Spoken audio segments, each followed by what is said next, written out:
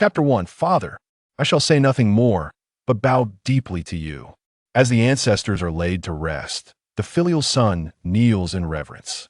Father, I will say nothing further. Your son bows to you. Sun Qing struck his forehead thrice against the coffin with a resounding thud. Today marked the day of the old man's funeral. It was only on the very last day that he received the news, and he had not even had the chance to change out of his splendid yellow military uniform before rushing back. Surrounding guests pointed and whispered about him. Is this the Sun family's boy? Truly a disgrace. He didn't even return home when his father passed.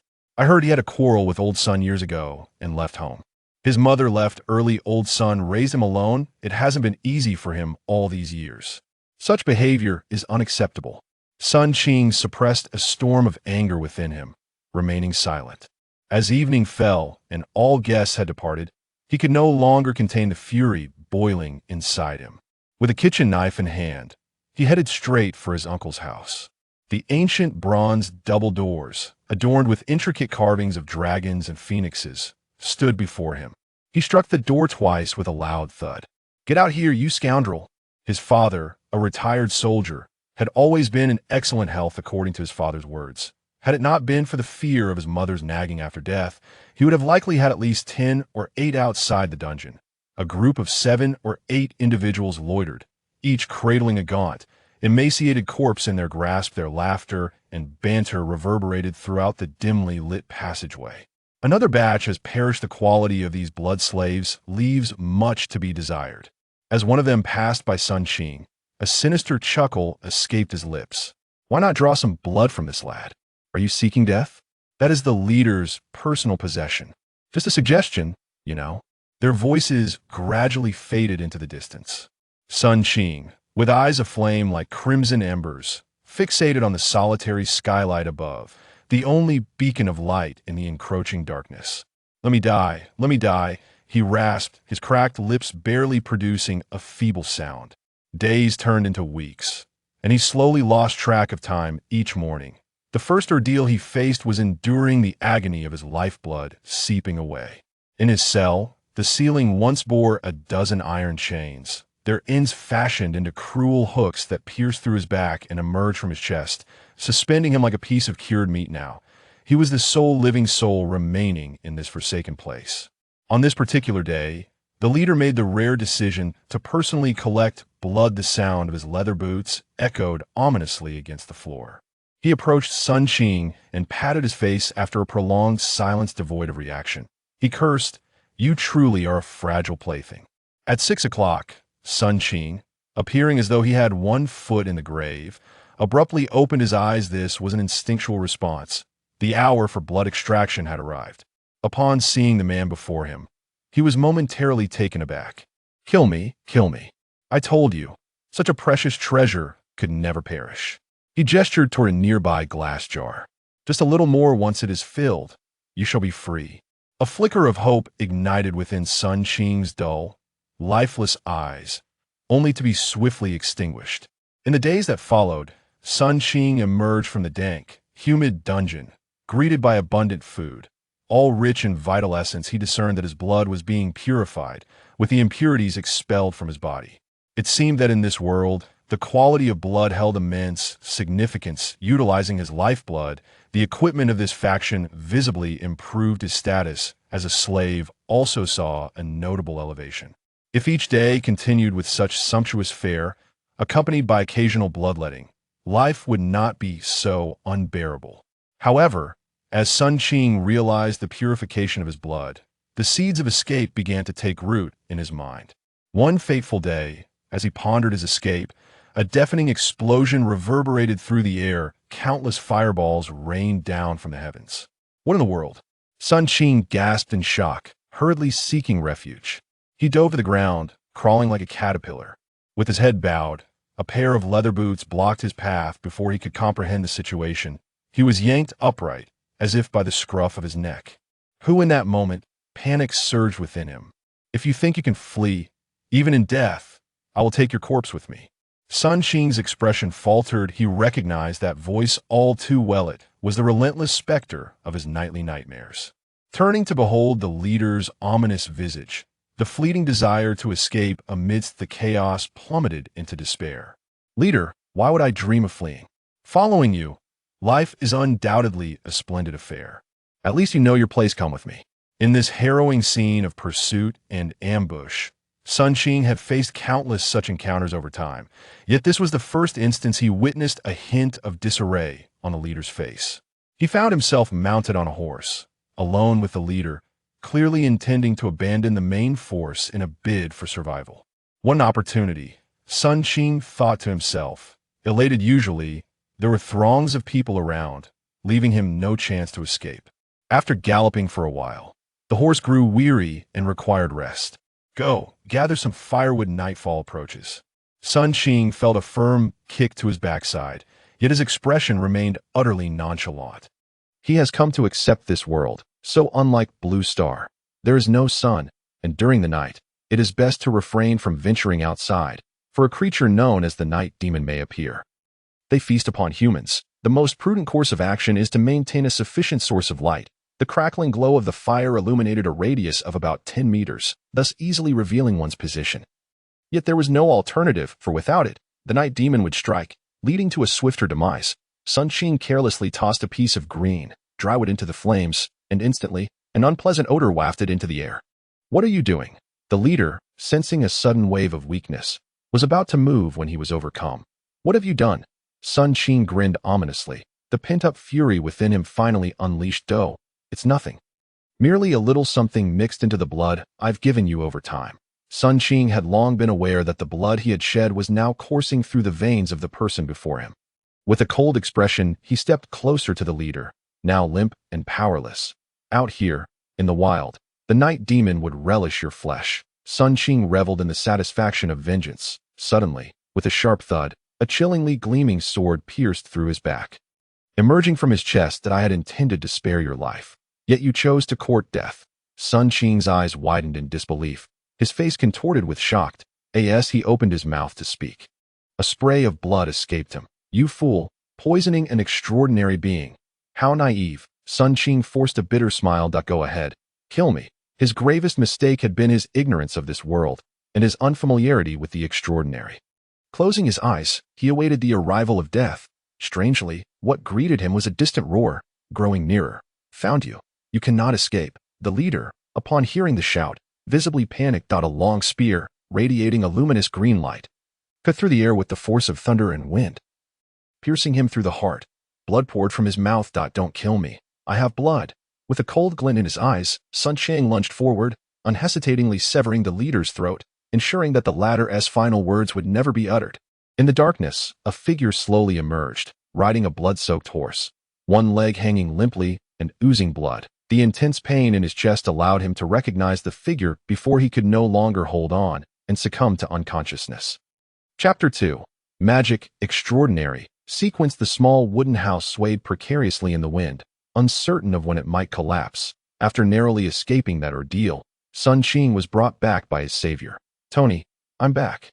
Inside the dwelling, a jumble of old, disordered items filled the space, many salvaged from the outside world. The only source of light emanated from an antiquated magical lamp, while the sole clean area was a bed, upon which lay a gaunt middle-aged man. Oh, Joy, my child, it seems you've had quite a fruitful day. Sun Qing had acquired a new name, one befitting this land. Joy Clive. Indeed, we shall feast well tonight. Due to the absence of sunlight, the inhabitants of this land suffer from a peculiar blood disease, which can only be avoided by transfusing fresh blood. The blackened earth yields no normal crops, and the scant fertile land has been seized by the elite, becoming their residence. Those living outside the city must endure hunger and guard against monstrous attacks. In the kitchen, Joy chopped mutated potatoes into chunks and placed them into a pot to boil. Before long, the water boiled, releasing dark, foul-smelling bubbles. A small paper figure fluttered by, its head adorned with hand-drawn features. It clasped its hands together, murmuring prayers. The once thick and black substance began to emanate a radiant glow, transforming into an aromatic delicacy. Dear Father, when shall I master the same magic as you? This was a minor purification spell, a gift from the Creator that Joy longed to learn. Naturally, every gift came with a price. The current state of Tony Clive was partially due to this reason. After their meal, Joy surveyed the surrounding area for safety hazards. Night brought not only coldness but also danger. in the chaotic slums outside the city. While monsters were indeed terrifying, human hearts were even more unpredictable. Threats came not only from beasts but from men as well. Though the small cabin was humble, it served as a decent refuge. Joy, lacking magical prowess, could only employ the traps and mechanisms from Earth.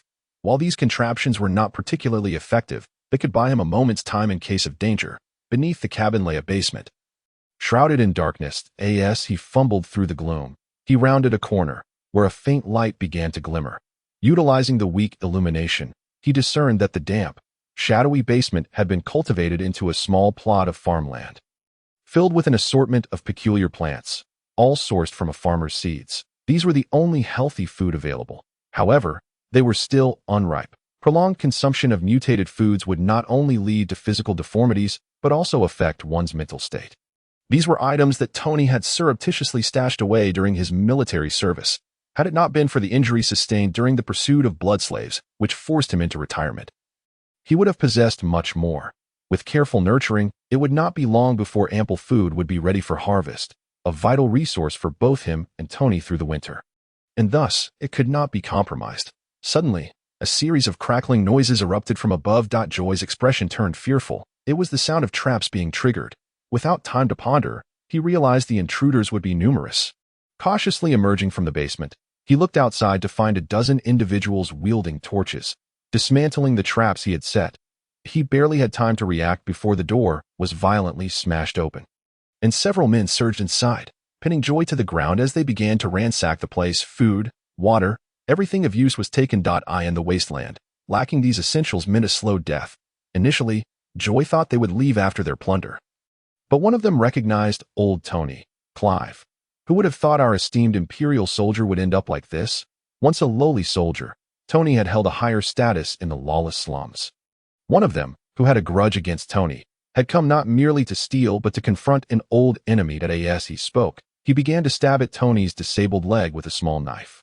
"You brigands and thieves, let him go," Joy shouted in fury, but before he could rush forward, two men forced him back down, pressing a revolver against his head, leaving him helpless to witness Tony's beating and torment.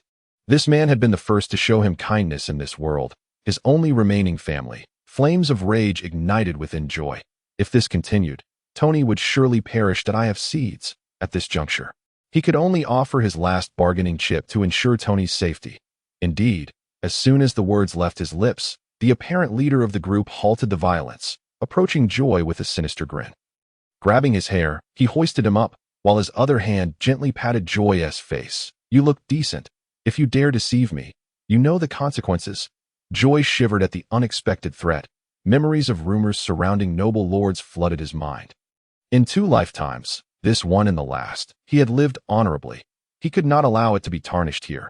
Joy hastily shook his head. "I wouldn't dare. I wouldn't dare. Just let my father go, and I will give you the seeds," Tio assured them. He also offered a compelling piece of evidence. "My father was once a soldier in the Imperial Guard." This statement indeed held weight. And seemingly the leader gestured for the men restraining him to release their grip. Joy lifted his head, tidying his disheveled hair, and hurried to check on Tony's injuries. Tony, who had once been disabled in one leg, now had the other leg mangled and bloodied, clearly beyond saving. Joy's anger flared, and he made a demand that would leave them with no choice. "I want him dead. Otherwise, even if you kill me, you will never get the seeds." For half a year, the two had depended on each other, having become the closest of kin. The sight of Tony's suffering was unbearable, and beyond this opportunity, Joy knew he would never have another chance for revenge. The significance of the seeds to those living outside the city was well known to Joy. Now was the time to gamble, forcing the opposition to make a choice. Only one person had a vendetta against Tony. The rest were merely seeking fortune. This potential threat could not remain unresolved, lest it lead to endless entanglements in the future. Kill him. What was initially thought to require some consideration turned out to be a hasty command issued without a moment's hesitation. Amidst the astonishment of the individual, a dark crimson stain appeared upon his neck, and he slumped lifelessly to the ground. Is it now permissible? In a state of shock, Joy found himself reeling as a distinct handprint marred his face. Everything of use had been seized, leaving Joy bewildered as to why these individuals lingered. A dreadful thought crept into his mind. Surely, they could not intend to eliminate witnesses, could they? It seemed improbable in the slums. Human life was the most worthless commodity. even less valuable than a morsel of oatmeal bread. One person approached old Tony's bedside, where a stone emanating a green glow lay. It was the foundational stone used for rituals, a piece that every devout believer could obtain. The stone served two purposes. Firstly, it could create a small protective circle, preventing the night's monsters from drawing near. Secondly, it facilitated communication with the deities, though whether a response would be received depended on the weight and value of the offering. With a resounding crack, the foundational stone shattered. Without its protective barrier, Joy's face paled to ashen gray. He could vividly imagine himself and old Tony being devoured by monsters. A chilling voice of mockery echoed in his ears. I loathe being threatened. You lack the standing to negotiate. Ha ha ha. Truly deserved, keek keek. It seemed they derived more pleasure from witnessing despair than from the act of killing itself. The residual aura of the foundational stone could sustain itself for a night at most, at least ensuring that this night was entirely secure. After tending to old Tony's wounds, Joy began to tidy the room. His head bowed in silence. His mind resonated with the information he had inadvertently overheard earlier. Faith in the dark gods could yield power. The weak must endure suffering. Without strength, one was ultimately but prey on another's platter. Old Tony had never entertained such thoughts, for he always imparted solemn wisdom to Joy. Senegal is the most devoted follower of the sun. God. It is only through the protection of the omniscient and omnipotent sun god that they can survive in this wasteland. The dark gods are heretical apostates who have forsaken the sun god and shall descend into hell. He feigned nonchalance, not wishing to burden old Tony with worry. Fear not, old man, I am fine. Tomorrow, I shall seek out Uter Beckett, and he will surely be willing to lend me a foundational stone. Due to excessive blood loss, old Tony had to rest, offering Joy a few words of caution before slowly closing his eyes. Reassembling the damaged door, Joy descended into the basement. Though it lay in disarray, fortunately, they had only taken the seeds and left the tools and instruments intact. He retrieved a syringe and, without hesitation, plunged it into his arm, extracting a vial of vivid red blood, sealing it carefully. Joy's complexion had grown alarmingly pale. Who? Turning around, he saw it was old Tony's magical doll, and he released a long sigh of relief. The paper figure, adorned with watercolor features, stirred slightly, and then old Tony's gravelly voice resonated. Joy, my child, I have put you through much suffering. That simple statement encapsulated Joy's profound sorrow. In Senegal, the quality of blood is stratified, inferior, good, excellent, and top tier. The most substandard is a dark sea. Mr. Beckett, I find myself in desperate need of the cornerstone. I implore you. Joy was ruthlessly discarded onto the ground, sliding a considerable distance before coming to a halt. A wave of intense pain coursing through his body. Get lost, Joy. Useless wretch. Look, he was cast out by Mr. Beckett. Due to his dark hair, even these lowly bloodline seeds hold him in disdain. Amidst the scornful remarks, Joy dragged his weary form away from the farm. Bah, truly, no business is without treachery. Upon hearing that he had no source of goods, they resorted to blatant thievery. The weak possess no rights. This reality should have been anticipated. Yet, he was left with no choice but to seek out Uder for the cornerstone, which only the farm owner is entitled to possess, all registered and documented. The notion of dealing in illicit goods is utterly futile. Nevertheless, he refused to yield, choosing instead to devise a plan to steal. With preparations in place, the first route having failed, he now had to implement his second plan. This farm was home to a dozen individuals. Yet only Uder possessed any combat prowess. He was the sole mage, a practitioner of the ninth sequence known as the Veil Master. The Veil Master's ability allows him to temporarily obscure the senses of others, shrouding their vision. The entire farm lay within the realm of his veil. In the backyard. Without his consent, an ordinary person would struggle even to find the entrance in the outer city. A ninth sequence mage is already capable of standing alone. The entirety of Senegal is inhabited by the followers of the sun god, the omniscient and omnipotent deity, who governs three divine paths: light, radiance, and giants. Confident in his abilities, Uder has never been concerned about the estate's defenses.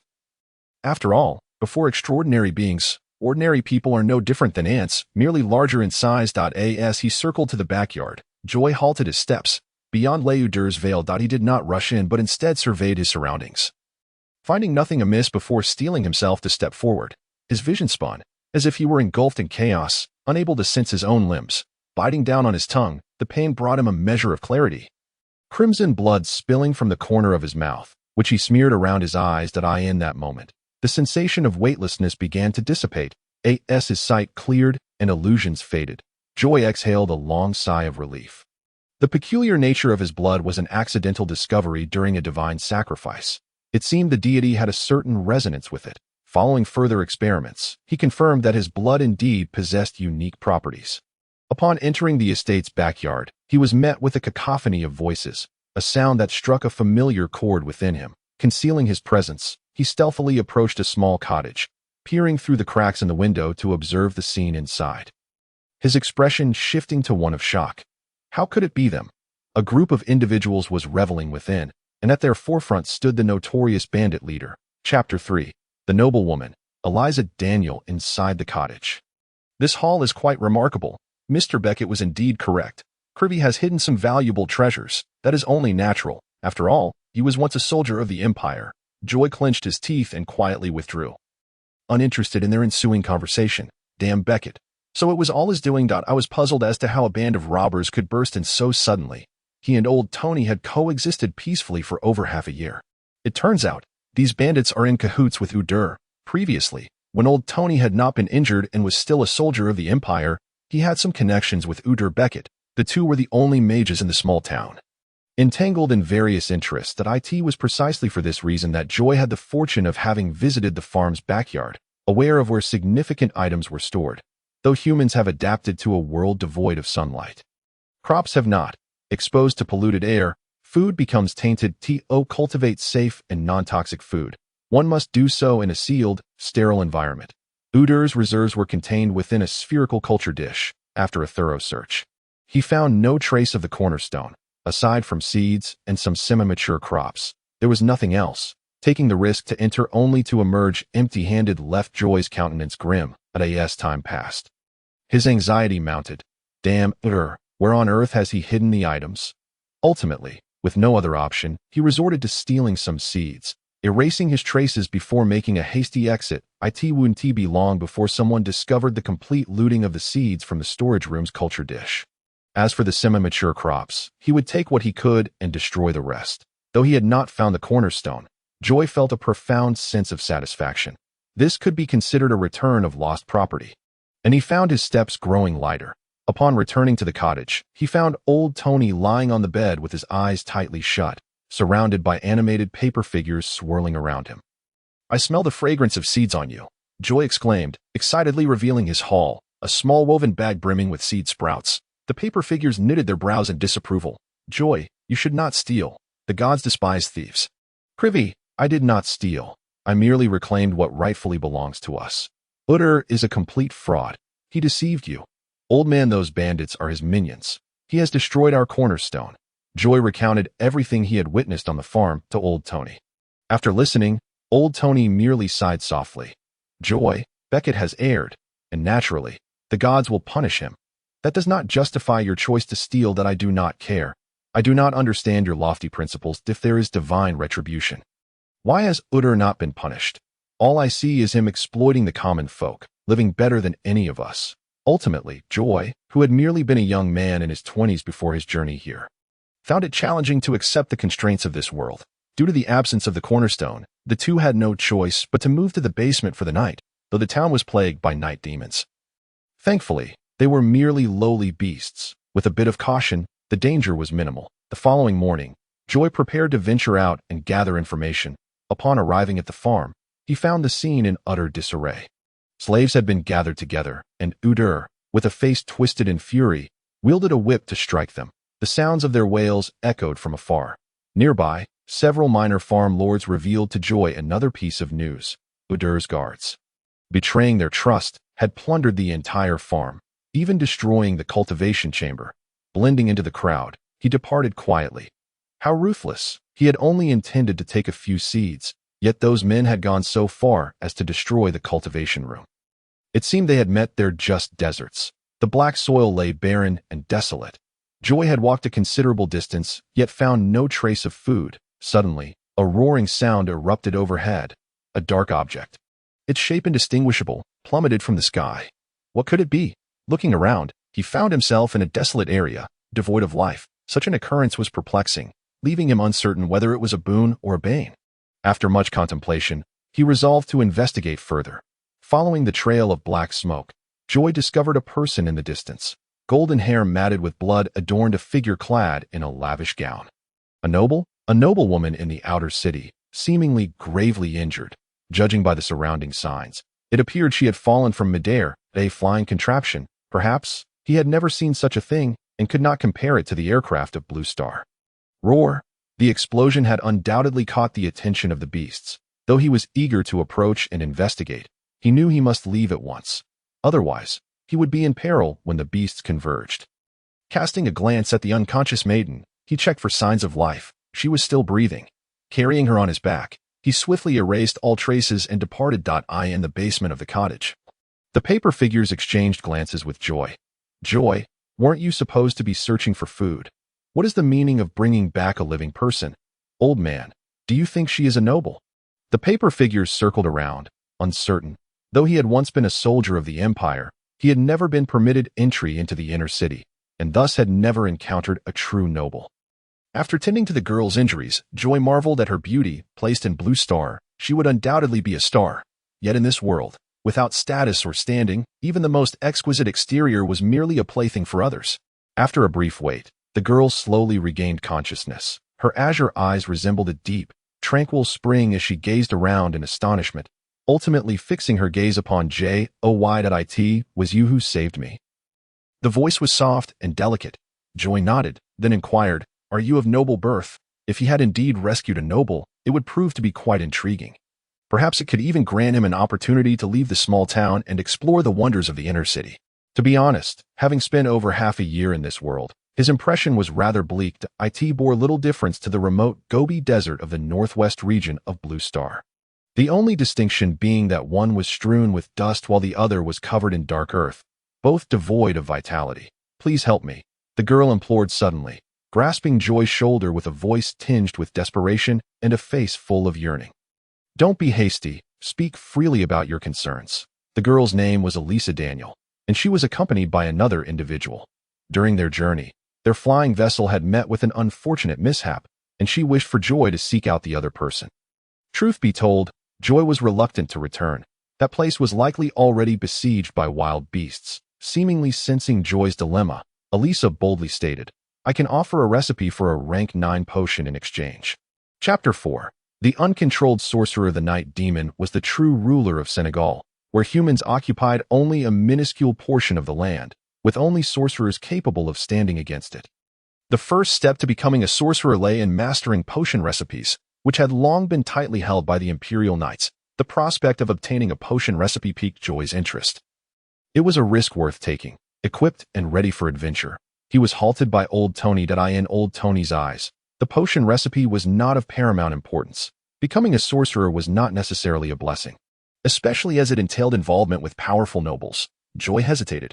His desire to become a sorcerer stemmed from a wish to possess a means of self-defense, yet this path could lead to greater peril. Old Tony was evading risks, while he weighed the pros and cons without a solid foundation to rely on. Trouble was inevitable. Perhaps it was better to take a gamble, for there might be an opportunity to enter the inner city and lead a better life alongside Old Tony. Father, I will be cautious. Ultimately, Joy chose to assist Elisa. After some time, he located the wrecked flying vessel. He had not harbored much hope. He had heard the roars of beasts when he departed. Now, the unfortunate souls may well have been devoured. To his astonishment, the area surrounding the wreck was littered with the carcasses of beasts. With each step closer, a shiver ran down his spine, a primal instinct warning of impending danger. The vessel still emitted black smoke, crackling ominously, while red flames illuminated the grim, overcast sky. Inside the cockpit, there was nothing. The protective glass had shattered, and a long trail of blood extended from the cockpit. It was evident that someone had escaped in haste. Could it be that the beasts had been slain by a human? In truth, he was already contemplating retreat. Joy was well aware that this world was fraught with danger, and only through vigilance could one hope to survive. Roar! He had no time to react as he was abruptly hurled backward. A grotesque, hideous creature charged towards him, resembling a dog with 2 heads, one a human face, while the other appeared to be a mass of writhing, caterpillar-like appendages. What in the world is that? Joy turned to flee, only to feel searing pain surging through his back. He realized he had sustained a deep gash. He stumbled forward, The movement aggravated the wound. But he pressed on, running 7 or 8 meters only to discover the creature had not pursued him. Turning back, he saw the beast greedily lapping up the blood on the ground, even consuming the grass beneath it. Roar! In the blink of an eye, the creature lunged at Joy once more. Its hind legs propelled it forward, its front paws leaping high as both heads opened wide to roar, a putrid stench of blood wafting through the air. If it managed to bite him, he would likely be torn to shreds. Joy executed a backward roll, narrowly evading the attack as the creature's claws swept past his ears, kicking up a cloud of dark earth and leaving deep paw prints in its wake. Before this monstrous being, Joy felt like a mere lamb, forced to flee. The disparity in power was painfully evident. After several encounters, he was left breathless, his body marred with numero. This marks my first close encounter with an uncontrollable extraordinary being. As for the night demon, my knowledge of it is merely derived from my father's accounts, having never encountered it firsthand. Although the town is desolate, it remains within the confines of a safe zone, infested only by wild beasts or some low-level magical creatures, rendering it relatively secure. As this thought emerged, it became increasingly difficult to suppress my imagination. If all night demons were extraordinary beings, it would be utterly terrifying. Senegal, rather than being an empire, feels more like a cage in which we are confined. Our range of movement is severely limited, and beyond lies an endless darkness, the domain of the night demons. The entirety of Senegal is shrouded in a veil of dark mist, trapping us within, leaving no avenue for escape. Chapter 5, Sequence 9. The lucky one. My father once said that all magicians possess extraordinary traits, which serve as vital components for powerful potions. The previously savage, uncontrolled being has now been reduced to a lamb awaiting slaughter. As Joy pondered how to extract these extraordinary traits, he remained uncertain about which divine pathway this individual belonged to. In Senegal, the pathway of the sun god is the predominant sequence, yet it is entirely in the hands of the imperial knights. The common folk practice a myriad of magical sequences. After losing control, transforming into a beast, it is possible that this being belongs to a certain sequence of the giant pathway. Extraordinary beings of the giant pathway predominantly possess abilities that enhance their physical forms. For instance, during the Cretaceous period, there was an extraordinary being that evolved into an ancient dragon, capable of annihilating countless life forms with a single breath of fire, before Joy could take action. He heard footsteps approaching from behind. Turning around, he saw Adair Beckett rushing toward him, a look of excitement on his face as he brought others along. He circled the creature as if admiring a flawless work of art, completely disregarding Joy, who stood there in shock. "You may leave." Adair's tone was frigid, akin to shooing away a fly, as he brazenly seized Joy's hard-earned results. Without rebuttal or the courage to resist, Joy lowered his head and silently departed. Only he bore witness to the extent of the fury simmering within him. After toiling tirelessly for half a day, only to have someone else reap the rewards, who could accept such a bitter fate? Naturally, had he possessed strength, he would not have hesitated to deliver a resounding slap to Udir's contemptible face, but the harsh reality was that he lacked such power. Just moments ago, had he dared utter a single word, he would not have left unscathed. Joy did not rush back. Instead, he returned to the site of the crashed aircraft, contemplating whether he could salvage anything of value. Fortunately, Lady Luck seemed to favor Joy, as, despite the complete destruction of the aircraft, he managed to unearth several useful items. Among them was an enormous foundational stone, larger than the one that had been destroyed, along with some well-preserved seeds contained within an exquisitely ornate box, completely unharmed. After erasing any traces of his presence, he quickly departed the scene, cradling the box that he found a secluded cave, a place he often retreated to during his hunting excursions, which was impeccably clean. Gazing at the foundational stone that emanated a faint blue glow, Joy suppressed his internal turmoil. Carefully placing it down and arranging the sacrificial items around it, he had previously speculated whether the inability to perform a sacrifice was due to the foundational stone's influence. However, he had only ever had access to the small stone belonging to old Tony. Now, at last, he had the opportunity to test his hypothesis. "O all-knowing and omnipotent Son, you are the origin of all things in the universe. Your faithful subjects sincerely present offerings in hopes of your response." After reciting the prayer for an extended period, the foundational stone remained unresponsive. "This shouldn't be." Joy tilted his head, a look of distress etched across his face. "Shall I try invoking another deity instead? Origin of all, end of the night, Mother Earth, I call upon you. Crimson. Still, no response. After invoking several divine names, the foundational stone remained silent. In a moment of resolve, Joy decided to utter the name of the malevolent deity. Fallen, chaos, madness, the bound god. I beseech your response to AS. He spoke the name of the malevolent deity. Joy felt a surge of anxiety, fearing both the lack of response and the possibility of receiving one. Could it be that I do not belong to this world? Am I unworthy of the god's recognition? A sudden thought crept in. What if I were to try invoking the deities of Huaxia? With this thought, Joy clasped his hands together and earnestly knelt, striking the ground heavily before the foundational stone. Fragrant flowers, water curtain cave, the heaven smiting staff, Chi Bai Tian, the war Saint Buddha, Sun Yukong, bang. Before he could complete his invocation, the entire foundational stone shattered with a resounding crash. Joy stood dumbfounded, frozen in place. What does this mean? Have the gods of Huaxia responded to me? His heart raced in exhilaration. This was the first sign of acknowledgement, suggesting that his chances of becoming extraordinary had increased. Though it was a pity to lose such a fine foundational stone, it had nonetheless validated his thoughts, rendering his demise somewhat worthwhile. Never had he imagined that he could receive a response from the deities of Huaxia in this world. It was truly astonishing. Joy resolved to find the highest grade foundational stone to invoke the names of the deities, hoping that it might lead him back to his original world. After all, living in a world devoid of Wi-Fi was unbearably difficult. Upon returning to his modest dwelling, he was met with concern from old Tony, who was troubled by Joy's injuries, while Elisa, wishing to inquire about the events, patiently awaited Joy's bandaging to conclude. Elisa, I apologize for my tardiness. Your friend has succumbed to uncontrollable transformation into an extraordinary creature, and I bear the scars from this ordeal. Elisa sighed softly and shook her head that I had already anticipated this outcome. Joy hesitated, but ultimately revealed the small box he had salvaged. Elisa's face lit up with joy. It is still intact. Had circumstances permitted, he would have preferred to keep the box's contents concealed, yet he found himself compelled to share, as he recognized none of the seeds within. Expertise was required for such matters. Possessing treasure without the knowledge to utilize it was a tormenting predicament. Elisa cradled the box as if it contained the essence of a departed friend, and together they placed the seeds into cultivation dishes in the basement. What are these? Joy inquired. Elisa joined her hands in reverence, her expression earnest. These are the seeds of fire, a harvest that can thrive in barren soil. A gift from the goddess of abundance. Her words. Joy's expression shifted to one of astonishment. In the absence of sunlight, no edible crops could flourish in the dark soil. Without purification magic, Senegal would likely have faced mass starvation.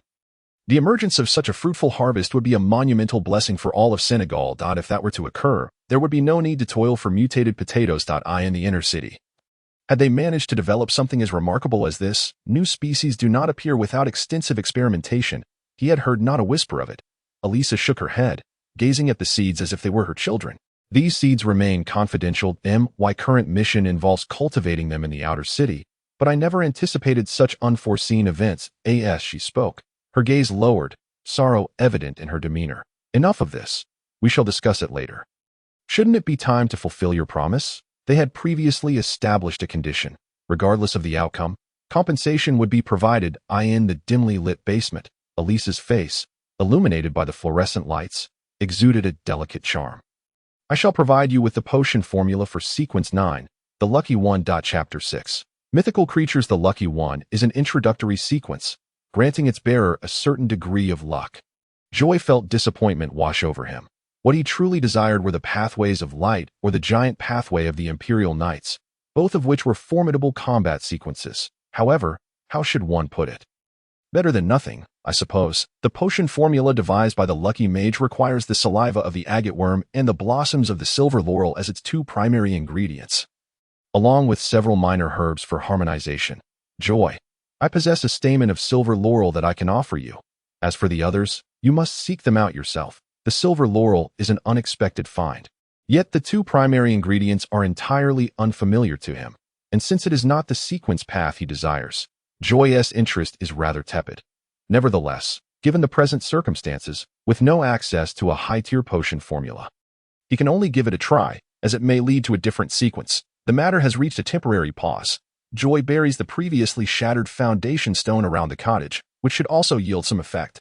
He prepares to visit Udyr's farm to capture that mythical creature, uncertain of their intentions. With the experience from the last encounter, the infiltration proceeds smoothly. Udyr evidently has great trust in his own capabilities, for he has not arranged any guards after the previous incident, and the entire backyard of the farm lies within the purview of the Veil Masteress powers. What perplexes Joy is that the breeding base, which should have been destroyed, not only remains intact, but has also been replanted with fresh species. Under the glow of magic, these plants thrive splendidly, showing no signs of mutation, which clearly indicates they are normal species. The foundation of a farmer cannot possibly possess such things. Even if all the blood reserves were sold, Udyr could not acquire them. Not to mention, the seeds from the outer city's blood reserves are of inferior quality, hardly fetching a good price. Where exactly is the problem? Suddenly, a noise interrupts his thoughts, prompting Joy to hastily conceal himself. Udyr, cigar in mouth and a drink in hand, staggers as he smokes and sips, humming a tune, appearing quite merry. Cigar, it is said, can only be purchased in the inner city, let alone the drink. Udyr seems to have transformed into a nouveau riche overnight. The footsteps fade into the distance. This would have been an opportune moment to leave, yet Joy does not depart but cautiously follows. Passing through a dark, narrow corridor, he reaches an iron cage where the creature that had previously hunted him lies. Barely alive, its body punctured with syringes, crimson blood being drawn into a bottle.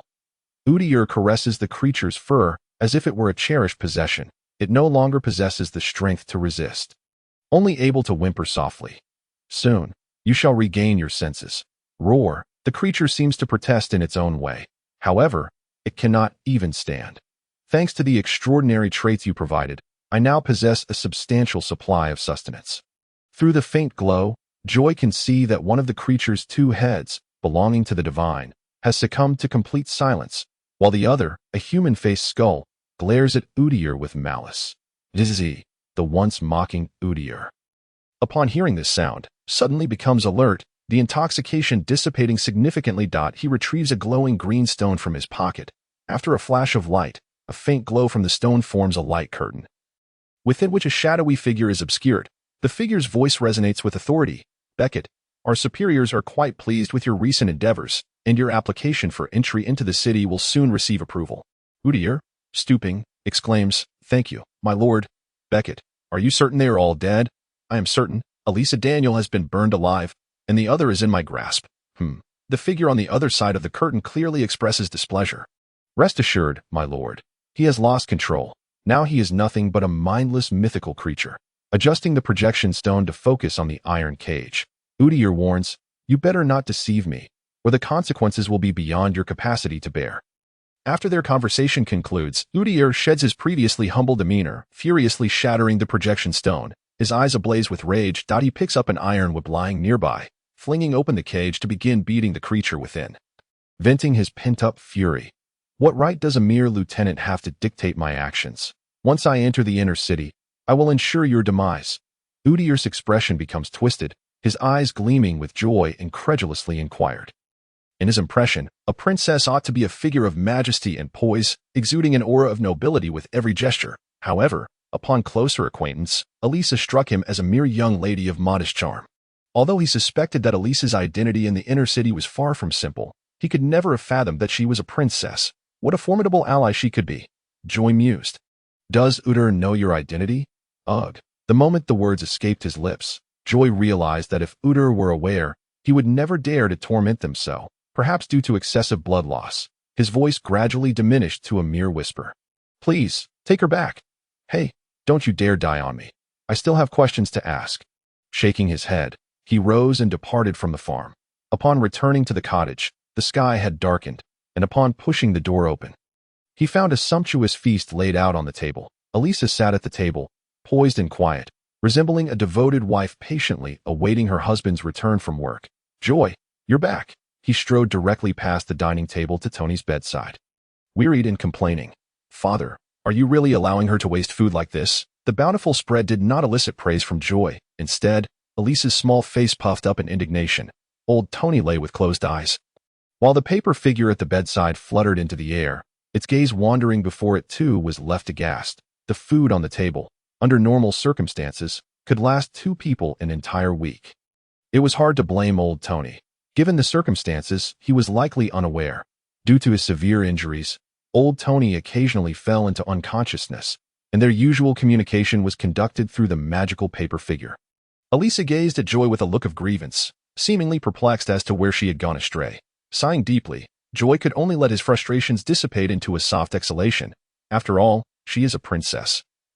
Without managing the household, one cannot grasp the value of daily sustenance. This food was stolen from Udur's farm last time, and having consumed more than half in this meal, the days ahead would inevitably be tight. Yet, upon a moment's reflection, if he secured this formidable ally, what could he not obtain? Elisa, let us dine. I shouldn't hold you accountable. Really, you were quite fierce just now. Joy managed a wry smile, explaining for quite some time before the noble princess understood the hardships associated with procuring food. Elisa, your culinary skills are truly commendable. Though composed of simple ingredients, the presentation was delightful, and the taste was satisfactory. It was hard to imagine that a princess of such high standing would deign to cook.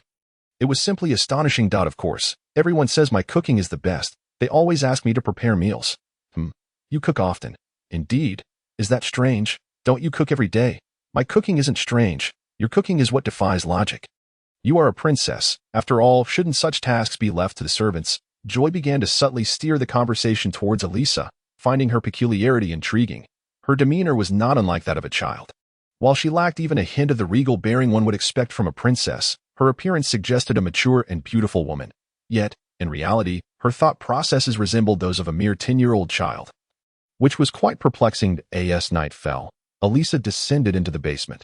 The cottage was small, and the only space available for her was a makeshift bed. Joy recounted his discoveries from the farm and Elisa's oddities to old Tony. The paper figure landed on Joy's shoulder, its voice immediately resonating that it may be due to the injuries. Perhaps the memories have become distorted.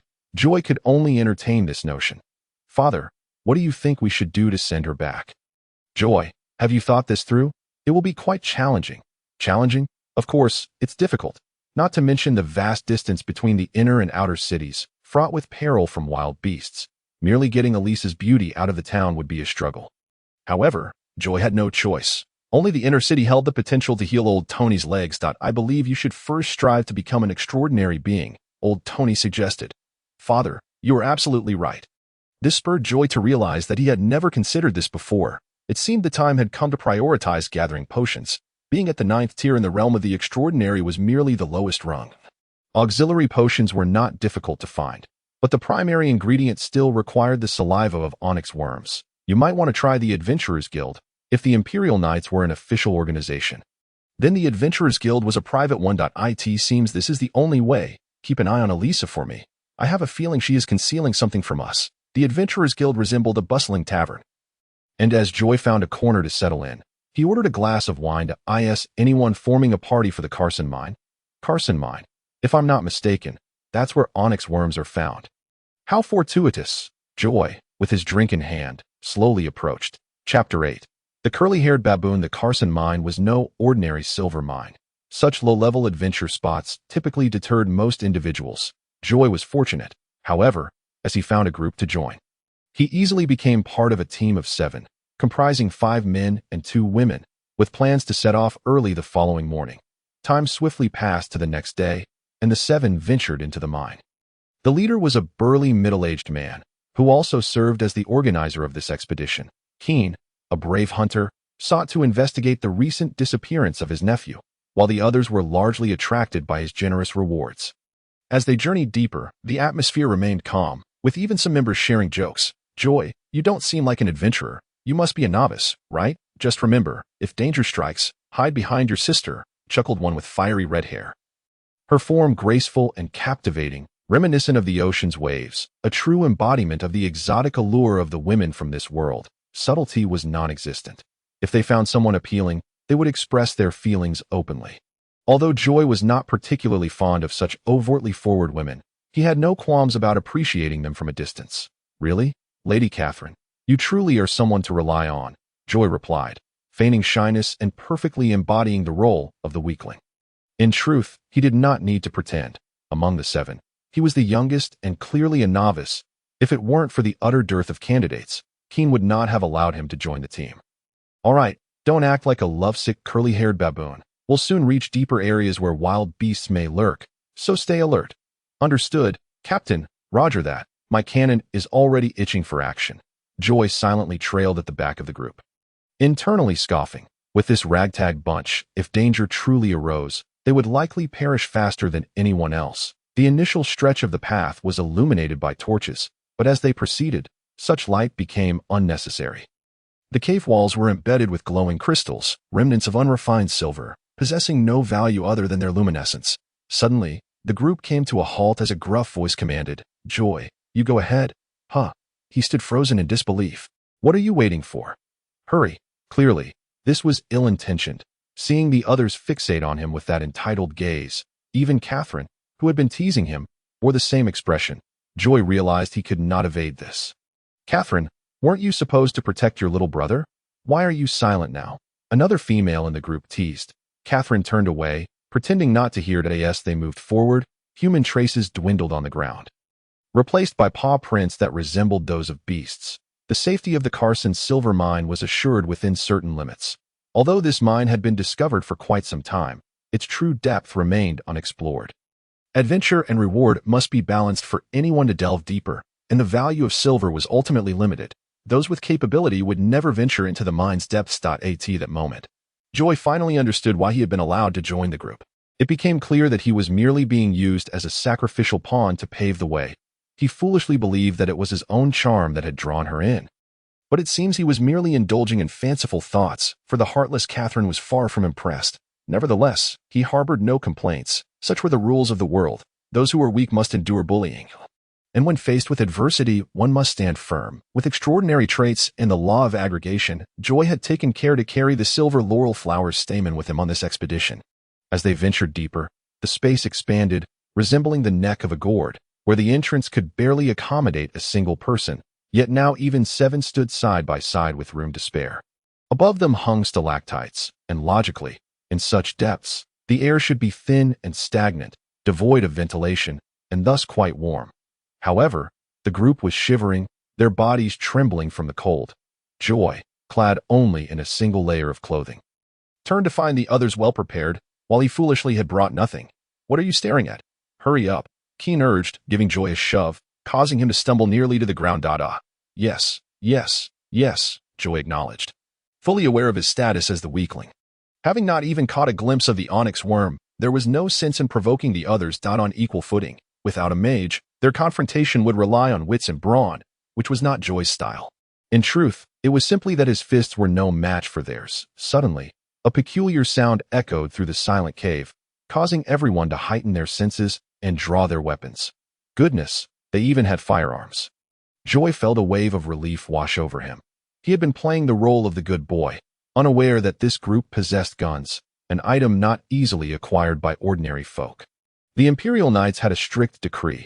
Firearms belonged to the Empire, must be registered, and if lost, one's life would be forfeit. These items had a price on the black market, yet no one could find a buyer. Joy began to suspect the identities of these individuals. Soldiers? Absolutely not. Moreover, judging by their response to the situation, it was evident this wasn't their first collaboration. Thus, a conclusion was drawn. They had staged a play in the Adventurer's Tavern, merely to find a sacrificial pawn for their pathfinding. It was not just a matter of encountering misfortune. Rather, he had unwittingly leapt into a fiery pit. How unfortunate it was to stumble upon such a predicament.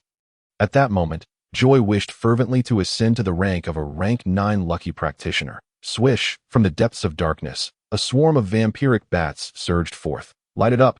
Use tar, Keen bellowed. Tar, extracted from a mutated plant, was a premium fuel. As the ominous mass of bats approached, most were incinerated before they could reach them, filling the air with the acrid stench of charred flesh. The ground beneath their feet felt sticky and repulsive. Captain Keen, it appears you are quite well prepared, Joy stated candidly. At this juncture, to feign ignorance would be sheer folly. Keen cast a half-amused, half-sinister glance at Joy, took a couple of steps forward, and began surveying the terrain. Mind your own business. Don't meddle, he commanded. Catherine, keep a close watch on him. If he makes any rash moves, eliminate him. The tone was chilling, and Joy felt as though he were being eyed by a predatory wolf. This solidified his conviction that Keen was no ordinary individual. He had only felt such a sensation from old Tony before, the uninjured Tony Crivy, an Imperial soldier. A rank 9 berserker. It was highly likely that Keen was an extraordinary being, prompting Joy to rethink his original plan. Initially, he intended to leverage the team to locate the onyx worm's saliva and then seize the opportunity to slip away. Now, however, he realized that if he were to make a hasty exit, Keen would undoubtedly eliminate him without hesitation. With no immediate solution in sight, he could only proceed step by step. Chapter 9. Survey Corps, Major Catherine reporting. As they delved deeper into the cave, encounters with beasts became increasingly frequent. Had it not been for Joy's quick reflexes, he would have sustained injuries on multiple occasions. Gradually, Joy sensed that the situation was spiraling out of control as the level of ferocity of the beasts they encountered escalated, and injuries began to emerge within the group. Keen, perhaps we should consider retreating, someone suggested, wavering in resolve. No, we are close. Just a bit further. I promise you the reward will be increased by 30%. The prospect of extra pay dulled the notion of retreat. The silver laurel flower stamen nestled in his bosom stirred slightly, catching Joy off guard, causing him to exclaim, "Ouch, it's nothing, nothing." He feigned nonchalance, though his heart raced in alarm. With extraordinary traits and the law of aggregation at play, the reaction from the silver laurel indicated that the two rank potions were mutually attracting. Moreover, observing Keen's destination, it appeared to align with the silver laurel's pull, prompting Joy to furrow his brow. Was Keen not in search of his missing nephew? How could he have stumbled upon the onyx worm's lair? It was common knowledge that onyx worms dwelled in subterranean crevices, feeding on minerals, resembling caterpillars, and possessing no lethal capacity. The pathways of ranks were governed by decision-makers, and common individuals had no access to potion formulas. Keen could not possibly share Joy's intent of seeking the onyx worm's saliva. Thus, his true purpose remained in question. Furthermore, it was evident from the expressions of his companions that they too were oblivious to the primary objective of this mission. With everything being directed by Keen, this contradicted Joy's earlier assumptions. He had initially believed this group to be a long-established team, with him as the specifically sought-after pawn. Now, upon reflection, it became clear that these individuals were likely experiencing their first foray into the Carson mine. Zzz. The silver laurel in his possession became increasingly restless. Joy inadvertently leaned closer to Catherine and quietly inquired, "Madam, your captain seems rather obstinate." Due to the chill, Catherine's lips bore a faint layer of frost, and her fiery red hair appeared bleached. Logically, given the dangers they had faced thus far, even a 7-member team would struggle to cope. If someone were truly trapped in the depths, they would have likely met a grim fate by now. To speak frankly, their remains would have been nearly devoured by now. There seemed little reason to press onward. Keen's unwavering insistence raised Joy's suspicions of ulterior motives. If it were not for the lure of money, no one would willingly take such risks. Catherine remained silent, while another woman interjected, "Are you scared? Catherine, go hug your little brother. P.S. frightened." Her loud voice drew the attention of everyone present. Joy's expression soured.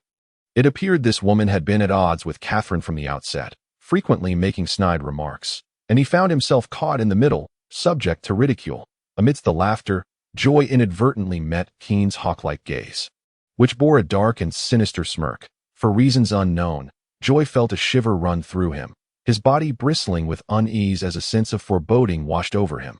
Without a moment's hesitation, he turned and fled, shouting, "Run! Keen wants to kill us all." Whether his fears were justified or not was of little concern to him. All that mattered was to escape. He had never possessed the mindset of a gambler, nor could he afford to gamble. The moment he sensed something amiss, flight was the prudent course. As it turned out, his cry had some effect, as several others turned and fled alongside him. Bang! Joy ran without looking back, only to abruptly collide with an invisible wall, leaving him dazed and disoriented. Bang, bang, bang. Soon after, several others crashed into him, and it was then that they realized they had become ensnared within a transparent barrier.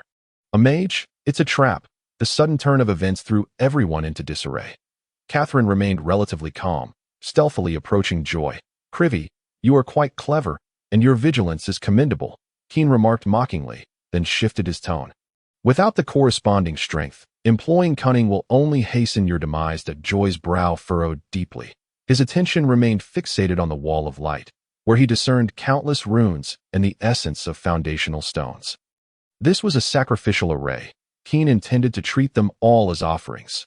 Captain, what is going on? Have we fallen into the hands of an extraordinary being?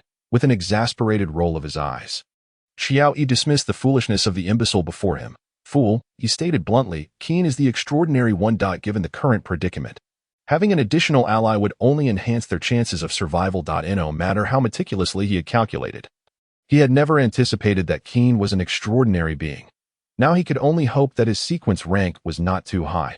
Otherwise, today's events would likely end in disaster. You, the sovereign of the dark world, the source of all light, you. Keen paid no mind to the wariness of those around him. Even with a gun pointed at his head, he remained undeterred, reciting his sacrificial prayers. Once a ritual commenced, it could not be halted.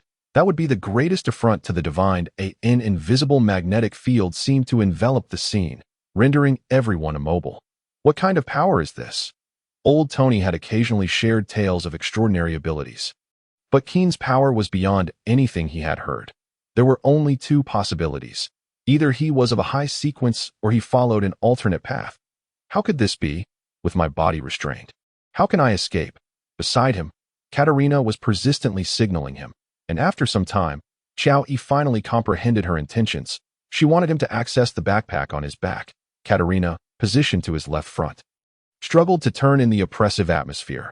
However, the backpack was within reach. The piercing pain caused Joy to writhe on the ground, the agony penetrating to his very marrow, as if a hammer were methodically shattering his bones, only for them to heal and then be shattered again. In an endless cycle, in this moment, Joy finally comprehended why the potion for the arcane elixir necessitated auxiliary ingredients.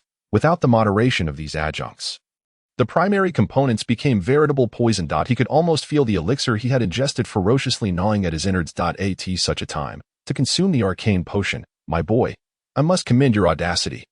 Keen immediately discerned Joy's actions, shaking his head in derision. Did he truly believe that becoming an extraordinary being was so effortless? Which Sequence 9 had not endured near-death experiences to attain such a status? You are the sovereign above the mists. You are the traveler between past and future. Joy began to chant the revered name. Chapter 11. The fragrance of blossoms and fruits, the celestial waterfall fairy. The great sage equal to heaven, Sun Wukong. Ha. Keen laughed heartily. How ludicrous, before such a grand entity, to invoke an outer god. Should I call you ignorant and fearless, or simply foolish? In Senegal, after the sun sets, only the omniscient and omnipotent Lord of Chaos is the one true deity. At this moment, Joy could hear no other sound. His ears were filled with the maddening whispers from the depths of the earth, chaotic and frantic, rendering him incapable of discerning their meaning. Omniscient and omnipotent great being, you are the terminator of endless darkness. Keen and Joy knelt on the ground, one as a sacrifice, the other as an aspirant to extraordinary status. Why is there no response? Silence. Everyone, be silent. He clutched his head, attempting to block out the noise, but the whispers seemed to invade his mind directly, impossible to escape. The fleeting clarity allowed Joy to realize that these murmurs emanated from the taint of the earth, the very thing that had caused the sun to set. The fortunate master was a Sequence 9 of the Radiant Path, one of the three pillars of the ancient sun god's path. Joy could not fathom why the ascension of the Radiant Path would lead to the depths of the earth. Had the sun god truly fallen? Impossible. Though the sun no longer rose, there were still responses from the sacrifices. The entire populace of Senegal believed that the sun god had merely fallen into slumber, and that one day, as he desired to continue perusing the records of information, a sudden sharp pain surged through him, and a cacophony of frenzied murmurs began to inundate his mind. Instantly, his consciousness was drawn back to the ancient palace. In the year 1368, a mysterious invasion occurred. A deep crimson rain descended from the heavens, and the holy war raged for an entire epoch, ultimately resulting in the obliteration of the Blue Star civilization. The present world now exists in the third epoch AS for the deeper revelations. Joy speculated that he might only access them after enhancing his own strength. This palace stood as the final legacy of the Blue Star civilization, and after an epoch had passed, no one on this planet remembered the civilization known as Huaxia, which had resisted the outer gods until the very last moment of the epoch's collapse. No wonder he had been unable to gain the favor of the deities through sacrifice, for the inscriptions on the stone pillars contained all the explanations he sought. Joy accepted this reality with remarkable composure, his longing to return diminishing significantly. In such moments, he couldn't help but mock the protagonists of contemporary novels who traverse to other worlds, wielding power as if commanding the winds and rains, only to return to their original world as if it were a trivial affair. Were they not somewhat deluded? He merely complained about the absence of Wi-Fi in his current predicament. The desire to return was not particularly strong. Did he genuinely believe he had pursued Harry Potter for 3 seasons in vain? A new chapter of his life was about to commence here. As his thoughts swirled, the once collapsed ruins began to disintegrate. Fear not, for I shall reignite the flames of revival for the Huaxia civilization. Upon uttering these words, the splendid golden plaque became riddled with cracks, and the characters of the southern heavenly gate transformed into a beam of golden light that entered Joy's body. In an instant, he found himself bewilderingly restored to the cave, where only the unconscious Catherine remained. Without a moment to ponder, he hoisted her onto his back and dashed outside. Along the way, the luminescent ores that had once glimmered now appeared dull, akin to mere dust, crumbling at the slightest touch. Upon exiting the cave, he discovered that not only had the cave changed, but the surrounding flora and fauna within 100 meters had succumbed to an eerie silence. The energy extracted from the sacrifice was indeed overwhelming. He laid Catherine down and checked her breath. She was unharmed, merely in a state of unconsciousness. As he turned his palm, a small coin emerged. With a flick of his fingers, the coin tumbled into the air before landing. Face up. Today is indeed fortunate. This moment, Joy had transformed into an extraordinary being, a sequenced 9 luck master. Unlike others, his sacrificial offering was not a deity, but rather himself. Focusing his breath, his consciousness could instantaneously enter the remnants of the celestial realm, where towering pillars reached the heavens, and below lay an abyss of endless black chaos. Enveloped in the gray mist, a colossal round table stood at the center, adorned with 12 chairs, each featuring an animal motif. Above the table rested a magnificent golden dragon throne, all of which evolved according to Joy's consciousness. Though he was reluctant to admit it, these images were indeed influenced by certain online novels from his previous life. How could one person's power suffice? As for the present, he needed to devise a way to explain the situation regarding Keen. Catherine stirred, her eyelids fluttering as she groggily awakened. A momentary flicker of confusion crossed her eyes before she swiftly turned and aimed her dark barrel at Joy's head. "Madam, it was I who saved you." "Such behavior is rather impolite." Joy spread his hands, indicating his innocence. "You?" Catherine surveyed her surroundings, finding no imminent danger, and exhaled a sigh of relief. As she retracted her weapon, Joy curiously inquired, "Where did you conceal that gun?" Though not a lecherous individual, carrying Catherine on his back inevitably led to accidental contact with inappropriate areas, yet he had not discerned any place on her person where she could hide such an item. His gaze inadvertently fell upon the deep crevice of Catherine's attire. Could it possibly be there? Catherine shot him an exasperated glance before shifting her attention to the crumbling Carson mine. What transpired? "Where is Keen?" Joy shrugged, expressing his uncertainty that it seemed there was some unexpected incident during the sacrifice, and the suppression failed. "That I merely fled with you." Their eyes met, and Catherine regarded him with suspicion. "You aren't deceiving me, are you, madam? Do you truly believe I could single-handedly deal with Keen and still manage to escape with you?" Upon reflection, Catherine recognized the absurdity of her doubts. As an extraordinary being, she had been powerless in that situation, let alone an ordinary person like Joy. Had something gone awry during Keen's sacrifice to the malevolent deity? Was he alive, or had he fled? This situation was indeed puzzling. She needed to report back immediately and had no time to linger with Joy. Hastily inquiring about a few details before departing, by the time Joy returned home, a full day and night had elapsed. The paper figure of Creve circled around Joy, grinning broadly. "Joy, my child, it seems you have succeeded." Although old Tony was now bedridden, having once been an extraordinary being, he could sense Joy's uniqueness, yet he could only speculate that Joy had acquired a potion formula. "Dad, I'm hungry." Joy refrained from providing explanations, fearing it might alarm him. "Where's Eliza?" "In the basement." In the kitchen, there were only 2 pieces of stale bread. Chewing as he made his way to the basement, the little paper figure did not follow him, its colorful features curving into a contented smile. "Eliza, where are you?"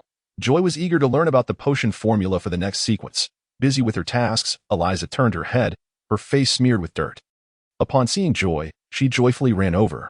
"Joy, look." She pointed behind her, where the crops were flourishing, lush and green. "It hasn't been long since we last met, and those seeds we planted have already sprouted. Joy inhaled sharply. Striving to maintain his composure, he reached out to touch them, as if caressing a rare treasure. If these seeds could be successfully cultivated, it would be a monumental boon for all of Senegal. At that moment, no one would go hungry, nor would anyone dare to slay the night demons. Eliza, you are truly remarkable. Eliza tilted her head back, her face radiating a sense of pride. The first round of experimentation has been successful. Once we harvest the first batch of seeds, we can proceed to the second round. Joy's expression turned skeptical. Eliza shot him a bemused glance, her beautiful eyes narrowing as if to say he was rather dim-witted. It's simply a matter of transplanting them into the black soil. Oh, I see. Joy chuckled awkwardly, taking a few steps forward. Eliza, what is the next sequence for the Luck Master? Chapter 13. Above the gray mist. Eliza, tilting her head innocently, had a delicate face now dusted with the essence of earthly toil. I don't know. Joy felt an impulse to lash out. He lowered his head, gazing intently at Eliza. You're not joking with me, are you? Eliza appeared perplexed by his emotional shift, clapping her hands as she adjusted her attire. I truly don't know. Joy struggled to rein in his burgeoning frustration and quietly asked, So, where did you acquire the potion formula for the Luck Master? Oh, Eliza replied with a light exclamation, her expression earnest. That potion formula is common knowledge. As she spoke, she tucked her golden hair behind her ear, playfully sticking her tongue out at Joy. Frank was right. People from the outer city are easily deceived. The sequence for the Luck Master in the royal city is not a secret, but no one has succeeded. A devil, undoubtedly a devil, sporting an innocent visage while engaging in such antics. What a farce. The notion of Sequence 9 Luck Master had no pathway for advancement. It was a veritable pitfall, a trap designed to ensnare the unwary, and yet he blindly leapt into it. Blame? It is hardly worth mentioning.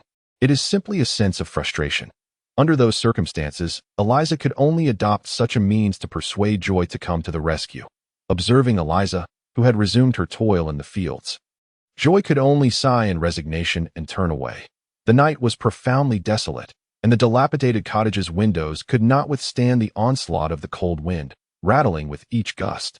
After checking on old Tony's condition and tucking him in, Joy lay down on the makeshift bed and closed his eyes. His body succumbed to deep slumber within the cottage, while his consciousness drifted above into a realm of gray mist. Before him stood 12 ancient chairs.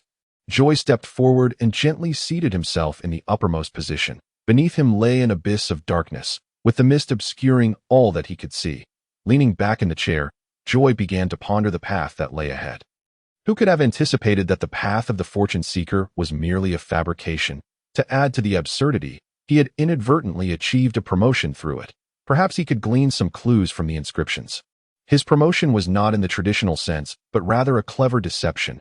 As he had switched the name of the deity during the ritual, his gaze pierced through the gray mist, locking onto a colossal pillar, and instantly, a sense of antiquity and profoundness enveloped him, followed by a cacophony of incomprehensible murmurs invading his ears. The text remained indistinct.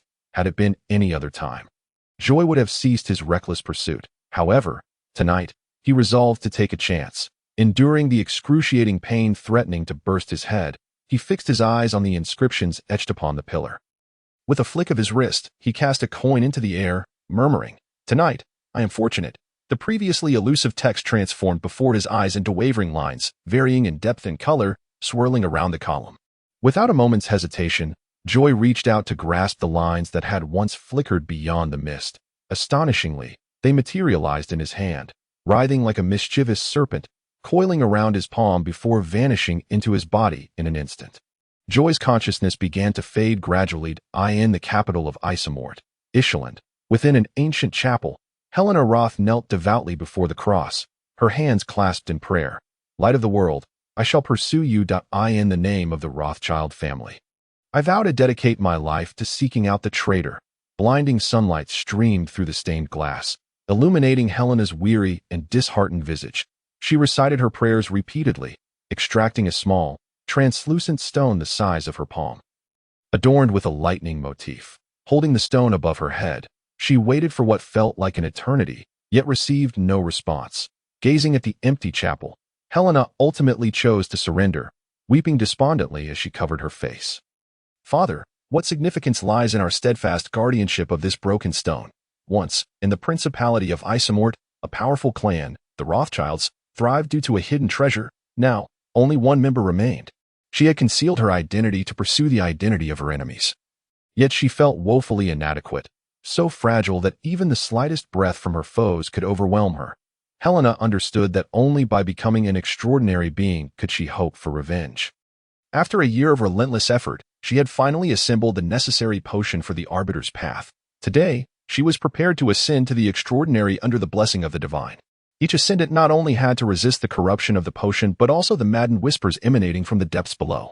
Those with influential backgrounds often sought the aid of high-ranking extraordinary beings during their ascension, while those relying solely on themselves had abysmally low success rates, with only low-tier breakthroughs yielding higher probabilities of success. The Arbiter's path belonged to the pinnacle of extraordinary pathways. Only the official entities of the principality possessed the complete ascent sequence. Helena, with her meager power, could only place her hopes in divine favor. The harsh reality revealed that the treasure she deemed precious elicited no response whatsoever. Just as she was about to give up, the stone, adorned with the lightning motif, suddenly erupted, enveloping her in a dazzling radiance. Joy regained consciousness, rubbing his throbbing head, and involuntarily cast his gaze downward, only to be taken aback by the round table. A figure was surveying the surroundings with palpable fear. She was tall, with chestnut-red short hair, and clad in a fitted leather skirt that exuded an air of competence. Where is this place? How did I come to be here? The question was indeed pertinent, and Joy found himself pondering the same. He refrained from rushing into conversation, instead choosing to observe her silently. From her complexion and accent, she bore no resemblance to a Senegalese. While he assessed her, Helena cautiously navigated through the mist, and when she realized her inability to escape, her attention shifted to the 12 chairs. Can she not see me? Joy noted that the brown-haired lady looked up multiple times, seemingly oblivious to his presence. As Joy remained lost in thought, Helena suddenly bowed deeply toward the upper position. Light of the world, I am your most devoted follower. Helena's heart raced, her head bowed, her body trembling uncontrollably. The casual glance upward revealed, aside from the 12 round table chairs, a larger one at the head, upon which a shadowy figure loomed, gazing down upon her. Though the features remained indistinct, the sensation of heart-stopping dread was unmistakable. In that moment, she recalled a phrase, "Do not gaze directly upon the divine, nor utter its name." Chapter 14. You may call me the hermit. Joy could even sense the girl's tension, her unease, and her fear, living in a world bestowed by the divine, being suddenly thrust into this realm. Anyone's first thought would be of divine intervention. Coupled with the psychological and physiological pressure, Helena dared not make any disrespectful moves that an individual not belonging to Senegal. Where might she hail from? Perhaps from beyond that darkness? This was the first possibility that crossed Joy's mind. Upon realizing that this was Blue Star, he began to suspect that Senegal might merely be a region shrouded in darkness, with broader lands beyond. Since she regarded him as some deity, perhaps he could leverage this identity to extract useful intelligence. After a moment's contemplation, he fell into a brief silence, then cleared his throat to sound nonchalant. Who are you, and whence do you come? A response. Helena could scarcely believe her ears. She had received an answer from the divine. Taking a deep breath, she lowered her head and spoke with reverence. I am Helena Rothschild, the last scion of the Rothschild family, hailing from the Principality of Isomort. The unfamiliar family name and the previously unheard-of nation further validated Joy's suspicions. She was indeed from outside.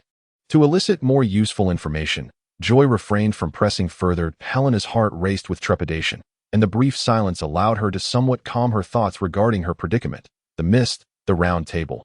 Everything here indicated that this being was not the deity chronicled in history. At least not one with known attributes. This was likely a malevolent entity. With that thought, Helena felt a surge of anxiety, accompanied by an inexplicable sorrow. The once magnificent Rothschild family would truly vanish after this day. Perhaps knowing her imminent demise instilled a sense of courage within Helena as she tilted her head upward. Yet, the mist obscured her view of the figure seated above. Will you kill me? Joy had never faced the so-called deity of this world, making it impossible for him to grasp the emotional fluctuations of the being before him. Clearly, his prolonged silence had frightened this lady. Adjusting his demeanor tentatively, he spoke with calm assurance that I would not do such a thing. There was no malice to be discerned. Instead, the other seemed remarkably benevolent. Helena ventured a tentative inquiry. Can you send me back? To maintain his enigmatic persona, Joy offered a simple reply. It is possible. The divine abhorred deceit and betrayal. Since he had spoken thus, it indicated that she was in no danger. That Helena's apprehension finally subsided. Joy noticed a thin thread connecting Helena to another realm. Following that thread, he could glimpse a structure resembling a chapel, where a lady knelt before the cross. By severing that thread, Helena could return to reality. Here, she was merely a shadow of consciousness condensed.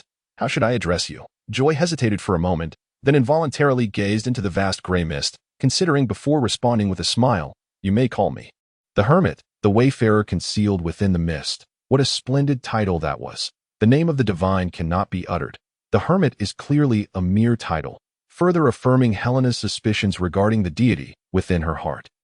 Mr. Hermit, how may I assist you? Helena pondered, for she believed that the summoning was not without purpose. Joy placed his hands behind his head, adopting a comfortable posture as he reclined slightly. That I require nothing from you. This is merely a simple experiment. Are you suggesting that you have drawn me here? Indeed.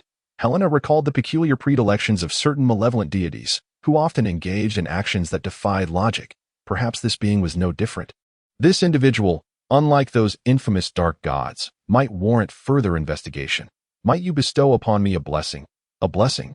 What on earth is that? Joy contemplated how to elucidate this inquiry. Helena, fearing she had inadvertently angered him with her request, quickly lowered her head, expressing her trepidation. I am willing to pay the price. Each act of reciprocity bore its own cost. She merely hoped to bear it. With nothing left to lose, Helena was resolute in her determination to take a chance. Whether he could grant a blessing was another matter. Joy decided to first ascertain the nature of her request. Feel free to share. Helena glanced around, detecting no unusual occurrences, and let out a sigh of relief. I am undergoing the extraordinary ascension of an arbitrator. An arbitrator. What rank does that entail? At this, Helena hesitated, then cautiously inquired, might I request your blessing to ward off the maddening whispers from the abyss?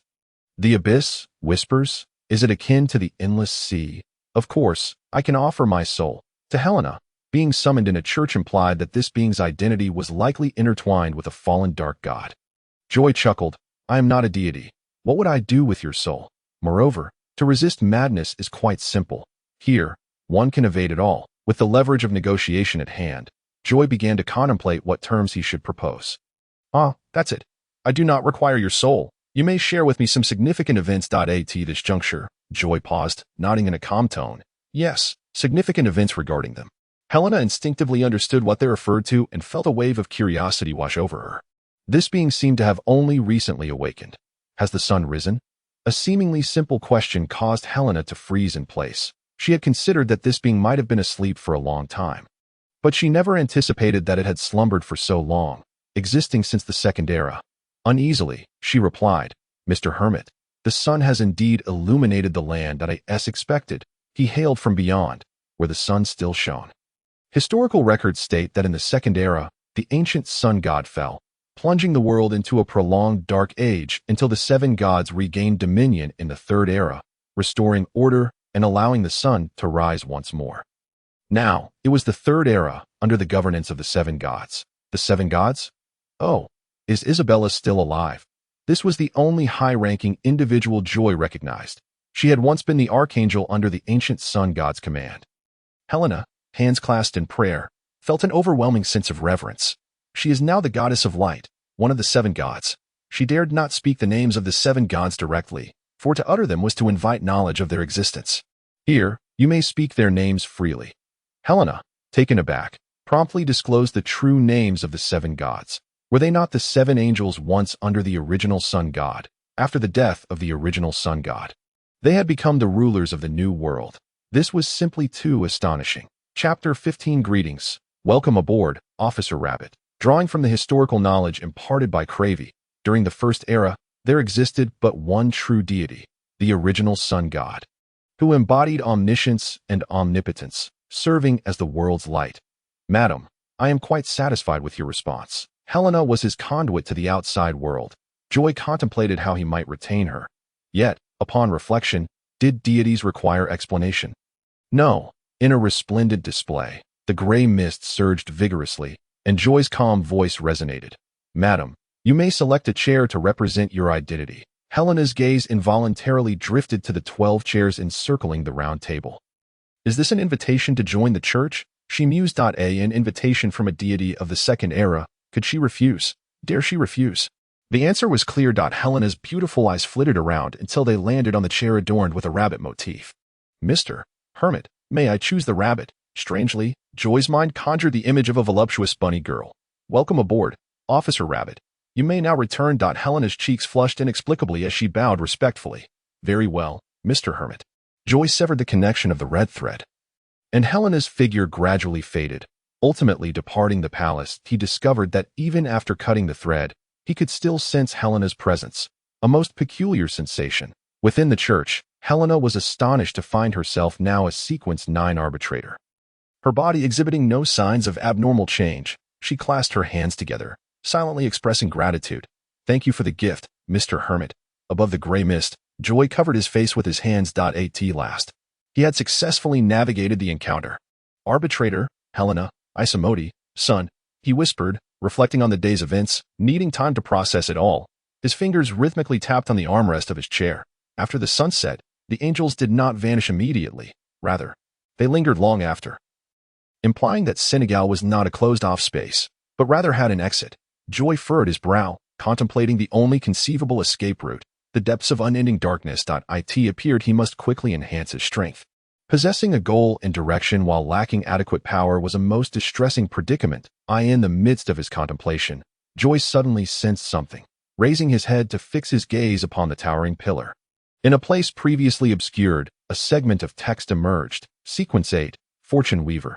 His expression shifted, and after a brief pause, Joy was elated. It seems today is truly fortuitous for me, Officer Rabbit.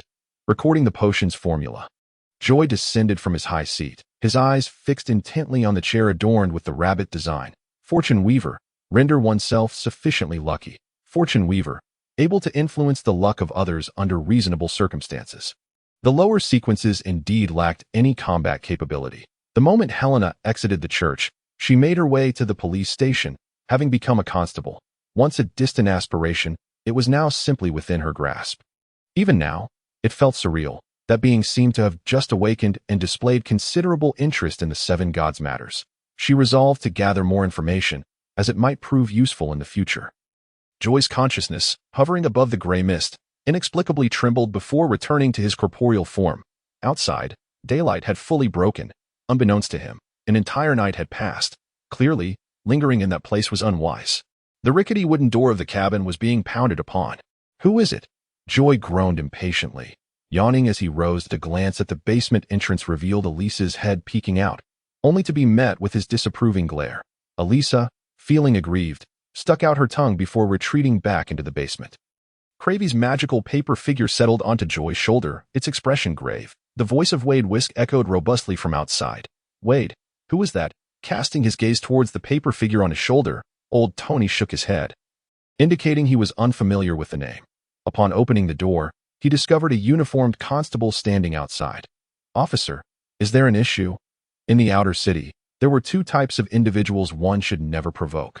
First, the wealthy landowners, for they possessed powerful connections. Second, the constables, for they were all extraordinary beings. Wade Whisk's countenance was severe as he coldly inquired, "Do you know Catherine Winter?" Joy was momentarily taken aback. How could he possibly not recognize her after just parting ways for a single night? It seemed you are acquainted with her. Wade nodded, then continued, "She has gone missing." Joy made no effort to conceal the shifts in his expression, even though his heart was brimming with fear and trepidation. He felt utterly powerless, so feeble that even a low-ranking extraordinary being could easily extinguish his life. Joy opened his mouth. A bitter smile etched on his face. "Officer, do you suspect that I am involved in her disappearance?" "We do not dismiss that possibility. What do you require of me?" Wade Whisker did not hasten to respond. Instead, he cast a glance at the furnishings within the modest room. "That if possible, I would appreciate it if you could accompany me back to the precinct." "Can I refuse?" "I think you have no choice," Wade replied with a sneer. Indeed, those clad in uniforms were just as my father described. A bunch of curly-haired baboons, primitive and uncivilized. The proceedings unfolded smoothly, devoid of the brutal interrogations that Joy had envisioned. In an effort to extricate himself from suspicion, He recounted in meticulous detail the events surrounding his encounter with Catherine, omitting only certain undisclosed aspects. Moreover, he emphasized the identity of the cultist known as Keen. Wade Whisker listened quietly, courteously offering Joy a cup of coffee in the interim. "You may return now. Is that all? You went to such lengths to summon me." And it concludes so simply. As they bid farewell, Wade Whisker carefully admonished, "Should you encounter any danger, please contact me immediately." "All right, officer, I retract my earlier remark about the curly-haired baboons." Joy nodded sincerely. "Yes, officer, I will exercise caution." Upon returning to the small abode, Joy still found the situation somewhat perplexing. Unable to comprehend, he gathered Eliza and old Tony to analyze the matter together. Eliza sported a charming bun today, her figure adorned with a gray apron, resembling a petite maid. She tilted her head and murmured softly, "Could it be that they think you are a weakling? You are the weakling." Joy shot a glare at Eliza, irritated. "If you can't speak wisely, then remain silent. Who's the weakling? I am an extraordinary being now, mind you. A Sequence 9 extraordinary being. I always was," Eliza nonchalantly admitted. Joy Creevy. Chapter 16. The Necromancer Cult. Sequence 8 Night Apostle. Joy did not dwell on Catherine's matter. With the sheriff standing guard, he believed no one would pay heed to a minor character like himself. Life as a common citizen should be as uneventful as water, should it not? In the basement, Eliza excitedly held a perfectly ripe fruit. "Joy, we have succeeded. Eliza, it appears today is our lucky day." Hailing from the culinary capital of Huaxia, he had grown weary of the mutated food of this world, which was either highly toxic or utterly unpalatable. After a period of verification, Joy discovered that his lucky attributes enabled him to accomplish certain tasks with remarkable ease. Each morning, the first thing he did was toss a coin, praying to the great entity above the mist. One undeniable fact was that Eliza was a genius, particularly in agriculture. The experiment was a resounding success. She not only rewrote the genetic coding of the plants but also devised a sound cultivation method. These seeds could now thrive not only in sterile petri dishes but also in the mutated black soil. "Eliza, this will be a moment worthy of being inscribed in the annals of history. The entire people of Senegal will remember you." Although only one plant had successfully grown thus far, Joy could already envision a promising future, devoid of hunger and plunder. With the Wayne smiled politely. Joy sidestepped and gestured for him to proceed. Clearing the way, he was still contemplating how to deceive his opponent into leaving. Suddenly, Tony, who was dining, cried out in terror, "Joy, run. He's a follower of the necromancer cult." In the blink of an eye, old Tony lunged at Wayne. Yet in the grasp of a Sequence 8, an apostle of the night, he was as powerless as an ant attempting to shake a tree. The necromancer cult was a malignant entity lurking in the dark depths of Senegal, worshipping the filth-bearer, relentless, once a great archangel and the most loathed traitor of the ancient sun god. Joy stood frozen in place. And as he regained his senses, he saw that the escapee, Clive, was already being held aloft by Wayne by the throat. A sinister, indifferent smile crept onto Wayne's lips. "I never expected to find a little mouse of Sequence 9 here. The path of the blazing sun is always so detestable." If the necromancer represented darkness, then the blazing sun symbolized justice and light. The extraordinary beings of these two paths had been at odds from the very beginning, mutually repelling each other, a misguidance stemming from their exceptional traits. Chapter 17. Trouble knocks at the door. Let him go. Joy's eyes blazed with fury. He was about to make a move, but realized his body was paralyzed, with Wayne wearing a mocking grin. Indeed, before someone of a higher sequence, he was utterly defenseless, overwhelmed by fear, anxiety, and tension. After a moment of panic, Joy forced himself to calm down, recognizing that since his opponent had chosen to approach him under the guise of a member of the investigation corps rather than attacking immediately, it indicated that there were ulterior motives at play. Leaving room for negotiation, that he gazed seriously at Wayne and spoke calmly. "In such moments, one must never reveal any signs of weakness. What is your objective? I believe we can have a fruitful discussion." "Indeed, you are quite perceptive," Wayne replied, leisurely releasing his grip on Tony and nodding in appreciation. "Mr. Wayne, you must understand that in your grasp, I have no chance of escape," Joy said, maintaining eye contact as he feigned weakness. Once he discovered he could move again, he quickly assessed Tony's injuries, relieved to find that he was relatively unharmed, and offered a wry smile towards Wayne. "As a mere insignificant figure, I find it perplexing why a Sequence 8 extraordinary being would trouble himself to seek me out. Wayne remained silent, his gaze sweeping around the small room, before he leisurely remarked, "You should actually thank Catherine. It is because of her that we were able to locate you." Joy's face was devoid of any expression, yet internally, he seethed with resentment, cursing himself for having saved her in the first place.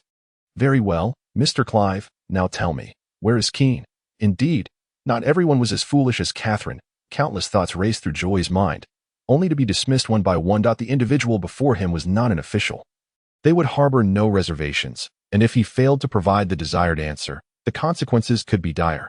Keen was merely a Sequence 9 barrier master, seemingly of great importance to their organization. No, perhaps it was not Keen who was significant, but rather the sacrificial offering, the Agate Worm King. The collapse of the entire Carson mine and the events within were unknown to these individuals, and they likely assumed Keen had escaped as one of the two survivors of the incident. Had it not been for Catherine's betrayal, they might not have even found him, even if they did. It would be a matter of time. In short, Catherine was to blame. He could not disclose the truth about Keen's situation.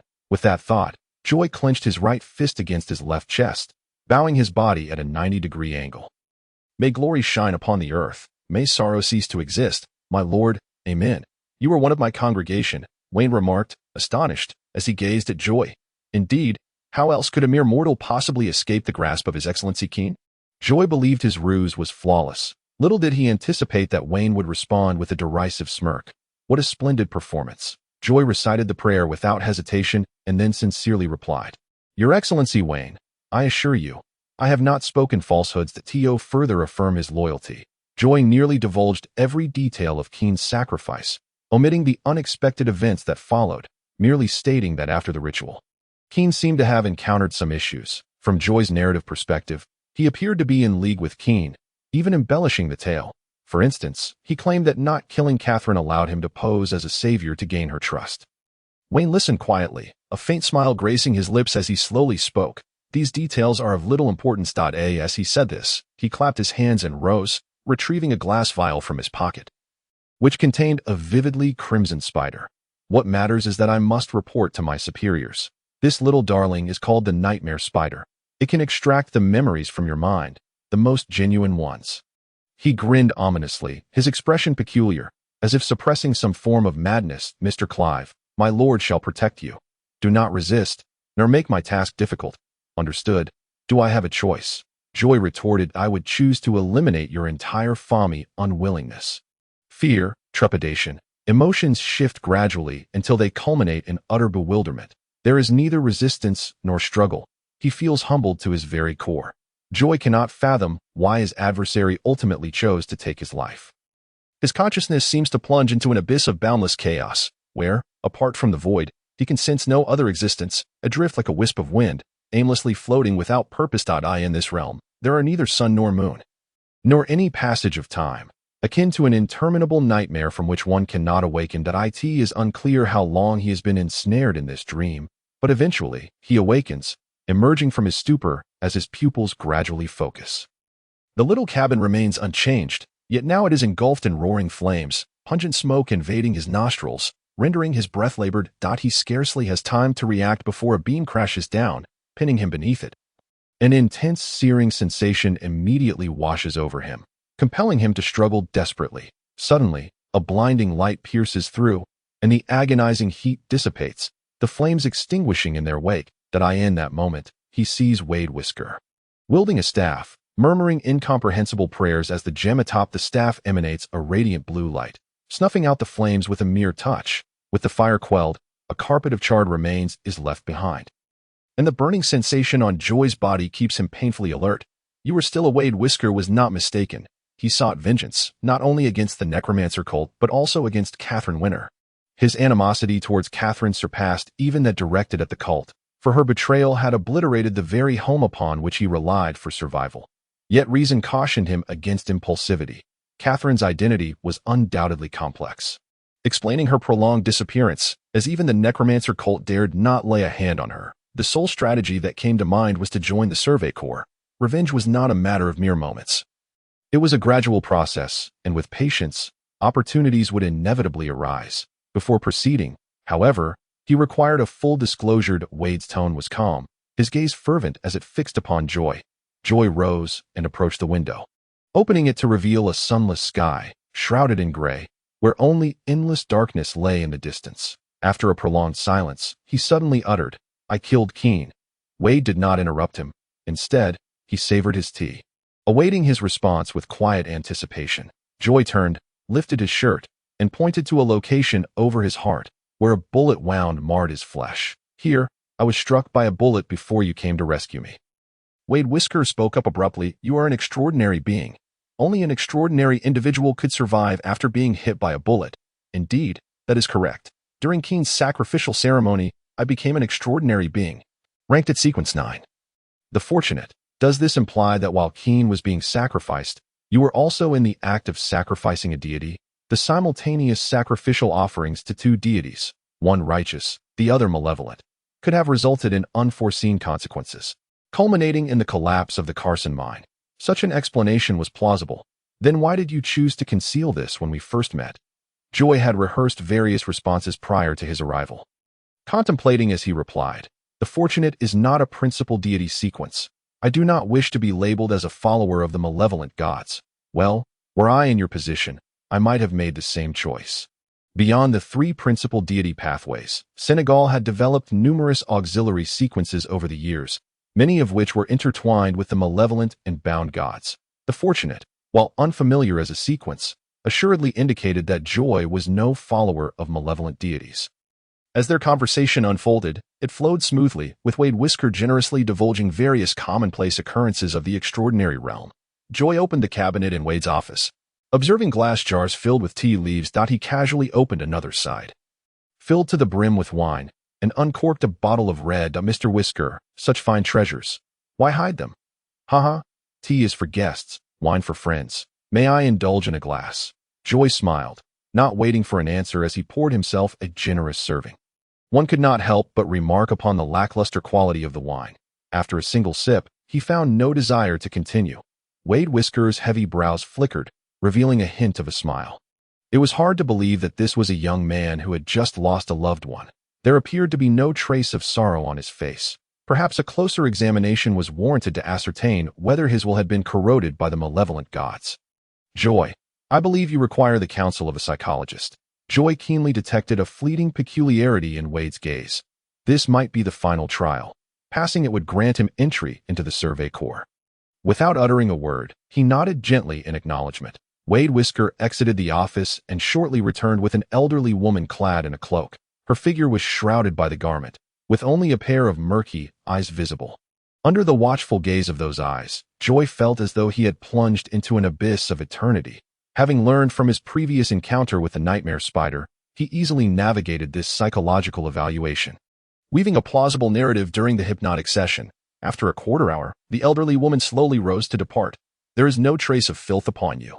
After bidding farewell to the old woman, a rare expression of relief crossed Wade Whisker's otherwise composed visage. He felt a degree of sympathy for Joy's predicament and was willing to lend assistance, provided that no traces of malevolent corruption lingered. A gentle breeze wafted through the window, bringing a refreshing chill that lifted one's spirits. "Welcome aboard, Officer Crivy." Joy beamed. "Captain, the once inaccessible world, the long-sought aspirations, were now within reach. That he yearned to share this joy with someone. He wished to tell old Tony. Becoming an extraordinary being and joining the Survey Corps meant that soon neither Uter nor any landowner would dare bully them again. Yet, as this thought crossed his mind, an inexplicable sorrow welled up within him. "Captain, what is filth?" Extraordinary beings are those who grapple with the darkest emotions lurking deep within their souls. A moment's carelessness may lead to contamination from the abyss, transforming them into madmen, into soulless mythological creatures. Contamination from the abyss? Joy keenly seized upon this notion, hurriedly inquiring, "Is it the night demon?" Indeed, Wade Whisker unhesitatingly divulged the Empire's concealed secrets.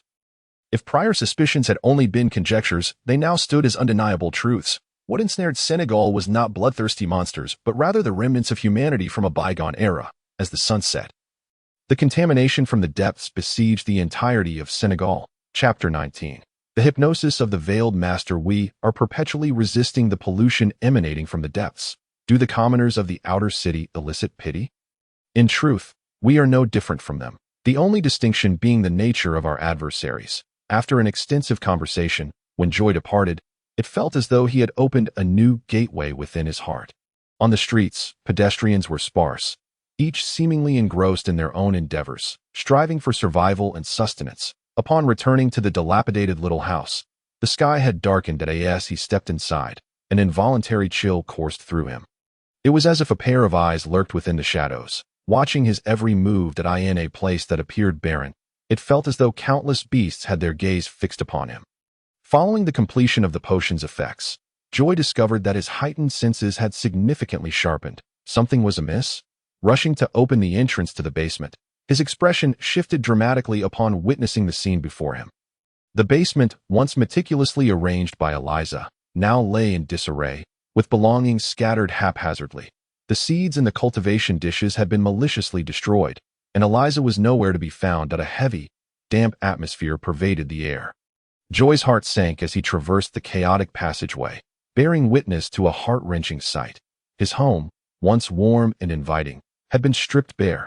The doors and windows lay shattered, furniture wrecked, and the frames of familiar paintings lay strewn across the floor, rendering everything he once knew a mere shadow of its former self. An overwhelming sense of suffocation enveloped him. His body trembled, filled with despair and dread. He could scarcely believe his eyes.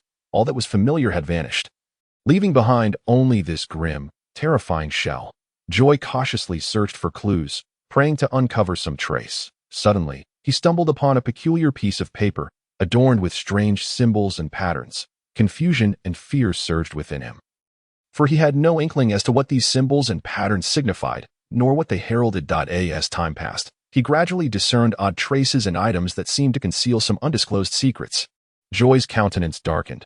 Could it be that the necromancer cult had returned during his absence? Step by step, he ventured deeper, towards the place where Eliza's latest cultivated seeds lay, seeds capable of thriving in the rich black soil.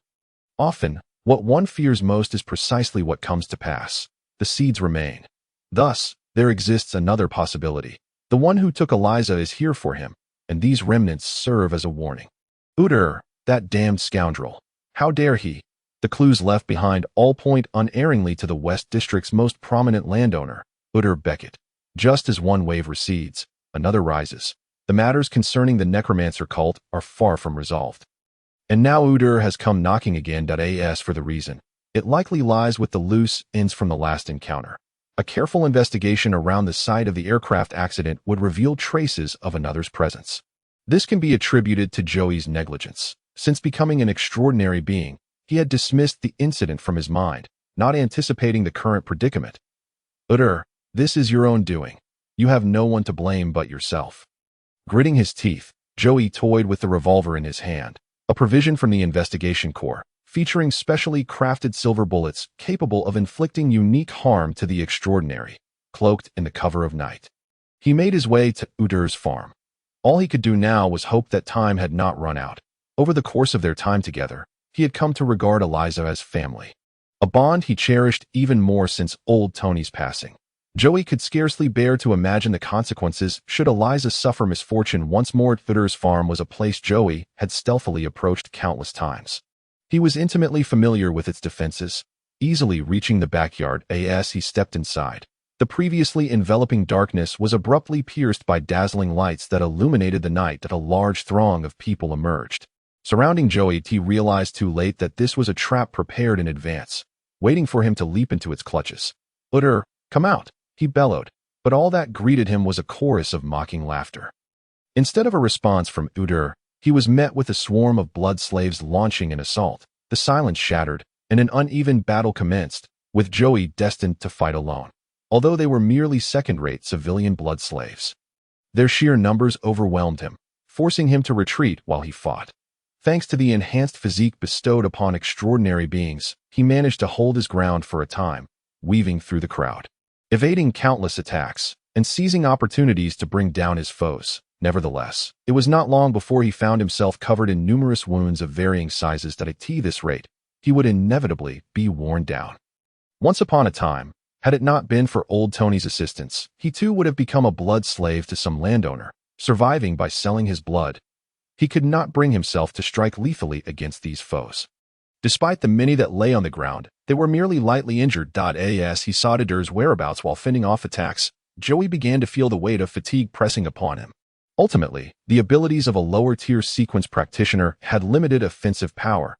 He was merely a sequence 9 luck master. The reason he had managed to endure for so long was that the blood slaves themselves were inherently weak. Having been drained from their daily labor for their landowner, if they this was the first time he had personally experienced the abilities of the Dream Weaver. After a brief moment of dizziness, Joy found the disorienting sensation that had been invading his mind suddenly dissipating. Compared to the maddening whispers from the endless sea, this was a trivial matter, he thought, gazing silently in confusion. Utter slowly rose, his gray-brown eyes brimming with a chilling intensity. Tell me, where have you concealed Hope? Hope was the name Joy and Eliza had given to their latest cultivated seed.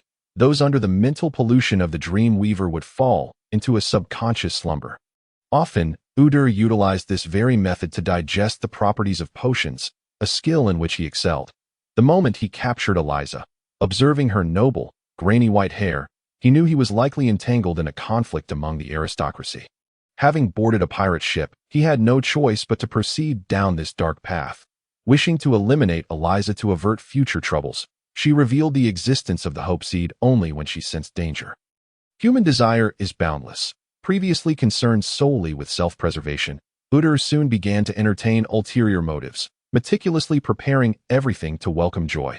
After a brief contemplation, Joy understood this was undoubtedly Eliza's expedient strategy, thus responding in accordance with Udyr's inquiry. That substance is not in stock. It requires Eliza and me to concoct it personally. He deliberately feigned a state of hypnosis, using it as a pretext to strengthen his bargaining position, ensuring Eliza's safety. How is the seed concocted? Do you possess the formula? How many successful reserves are there currently? Udyr pressed impatiently. Joy's gaze was vacant, and he replied vacantly, there are no reserves, only one successful seed. A sudden change flickered across his face, manifesting a struggle of pain, an indication that he was on the verge of awakening. Although Udyr felt an inner urgency, he ultimately had no choice but to cease his actions. All irrationalities returned to normal. And Joy feigned a look of bewilderment, then glared warily at Udyr. What have you done to me? Was it the Dream Weaver's hypnosis? Udyr shrugged with a sardonic smile, returning to his seat, lifting the now cold tea, and calmly stated, nothing much, merely conducted a simple experiment. Before Joy could speak again, he continued, we can discuss collaboration. Collaboration? Joy scoffed, interrupting him. Mr. Udyr, I am unsure of your notion of collaboration, but should not all of this be predicated on sincerity? Udyr set down his teacup, clapped his hands lightly, and a small door opened behind him, through which Eliza was brought forth. Clive, is this sincerity sufficient now? In her exquisite palace gown, with golden hair, Eliza, having shed her disguise, appeared both beautiful and gracious. Joy, astonished, rushed over and circled around Eliza. Goodness, I worried for so long, and here you are. You call this a kidnapping? Eliza twirled in her dress, smiling brightly at Joy, her eyes sparkling. Joy, do I look good? He froze momentarily, awkwardly clearing his throat, and shifted his gaze to Udyr. What do you propose for our collaboration? Chapter 20. The original creator. The dim, yellowish light cast upon Udyr's plump face. Given the circumstances, Joy had no choice but to accept collaboration. Though reluctant to admit it, the reality proved that he was the weaker party before Udyr, which only solidified Joy's desire to empower himself. Moreover, he was acutely aware that he could not place all his hopes in a single entity. While the Withered Legion presented a better option, past experiences with Catherine left him feeling distrustful. Udyr was merely another alternative. Regarding the seed, Joy possessed a clear understanding. Relying solely on himself and Eliza to navigate subsequent matters was nothing short of fanciful thinking. Furthermore, Udyr's mercenary disposition made him an ideal partner for collaboration. The seed was still in the experimental phase, having yielded preliminary results. Mass production would require extensive clinical trials. Joy explained that in truth, the cultivation method for the seed had been successfully established long before Old Tony's incident. He said this merely to buy time and feign compliance. Udyr paced back and forth, hands clasped behind his back, seemingly weighing the pros and cons. He was a merchant, driven solely by profit. Murder was not his goal, but rather a means to procure substantial gains, whether cooperating with the inner city or with Joy. Furthermore, Udyr understood one crucial point. The lord of the inner city was a ravenous tiger, poised to devour him whole at the slightest misstep. Even if Eliza had not disclosed the seed's matters, he would not act rashly but would instead conceal her, securing an escape route for himself. I can provide you with all the necessary items. Joy inwardly sighed with relief. He had successfully navigated this first hurdle. Reflecting on the situation, he acknowledged that he had acted impulsively, relying solely on his identity as a member of the investigation corps. If Udyr were to disregard everything and sever ties, a safe retreat would be nearly impossible. Joy nodded silently, then stated, "I will not remain at the farm." Pausing, he turned to Eliza. "Of course, Eliza will stay." If given the choice, he would not have kept Eliza, but collaboration necessitated mutual assurance for a smooth proceeding. Naturally, if anything were to happen to Eliza, Joy refrained from completing his thought, instead casting a warning glance at Udyr. The meaning unspoken yet understood by both. Udyr chuckled lightly. That is only natural. He then respectfully bowed to Eliza. "Miss Daniel will be treated with the utmost respect here." Joy furrowed his brow. He felt Udyr's courtesy was somewhat excessive. Various signs indicated that Eliza was not only unharmed but rather treated like a lady of high status, with Udyr playing the role of a servant. "Joy, this place is quite fascinating. There are so many things I've never seen before." "It's delightful." Eliza, like an innocent girl oblivious to her predicament, pulled Joy deeper into the space, turning around corners until a vast expanse of lush greenery lay before them. Joy's lips twitched involuntarily as he cast a fleeting glance at Udyr, trailing behind. "Incredible, while hidden indeed. How did I not notice so many treasures on my last visit?" Joy lamented inwardly. Udyr and Joy, like two obedient servants, followed behind Eliza, listening to her chattering cheerfully. After a while, perhaps growing weary from exploring, Eliza returned to rest, leaving only Joy and Udyr, and the atmosphere fell into a heavy silence. At a table, 2 cups of tea, and their gazes locked. "Udyr, I suspect your intentions extend beyond mere seeds," Joy began. Sitting across from him, Udyr let out a thoughtful hum, observing Joy with keen interest, waiting for him to elaborate. "Do you know her true identity?" Joy probed carefully. The previously silent Udyr suddenly froze, his expression shifting rapidly to one of predatory intensity. An inexplicable killing intent manifesting as he fixed his gaze on Joy. Joy felt an inexplicable chill wash over him, inwardly alarmed. Udyr was certainly not of sequence 8 that after a moment, the chill began to dissipate. Udyr spoke gravely. "Daniel is a noble surname within the Empire. You cannot be unaware of that. Do you think you can escape unscathed by merely altering her hair color? Very well. Ultimately, I was careless." However, one thing Udyr could never fathom is that Eliza is not a real person, but rather a secret puppet. Do you not sense that this nation is ill, even with our utmost efforts? We are merely playthings in the hands of aristocrats. Do you not wish to change this, to overturn those hypocritical nobles? Udyr grew more animated as he spoke, gesturing fervently, his expression twisting with fervor. "Why should they be born nobles while we remain slaves? It is unjust. Injustice must be overthrown.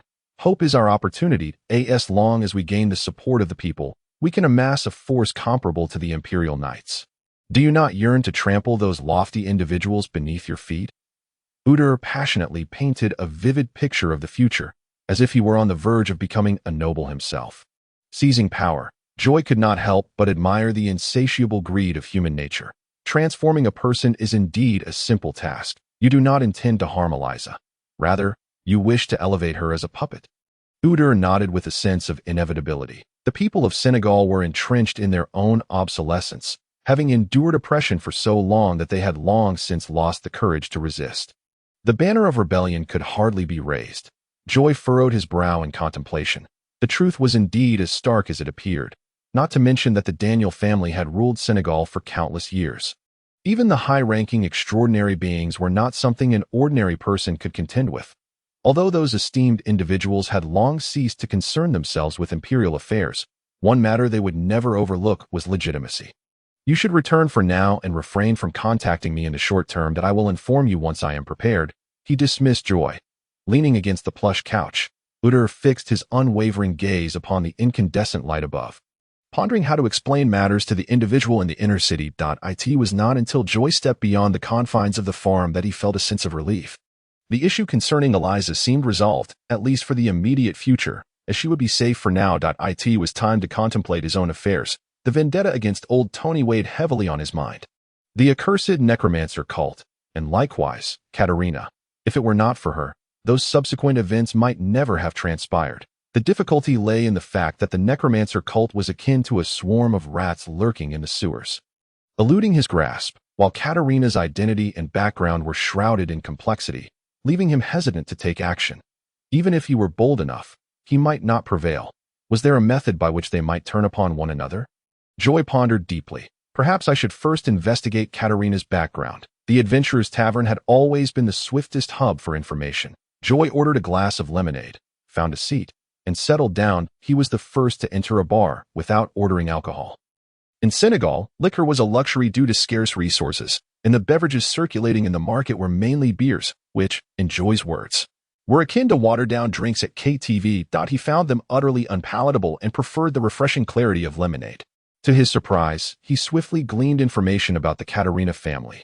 Winter, one of the 12 noble families of the empire, and Katerina Winter was a legitimate scion of that lineage. Joy squinted slightly, the darkness of his eyes flickering with a hint of trepidation. It was fortunate he had not acted rashly. Given her formidable background, it was no wonder even the necromancer cult had refrained from confronting her. In the days that followed, Joy endeavored to adapt to his new identity and integrate into a new life. In the West District, on 9th Street, he opened the door to his modest abode. There were no customary greetings from his father, nor playful banter from Eliza. The empty room was filled only with the cold breeze that wafted through the window. The salary from the Survey Corps was quite decent, sufficient for him to rent a new place. Mr. Clive, I've made pumpkin rice porridge. Would you care for a taste? The voice belonged to the landlady. Naomi Jeff. This entire row of houses was her late husband's legacy. It was said that her husband once held a position of considerable stature, and the assets he left behind were enough to secure her comfort for a lifetime. Women in Senegal were bold and generous. When they fancied a man, they pursued him openly, indifferent to status, age, or even gender. Before Joy could respond, she added, I seem to have made a bit too much. I cannot finish it alone. Even Joy, who prided himself on his countless conquests, found himself somewhat flustered, yet he politely replied, Thank you for your kindness, Mrs. Jeff, but I've already eaten. He stepped inside and began to change his shoes. Naomi bent down to place his discarded footwear on the rack, akin to a devoted wife awaiting her husband's return, casting him a soft glance before saying in a dulcet tone, Mr. Clive, you may call me Naomi. With that, she dashed away, leaving Joy to gaze at her retreating figure. A mix of astonishment and trepidation etched on his face. What a dilemma. Indeed, a ripe apple is irresistibly tempting. He shook his head, attempting to dispel the chaotic thoughts swirling in his mind. Though Naomi Jeff was already wed, she was merely in her late 20s, at the zenith of her feminine allure, and with substantial assets. She undoubtedly attracted numerous suitors. This damned, unplaceable charm of mine, Joy murmured to himself, observing his reflection in the mirror. By the window stood a rocking chair, a purchase made with intention, as he relished lying there. Gazing up at the sunless sky, Senegal, too, experienced rainfall, but of a corrosive, mutated acid variety. Prolonged exposure could scorch the skin. Outside, a light drizzle began to fall. His thoughts wandered back to his conversation with Weed Whisk. The Creator awakened from chaos. He was blind, foolish, and in his division formed the universe. All matter originates from that Creator. This meant that whether it be the cosmos, the starry sky, the ocean, humanity, or the monstrous beasts, they all shared a common origin. During the age of catastrophe, the first era, humanity was frail and could only become prey for the beasts. Through the diligence of their ancestors, humans ultimately grasped the ability to communicate with deities. Discovering a method to acquire extraordinary powers through the beasts, miraculous trees, vegetation, and the flesh and blood of monsters, concocting potions that bestowed various abilities upon consumption. After all, as the potions were derived from beasts and monsters, even in their transformed state, they retained residual spiritual energy. This energy could warp and influence the potion's consumer, leading to madness in mild cases and transformation into mindless mythical creatures in severe instances. To become extraordinary, one must endure the side effects of these potions. With even the slightest misstep, unforeseen consequences could arise.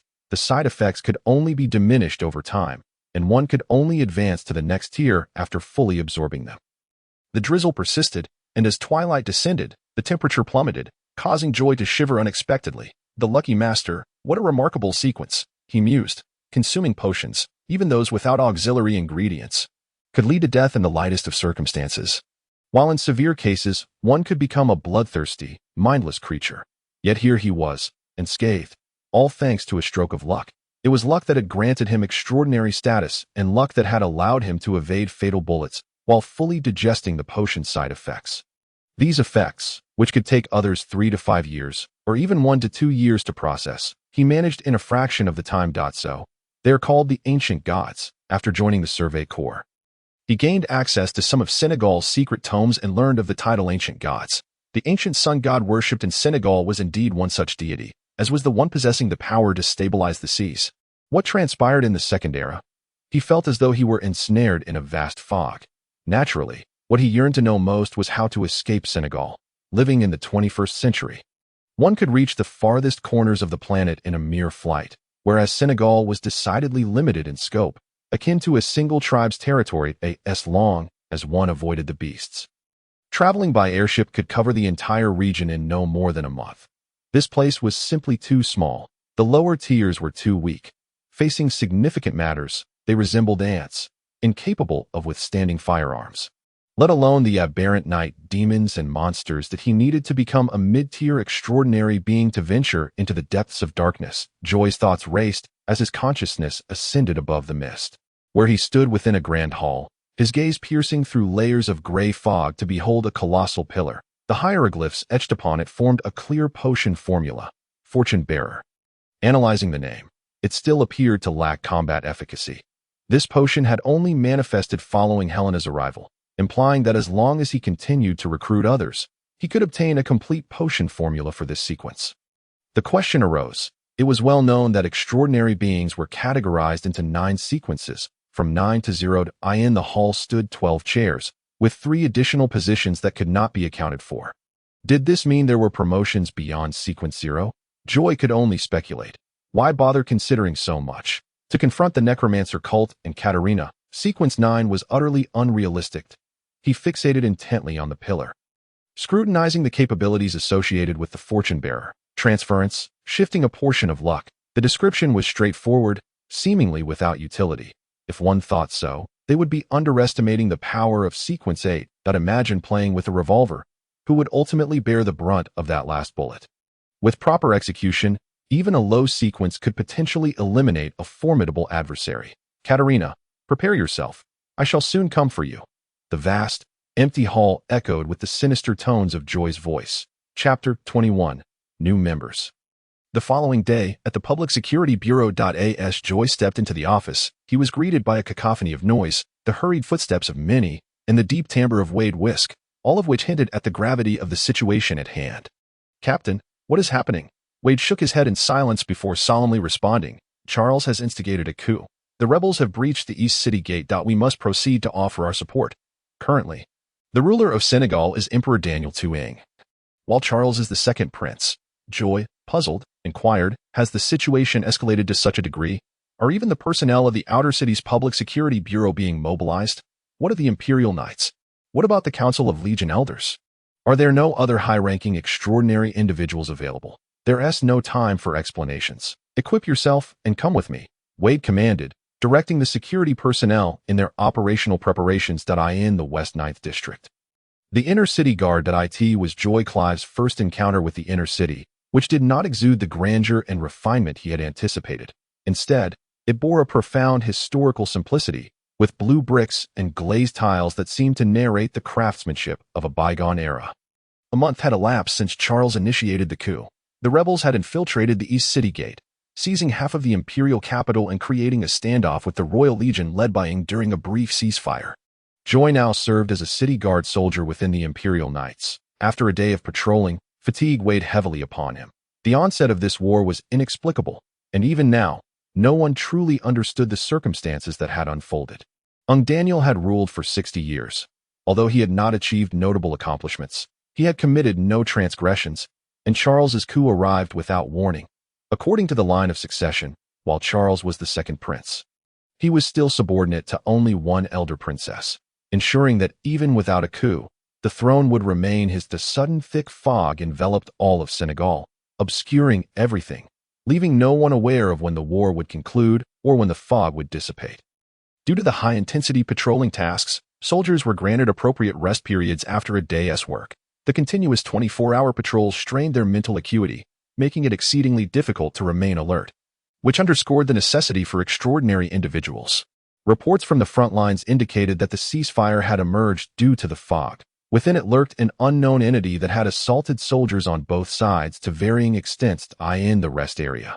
Joy pushed open the door to be met with a chorus of complaints. Damn Charles. Why can't he just wait for the old emperor to die instead of stirring up a coup?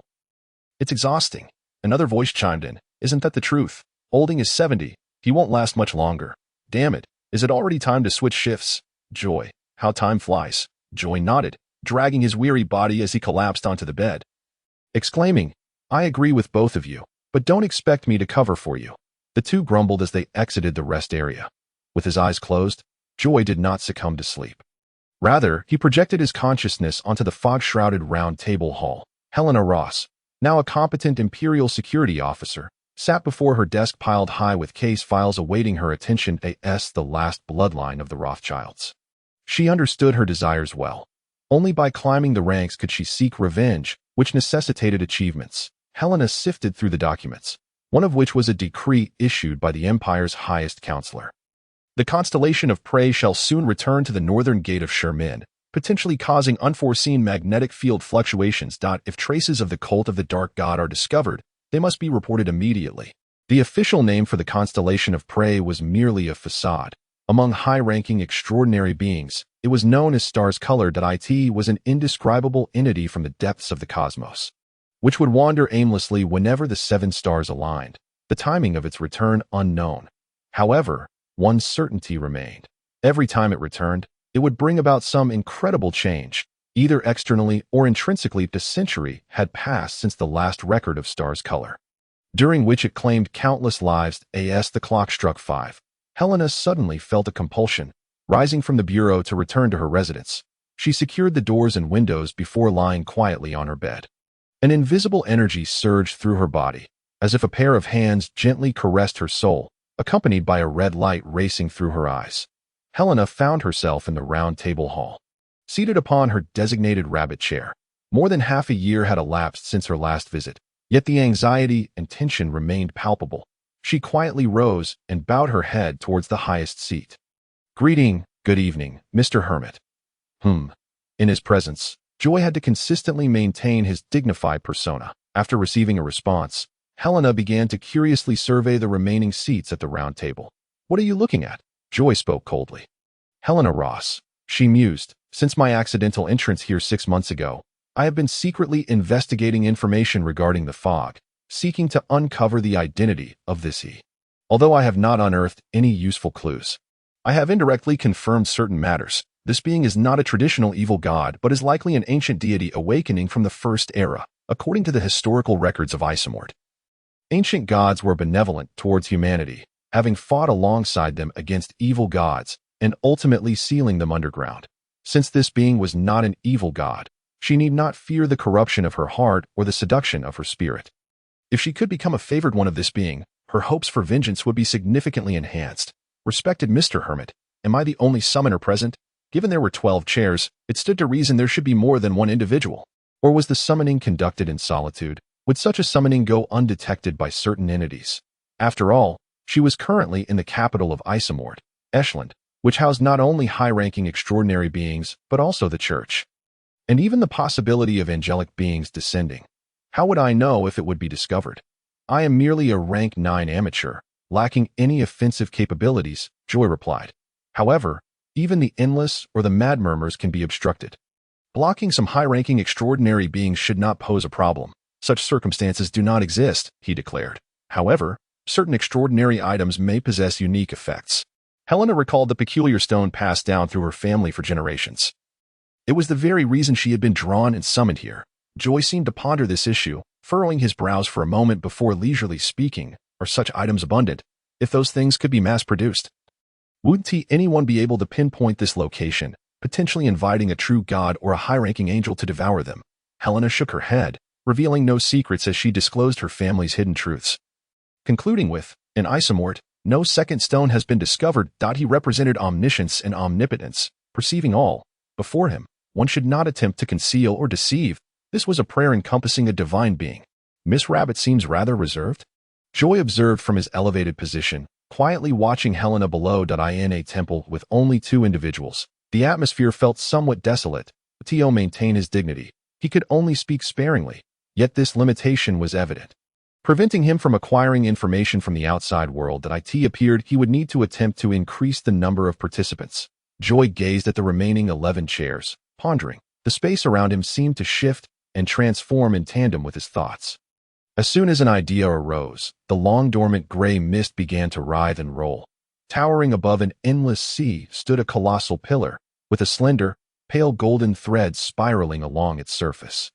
Simultaneously, far away in Las Vegas, upon a tumultuous sea, a ship laden with corpses bobbed gently. Clyde Phoenix, drenched in blood and smeared with a viscous black substance, clutched tightly to a sharply angular triangular stone. He was the first mate of this pirate vessel, having been abducted from the docks where he worked merely 6 months prior. Half a day ago, the ship had sailed into a shroud of fog, within which they discovered a small island brimming with gold and silver treasures, all of which were swiftly plundered. After departing the island, the crew began to die inexplicably, leaving only a handful capable of movement.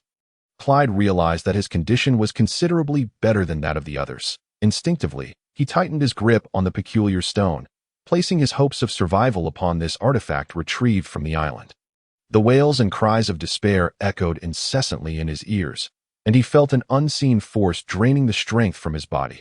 Abruptly, a golden light appeared before him, and when his vision cleared, he found himself within an ancient hall. Where am I? Clyde's first instinct was to assume he had perished. Helena was taken aback. The circular hall, once solitary, now bore the silhouette of another figure, a man. His features indistinguishable, yet his stature nearly 2 meters tall and his attire unlike that of Isomort. Where is this place? She too pondered, drawn to the swirling gray mist above. Clyde soon recognized that he lacked a physical form. His current state resembled that of a spirit, standing within a grand and imposing hall, with a hazy figure 2 meters ahead. He recalled the tales of the sea surrounding Las Vegas, legends of a malevolent deity active since the First Age, who lured fishermen and ensnared their souls through various means. Is this my soul? He thought, filled with trepidation. Yet, upon further reflection, he realized that death in this fashion might not be so terrible, especially considering the horrific suffering endured by the crew afflicted by the mysterious virus. At least he felt no corporeal pain at present. The figure across from him appeared to be a woman, her attire and hair color suggesting she was not from Las Vegas. As a pirate, one must always be prepared for the possibility of death. After the initial confusion and panic, Clyde felt a sense of calm wash over him. Meanwhile, Joy withdrew his gaze from the sea, curiously observing the newcomer below, making an attempt he did not expect to yield results. Moreover, Joy had discerned that the threads he wished to manipulate required a medium, something akin to stone. Clyde's situation served as a reminder. It was time to bestow a name upon the Round Table Hall. Tarot Society, Mystic Order, or perhaps Aurora Society. As Joy pondered the name, Helena began to scrutinize the new member with curiosity. "Greetings," she said, offering a polite bow. After the greeting, she raised her eyes slightly, noticing the figure remained unresponsive, which eased her unease. The sudden voice startled Clyde, prompting him to scan his surroundings, his gaze landing on the figure who had spoken.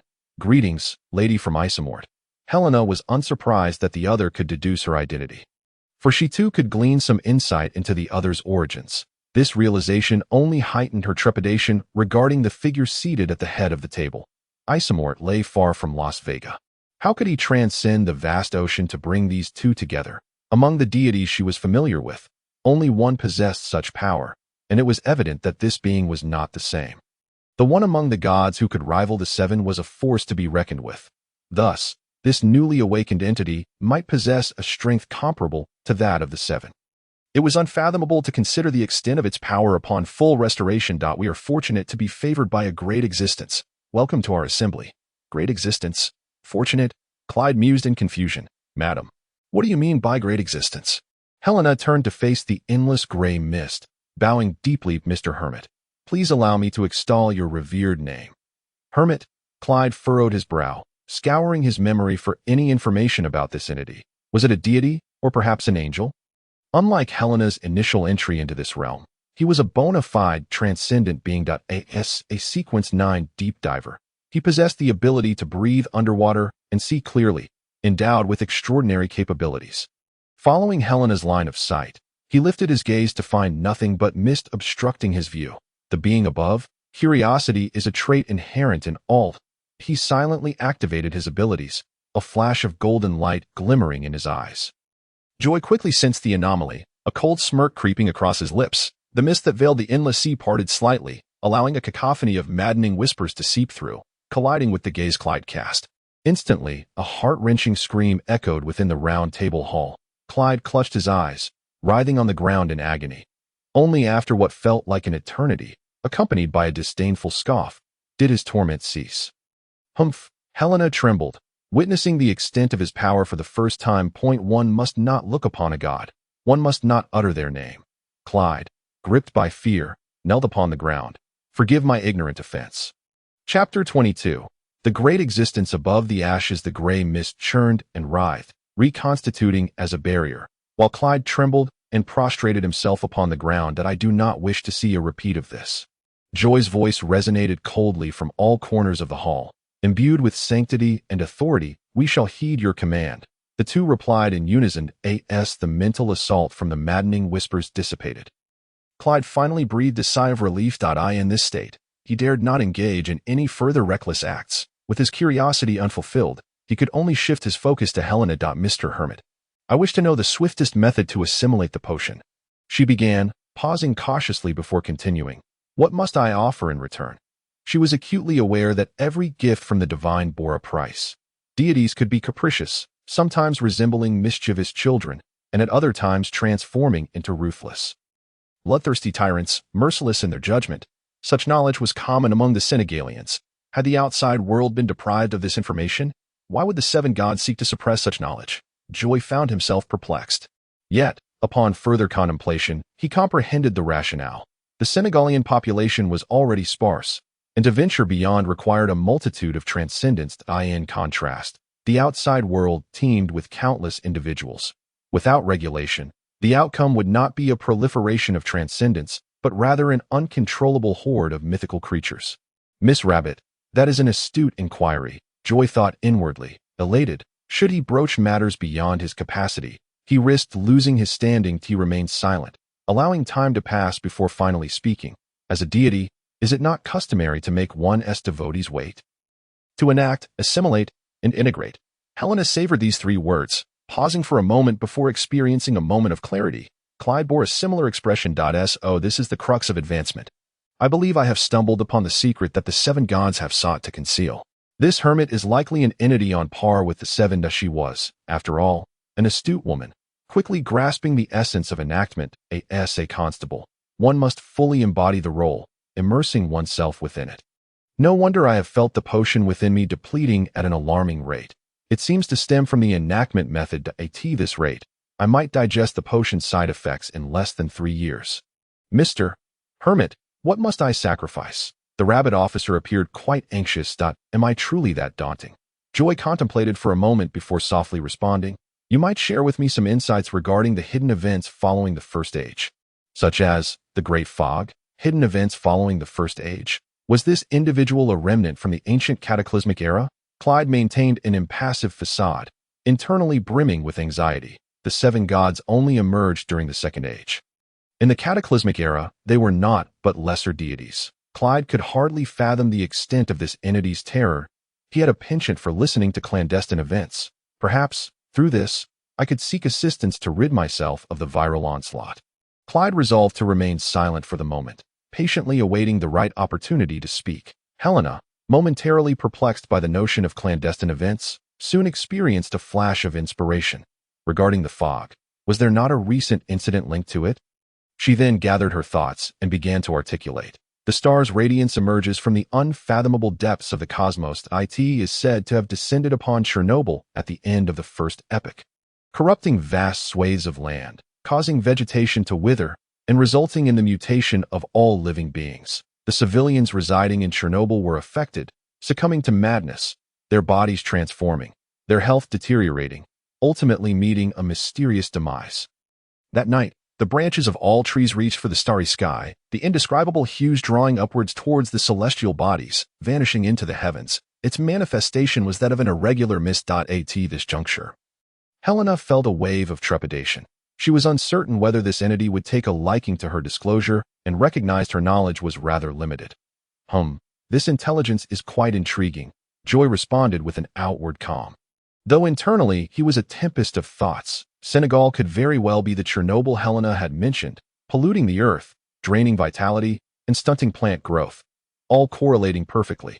This implied that the current plight of Senegal was due to the star's radiance. More urgently, it appeared that this entity had returned, heralding an unprecedented calamity. Continue, came Joy's indifferent reply.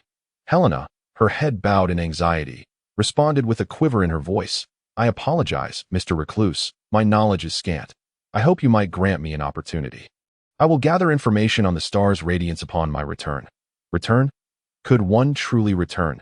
Did not this entity seek our very souls? Clyde's tension finally eased at this moment. It seemed this being was not the malevolent god of legend, but rather akin to an ancient, benevolent deity. The rabbit officer appeared to harbor an irrational fear of me, which simply would not do.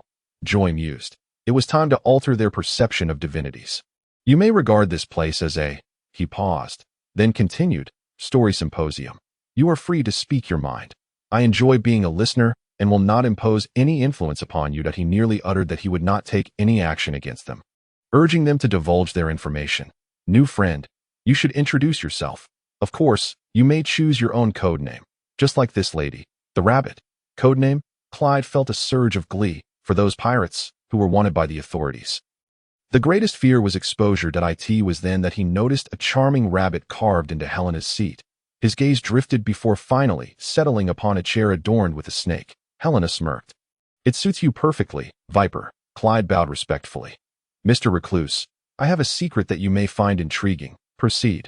With his approval, Clyde began narrating the events his fleet encountered at sea, cautiously concluding with, Mr. Recluse, may I beseech you for your purification? Though anxious, Clyde felt compelled to make this request, as it pertained to his very life. Joy pondered how to decline without undermining his own status. Alas, as a Sequence 9, he possessed no purifying abilities. Those were reserved for Sequence 3 angels. As a deity, did he require an explanation? No. Joy feigned profundity, offering no response. Helena, her brow furrowed, remained silent for a moment before speaking. I believe I can offer you some assistance. Although she had not received the entity's favor, Clyde felt fortunate to gain help from another avenue. High above, Joy nearly lost his composure, applauding inwardly. Well done, rabbit officer, you are the mouthpiece I have blessed, being of noble lineage. Helena had once had access to profound historical records, though much had faded from her memory over time. However, she recalled the matters Clyde had mentioned. The isle you encountered is likely Lalai. It is a gathering place for deep divers. What you are experiencing is likely a form of virus, and the remedy for this affliction is surprisingly straightforward. At this point, Helena hesitated. Clyde assumed her hesitation stemmed from a desire for recompense, and hastily declared, I can provide payment. As he spoke, his gaze shifted towards the endless gray mist. We can request Mr. Recluse to bear witness. Witness what? One of you is east, and the other is west. How will you exchange recompense? Wait. Did not deities absorb offerings through sacrifices? Should I not attempt this as well? The rabbit Helena refrained from speaking not due to a demand for payment, but because the method was cruel. Seeing her indecision, Clyde promptly interjected, I can offer a recipe for the constable's potion. The constable is Sequence 8 of the Arbiter pathway, precisely what Helena required. He had long deduced her identity from her attire, and all signs indicated her sequence was not particularly high. Indeed, Clyde's intuition proved correct. Helena grappled with her decision before finally sighing. The deep divers worship the mother goddess Hydra. You have plundered wealth and must offer forth a beautiful maiden to quell her wrath. Hydra, Clyde, a seasoned mariner, was well aware of this title, yet he found it strange that Helena dared to speak it so freely. Helena seemed to perceive his confusion and promptly clarified, with Mr. Recluse present, we need not hold back. With that, she bowed deeply towards the endless gray mist. That Hydra's esteemed name originates from the depths of the ocean, the mistress of storms and lightning, the ruler of all fish. Clyde was astonished that he could one day utter the true name of the sea deity. He readily provided the recipe for the constable's potion and respectfully requested of the elevated Joy, "Mr. Recluse may serve as a witness. This potion is absolutely genuine and devoid of deception." Having obtained a potion recipe without recompense, Joy felt quite pleased. As for its authenticity, who could say, "This transaction was a win for you, a loss for me. Should issues arise, it would be due to your dosage error, not the responsibility of Mr. Recluse." "Very well, ladies and gentlemen, this gathering shall conclude here." "Agreed." Mr. Recluse as their figures faded, the two departed from the grand round table hall. Joy, however, did not hasten to leave. Instead, he dissipated the mist and strolled towards the 12 round tables. "It seems I require a pseudonym. Certain matters cannot be articulated by the deity known as Mr. Recluse, as that would not aid in the consolidation of status." With this thought, the mist began to writhe, swiftly forming a shadowy figure of modest height, its features common and bearing significant differences from Joy. "Hello." "Greetings." Their eyes met, and Joy felt satisfaction. "Indeed, here I can accomplish many incredible feats. Now, what identity shall I bestow upon you?" His gaze swept across the 12 chairs. "The rabbit belongs to the Ishamort, the viper to the Lasvagar, appearing to be a pirate. This pseudonym must possess some degree of authority. The rank cannot be too low. 12 seats correspond to 12 animals. If the pseudonym is to serve as a representative, it must rank among the higher echelons. You shall be named Azure Dragon, the Eastern Blue Dragon, Azure Dragon of the Seven Mansions." Having resolved the matter of the pseudonym, Joy's consciousness returned to his true self. Contemplating the intricacies of the sacrificial rites that it became evident that above the mist, he possessed certain divine-like authorities, suggesting that blessings and sacrifices were indeed feasible. Now, the challenge lay in accurately targeting the offering to avoid mistakenly aligning with another deity. In a sense, it appeared I had grasped luck, wielding the power of fortune. For this world, I do not exist within the present. The first epoch has turned to ash, history has been obliterated. The master of calamity and fortune, the witness of historical currents, the recluse returning from the old days, a magnificent entity upon the ashes. With the title established, Joy began to prepare candles, food, wine, and a doll. The sole offerings at hand, he pondered the appropriate gesture. Should it be an embrace towards the sky like the sun god, or a circular motion with the left hand like the goddess of the night? Or perhaps take 4 steps backward? Never mind. Special gestures are prone to exploitation. It is better to meditate upon the revered name. Even if the revered name is leaked, outsiders would find it difficult to complete the ritual. Joy began to chant the revered name, and, to his surprise, he felt quite embarrassed. Upon finishing the chant, he silently recited it once more. Suddenly, an endless expanse of gray mist surged before him, and he sensed an unseen force guiding him from beyond. His consciousness drifted into the mist, responding to the prayer. Incredibly, his physical form remained outside while his spirit appeared within the grand hall with the round table. Both the spiritual and corporeal bodies manifested simultaneously, as if he were gazing into a mirror, albeit the figure across from him bore no expression whatsoever. Soon, he noticed something amiss. His skin began to crack, exhibiting a tendency to rupture. Horns sprouted from his head. His eyes turned a vivid crimson, and his teeth sharpened, resembling the transformation of a mythical creature. Alarmed, he hurriedly returned his body to reality, and only after witnessing the cessation of the monstrous transformation did he let out a long sigh of relief. It appeared that he could only exist in a spiritual form. After several experiments, he discovered that inanimate objects could be accepted for sacrifice, though living beings could not be accommodated. Nonetheless, he found this outcome quite satisfactory. The ability to receive inanimate objects meant that he could now engage in exchanges of items, significantly broadening his avenues for procuring magical herbs. Moreover, the act of sacrifice required him to respond from above the mist. Without feedback, the sacrificial target could not locate this place. Meanwhile, on Clyde's side, consciousness returned as he found himself back on the ship, the anguished cries of his companions echoing in his ears, struggling to rise. He murmured a few words to several crew members who still appeared relatively well, then staggered toward the inner hold. Before long, he emerged dragging a graceful lady, her attire disheveled, her eyes expressive and full of emotion. She was the captain's woman. In the midst of the astonished onlookers, Clyde unhesitatingly cast the woman into the sea. Almost immediately, a robust middle-aged man surged out in pursuit. He was the captain, the mightiest of the pirate crew, rank 7. The navigator, Clyde, are you discarding your foolishness? What are you doing? Perhaps due to his higher rank, the captain's state after being afflicted by the virus was better than anyone else's. Captain, you have grown old. You are no longer suited to command this ship. Go to hell with your beloved.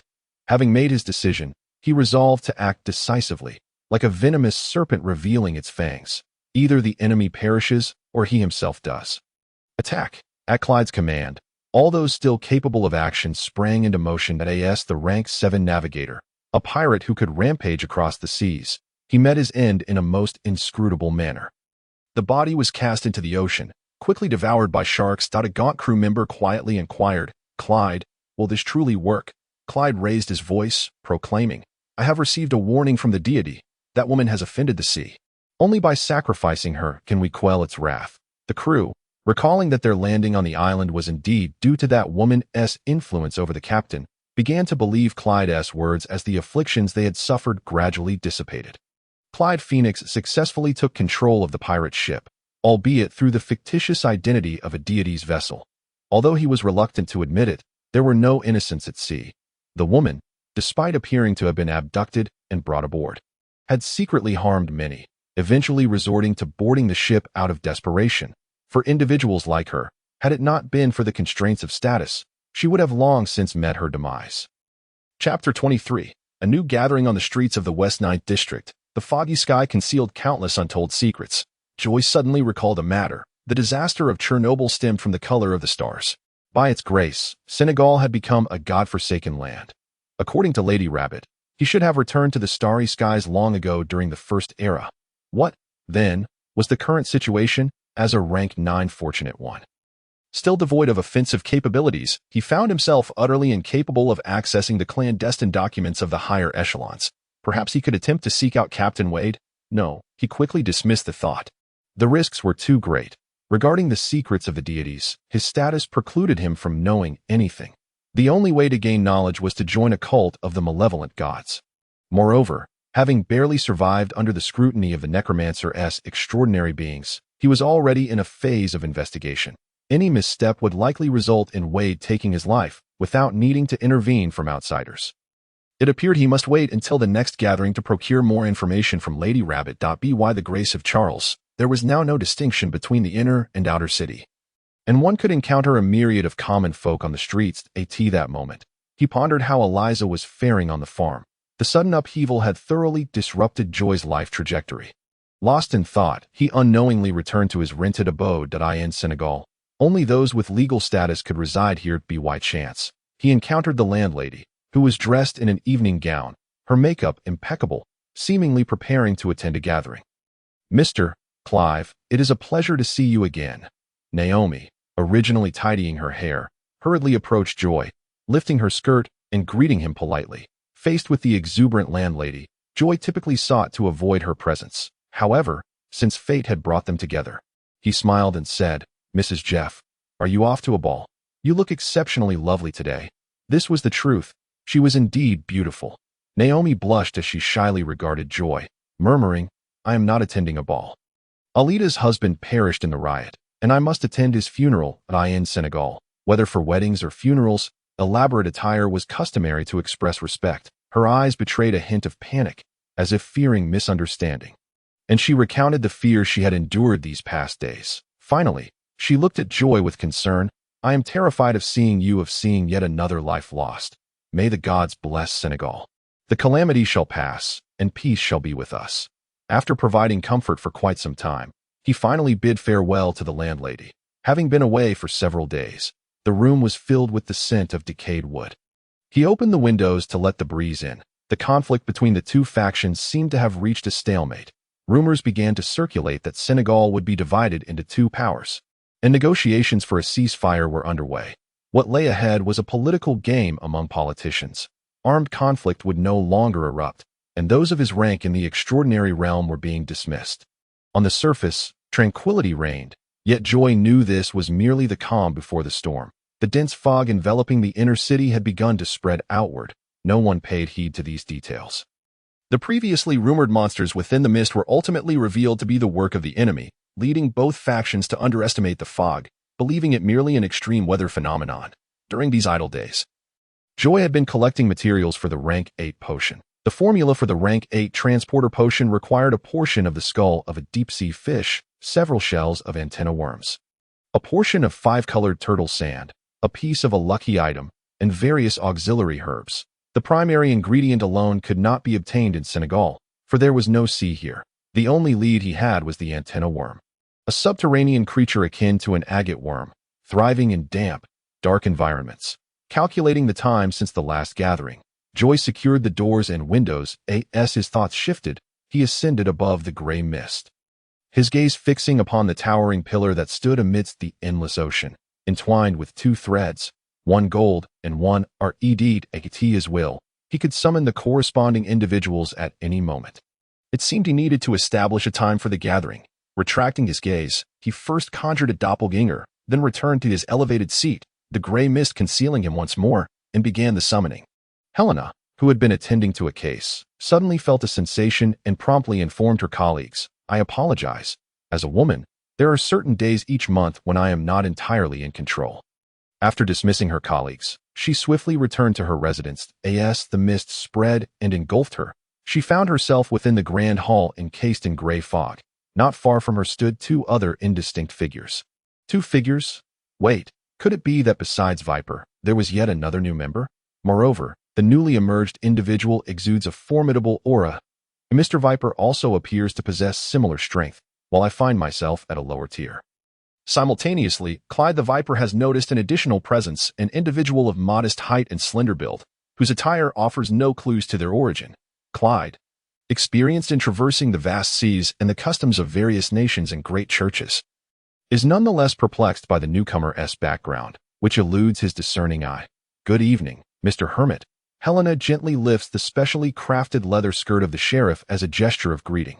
Naturally, a grand court gown would have been even more splendid. This is Joy Mort's unique way of salutation. After 2 encounters, Helena has gained some insight into the temperament of this ancient deity. They are not a capricious, malevolent god, but rather resemble a kind-hearted elder. She does not conceal her curiosity, her gray-brown eyes fixated intently on the new figure. "Greetings." Joy leisurely rests his chin on his hand, closing his eyes. When he opens them again, part of his consciousness has already shifted to the azure dragon. He bows with a smile, performing a gentlemanly greeting in accordance with the highest etiquette of Senegal. "Good evening, beautiful lady," Clyde responds politely, taking his time to assess the newcomer rather than rushing to speak. With black hair, dark eyes, and an accent leaning towards Isomort, tinged with a hint of Mosenian dialect, the individual's demeanor reveals no trace of nervousness or discomfort. Positioned beside the front seat, all indicators suggest that this person holds considerable status. Perhaps even having visited this place with Lady Rabbit before Mr. Hermit, there is a notable absence of the expected oppressive aura that divine beings typically exude. He is likely the enchanter. In mere seconds of observation, Clyde draws numerous conclusions. This time, Joy refrains from speaking, instead allowing the azure dragon to voice. "I require the skull of a deep-sea fish, as well as a portion of 5-colored turtle sand." Joy is well aware that Clyde Phoenix, as a pirate, undoubtedly has the means to procure these items. Chapter 24. Proclaim my name. Hermit indeed, he possesses greater knowledge than anticipated. Clyde keenly captures the significance embedded in the Azure Dragon's request, indicating that he understands the true intent of their gathering. Perhaps this is what the deity hopes to witness. The mere absence of displeasure serves as the best testament to that. Clyde glances at the figure seated at the high table and straightforwardly states, "I can acquire these items. I wish to know how we shall exchange." He probes further, seeking to uncover the Azure Dragon's origins. While the 2 potions may be difficult to find in Senegal, they are rather commonplace elsewhere, being merely low-tier materials. Joy secretly rejoices, having been troubled about how to appropriately disseminate the revered name.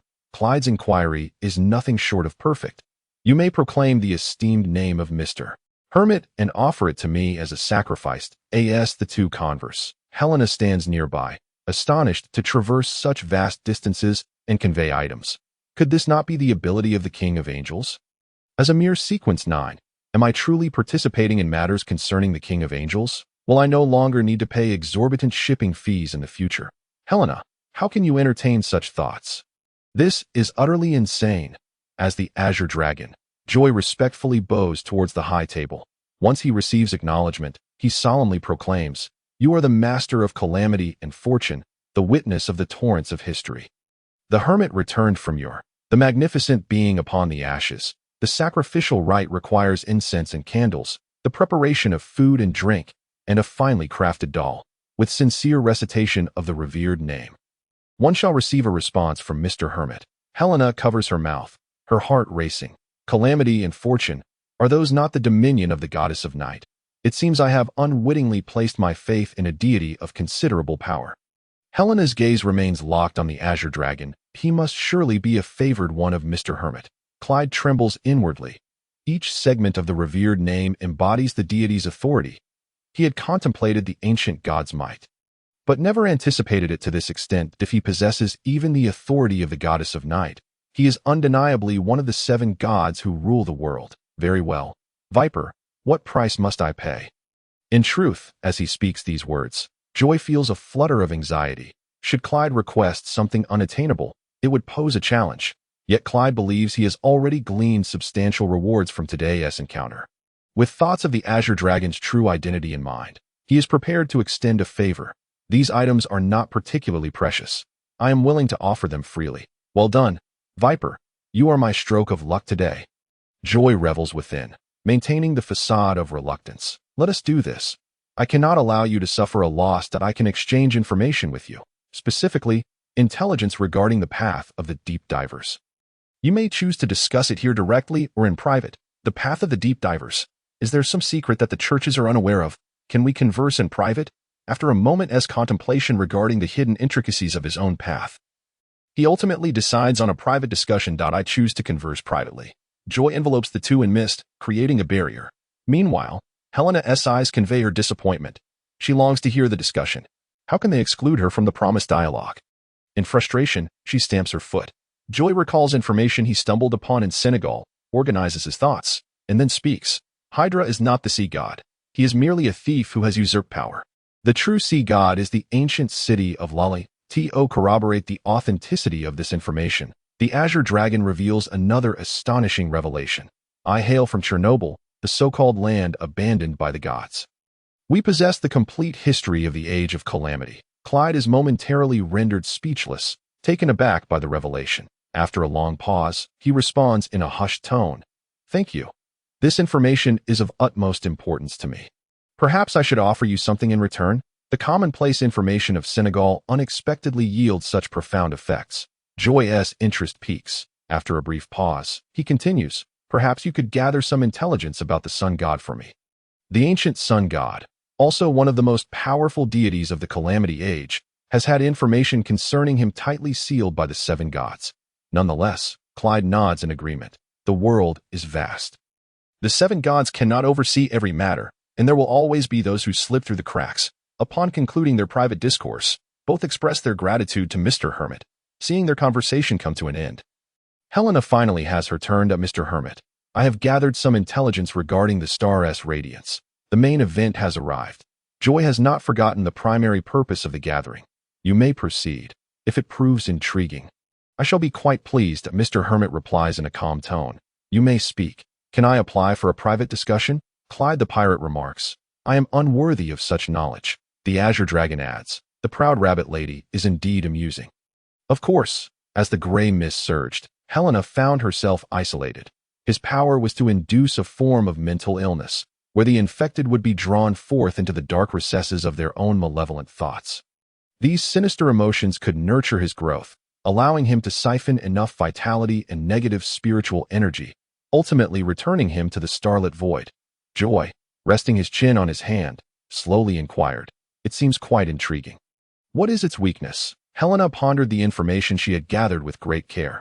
The star's radiance does not possess a fatal weakness. If a vulnerability exists, it would likely stem from its progenitor, which lies in the depths of the cosmos. What descends is merely its offspring, a mere vessel for siphoning energy. She paused, seemingly awaiting a response, aware that this was all she could collect, insufficient and fragmented.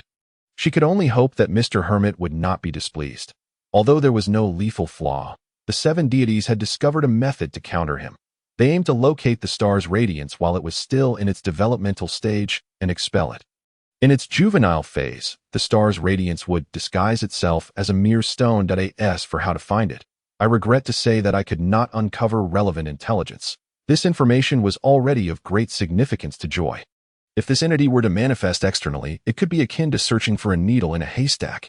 Yet, here he was, in Senegal, a place not vast in size, making it feasible to locate the essence. Thus, it was time to contemplate what means would suffice to render payment. Your intelligence is quite commendable.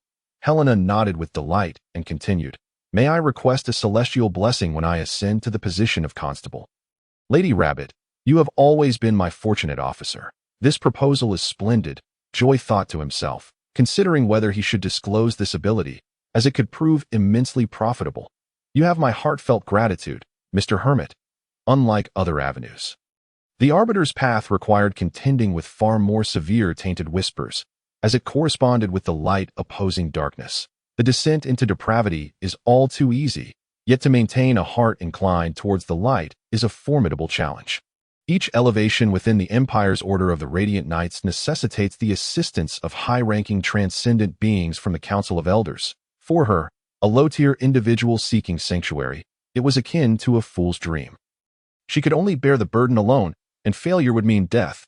Once Helena finished her account, Joy, manipulating the Azure Dragon, declared, From now on, our gathering shall be fixed for every Thursday. He explicitly stated the relationship of devotion, adding, This is at the behest of Mr. Hermit. Helena, tucking a strand of hair behind her ear, interjected, We ought to name this assembly. Lady Rabbit's suggestion is quite astute, Joy mused. Let us call it the Celestial Court. In the depths of fate, these words seemed to evoke certain connections. The gray mist began to churn, and the black, boundless sea erupted in tumultuous waves. Well then, today's gathering shall conclude here. After bidding farewell to all, Joy hastily directed his consciousness to the ocean's surface, where countless tentacle-like appendages emerged from the black waters, as if striving to break free from their restraints and tear him apart. Looking up, he observed the towering pillar shaking violently. In the grand round hall atop it swayed left and right, as if on the verge of collapse. Have I stirred a hornet's nest? Joy wondered, circling the pillar in confusion. Finding no irregularities, crash, the stones that had clung to the pillar began to fall away piece by piece, transforming the once solid column into a radiant, golden cylinder. The tumultuous black waters instantly regained their tranquility. Perhaps it was an illusion, but Joy felt that the darkness had receded somewhat. He repositioned his consciousness to a safer distance to gain a clearer perspective. The resplendent golden cylinder bore 4 large characters, glowing with luminescence, signifying grandeur and majesty. The stabilizing divine needle? Initially, he had given little thought to these 4 characters, assuming they were merely the work of some ancient deity from a bygone era. Carved out of reverence for a monkey. After all, it was merely a stone column. Now, having shed its disguise, he had ample reason to believe it might be authentic. His heart raced, and his hands trembled as he gently caressed it. This was the legendary treasure of lore. Suddenly, a ringing in his ears disrupted his thoughts. Looking up, he noticed the 4 golden characters gradually melting away. Indeed, they were melting, their shapes warping like liquid, falling and dissolving, vanishing within mere seconds. It was as though they had fulfilled some mission, extinguishing their last glimmer before fading into obscurity. Shrouded in dust, an inexplicable wave of sorrow washed over him, and the once calm infinite sea began to stir anew. He hastily returned to his physical form, allowing the sensation to dissipate. Meanwhile, in Las Vegas, on the boundless ocean, a large ship sailed slowly. The previously tranquil waters suddenly erupted into a tempest, thunder rolling, and countless whirlpools materializing around the vessel, resembling feral beasts with gaping maws, mercilessly tearing at their prey. Panic began to spread among the crew, and soon, indiscriminate murder ensued. Regardless of gender or age, eyes turning crimson with rage, they attacked indiscriminately. The cries for help were drowned by the waves, plunging the entire ship into madness. In mere moments, several tons of the sailboat were caught in the whirlpool's grasp, sinking to the ocean's depths, countless lives extinguished. Such occurrences transpired simultaneously in several locations, prompting officials to dispatch personnel for investigation. In an instant, on the ocean, pirate ships and official vessels clashed incessantly. In Isomort, the royal harbor, a tastefully decorated CF hosted a woman in a tailored work dress. She was a junior manager at a nearby factory, savoring the rare leisure of the afternoon with a cup of tea. Suddenly, her expression turned dazed, her pupils losing focus for several seconds. She retrieved a pair of gold-rimmed glasses from her pocket and donned them. A faint smile gracing her lips. The sound of her high heels against the floor resonated like a rhythmic symphony. Gazing at the royal warship preparing to set sail, the sea breeze tousled a strand of her hair as her deep brown eyes gazed into the distance. Murmuring, "The seal has finally loosened. Hydra, can you still endure?" With a light step, she ascended the royal warship. Strangely, the soldiers stationed to maintain vigilance appeared oblivious to her presence, allowing her to board without hindrance. In Senegal, District West 9, the morning light heralded dawn. Joy opened the window, gazing at the murky sky where the sun should have shone brightly. The fog had deepened once more, signifying the growth of the star's radiance. Relying solely on oneself, locating the progeny of the star's radiance proved daunting. The current situation had reached a stalemate. Even if he found the target, he would be powerless to confront it. Reporting to the authorities would only lead to further suspicion towards himself. What means could be employed to leverage the power of the authorities without drawing their scrutiny upon me? Suddenly, he smacked his forehead, his expression growing serious. Time was of the essence. He had to take risks and attempt the forbidden, using himself as bait to lure Julius into manifesting a fragment of his consciousness. And then confiding in Vidweskier, requesting the Empire's Knights to purify the corruption. In doing so, he could glean certain hidden truths through the spiritual consciousness, thus providing a plausible explanation. This method was fraught with peril. A single misstep could lead him to become a mere puppet of the undead cult. On the second-floor windowsill, in contemplation, Joy's thoughts suddenly sparked, a faint smile appearing on his lips. In the street. Amidst the fog, a shadow stealthily slipped into a nearby alley, concealed by the mist. "Just as I was looking for you, and you have come right to my doorstep?" An intriguing aura envelopes the necromancer. After consuming the potion of the fortunate mage, Joy discovered within himself a heightened sense of perception. Thanks to Wade, he had memorized the distinctive scent of the necromancer and swiftly changed his attire to pursue. Under normal circumstances, these sewer rats would seldom reveal themselves. Yet now, with the fog shrouding all of Senegal, grotesque entities roamed freely, without the slightest hint of concealment. Before long, he reached the alley where his quarry had vanished. Rather than rush in, Joy retrieved a silver coin from his pocket and tossed it into the air, murmuring, "Heads, it seems fortune will favor me today." A fortunate mage. Augmenting one's luck was indispensable. In the stillness of the alley, only the faintest whisper of footsteps could be heard. Joy steadied his racing heart, the prescient instinct of a fortunate mage causing his pulse to quicken for a fleeting moment. He contemplated fleeing, nearly forgetting his original intent, as the nauseating stench of decaying flesh filled his nostrils, accompanied by the unsettling sound of something gnawing. The sticky sensation beneath his feet made him acutely aware that it was blood. His hand instinctively moved to his lower back, where grasping his pistol afforded him a modicum of solace. Truth be told, Joy felt a twinge of regret for his reckless actions. He had anticipated that if the necromancers dared to appear in the urban area, they would be the investigation corps resembles a trial ground for selection, where various factions send their representatives to secure positions, all in pursuit of extraordinary individuals with exceptional abilities. Subtly, Joy discerns some of Wade's intentions. He aims to recruit allies. Previously, Catherine Winter was an envoy from another faction, which explains why Wade, despite being the captain, could not impose restrictions on her to some extent. Wade serves as Joy's guide. The decision to join him does not evoke any feelings of aversion. The two resonate with each other, and it is at this juncture that Wade inquires about the disciples present. "We lack the manpower to investigate the current situation," and Wade expresses his helplessness. Although a temporary ceasefire is in effect, both sides remain on high alert, uncertain of when chaos might erupt again. Joy turns around, confidently declaring, "There is no need for a search. I can locate them."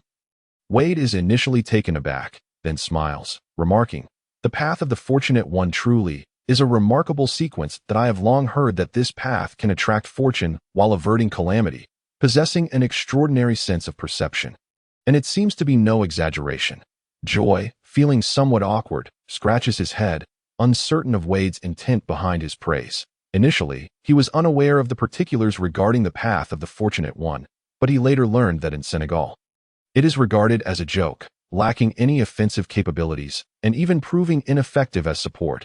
Everyone refers to this path as a mere mascot. Do not be disheartened. Once you have assimilated the potion, I can petition the Knight's Order on your behalf, allowing you to transition to another sequence, such as the Radiant Path. The Radiant Path, associated with the Sun Goddess triune nature, is undeniably powerful. Wade himself belongs to this sequence as a rank 7 Punisher, wielding partial dominion over thunder and lightning, capable of summoning lightning as a means of attack within a limited scope. Captain, it seems that the other 2 triune paths have very few chosen ones. Joy observes. Wade ponders for a moment before responding. The giant and the blazing sun, in a sense, are merely extensions of the Radiant Path. Moreover, in Senegal, the ascension rituals for these paths are exceedingly challenging to achieve, resulting in a scarcity of high-ranking extraordinary individuals. Furthermore, the blazing sun path has been severed since the sun ceased to rise, and there are currently no complete sequence potions for the giant path. Although it has a complete sequence, its instability is too great. A moment's carelessness could lead to transformation into a mindless mythical beast. In contrast, the Radiant Path is more stable and boasts the highest number of high-ranking powers. It is no wonder that the demigods who hold sway over the Elder Council are all affiliated with the Radiant Path. The lower ranks paths can indeed be interlinked, though this is limited to rank 9, as the modifications caused by potions at lower ranks are not overly severe and are easily reversible. Only the true eternal blazing sun, the Radiant Sun, can guide Senegal out of darkness. Wade Whisk's expression darkens as he rises and approaches the window.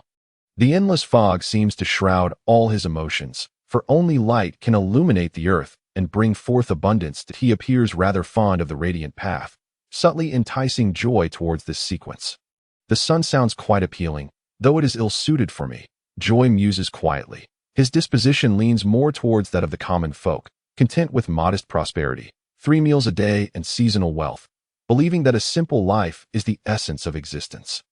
He does not wish to bear the burden of becoming Senegal's son or to save Senegal. Such lofty ambitions feel overwhelming, and he neither can nor desires to shoulder that weight. Perhaps it is fated. For Joy feels that the path of the fortunate one is perfectly suited to him. Joy's slightly heavy words seem to strike a chord with Wade, who loses interest in continuing the conversation and sends Joy to the supply room to collect weapons. You may go now. Joy does not respond, quietly exiting and gently closing the door behind him as he heads towards the storage room. This place, which he had only heard about through rumors, is where he is entering for the first time. The guards are far more stringent than he had anticipated, having passed through 4 or 5 checkpoints before reaching the storage chamber deep underground. Before him stands a door exuding an ancient and decayed aura, intricately engraved with elaborate patterns, resembling a form of sealing inscription.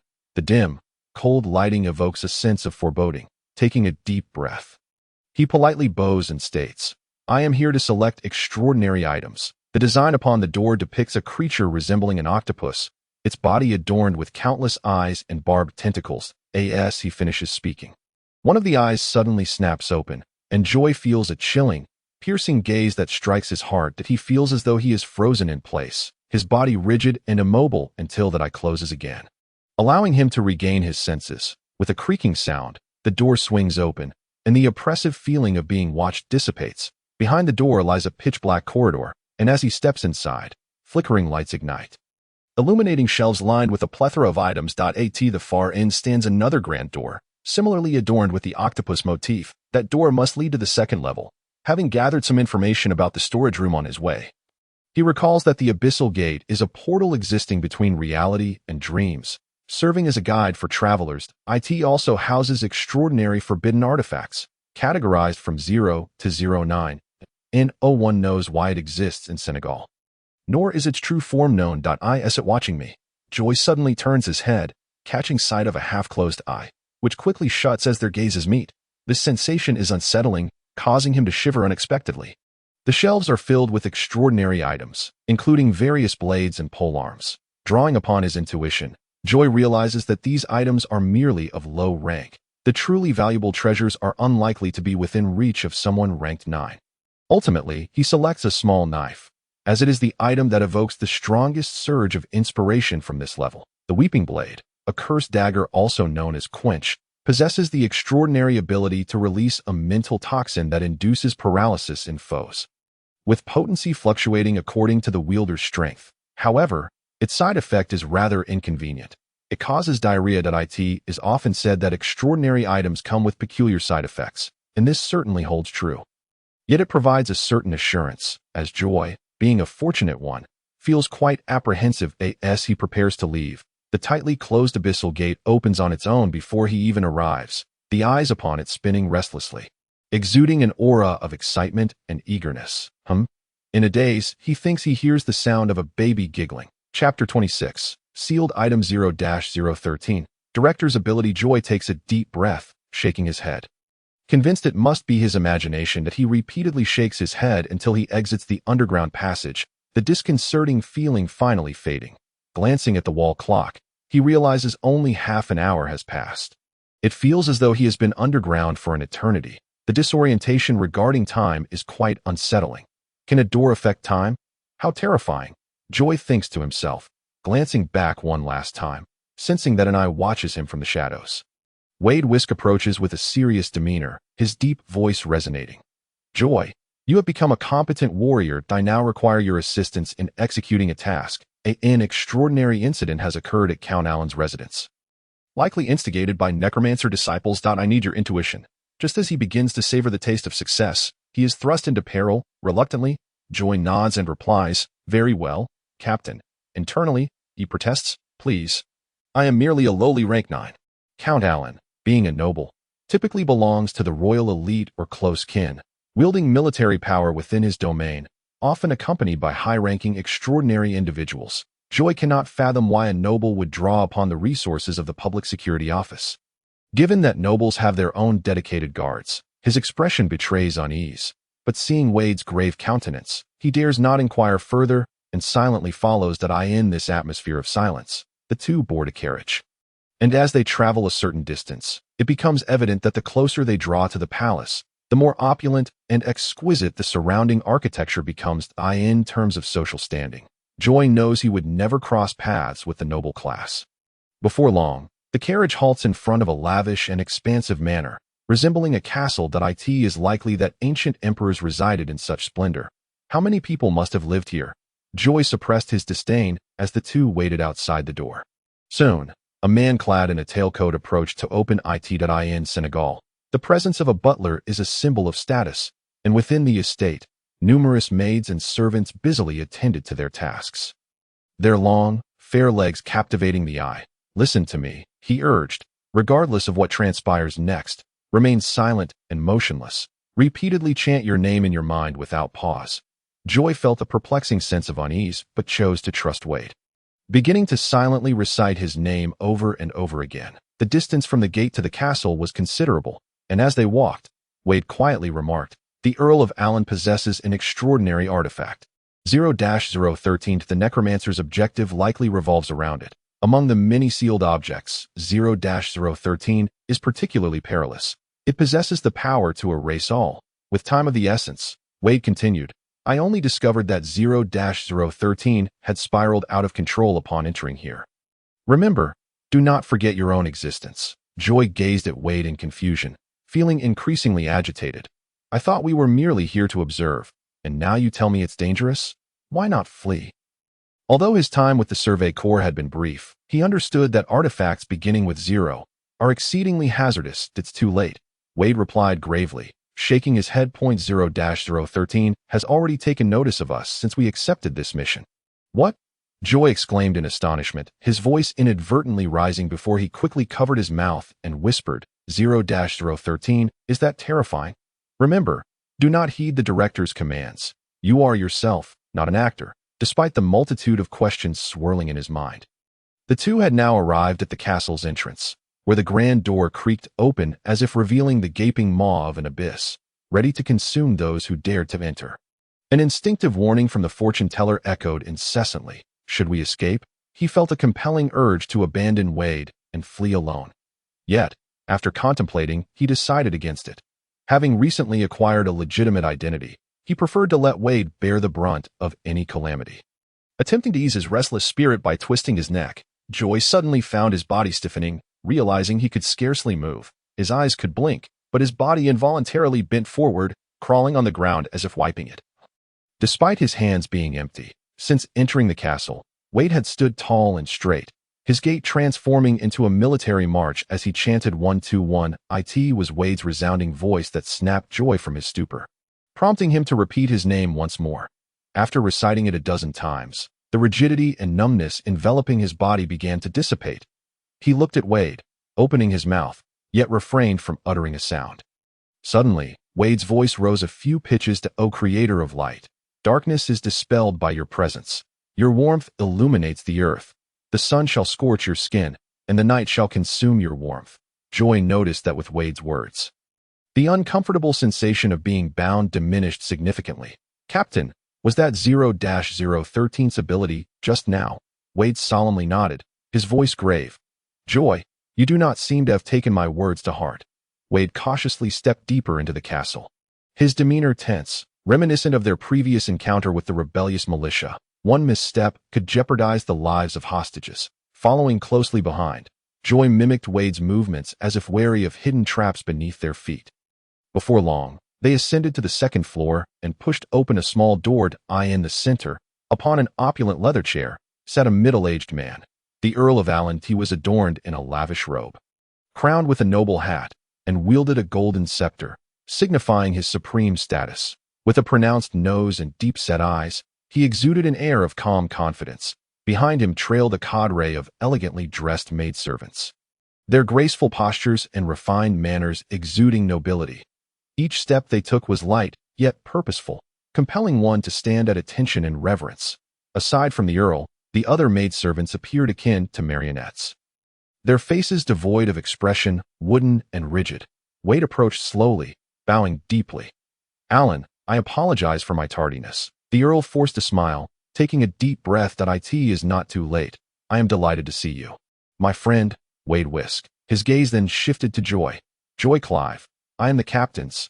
Joy hesitated for a moment before finally settling on a term to introduce himself. He then pointed to the maidservants, asking, "Are they still alive?" Whether in expression or action, these individuals resembled nothing more than lifeless puppets. Allen appeared intrigued by Joy's inquiry, casting a bewildered glance at Wade. "You did not inform him." "Indeed, I only learned of 0-013's loss of control upon my arrival here." The Earl regarded Joy with a sympathetic gaze, and after a brief pause, sighed. "Unfortunately, you have been drawn into this. They have already perished." Upon reaching this point, he offered a rueful smile and shrugged. In truth, I am not far from death myself. Captain, I believe it is now time for you to enlighten me regarding the sealed object, 0-013. Just an hour ago, all seemed well, and now his life hung precariously in the balance. Joy felt utterly innocent in this predicament. The ability of the sealed object 0-013 is akin to directing a theatrical performance, wherein the characters must cooperate to fulfill their roles. And what is the current state of affairs? As Joy lingered in confusion, he suddenly recalled the earlier image of himself crawling on the ground. So, the role assigned to him was that of a servant. The nature of the ability was easily comprehensible, yet evading it seemed nearly impossible. Once ensnared in the narrative of 0-013, one would inevitably lose themselves without awareness. Wade Wisk cleared his throat, his expression grave as he inquired, "Then, tell me now, where is Allen?" "Huh?" Joy looked bewildered. Was not the Earl right before them? With a face full of questions, he turned his gaze to the imposing figure on the opulent chair. "He is imprisoned in the basement. We must dismantle this theater. I can sense that time is running short." Wade Wisk pivoted, cautioning Joy, "Remember your identity."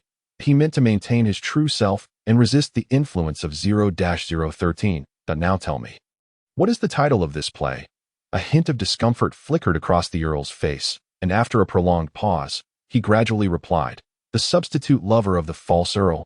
Joy detected an air of melodrama.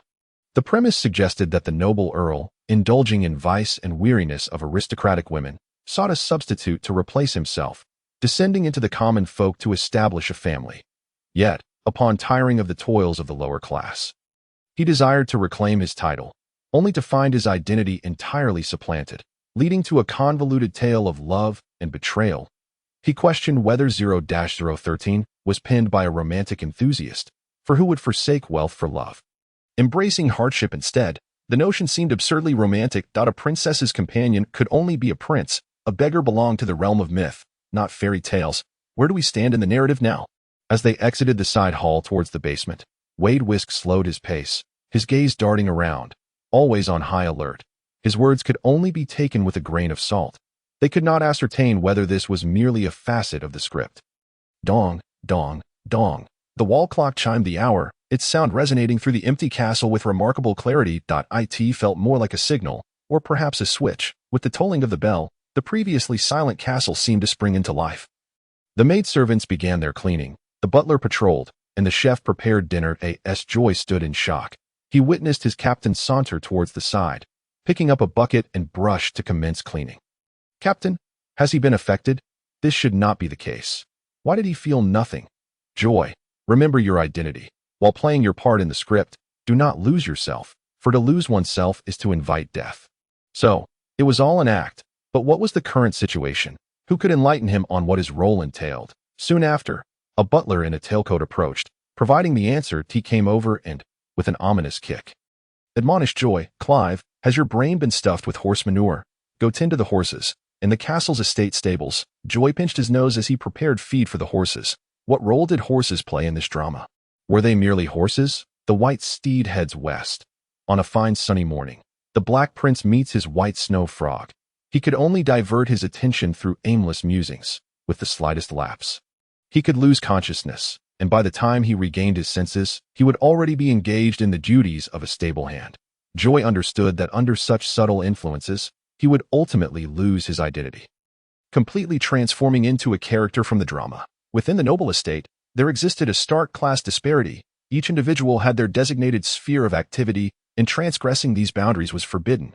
The stable hand was not permitted to enter the manor, and all his basic needs had to be satisfied within the confines of the stables. Was this a means of cutting off any retreat? If he could not leave the stable, how was he to seek clues? 0-013 served as the director, establishing order within the troupe, assimilating actors through psychological influence, compelling them to devise strategies to evade mental contamination. While feeding the horses, Joy was lost in contemplation.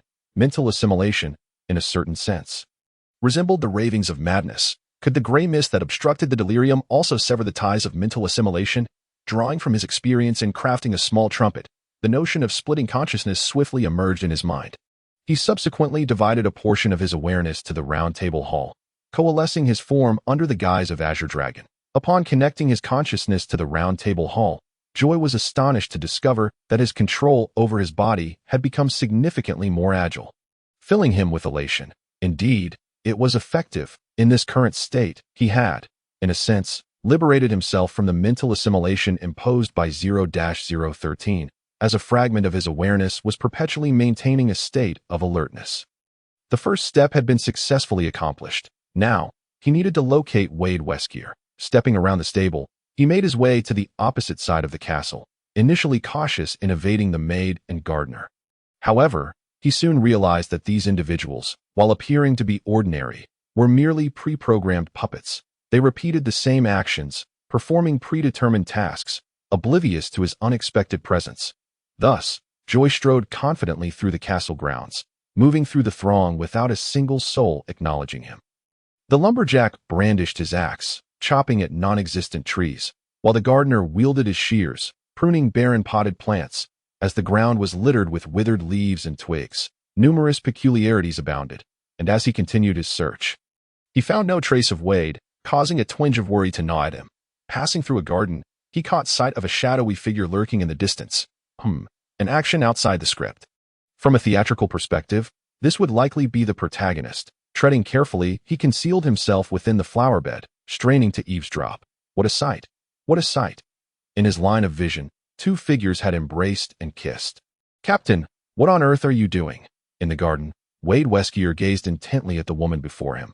She was adorned in an opulent evening gown, encrusted with shimmering jewels. Her curled golden hair was elegantly arranged atop her head, and her taut visage radiated a chilling aura.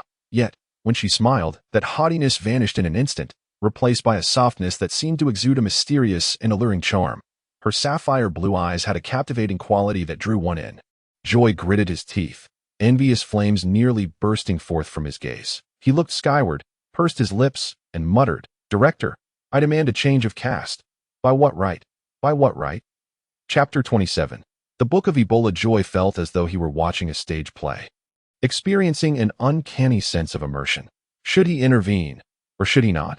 Why did it seem that the captain was not merely acting? The emotive expressions on his face made it difficult to dismiss the notion that this was merely a performance. Nevertheless, Joy ultimately did not forget that he remained in a perilous situation, deliberately creating noise in an attempt to attract Captain Wade's attention. After several failed attempts, the other remained unresponsive, seemingly engrossed in the performance. He found it incomprehensible. Given Wade Weskier's previous adaptability, he should not be so inept. The calm demeanor they exhibited upon entering the castle stood in stark contrast to Wade's current state. Where had things gone awry? Joy pondered in frustration. Moreover, according to the original plan, Wade, being within the inner residence, should have had the easiest access to the basement. He should not have been present here at all, Captain. With little time for further contemplation, Joy resolved to take a risk. The consequences of this action could very well draw the attention of 0-013, but he had no choice. The daylight was fading, and once darkness fell, their endeavors would become even more arduous. Wade Weskier, however, showed no reaction. Instead, the woman gasped and fled in panic, leaving behind a stunning silhouette. What was happening? Joy curiously approached, observing Wade's impassive expression. Wade Weskier regarded the retreating figure with a complex expression. Sighing helplessly, his face etched with a blend of reluctance and an elusive sorrow. Captain, you have not succumbed to mental assimilation? Wade did not directly address his question, but instead spoke with a gravity that commanded attention. All right. Joy, we must complete our forthcoming task. Captain, those who speak only half of their thoughts shall be cursed by thunder. Though he yearned to inquire about the woman, he stifled his curiosity and followed Wade at a measured pace.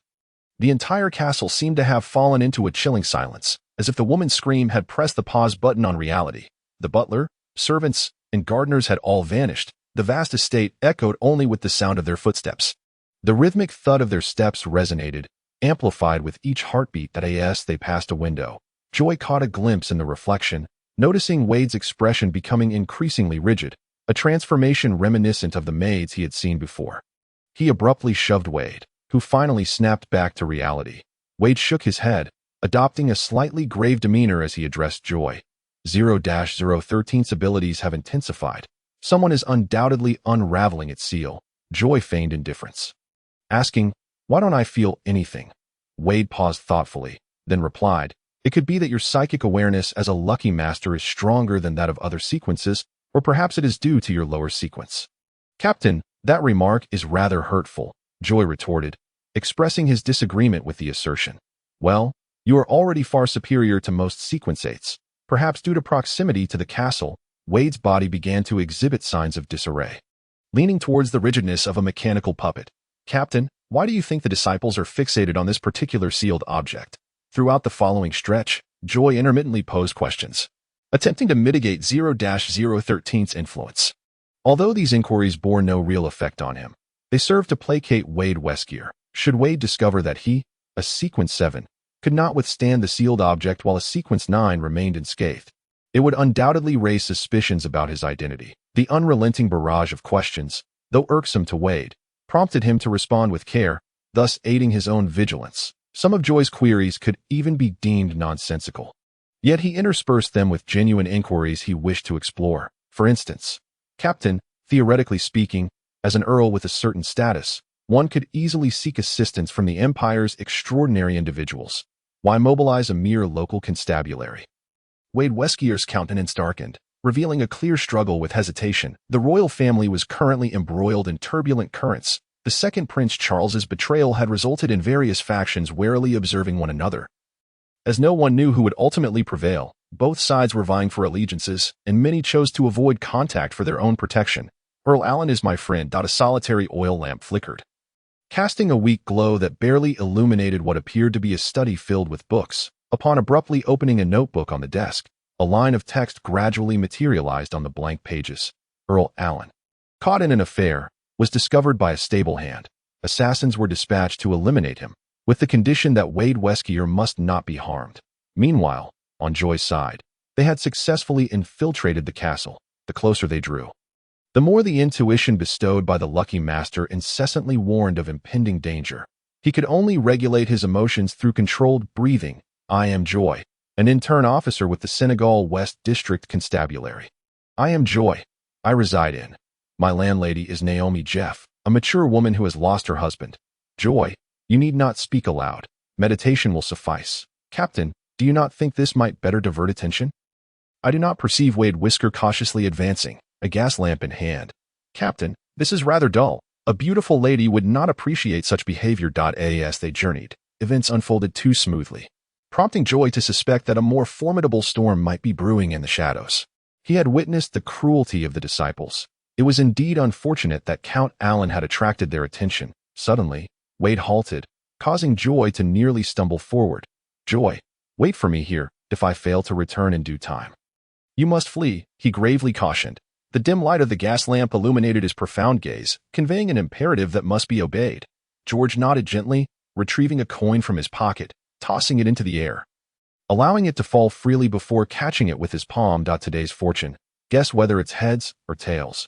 Wade restrained Joy's inclination to open his palm, offering only a slight shake of his head before turning to enter the basement. Once Wade's silhouette melded into the darkness, Joy opened his hand, revealing tails.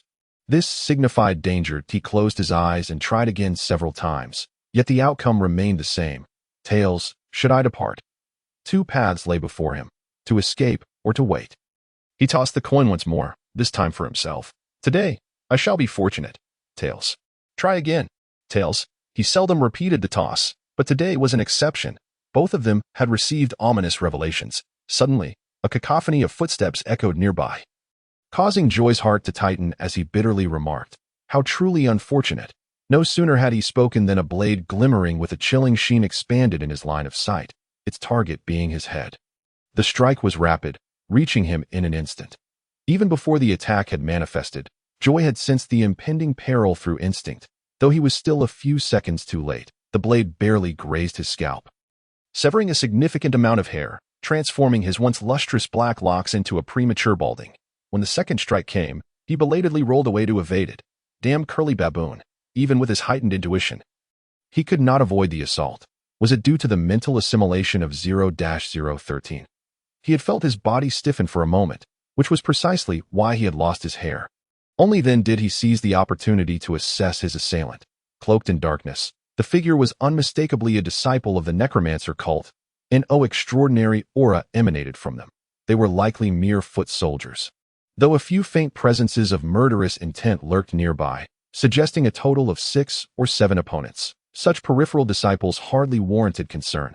Their martial prowess paled against that of the extraordinary, whose enhanced instincts and physical fortitude had already placed a chasm between them and ordinary individuals.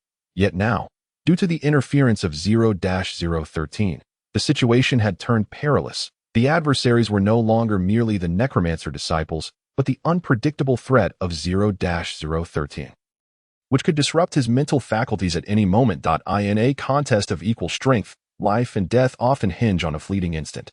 Already in a state of divided focus, the added distraction posed a significant challenge for Joy. He had no choice but to flee.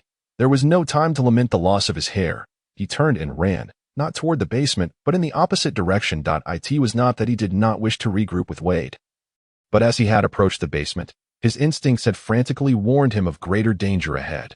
Due to the interference of mental assimilation, Joy soon found himself covered in numerous small wounds. Each one, if misplaced by even a fraction, could spell lethal consequences. Were it not for his extraordinary instincts, he might have perished long ago. Within the dark castle, pursuit and evasion ensued, furniture and tables upturned in their wake. A sudden gust struck his back. Despite his mind issuing commands to evade, his body lagged, resulting in a horrific gash being torn across his lower back, blood instantly staining his clothing. 6 of them. After continuously evading them, he had finally discerned the exact number of foes. Without hesitation, he drew his revolver. Earlier, he had refrained from doing so due to uncertainty about their numbers, knowing the weapon must be reserved for the most critical moments. 6 opponents. If his aim proved true, he could resolve the current crisis. However, just then, a resonant, authoritative voice boomed in his ear. In this place, the use of firearms is strictly prohibited. The words fell. Joy was astonished to discover that his gun had jammed. Although it contained bullets, it refused to fire. Once again, he found himself in that study. The notebook flipping to a new page, fresh text gradually emerging. The stableman seems to possess a peculiar scent. It is truly intoxicating. He ought not to die. As this passage appeared, the notebook reverted to its first page, the original text vanishing to reveal a new narrative. The stableman has harbored a secret affection for the Count. Witnessing the Count's dalliance with a lover, he nurtured a grudge, conspiring with outsiders to steal the book of Ebola. As this revelation concluded, Joy noticed the unsettling murderous intent that had lingered abruptly dissipate. His relentless pursuers emerged from the shadows, one of them even producing a small vial of healing potion to toss to Joy. He stared in astonishment. He recognized this item, a distinctive healing elixir of the Sun Church. What does this mean? Strike me and then offer healing. Should I fight or not? Tentatively, he took 2 steps back, but the adversary showed no signs of aggression. He exhaled in relief.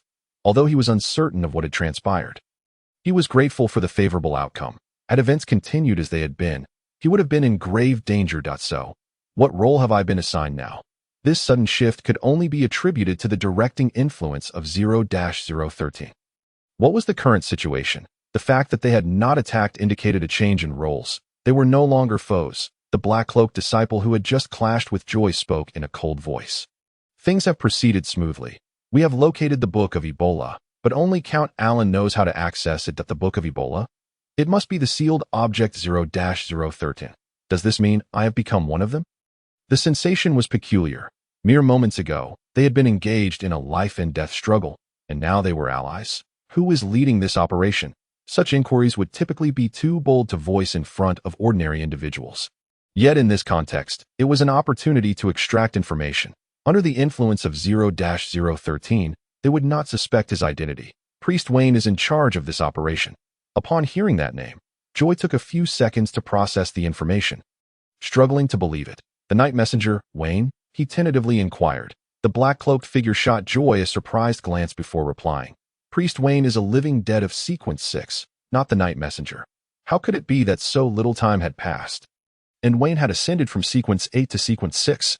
He even wondered if it were a case of mistaken identity. Sequence 6 was already considered mid-tier. The path of vengeance stretched endlessly before him. A profound sense of despair engulfed Joy, making it difficult to accept. Could the path of the evil deity advance so swiftly? For a brief moment, he even contemplated the idea of worshipping the malevolent deity. Rather than gamble on the uncertain path of a lucky sorcerer, perhaps the tainted path of the necromancer cult would be a better choice. The instant this thought crossed his mind, the azure dragon in the round table hall began to show signs of collapse. Fissures appearing in its ethereal form, the once absent maddening whispers began to seep in, and the entire hall began to tremble, gray mist swirling violently. If this situation was not resolved promptly, the entire round table hall would crumble. With no time for contemplation, Joy transferred all his consciousness into the hall. At that moment, his physical form outside wore a vacant, dazed expression. The notebook in the study began to flip through its pages frantically. A line of text suddenly materializing. Where is everyone? Chapter 28. The emergence of Wayne in Sequence 6, as the entirety of consciousness converged, the gradually collapsing spirit of the azure dragon finally ceased its disintegration. Countless maddening whispers reverberated through the round table hall for an extended period. With a sigh of relief, he managed to maintain the spirit's integrity, silently grateful. The sudden turn of events, coupled with the interference from 0-013, nearly led to a grave mishap. For Joy, the round table hall was the sole bastion of hope.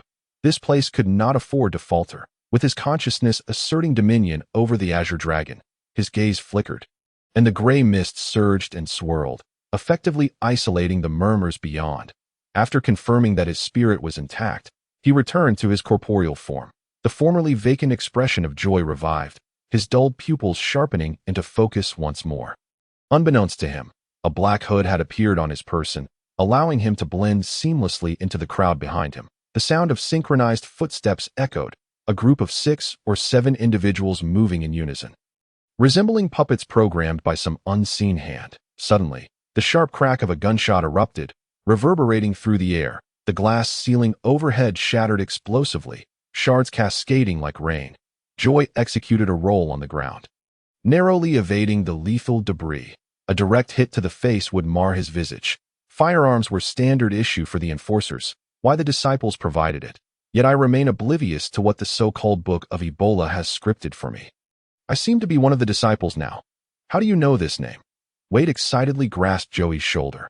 What is it? Such a significant reaction left him perplexed as he gazed at Wade, who then remarked, just as those disciples claimed, they came seeking this thing, as if they have already found it, but cannot enter that place. They need to find Count Allen. On Wade West's face was an expression he had never encountered before. As if something monumental were about to transpire, his pupils filled with terror and unease. The necromancer cult's desire to steal the Level 0 seal is not frightening. It is no secret that Count Allen possesses this seal. However, if the disciples know the true name of 0-013 and still wish to steal it, that would be utterly terrifying, indicating their knowledge of the seal's genuine capabilities. The Book of Ebola is the true name of 0-013, symbolizing the spread of a virus and the propagation of death, a secret known only to the Allen family. To outsiders, 0-013 merely appears to be an ineffectual seal, akin to a grand murder mystery game. And the name Ebola is scarcely known. Captain, can you locate Count Allen? His thoughts were rather simple. Regardless of the seal, as long as it was something Wayne desired to undertake, he would sabotage it. After the words left his mouth, he realized Wade West was regarding him with a wary gaze. He opened his mouth, attempting to clarify. I have no interest in the seal. That it was evident to anyone with eyes that Wade West shared an unusual connection with Count Allen. The flames of gossip ignited fervently within Joey. These two appeared less like actors in a scripted play and more like genuine lovers. One was a lofty count, while the other was merely a team leader of the investigation corps. Their status disparity was not insignificant, making it hard to fathom the nature of their love story. Superhumans may seem elevated above ordinary folk, yet before rulers, they are merely handy tools. That I cannot ascertain to what extent you are being influenced by 0-013. Influence? That thing. From the very beginning, I found it unremarkable. Joey naturally refrained from expressing this sentiment directly, instead feigning ignorance as he said, I am unclear as well. Joey understood that he must reveal some truths to earn Wade West's trust. He continued, I might have been influenced by the malevolent deity. After all, I ascended to become a superhuman during its sacrificial ritual. In reality, from the outset, my assimilation into 0-013 was minimal, and after adapting, it could no longer affect me in any significant way. Wade West furrowed his brow, scrutinizing Joey closely, noting his clear gaze devoid of any abnormalities, and could only temporarily accept his explanation. After all, ascending during the sacrificial ritual of a malevolent deity, outside of that entity's hierarchy, was something he had never even heard of, let alone anyone daring to do. What shall we do next? Joey inquired. By the dim glow of a flickering light, one could see the struggle etched across Wade's face, as if he were grappling with a challenging decision. In the silent atmosphere, only their increasingly labored breaths could be heard. Their mental state stretched to its limits. Joey, if you can remain lucid, then, he shifted his gaze towards the grand entrance. Flee. Captain, we should leave together. In a situation where abilities could not be employed, the confrontation between foes could only resort to the most primal methods, and the advantage was clearly with the opposition. No one knew how many enemies had infiltrated the castle, and with 0-013's directing capabilities, outsiders could not perceive what transpired here. No, I cannot allow them to find Allen. That would spell an unprecedented catastrophe. At this moment, Joey perceived Wade as a stubborn old man, unwilling to heed advice. Without superhuman abilities, one could only rely on physical prowess. Defeating 1 or 2 was feasible, but taking on 7 or 8 was a perilous endeavor, akin to courting death. Moreover, there was that old Six who frequently enacted laws. I am not acting out of impulse. This matter is truly significant, and you could rally reinforcements outside. During this time, someone must delay them. As Wade spoke, he retrieved a token from his pocket, an item unique to him. Capable of proving his identity, the two parted ways, and Joey swiftly made his way out of the castle, returning to the stable, holding a piece of jadeite, which appeared to be half of a whole. With noticeable signs of being split, he led a white horse, not lingering any longer, mounted, and with a swift kick to the horse's flank, the sound of hooves faded into the distance, just as he was about to leave the estate. That familiar mechanical voice echoed once more. This place is prohibited for departure. The exit was clearly in sight, yet the horse continued to stand still for several minutes. Joey dismounted, frustration evident on his face as he gazed at the exit within arm's reach. Fine, So this is how we are playing it. If you want to let me leave, then I shall not depart. He turned back toward the estate. Joey had every reason to suspect that 0-013 had been monitoring his every move from the very beginning. This game was unsolvable. He felt like an NPC, for any deviation from the script would result in immediate rectification by 0-013, the programmer. The key to breaking this stalemate perhaps lay with Count Allen, as everyone seemed to be searching for her. Meanwhile, as Joey found himself trapped within the castle, a similar event unfolded across the entirety of Senegal. An abundance of necromancer cult disciples emerged, bloodthirsty in nature, conducting one sacrificial ritual after another, claiming the lives of countless civilians, and even nobles. In a dark and eerie passage, dim gaslights illuminated only a few meters ahead, barely revealing that this was a subterranean cavern, surrounded by rocks and phosphorescent minerals. That a figure, cloaked in a black robe, carried a gas lamp, cautiously treading deeper into the cavern, emanating an aura of decay and corruption. The intricate, ornate runes carved into the black robe indicated that only the high priest was entitled to wear such garments. Chapter 29. The True Sea God, Lalea, and Dagon. The flickering gaslight swayed as a deep, resonant voice recited the revelation. I came into this world to behold the sun and the azure fields. I came into this world to witness the sun and the valleys adorned with blooming flowers. I have made a pact with the world. I am the true sovereign of the realm. He circled around a peculiar pattern on the ground, chanting while performing an odd dance. A crimson circle, surrounded by 8 sharp triangular symbols, resembled the sun radiating warmth. In his hands, he held a cup-like vessel filled with deep red liquid, pouring a little over the sun's symbol with each segment of his incantation. That I came into this world to see the sun, and when the daylight fades, I shall sing to praise the sun until the last moments of my life. With a sudden motion, he splashed the entire contents of the cup onto the ground, as though dousing a roaring flame with oil, causing an inferno to erupt. Illuminating the entire darkness, the pattern on the ground writhed as if it had come to life. The 8 triangles surrounding the circle morphed into tendrils that swiftly ensnared the black-robed priest, dragging him into the flames. Instantly, anguished screams reverberated throughout the cavern, his body gradually turning to ashes. After consuming the black-robed figure, it appeared to derive satisfaction, retracting its tendrils as the firelight dimmed, seemingly transmitting some form of signal. Simultaneously, far beyond the forsaken lands of Las Vegas, upon the sea, a royal warship laden with soldiers sped forth against the wind. On the deck, in the resting area, sat a woman, adorned with gold-rimmed glasses. She exuded an air of nobility. With delicate features and long hair cascading to her shoulders, she donned a light blue dress, its hem flowing gracefully, releasing a fresh fragrance. Seated elegantly, she sipped coffee, a look of contentment gracing her face. In her azure eyes lay a tranquil depth, akin to a lake that has remained clear for millennia. Surrounding her were soldiers bearing solemn expressions, clad in armor. In contrast, she seemed strikingly out of place. Yet curiously, no one seemed to notice her presence. The sailboat, gliding smoothly across the waters, suddenly came to an abrupt halt, as if it had collided with an unseen object. The vessel's forepart crumpled under the impact, sending several individuals hurtling into the sea. Some unfortunate souls crashed onto the deck, bloodied and lifeless in an instant. The once speeding ship was abruptly brought to a standstill. And soon, the tranquil surface of the ocean was marred by swirling vortices. The clear blue sky was overshadowed by ominous dark clouds, accompanied by intermittent flashes of lightning, painting a picture reminiscent of an apocalyptic scene. In that moment, panic pervaded the entire ship, with some frenzied individuals leaping into the water, only to be swiftly consumed by the whirlpools. Amidst the chaos, a woman on the deck remained eerily calm, her expression as serene as still water. With a gentle adjustment of her gold-rimmed glasses, she cradled a cup in her hand and strolled leisurely to the bow of the ship, casting a fleeting glance at the vortices. Neither the lightning in the sky nor the precariously teetering ship seemed to affect her. Not even a strand of hair was disturbed by the sea breeze. Suddenly, a red thread materialized from thin air, encircling her momentarily as if seeking confirmation before diving into her azure eyes. "It appears I must hasten my pace. The forsaken land, it has been ages since I last returned."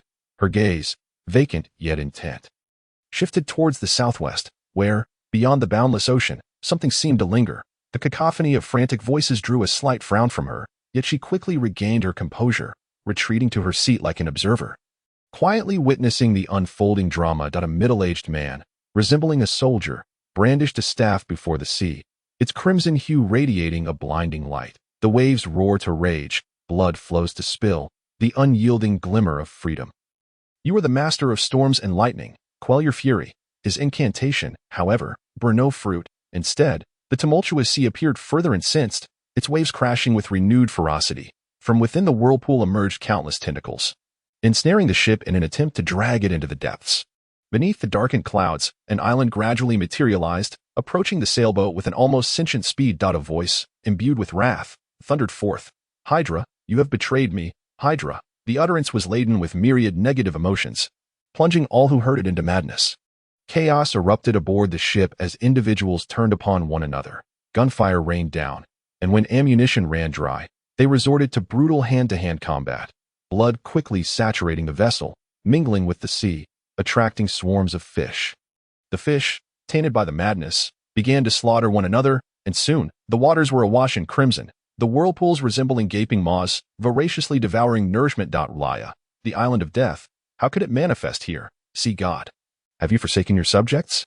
He was the highest commander of the warship, the last of the extraordinary beings. This news must be relayed back. The ancient city of Relia had long been a taboo upon the sea, a place where encountering it meant certain death, yet that had always been in the deep sea. Now, its emergence in the shallow waters signified an unprecedented catastrophe.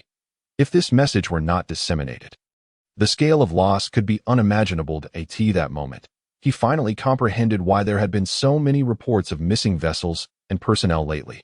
Just as he prepared to summon a messenger, his pupils dilated, losing focus, and he became momentarily dazed. It was in that brief pause that a tentacle ensnared him, pulling him into the whirlpool.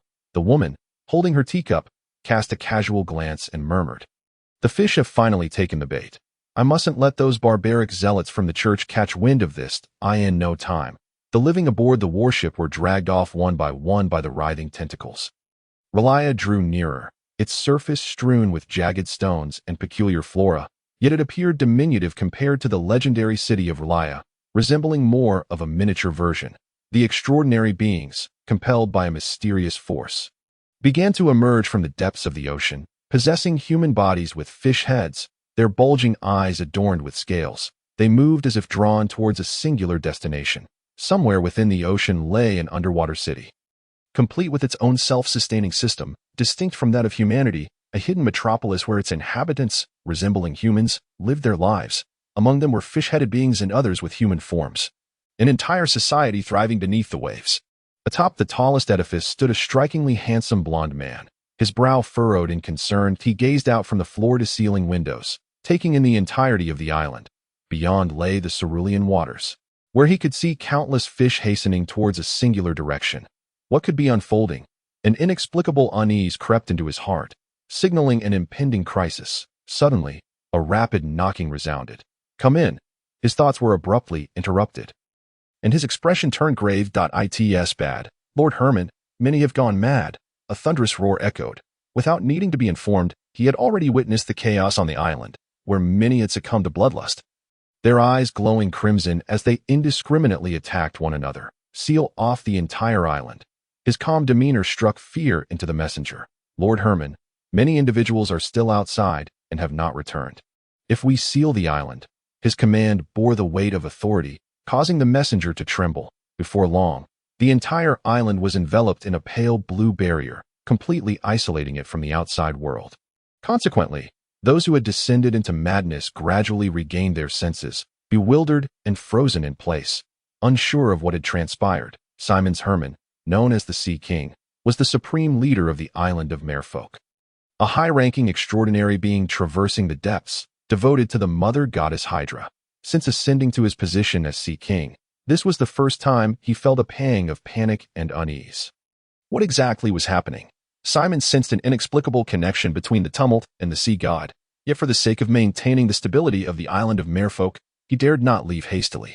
Compared to humans, the energy of deep divers was ultimately limited. The island of Merfolk was the greatest asset. No mishaps could occur as a high-ranking demigod. The sensation of impending doom he felt must pertain to divine matters. Any misstep could lead to catastrophic consequences, and he was unwilling to gamble or take risks. The gravitational pull from the depths of his consciousness was overwhelming, compelling him to act. Thus, he resolved to seal the island. For he was uncertain whether that sensation would ultimately poison his mind. If even demigods could be influenced, one could only surmise that a malevolent deity was wielding their power. He prayed fervently to the sea god, yet received no reply.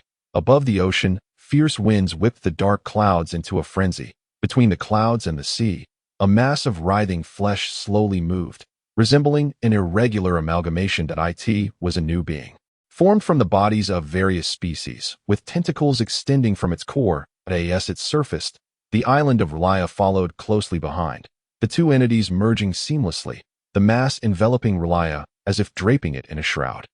The newly formed organism resembled a colossal octopus adorned with countless eyes, its numerous tentacles undulating upon the water's surface, occasionally consuming the fish drawn to it.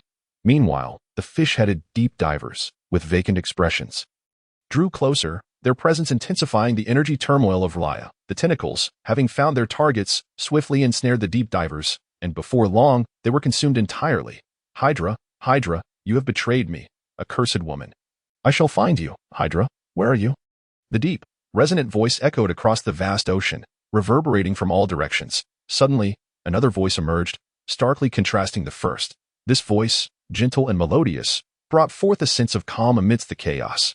The former conveyed fury, agitation, and madness, while the latter was akin to a soft breeze caressing willow branches, soothing the tumultuous heart and bringing tranquility. Shouting so loudly is quite improper. The gentle tone carried a hint of playful reproach. Who goes there? The tempestuous voice of anger abruptly ceased, as if the restless thunderclouds paused in tandem with its emotions. The warship gradually sank beneath the waves, while she stood tall at the very apex of the mast, the sole entity above the water's surface. With a single step forward, as the ship was entirely engulfed by the depths, she tread lightly upon the water, her graceful strides bringing her closer to the creature that emerged after the amalgamation of Lala Yi. The splashes of water did not dare to dampen the hem of her gown. Instead, as she approached, the agitated surface of the water swiftly fell into serenity, the whirlpools returning to their natural state. The sunless sky cast a pall over her spirits. She delicately adjusted her golden-rimmed glasses and gazed up at the overcast heavens, the oppressive darkness weighing heavily upon her. Had I never beheld the sun, I could have endured the shadows, yet the sunlight has rendered me desolate, a desolation renewed. For God proclaimed, "Let there be light." With the gentle cadence of her soothing voice, the ominous clouds dissipated, and radiant sunlight poured over the ocean, dispelling death and gloom. A surge of waves washed over, cleansing all impurities. There were no corpses strewn across the land, no bloodshed or anguish, only a gentle breeze and a brilliant sun. Her resplendent golden locks glimmered under the sun's embrace. With a graceful flick of her gown and a nod of acknowledgement, she performed the customary greeting of the Las Vegas aristocracy. Before Lala Yi, she appeared diminutive. Dagon, my old friend, how long it has been since we last met. How long, indeed, had it been since anyone had uttered that name? He had forgotten it for far too long. Ever since Hydra seized the dominion of the sea god, no one knew that the true sea god was he. You possess an aura that repulses me. Who are you, truly? The warm sunlight bathed her exquisite visage, a faint smile curling at the corners of her lips. You may now address me by my new name, which I find quite delightful. Nurmamati Plato. Dagon pondered briefly, quickly concluding that this name was unfamiliar. Recently revived, he hesitated to act rashly in the presence of one whose depths he could not fathom. Recalling the time when Hydra had usurped his powers, he could only survive within the boundless darkness. Despite his continual proclamations of vengeance against Hydra, should he encounter her, he would undoubtedly flee without hesitation. The woman before him possessed at least the strength of a high archangel. It was prudent not to provoke her lightly. Aware of this, he stifled his primal instinct to consume. His voice emerged hoarse, tinged with an inexplicable strangeness. The sun, the intense heat radiating from her, reminded him of someone. I am not one for nostalgia. I have come to retrieve something. Dagon did not rush to reply, his eyes fixating on Nurmamati as if he sought to see through her very being. Could you spare your life for me? The ever-cautious Dagon, upon hearing this, turned and fled without a moment's hesitation. He appeared less like a deity commanding the seas and more like a jester in disarray. How impolite. I asked so courteously. How could you refuse? She teased, playfully smiling as she pursued him at a leisurely pace. Now I know who you are, damn it. How could it be you? Dagon's voice erupted in a panicked roar. Chapter 30. The gathering of Mad Thursday. A chase ensued across the ocean, stirring tumultuous waves. Storms, lightning, and tsunamis that ravaged the entire western coast.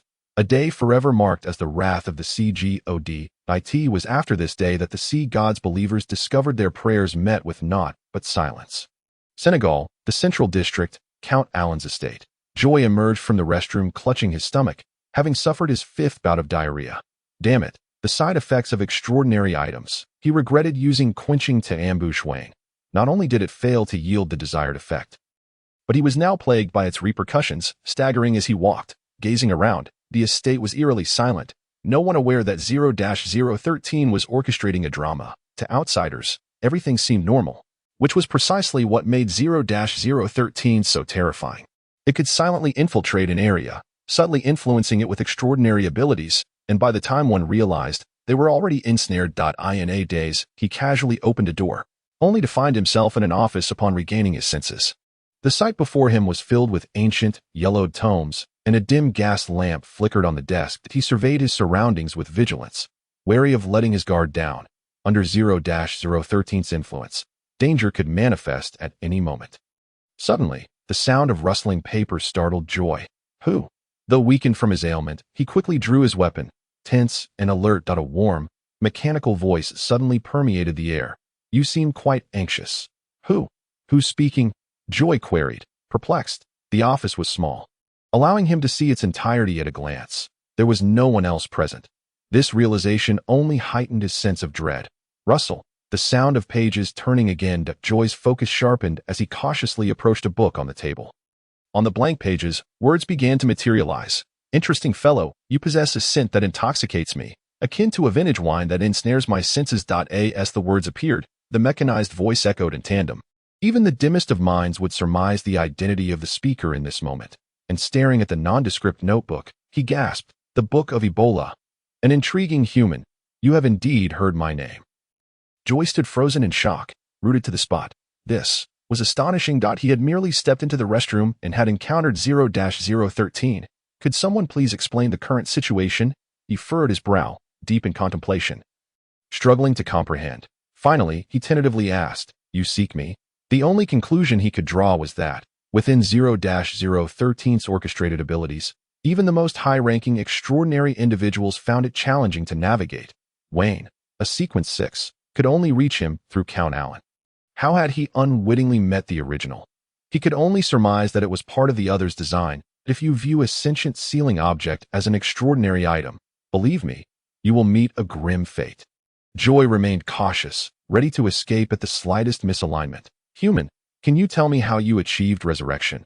The text on the blank page flowed swiftly, reflecting the other's emotional shifts. Resurrection? I have that ability? He questioned, scrutinizing the text. After a moment's thought, he recalled the incident when his essence shattered. It had been then that he transferred all his consciousness to the Round Table Hall. Was 0-013 referring to that moment? What will you offer in exchange for this information? Understanding the other's intent, he naturally assumed an exchange of equivalence. Even if the sealing object was anthropomorphized, it remained bound by certain rules. The yellowed notebook's pages turned frantically, betraying the other's agitation. After several minutes, the rustling in the office persisted. Joy proposed, perhaps you could tell me about your abilities? This did not contravene the Allen family's agreement. The suggestion was sound. Agreement? Allen family? Indeed, the Book of Ebola was connected to Count Alan, which explained why he could only enter through Alan. I can. The blank pages filled with dense text, detailing 0-013's capabilities, which were rather vague, not confined to any specific ability but leaning more towards a broader, capricious nature. The general essence mirrored the rumor directing ability. The theater performance was merely 0-013's jest. Its true capability lay in deduction and prophecy, which might be difficult to grasp. In other words, it was akin to a book of prophecies. It could foretell the beginning and end of events, guiding and spiritually assimilating. The script was not a fabrication, but a form of guidance provided by it. Were Wade Wisk and Count Alan truly lovers? Joy felt as if he had stumbled upon a colossal scandal. That's the second question. You should answer my first question first. All right, it seemed to respond, appearing somewhat daft, though not entirely foolish. I almost forgot. Today is indeed the time for the gathering of Mad Thursday? How about giving it a try? He was weighing the pros and cons. The terrifying nature of the level 0 sealed object was something he had truly witnessed this time. However, upon further reflection, considering the gray mist of the round table hall, which could resist even the maddening whispers of the endless sea and isolate the powers of deities, it should pose no significant problem even if it were to enter. Additionally, Joy was quite confident in his authority within the round table hall. He harbored no fear even in the face of a level 0 sealed object. Yet, he pondered whether it could be taken inside. After a moment's thought, Joy glanced at 0-013 and slowly spoke. I can take you to another place. Would you like to give it a try? The pages that had been incessantly turning suddenly came to a halt, seemingly expressing its despair that I can't get out. Perhaps it could be worth a try. With that, Joy began to recite in a mock ceremonial manner, the bearer of calamity and fortune, the witness of the torrent of history. The recluse returning from the old days, the great existence above the ashes, the invocation of the esteemed name resounded. A swirl of gray mist quietly emerged, and Joy placed his hand upon the yellowed pages of a book. Above the gray mist, a figure was shrouded in fog, its form outlined only as a silhouette, emanating an aura of unapproachable majesty. Entering the round table hall, 0-013, he resembled a fish plunging into the ocean. The pages fluttering as it swam freely within the hall. Joy raised his gaze, and beyond the mist, two threads of light radiated from the towering pillars, seemingly engaged in some form of ritual. He did not rush to respond. Instead, he reached out and grasped 0-013 in midair with ease, his fingers deftly turning the blank pages, which swiftly revealed a line of text. Oh, my great master, your most loyal servant, Azrael, has finally returned to your embrace. I am truly overjoyed. Master, what on earth? Azrael, is that its true name? Joy found it difficult to comprehend the stark difference in demeanor from 0-013. Why do you call me master? Azrael replied, I apologize, my master, but I cannot answer that question. It is instinctual to me. 0-013 adhered to the order of rules, to answer whenever asked, and it could not lie. Thus, the issue likely lay with the gray mist. Joy furrowed his brows, contemplating the swirling gray fog, suspecting it might conceal deeper secrets. The threads of light upon the pillars flickered with increasing frequency, and Joy's expression hardened as he spoke solemnly. Azrael, I hope you can remain silent. The blank page revealed another line of text. I will heed your command, master, accompanied by a small smiling face. Joy first condensed the form of the azure dragon and then infused it with spirit, guiding it to connect with the threads upon the pillars. Isamodi, having finished her day's work, Helena returned to her abode, glancing at the wall clock, which read 6:05 p.m. Black bread, oat grass, fairy wine, plush dolls, candlelight. Everything was ready.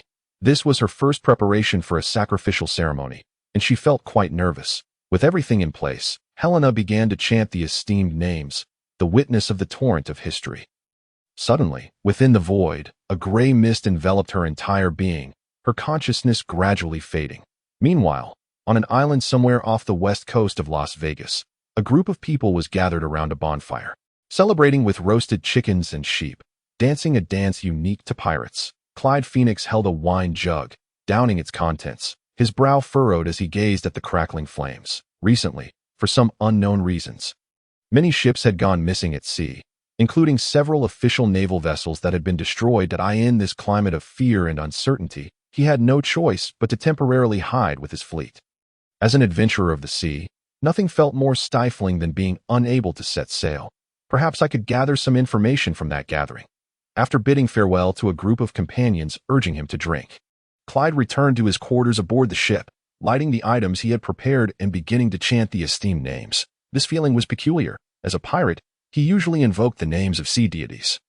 Yet now it felt like a betrayal of faith. The gray mist enveloped him, and his consciousness began to dissipate. When he returned to awareness, he found himself in the round table hall. Good evening, Mr. Recluse, Helena greeted as usual. Good evening, Viper and Azure Dragon. Thanks to the Recluse promise, she no longer feared encountering the maddening whispers during her ascension. Recently, she had been working diligently, and the potion within her body was being digested at an astonishing rate. She believed it would not be long before she could fully assimilate it. at which point she would be ready to ascend to the next sequence, something she had once never dared to envision. Just as she was about to share the intelligence she had gathered, she suddenly noticed an additional item beside the seat belonging to the recluse. It appeared to be a book. At the same time, Clyde also sensed something unusual. Unlike Helena, who lived a sheltered life as a fallen noble, he had grown up in the streets and had access to many incredible secrets.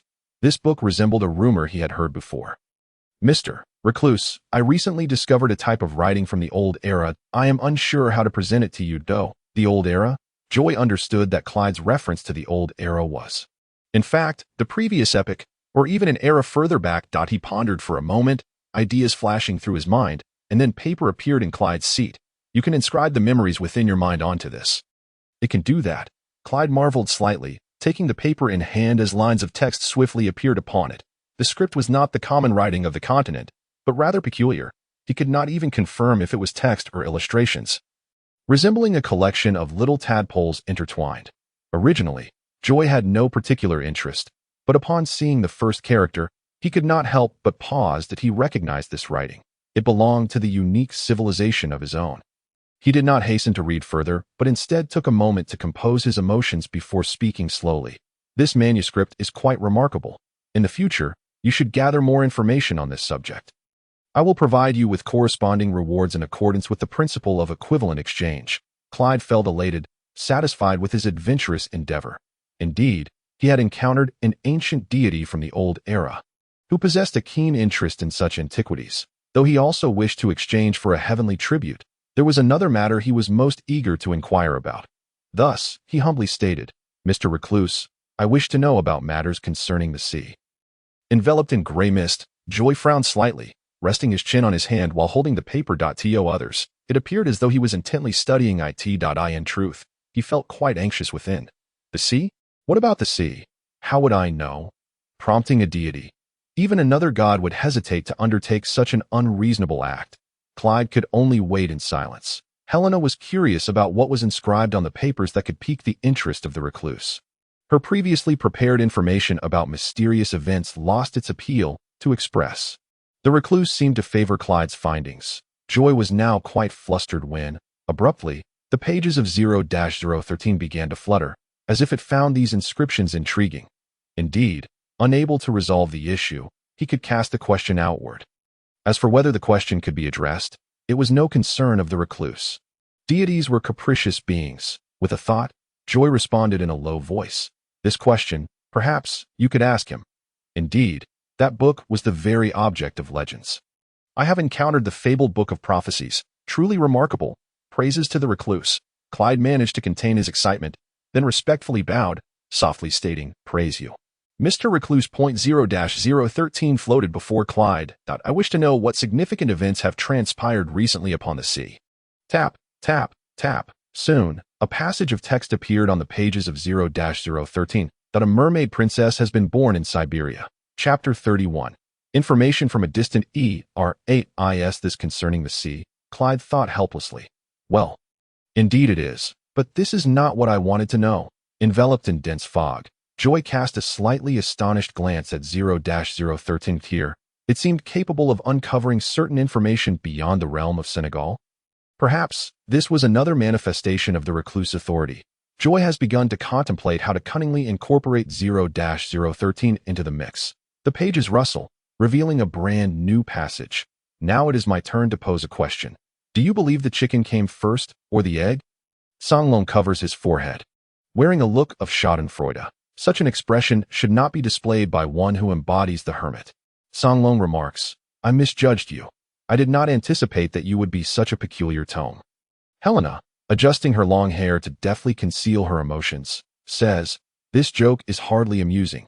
Poor Mr. Viper, he seems quite distressed. An eerie silence envelopes the scene. This cannot continue. The stalemate hampers the progression of further matters. In times like these, the significance of a trumpet becomes apparent. Joy manipulates Songlong to speak. You may respond that the chicken came first. Helena stifles a laugh, secretly observing the expressions of others. This book seems rather intriguing. Clyde glances at Songlong before replying. The chicken came first. He feels a sense of being toyed with. Yet upon reflection, the rumored book of prophecies indeed possesses a quirky temperament. the pages of 0-013 continue to turn. Akin to a long-restrained child who, upon being liberated, begins to revel in freedom. Fearing the emergence of another peculiar cold joke, Clyde hastily interjects, "Song Long, I have prepared what you requested." With that, he produces the potion he had long since ready, a skull of a deep-sea fish and a portion of 5-colored turtle sand. Truly, a thief of the sea, he has swiftly gathered the needed potions. Song Long stows away the items, suppressing his excitement, and smiles nonchalantly. "Your efficiency surpasses my expectations. Everyone seems remarkably adept, while I remain merely a rank 9 arbitrator. Uncertain if I may enlist Mr. Viper's assistance in procuring the promotion potion for the constable." Helena feels as though she is merely a transparent presence at the gathering, unable to partake in many matters. Out of principle of equitable exchange, I can offer you an extra hint. You may narrow the scope of your inquiries. In essence, he wishes to pose a question to 0-013 through Clyde. Having learned from his previous misstep, Clyde approaches this inquiry with greater caution. Everything concerning the sea is too vague. This time, he intends to refine the question's focus. Helena seems to have grown accustomed to her role as an observer, quietly watching everyone. "Is the sea currently safe? Can we set sail?" Clyde has come to realize that the happenings of the sea do not greatly concern him, as long as he can ascertain the existence of danger. The pages of 0-013 turn, revealing 2 characters. Safe. Immediately, another line appears. "Do you prefer men or women?" Joy covers his face, feigning indifference as he sifts through the papers in his hands. This is hardly a serious book. It is indeed filled with fervent emotions. Seizing the moment while 0-013 captivates everyone's attention, Joy focuses intently on the page inscribed with tadpole script. "God is their appellation for me. They are as feeble as ants. And with a mere token of grace, they will willingly offer sacrifices to dough. The blood of a virgin. How exquisite." The recorded information is chaotic and fragmented, much of it lacking coherence. War is the most effective means of acquiring sustenance. "I relish the taste of blood. Those foolish commoners dare to resist me. What a ludicrous affair." With a snap, the paper he has read dissipates like foam. God, in this day and age, merely refers to some higher-ranked extraordinary beings. Yet, it remains unclear what authority this particular one wields. Perhaps merely a relic of an ancient malevolent deity. There exists fragmented information regarding the bygone era in Senegal. For instance, the first era, also known as the era of chaos, was a time of primordial beginnings. Countless wondrous species emerged upon the continent. Dragons, elves, demons, and strange beasts. Humans were but slaves to the demons and dragons until the rise of the sun god, which improved humanity's plight. According to the scant records I can access, my existence likely predates the first era. Only the deities might possess knowledge of it. Were this a previous time, Joy would not doubt such claims. But after encountering the gray mist, he has come to understand that this is not a foreign world, but rather his original planet. As for why it has undergone such a transformation, perhaps only upon reaching a certain height can one grasp the truth. That monkey has gone mad. It actually seeks to consume everyone. We can only flee. Monkey, the term evokes a sense of nostalgia, causing Joy to involuntarily glance upwards, his gaze piercing through the endless gray mist, fixating upon that towering pillar. This marks Joy's first encounter with writings from the ancient era, invoking an inexplicable sense of familiarity. Despite the disarray of the information, madness, could it be that the ancient era also harbored delirious utterances akin to mental pollution? Joy recalls the incessant whispers that pervade this world. No extraordinary being can escape the murmurings that emanate from the depths. Perhaps those deranged deities are but products of the corruption that afflicts the righteous gods. It is inconceivable that a righteous deity could succumb to madness. Such a calamity would be catastrophic. Before the deities, humanity ultimately appears too feeble. Even the slightest leak of power could yield unbearable consequences. To some extent, deities are indestructible. Only beings of the same rank can inflict harm. In Senegal, after the sun has set, what can be wielded against the threats from the cosmos? Joy expresses deep concern for Senegal's current predicament. He contemplates extensively, his chaotic thoughts inducing agitation. How wretched. It seems he has long had his sights set on this planet. I should not have succumbed to his seduction, nor initiated the divine calamity. Their covetousness lies solely with corporeal forms, granting them vessels to traverse the world. I have committed a monumental error. The sealing of deities? This is indeed significant information that it bears resemblance to some form of descent ritual requiring a vessel provided by the sacrificed. As he attempts to continue reading, Joy suddenly realizes that the paper in his hand has vanished. At this moment, he feels like a drunkard, enticed by the fragrance of alcohol while stranded in a desert. The sensation is maddening. Although the fragmented records provided by Clyde contain intermittent information, they have nonetheless allowed him to glean valuable insights. Perhaps certain paths of rank have been conspiratorial from the outset. Joy seems to have a revelation, and a calm voice emerges. The information inscribed on these pages reminds me of something. I believe I should share it with you. Helena looks up in surprise at the figure shrouded in mist. Here a revelation from a deity in person is indeed an extraordinary occurrence, and Helena struggles to contain her excitement. Compared to her, Clyde appears considerably more restrained. After all, as a favorite of the sea god, he is accustomed to receiving such insights. Thus he does not display excessive peculiarity. What must we offer as payment? Helena cannot help but ask, as she currently possesses no leverage. If possible, she hopes the compensation will be something within her means. If all else fails, I can feign deafness. She sighs resignedly to herself. Joy shakes his head, chuckling softly, and replies, "No need. This is merely a simple reminder as your celestial court patron. I, to some extent, hope for your safety to be assured." He gradually imprints the mark of the celestial court into everyone's hearts, fostering a deepening sense of belonging. This will greatly assist him in his future endeavors to gather potion ingredients. "All hail you, esteemed hermit," Helena responded with delight. Although she was in Senegal, she gleaned a wealth of information about the deities of the outside world from her conversations with Helena. It was this very knowledge that prompted the current warning. Firstly, be wary of all things mechanical and technological. Secondly, exercise caution regarding the Supreme Mother Goddess, for anything closely associated with her may be susceptible to corruption. Though Joy's words were succinct, they resonated in the ears of the two like a tumultuous tidal wave. The mention of the Supreme Mother Goddess was not surprising, as she was known to be one of the malevolent deities. However, the association of the god of machinery, one of the genuine 7 divine beings, with corruption was astonishing. If this revelation were to circulate, it would undoubtedly incite a commotion, perhaps even a divine conflict. As for a deeper explanation, did the hermit need to elaborate? No, the warning had been issued, and whether they heeded it was their concern. As a hermit, speaking too much would jeopardize his standing. Thus Joy restrained Songlong from elaborating further. Malevolent gods cannot descend upon the mortal realm. They linger in the void, eternally gazing upon this planet, and their descent necessitates a corporeal vessel. This simple statement unleashed a cascade of tumultuous thoughts in Helena's mind. She had never considered that malevolent gods could be so close. Under the protection of the 7 gods, humanity thrived in peace, and even if there were disturbances caused by malevolent entities, the church would swiftly intervene.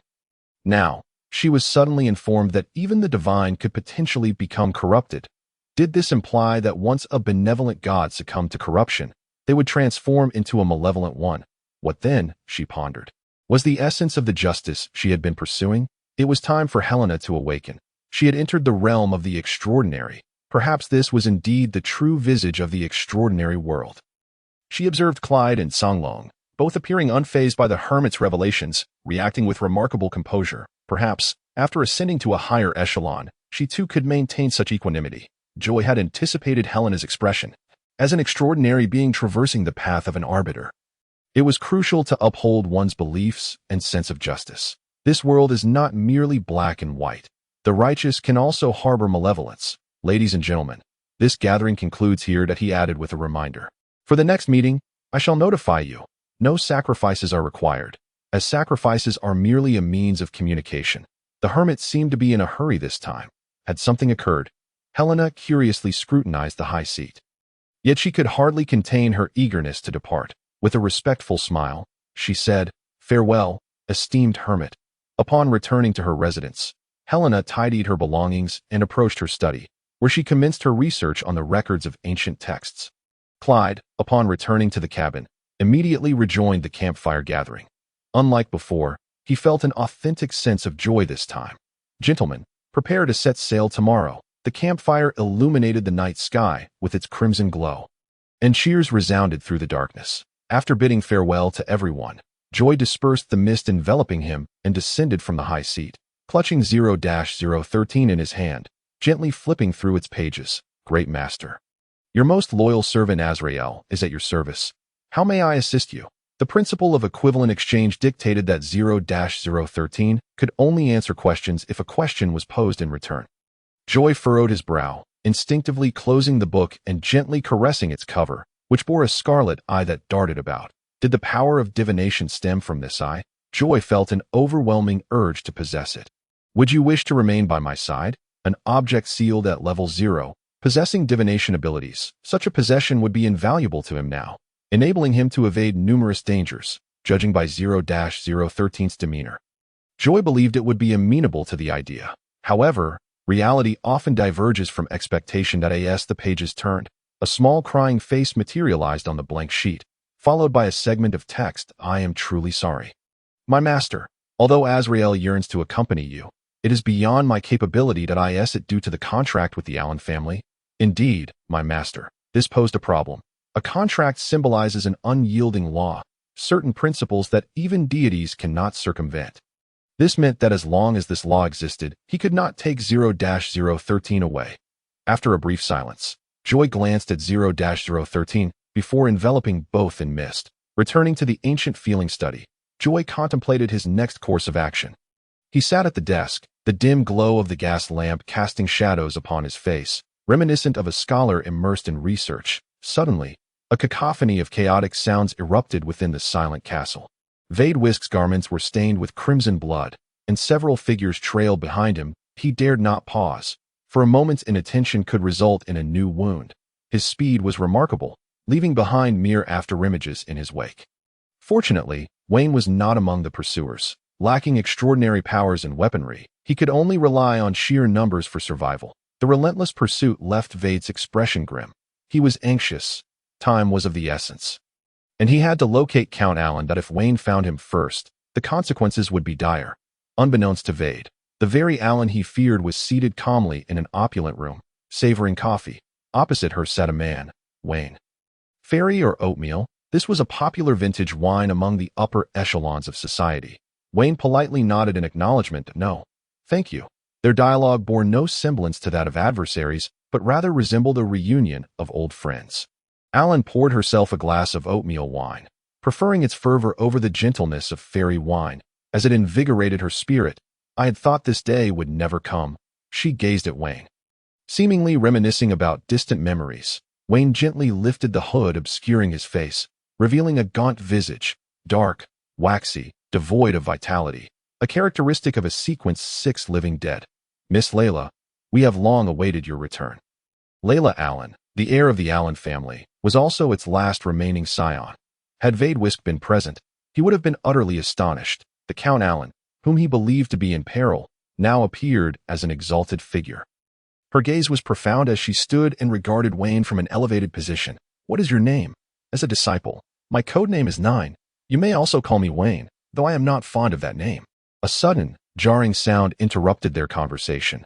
Wayne abruptly rose, his expression darkening as he said, I shall attend to a pesky little mouse. The castle was vast, capable of accommodating hundreds, and Joy was akin to a headless fly.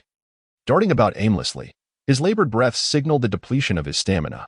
Vadewisk's forehead oozed blood.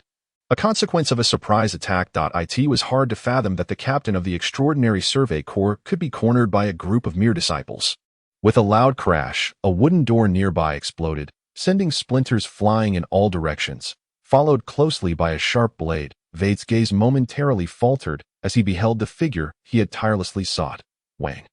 In a flurry of blows, the two engaged in combat, relying solely on their physical prowess. The more they fought, the more Wayne sensed something amiss. After delivering a swift kick, they momentarily distanced themselves. His low voice cut through the air. You are quite cunning. He realized that despite the numerous wounds adorning Vade's body, his movements remained unimpeded. Vade cast a dispassionate glance at Wayne, a sinister smile creeping across his face. Without this, how would you have emerged? With a clap of his hands, Wayne remarked, Indeed, you live up to your reputation as the captain of the withered corps. I had wondered how you could be so composed despite lacking extraordinary abilities. It seems you were merely waiting for me. However, I fear you may be disappointed. As the words left Wayne's lips, a multitude of silvery rays surged forth, The object rapidly expanded within Wade's pupils. And in mere moments, it was upon him. By the time Wade registered the threat, his arm was already marred by several gaping wounds, dripping with blood, had he not narrowly dodged a fatal blow at the last moment. The consequences would have been dire. In that instant, he seemed to sense an extraordinary aura, his emotions rising and falling tumultuously, his brow furrowed in deep concentration, as if he had miscalculated something significant. Feigning weakness had indeed drawn Wayne, the puppet master, into the fray, but the pressing dilemma now revealed itself. The adversary appeared to be well prepared. How peculiar, Wayne mused with a cold smirk, raising his hand to unleash another silver flash. This time, the speed was even greater. Weskier barely had time to evade before his chest was pierced. The tumultuous emotions that had only just begun to stabilize surged once more. This time, he acutely felt the weight of extraordinary abilities. He attempted to draw his firearm, pulling the trigger several times in rapid succession, yet Wayne exhibited no inclination to dodge, as if the outcome was already preordained. The decree had not vanished. Wade gazed at Wayne in astonishment. The implication was clear. Since the decree remained in effect, it meant that 0-013 was still suppressing the powers of extraordinary beings, rendering it strange that Wayne could wield his abilities. Suddenly, a thought struck him. He fixed Wayne with an urgent, accusatory glare and articulated, "What have you done to her?" The only conclusion he could draw was that Wayne had located his target and procured a means to bypass the effects of 0-013's power. His firearm seemed to jam, the only sound in the silent castle being the mechanical creaking. From the moment Wayne had appeared, he wore an expression of bemused intrigue, his face oscillating between grotesque laughter and a rigid mask. However, upon hearing Wade's inquiry, his gaze turned frigidly lethal. "He must die," he declared. "Miss Layla requires no constraints." He resembled a madman, emitting a chilling cackle, his eyes coldly fixated on Wade, with murderous intent laid bare. Wade drew a deep breath, warily observing Wayne. While blood gushed from the wound on his chest, repeated injuries had caused him to lose considerable blood. With a swift motion, Wayne unfurled the cloak draped over him. And at that moment, Wade realized the nature of the objects that had assaulted him. Throwing knives imbued with an extraordinary essence, the decree only constrained the extraordinary abilities of the individual, not the extraordinary artifacts themselves. Upon reflection, it was indeed logical. If all extraordinary powers could be restricted, the decree 0-013 would be a contradiction in itself. Wade tore away the blood-soaked fabric clinging to his skin, the congealed clots adhering uncomfortably to the material. His well-defined musculature attested to his prowess as the team leader. The bleeding from his wounds had ceased. 0-013 merely inhibited the use of abilities, not the existence of them. His body, enhanced by alchemical transformations, was far beyond that of an ordinary man. Had a typical person sustained such a chest wound, they would likely be dead by now. He opened the revolver's chamber, extracting a bullet and pouring out its gunpowder. Applying it resolutely to his wound, producing a lighter, he ignited a cigarette, inhaling deeply before igniting the gunpowder. The acrid scent of burning flesh filled the air, yet Wade remained unfazed throughout the sequence of actions. Wayne's sallow, cadaverous visage momentarily displayed surprise. It was said that the necromancers were ruthless and entirely mad, yet in comparison, Wade was no less formidable. Their cruelty was directed at others. After all, they valued their own lives. Few could match Wade's self-destructive resolve. The harm inflicted by Wayne's throwing knives would leave magical traces, transcending mere bloodshed. The poisons he had coated the blades with were now taking effect, yet curiously, Wade's movements remained unaffected. He continued to act with vigor. Gradually, Wade's eyes turned a crimson hue, a foul stench radiating from him. Was his power spiraling out of control? Wayne regarded him with confusion, retreating several steps. Hidden in the shadows, Joy sensed the shift in the atmosphere and felt an urgent dread. Suddenly, an idea struck him, and a resonant voice echoed through the silent castle. "Captain."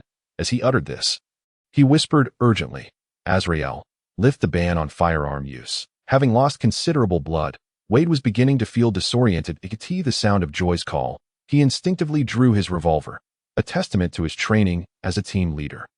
Bang, bang, bang. Without hesitation, he pulled the trigger. In an instant, the balance of power shifted. Wayne stood momentarily dazed as a bullet struck true at his forehead. In Wade's perception, time seemed to suspend. It was this shot that briefly restored clarity to him. He gritted his teeth against the burning sensation coursing through his body, glancing down at his weapon in disbelief. How could he breach the confines of 0-013's decree? Joy cautiously emerged from the shadows, awkwardly greeting Wade. "Captain, good evening." Wade's blood-red eyes surveyed his surroundings before locking onto Joy with a frigid tone. "You did not leave. Since it had come to this," he shrugged helplessly. "I had no choice. I couldn't get out." Just then, a sinister voice sliced through the air. "Ah, another little mouse has appeared." Wade Weskier seized Joy by the shoulder, dragging him back swiftly. Danger, an overwhelming aura of death permeated the air. Clatter, the sound of metal hitting the floor drew both their gazes. It was a bullet casing. Wayne's waxy face split into a disconcerting smile, and the wound in his forehead began to heal slowly. Repulsive flesh writhing. Bang, bang, bang. Another series of gunshots rang out, each bullet aimed at the vital points of the enemy. Futile. The impact of the bullets sent Wayne crashing several meters away. The extraordinary weapons had been specially treated. And Wade's firearm, unbound by 0-013, possessed unimaginable power. Despite sustaining multiple gunshot wounds, Wayne merely grunted, showing no other sign of distress. This was the peculiarity of the undead. Their bodies had been thoroughly transformed by alchemical means, explaining why extraordinary beings of the mid-tier were so difficult to kill. The revolver's ammunition was limited. Seeing this, Joy hastily drew his own firearm, ready to hand it over, yet Wade waved him off, saying, "Cough, cough, no need. Guns are ineffective against him." As he spoke, he clutched his throat, coughing several times before he regained composure. "Captain, are you poisoned?" Joy anxiously inquired. That moment, Wade was enveloped in an overwhelming stench of decay. A viscous substance mingled with blood began to seep from his pores. "Joy, listen to me," he urged, stepping back to create distance between them. "You must buy me a minute." He gazed intently at Joy with a grave expression. "I need you to hold him off." Despite being unaware of Wade's intentions, he was left with no option but to place his unreserved trust in him. In an instant, he took refuge beside Wayne. Thrusting a blade without hesitation, Wayne did not even attempt to evade the attack, allowing the assault to land upon him. Joy crouched low, adopting an offensive stance, while Wayne stood upright, his arms hanging loosely at his sides. Observing his adversary with a dispassionate gaze, as if watching a jester perform a sequence 6 Living Dead, his greatest advantage lay in the uniqueness of his physique. He dismissed Joy's attack entirely. His body trembled slightly, yet he appeared to be in a state of exhilaration. With a mocking sneer, he taunted, "Continue. Your performance is quite splendid." He hardly felt the need to restrain Wade. Here, he possessed ample confidence that no matter what his opponent did, he would sustain no harm. Unbeknownst to anyone, their greatest reliance in this endeavor did not stem from their own abilities, but rather from 0-013. Currently, he was unbound by the edicts of 0-013, signifying that he was a sequence 6 endowed with extraordinary powers. "Underestimate me." A glint of fierce determination flashed in Joy's eyes as he coldly regarded his foe. Soon, Wayne sensed something amiss within his body.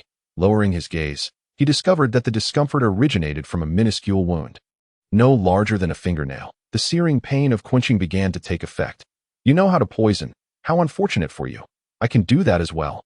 Joy felt a surge of pride, astonished by how easily he had succeeded, attributing it to his opponent's arrogance. The initial strike, combined with the current one, had activated the toxin hidden within Wayne's body, indicating that for the foreseeable future, he would be confined to the restroom.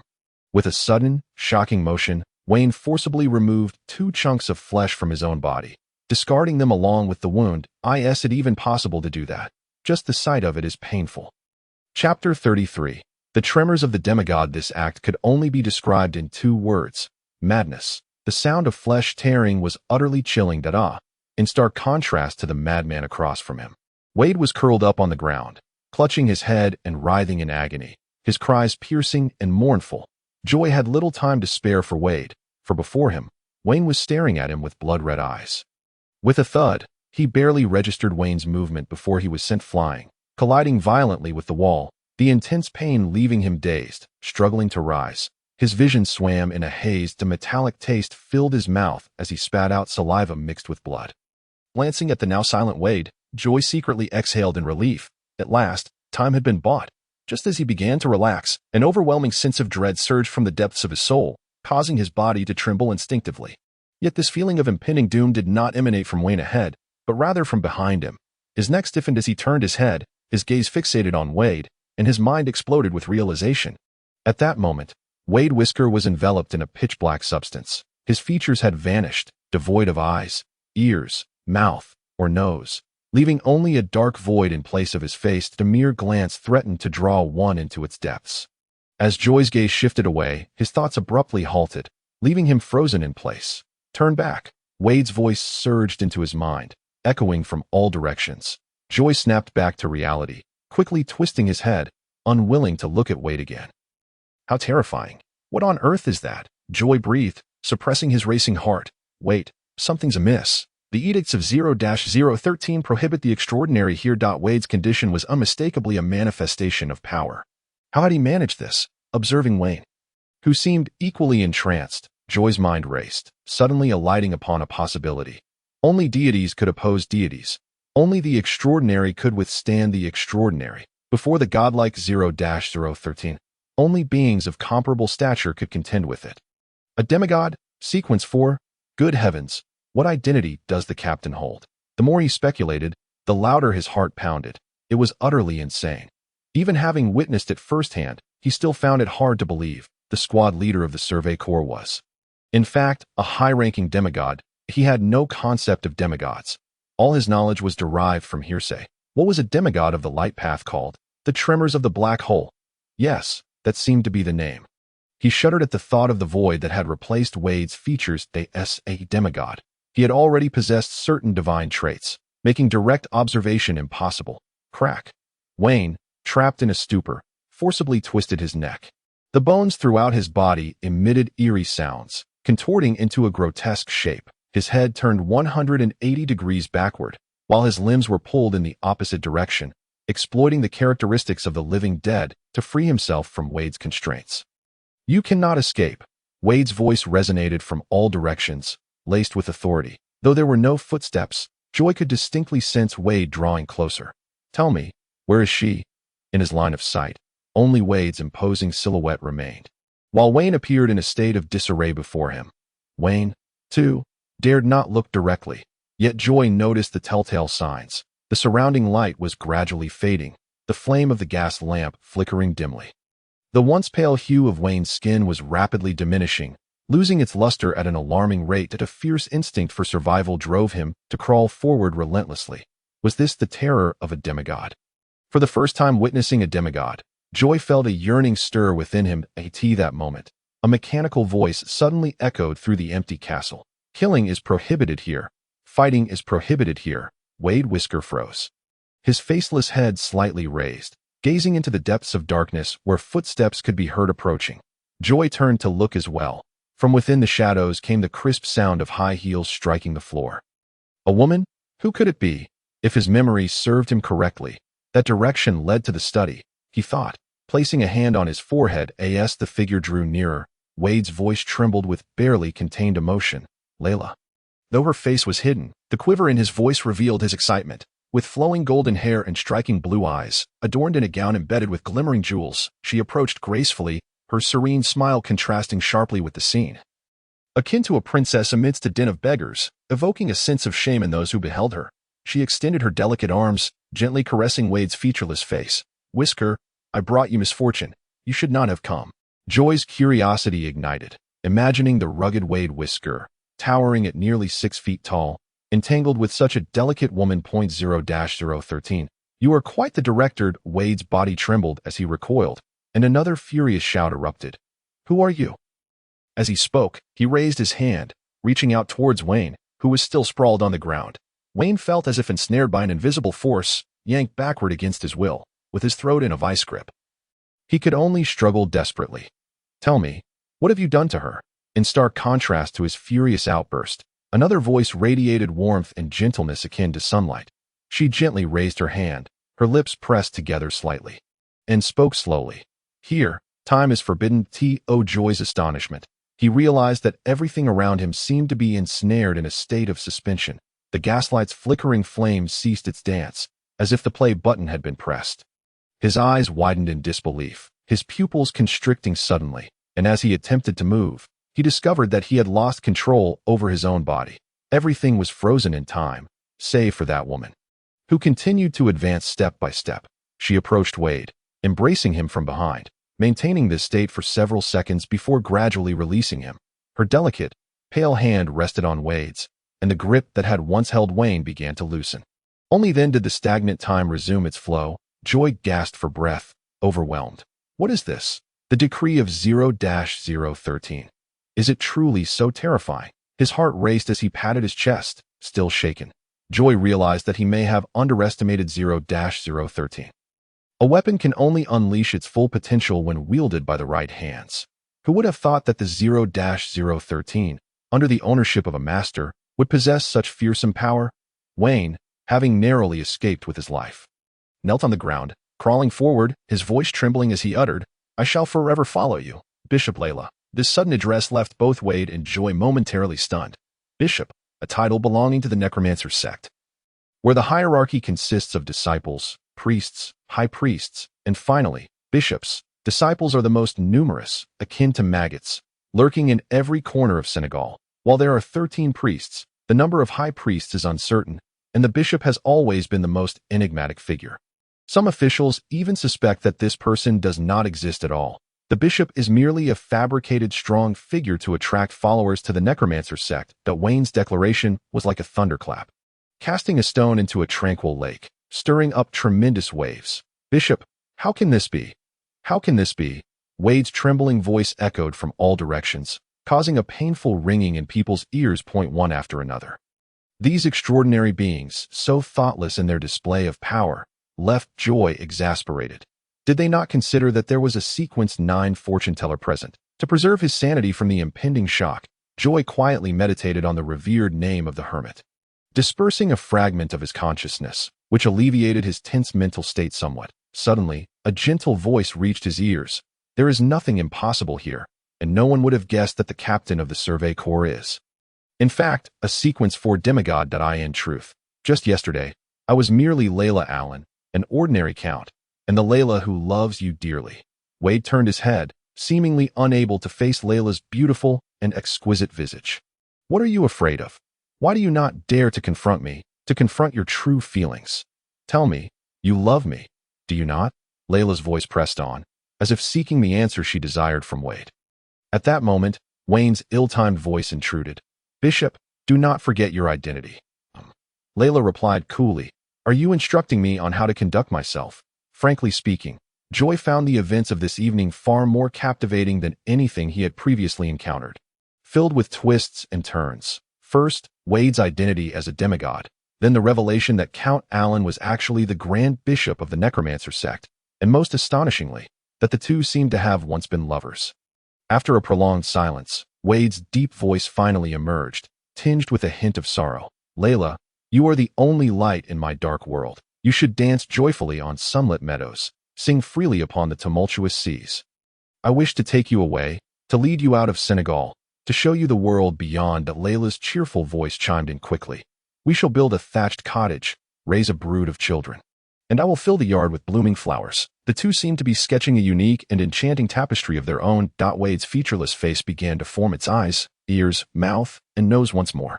They both understood, however, that being on opposing sides meant this dream could never come to fruition. As before, one was a count, and the other merely a captain of the Survey Corps. Their identities dictated that they could never be together. No matter how beautiful the envisioned scene, it could only exist in imagination. Boom! The copper bell atop the clock tower in the main city of Senegal suddenly rang out, shattering the silence of the deep night. The bell, belonging to the Sun Church, possessed unparalleled penetrating power, its toll resonating throughout much of the city. Lost in their delightful fantasies, Wade and Layla were abruptly yanked back to reality. She gently embraced Wade, rising on her toes to kiss him, their lips barely grazing before parting. The dim gaslight illuminated her exquisite face, rendering her particularly beautiful.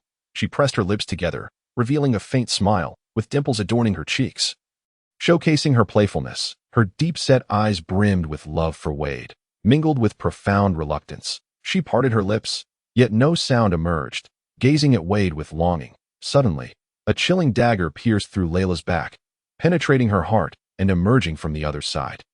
No. Wade, who had been regaining his human features, transformed once more into a void. The wrath of a demigod in a frenzy, was unleashed. Boom! Thunder rumbled, mingling with the toll of the sun church's bell, awakening all the residents of the main city. Soon, lights flickered on in homes. Windows opened to reveal a series of bewildered faces. What is happening? Has the enemy attacked? Many voices roared in anger. Can't anyone let us sleep? Damn it! They are ringing the bell.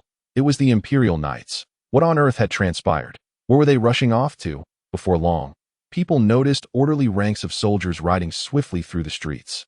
Their expressions resolute and filled with a solemn aura of impending violence. Simultaneously, the entire castle of Count Alan began to tremble. A fearsome crack appeared in the ground, cleaving the castle in two. Centered around Wade, everything in the vicinity was lifted by an invisible force, as Vader did not even make a proactive attack. It was merely an uncontrolled surge of his aura that led to the instantaneous destruction of the vast Earl Allen Manor. A fragment of his spiritual consciousness diverged, confirming the safety of his physical form outside. Fortunately, Lady Luck had finally smiled upon him. Joy discovered that after his spiritual consciousness departed from his body, the gravitational pull emanating from Vader dissipated, leaving behind a lifeless vessel devoid of spirit.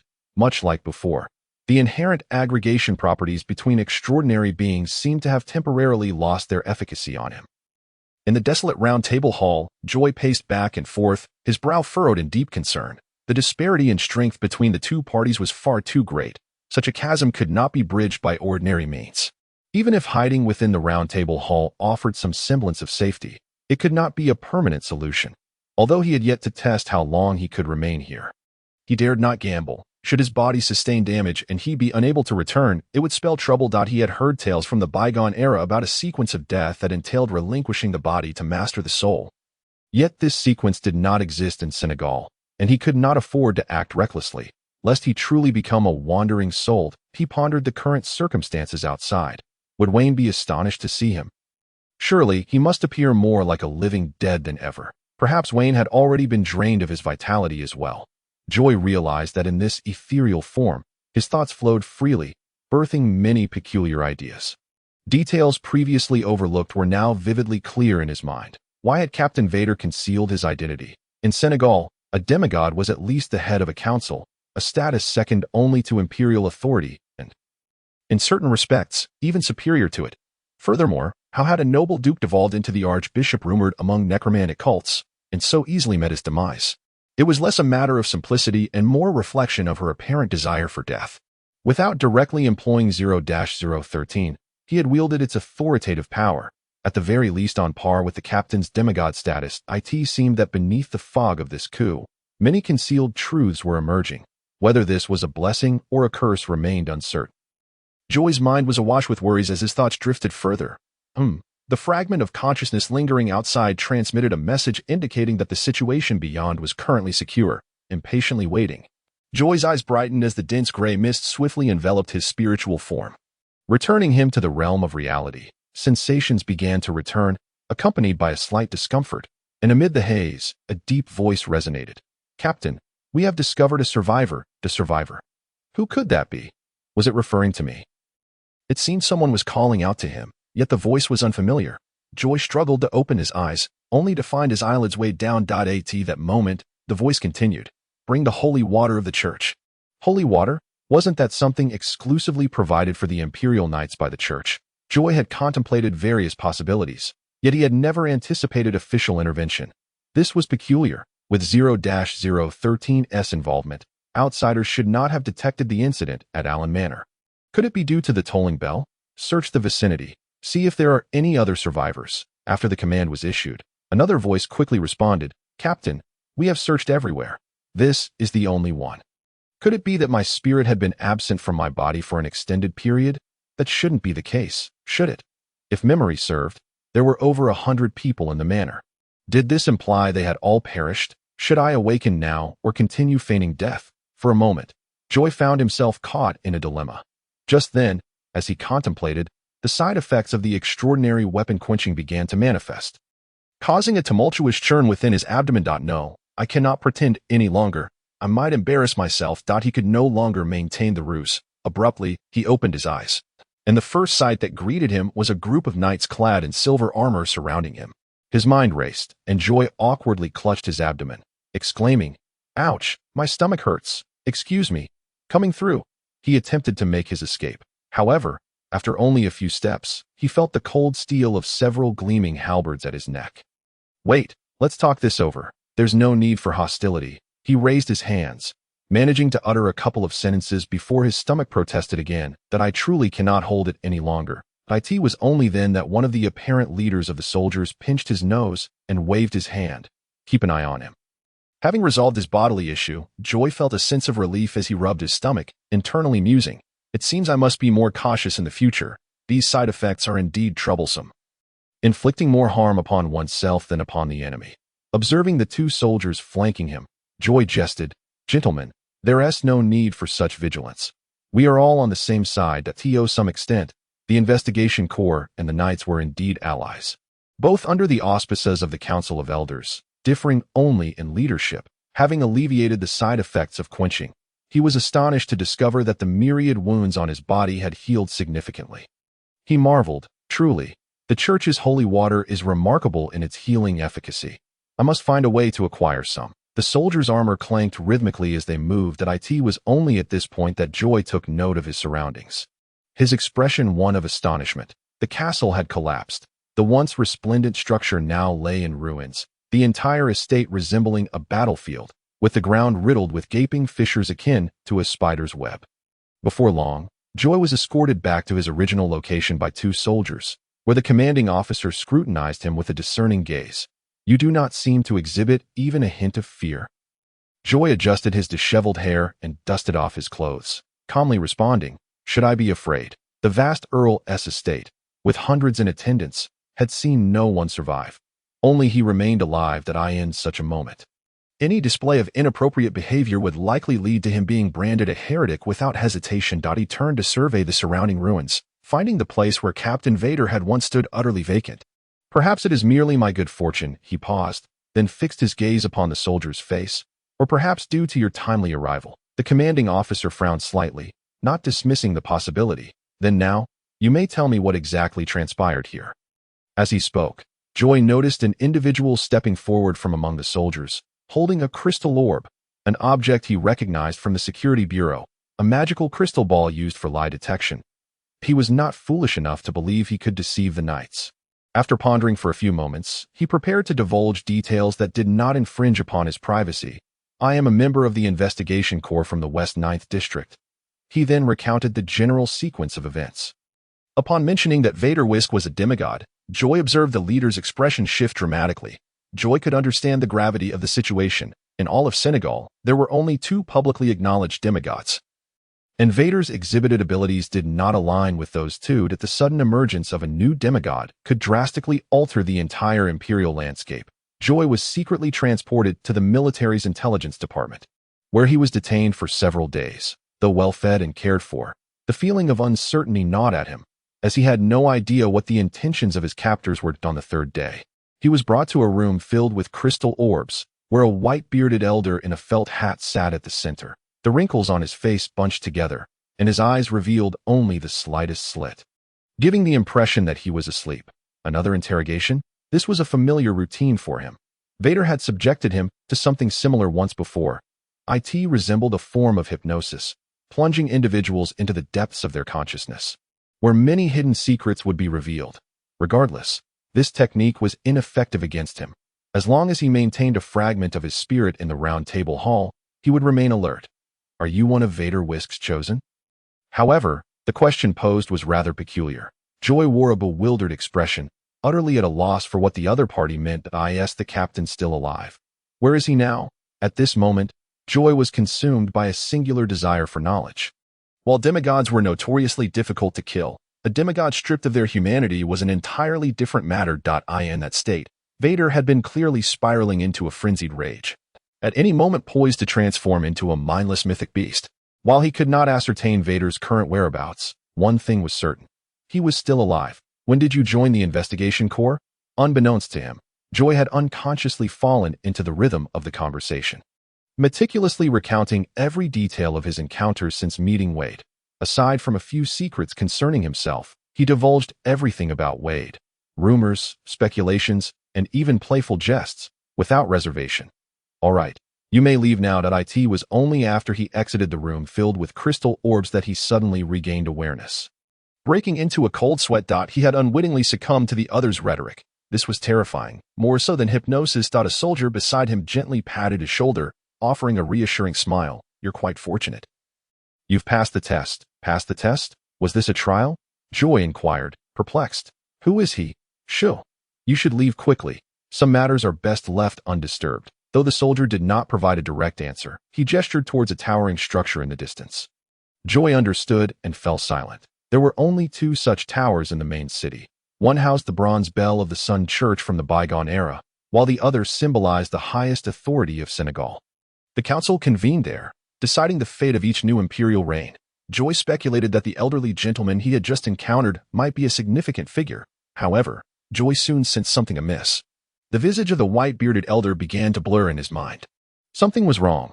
Without time to ponder, he quickly severed a fragment of his consciousness, casting the memory into the round table hall. By the time he reached the street, he had forgotten why he was there. Retaining only the recollection of being taken away by soldiers from the Count's estate, with everything beyond that shrouded in obscurity, as he returned to his residence in a daze, he summoned his consciousness back. And like a tidal wave, memories flooded back, restoring clarity to his bewildered gaze. That old man was undoubtedly a demigod. Goodness, he had encountered 2 such extraordinary figures, ones that ordinary people would seldom meet in a lifetime. He hardly knew how to articulate his astonishment. Opening the window, he gazed at the misty sky outside. A gentle breeze brushed against his face, carrying with it a faint scent of blood. What were the necromancers truly plotting? This odor was unmistakable. And the streets were devoid of any souls. The fanatical rituals of the disciples had escalated to an overt degree. He tilted his head back to stretch his neck, then returned indoors to close the window.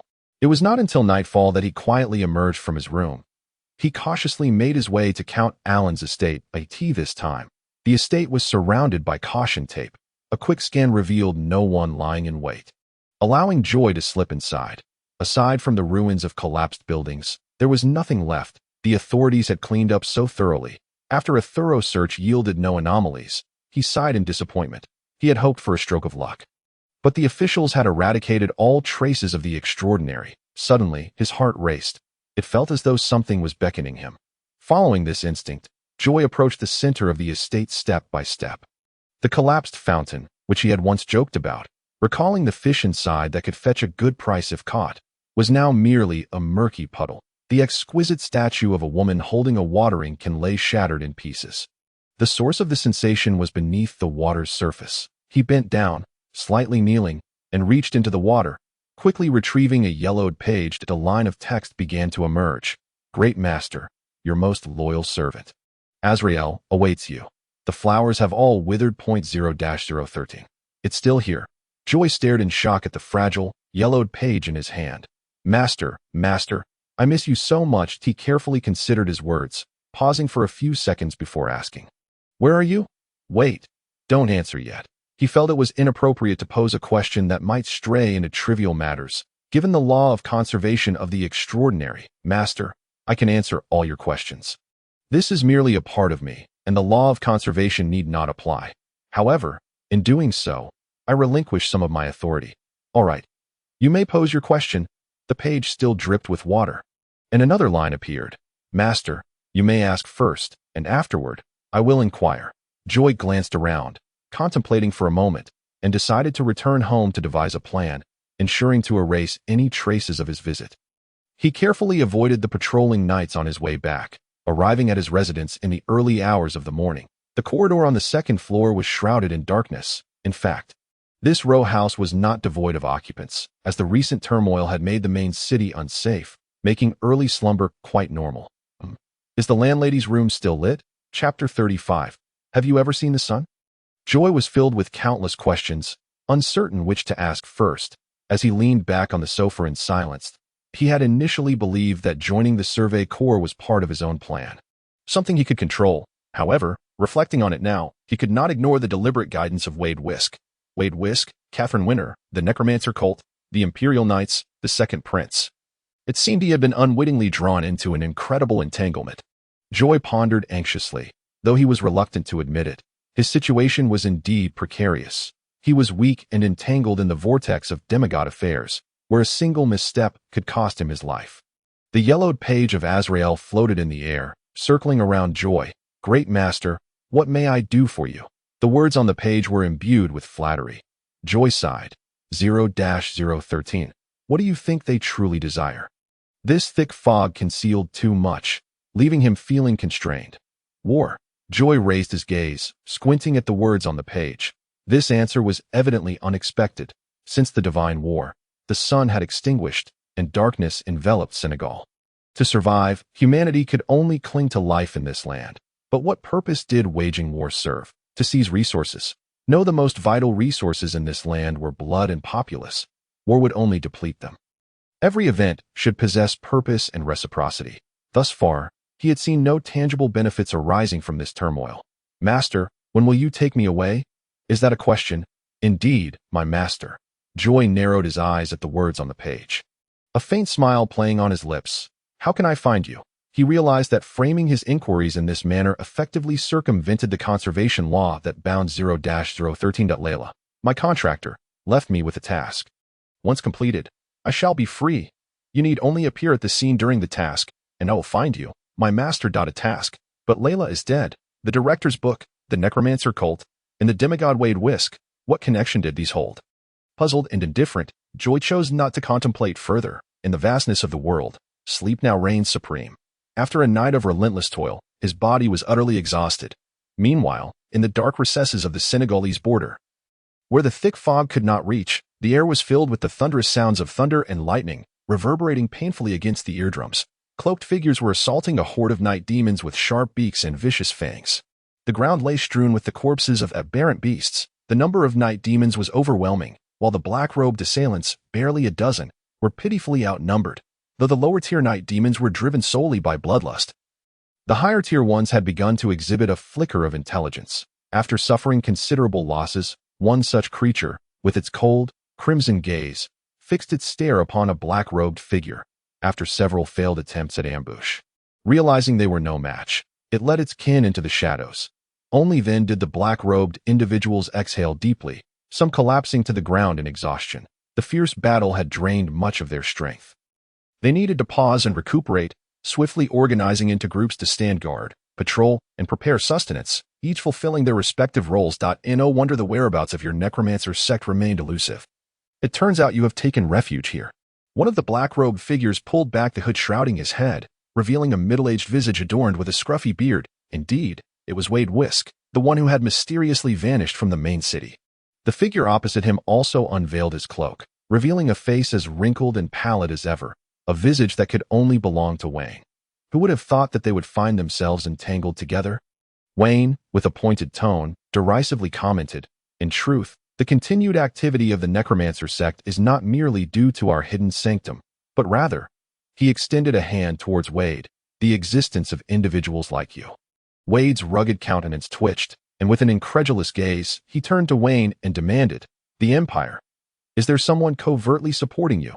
What else could it be? Do you suppose we could cultivate followers and orchestrate actions beneath the very noses of the capital and the royal city without assistance?" Wade pondered, and the previously inexplicable elements began to fall into place. Curse the traitor! Who could it be? Observing Wade's agitated expression, Wayne scoffed, shaking his head. "Do you truly believe such a person would be foolish enough to reveal their identity?" "A traitor?" He laughed derisively. "What are you now?" The remaining black-robed figures erupted in derisive laughter. Wade glared fiercely, surveying the group. Those who met his gaze quickly averted their eyes. "Wayne, I am not like them. I have not betrayed my faith." Before Wade could continue his defense, Wayne shouted, "Indeed, you are remarkable. You are a saint." Here, Wade halted, his demeanor stiffening, gritting his teeth. He directed a look of hatred towards Wade and articulated each word with deliberate intensity. "It was you who caused Layla's death." Wade, who had initially sought to vent his fury, suddenly felt his spirit drain. With a despondent demeanor, he lowered his head, and the two sat in silence around the flickering flames, the heavy atmosphere stifling further discourse. Wade's thoughts spiraled back to that fateful night when he lost control. Wayne spoke the truth. Layla's demise was indeed his doing. As the Grand Archbishop of the Necromancer sect, she could not be swayed by emotion. Unable to commit the act of killing Wade Whisk, The best outcome would have been her own death, sacrificing herself to fulfill a plan that had spanned generations. Layla was acutely aware of her susceptibility to emotional manipulation. This undertaking stood in stark contrast to Wade's beliefs, inevitably placing them on opposing paths. She could not ascertain whether she would maintain her resolve under such circumstances, unable to harm Wade, yet equally unwilling to allow their carefully laid plans to unravel. She was, after all, the greatest flaw in that scheme. From the very beginning, she had never considered survival. Only in her death could the power of 0-013 be fully awakened, an inevitability no one could thwart. For Layla Allen, the contractee, was already dead. What do you truly seek to achieve? Wade could never fathom what could compel Layla to sacrifice her life for this cause. For that reason, he had joined the necromancer sect. Willingly descending into darkness. Wayne's face, rigid as it was, betrayed a rare glimmer of confusion in his eyes. You should understand that within the necromancer sect, the extent of information suppression is such that even as the high priest, I am unaware of the identities of other priests or high priests, that I am solely responsible for my own line. My task is to bring the sealed object 0-09, the Abyssal Gate, into the main city. Wade regarded him, seeking clarity with his gaze. The calamity of the epic's lingering gate of chaos. Indeed, it is he, the portal that drifts between reality and the ethereal void. Layla. Wade stared blankly into the starless Abyssal Night Sky. Is this what you wish to accomplish? There were many replicas of the Abyssal Gate. Even within the precincts of the Public Security Bureau's basement, they merely served to contain extraordinary items. The true 0-09, however, was reputed to possess the power to traverse the cosmos. If it was indeed he, perhaps it could truly liberate Senegal and open the gateway to the outside world. He had not anticipated that such a legendary artifact would lie within the grasp of the necromancer sect. Since you are aware of 0-09's location, why not venture forth? Wayne tilted his head slightly, scoffing. Are you truly a demigod? How could you pose such a question? If it were so simple, would the people of Senegal still be trapped here? Do not forget, behind the patriarch, there stands a great archangel. No. In the midst of their conversation, a sudden, piercing cry echoed, causing both to freeze and direct their attention toward the source. What is happening with Val? Wayne inquired. The voice had emanated from a companion tasked with food preparation, who stood before a beast, its innards discarded. His expression was one of sheer terror, clutching a necklace in his hand. This object is rather ordinary.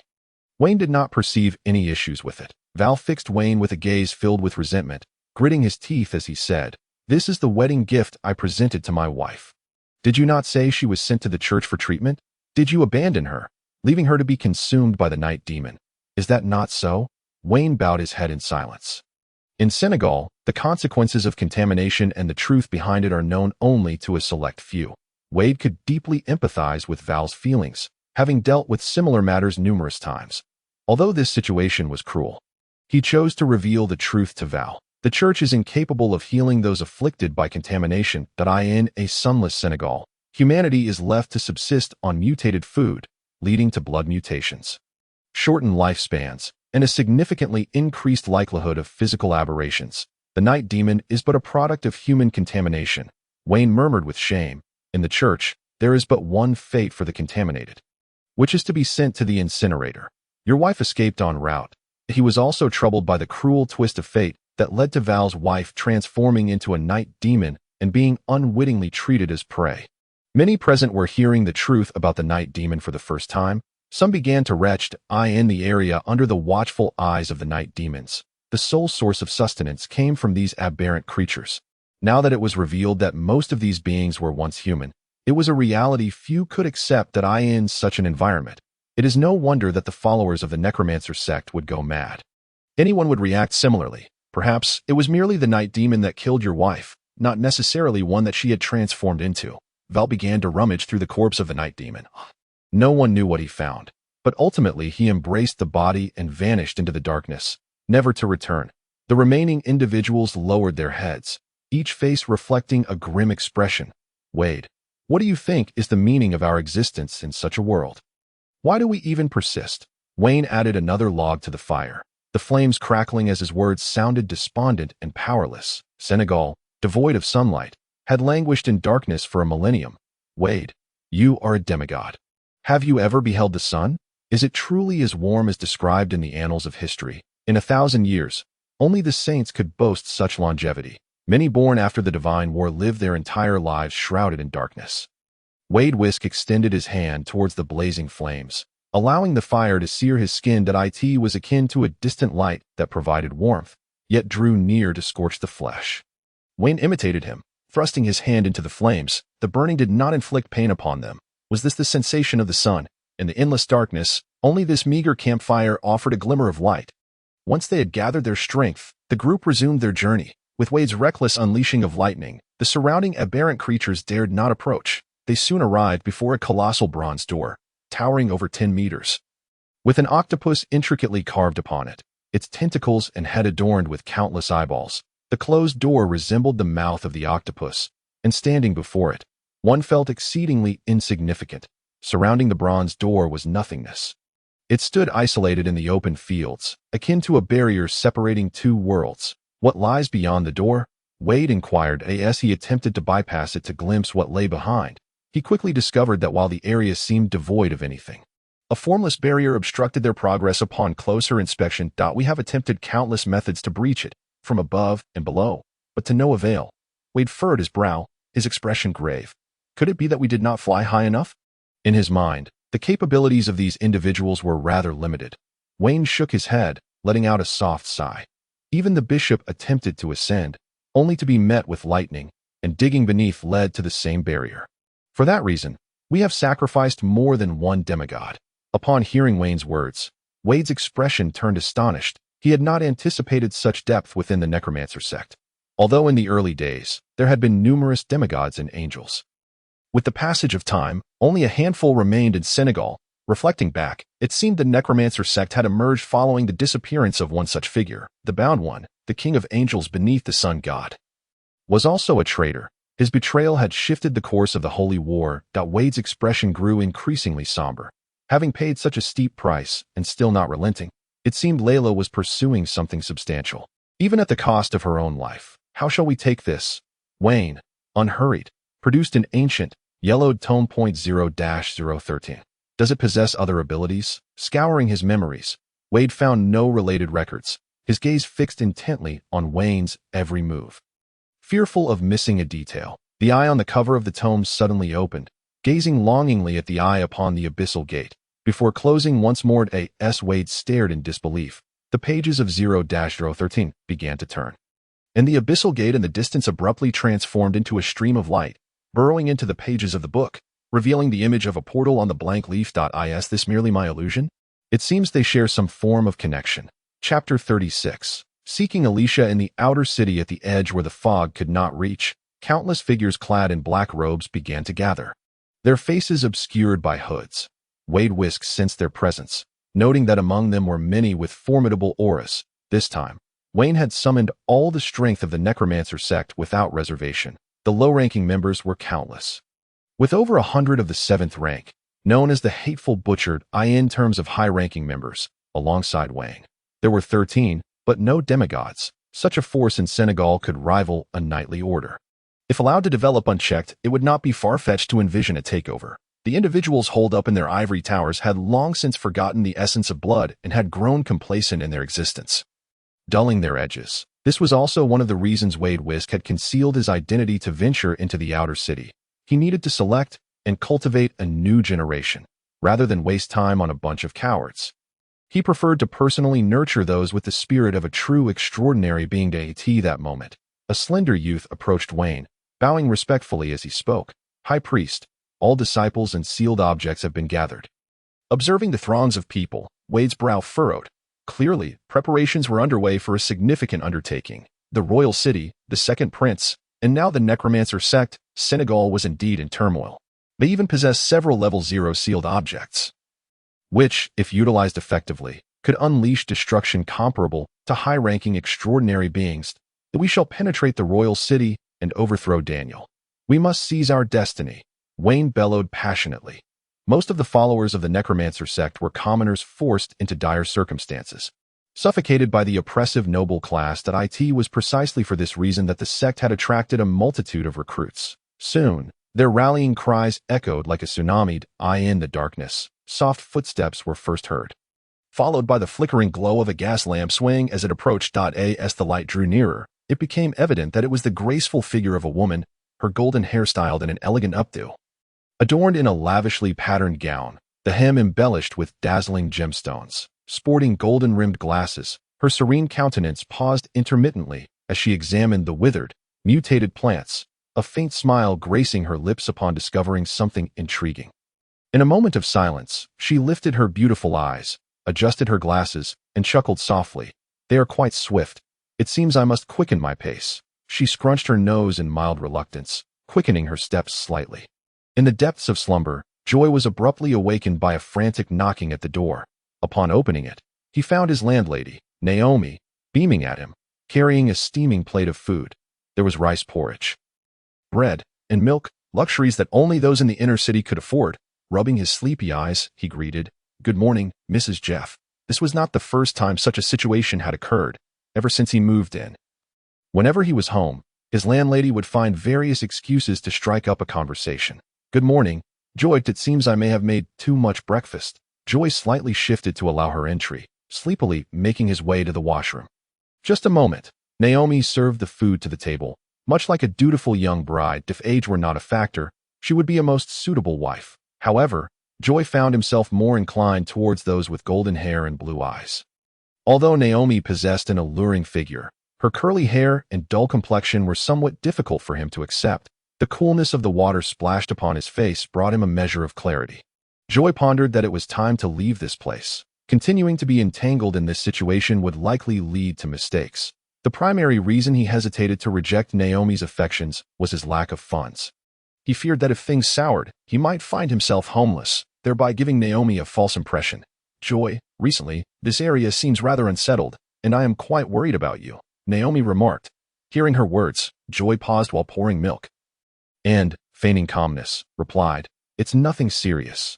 Haven't we already signed a ceasefire agreement?" They exchanged glances, and the atmosphere grew slightly awkward. Not wishing to prolong the topic, Joy chuckled awkwardly. "It's almost time for the morning meeting." Within the inner city, there was a church, and the morning meeting served as a gathering for believers to pray for peace. Just then, a gentle female voice rang out from outside, followed by the soft opening of the door. A mature lady clad in exquisite attire, her feet adorned with red high-top shoes, entered carrying a basket of flowers, smiling as she gazed into the room. "Naomi, I knew you would be here. Good morning." "Little Joy," she greeted warmly. "Good morning," he responded, yet internally he lamented, "Am I not grown?" Naomi shot him a disapproving glare, her expression turning stern as she complained, all right, why the hurry?" accompanied by a chorus of melodic laughter. The door to Joy's home gently closed as the two women departed for church. With affordable rent and breakfast delivered to his door, such a life would soon slip away from him. He felt a tinge of reluctance. After finishing his breakfast, he resolved to visit the Adventurer's Bar, a hub for information exchange. Currently, he was acutely aware that the necromancer cult was poised for significant action, yet he found himself devoid of any useful intelligence. As for 0-013, he could hardly rely on it. With merely a single page of information, it seemed to serve only as a companion for conversation. Due to the disappearance of Vito Weskier, the Security Bureau in District 9 had been entirely sealed off.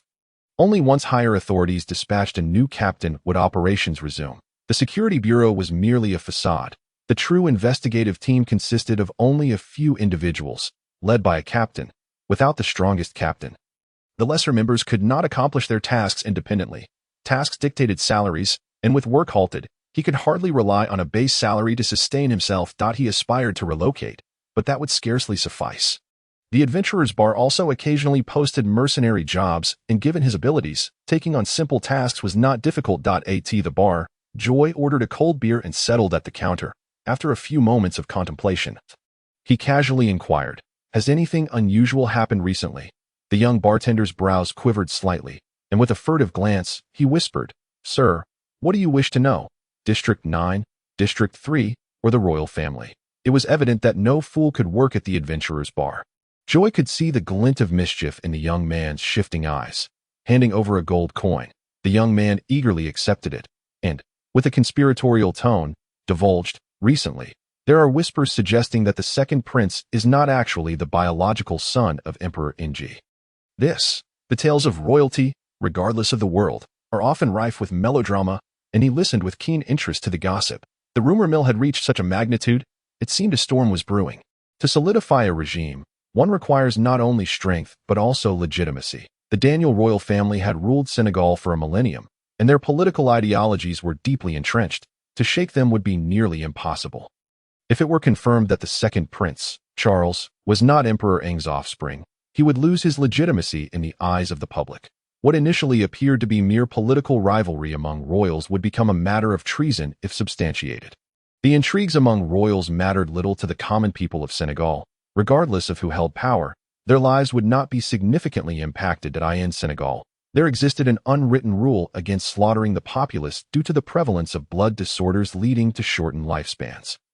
The population was steadily dwindling.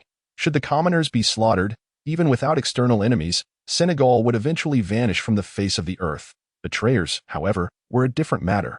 The plight of Senegal was born from betrayal of the sun god. Regardless of who, betrayals would not be tolerated. The notion of rebellion held no ground. Subservience, servility, and complacency defined the state under Daniel's rule.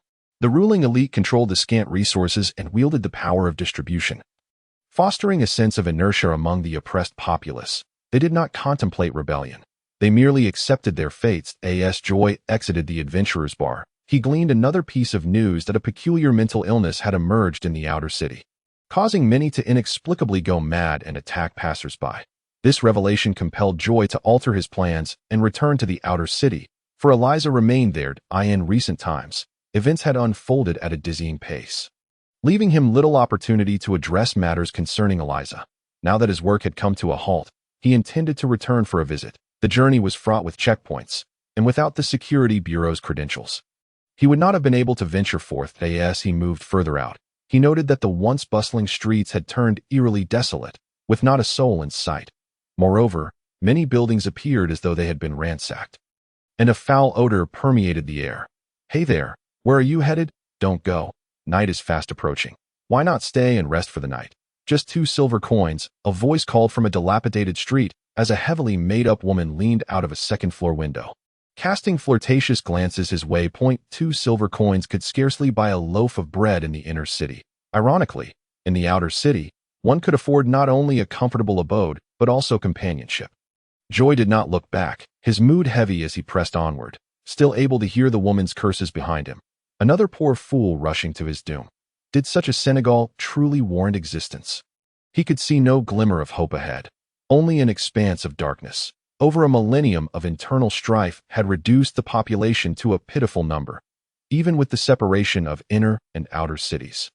One could easily find kinship among strangers. The absence of sunlight had led to blood disorders, and survival now necessitated blood transfusions. In such a state, humanity would gradually fade away with the passage of time.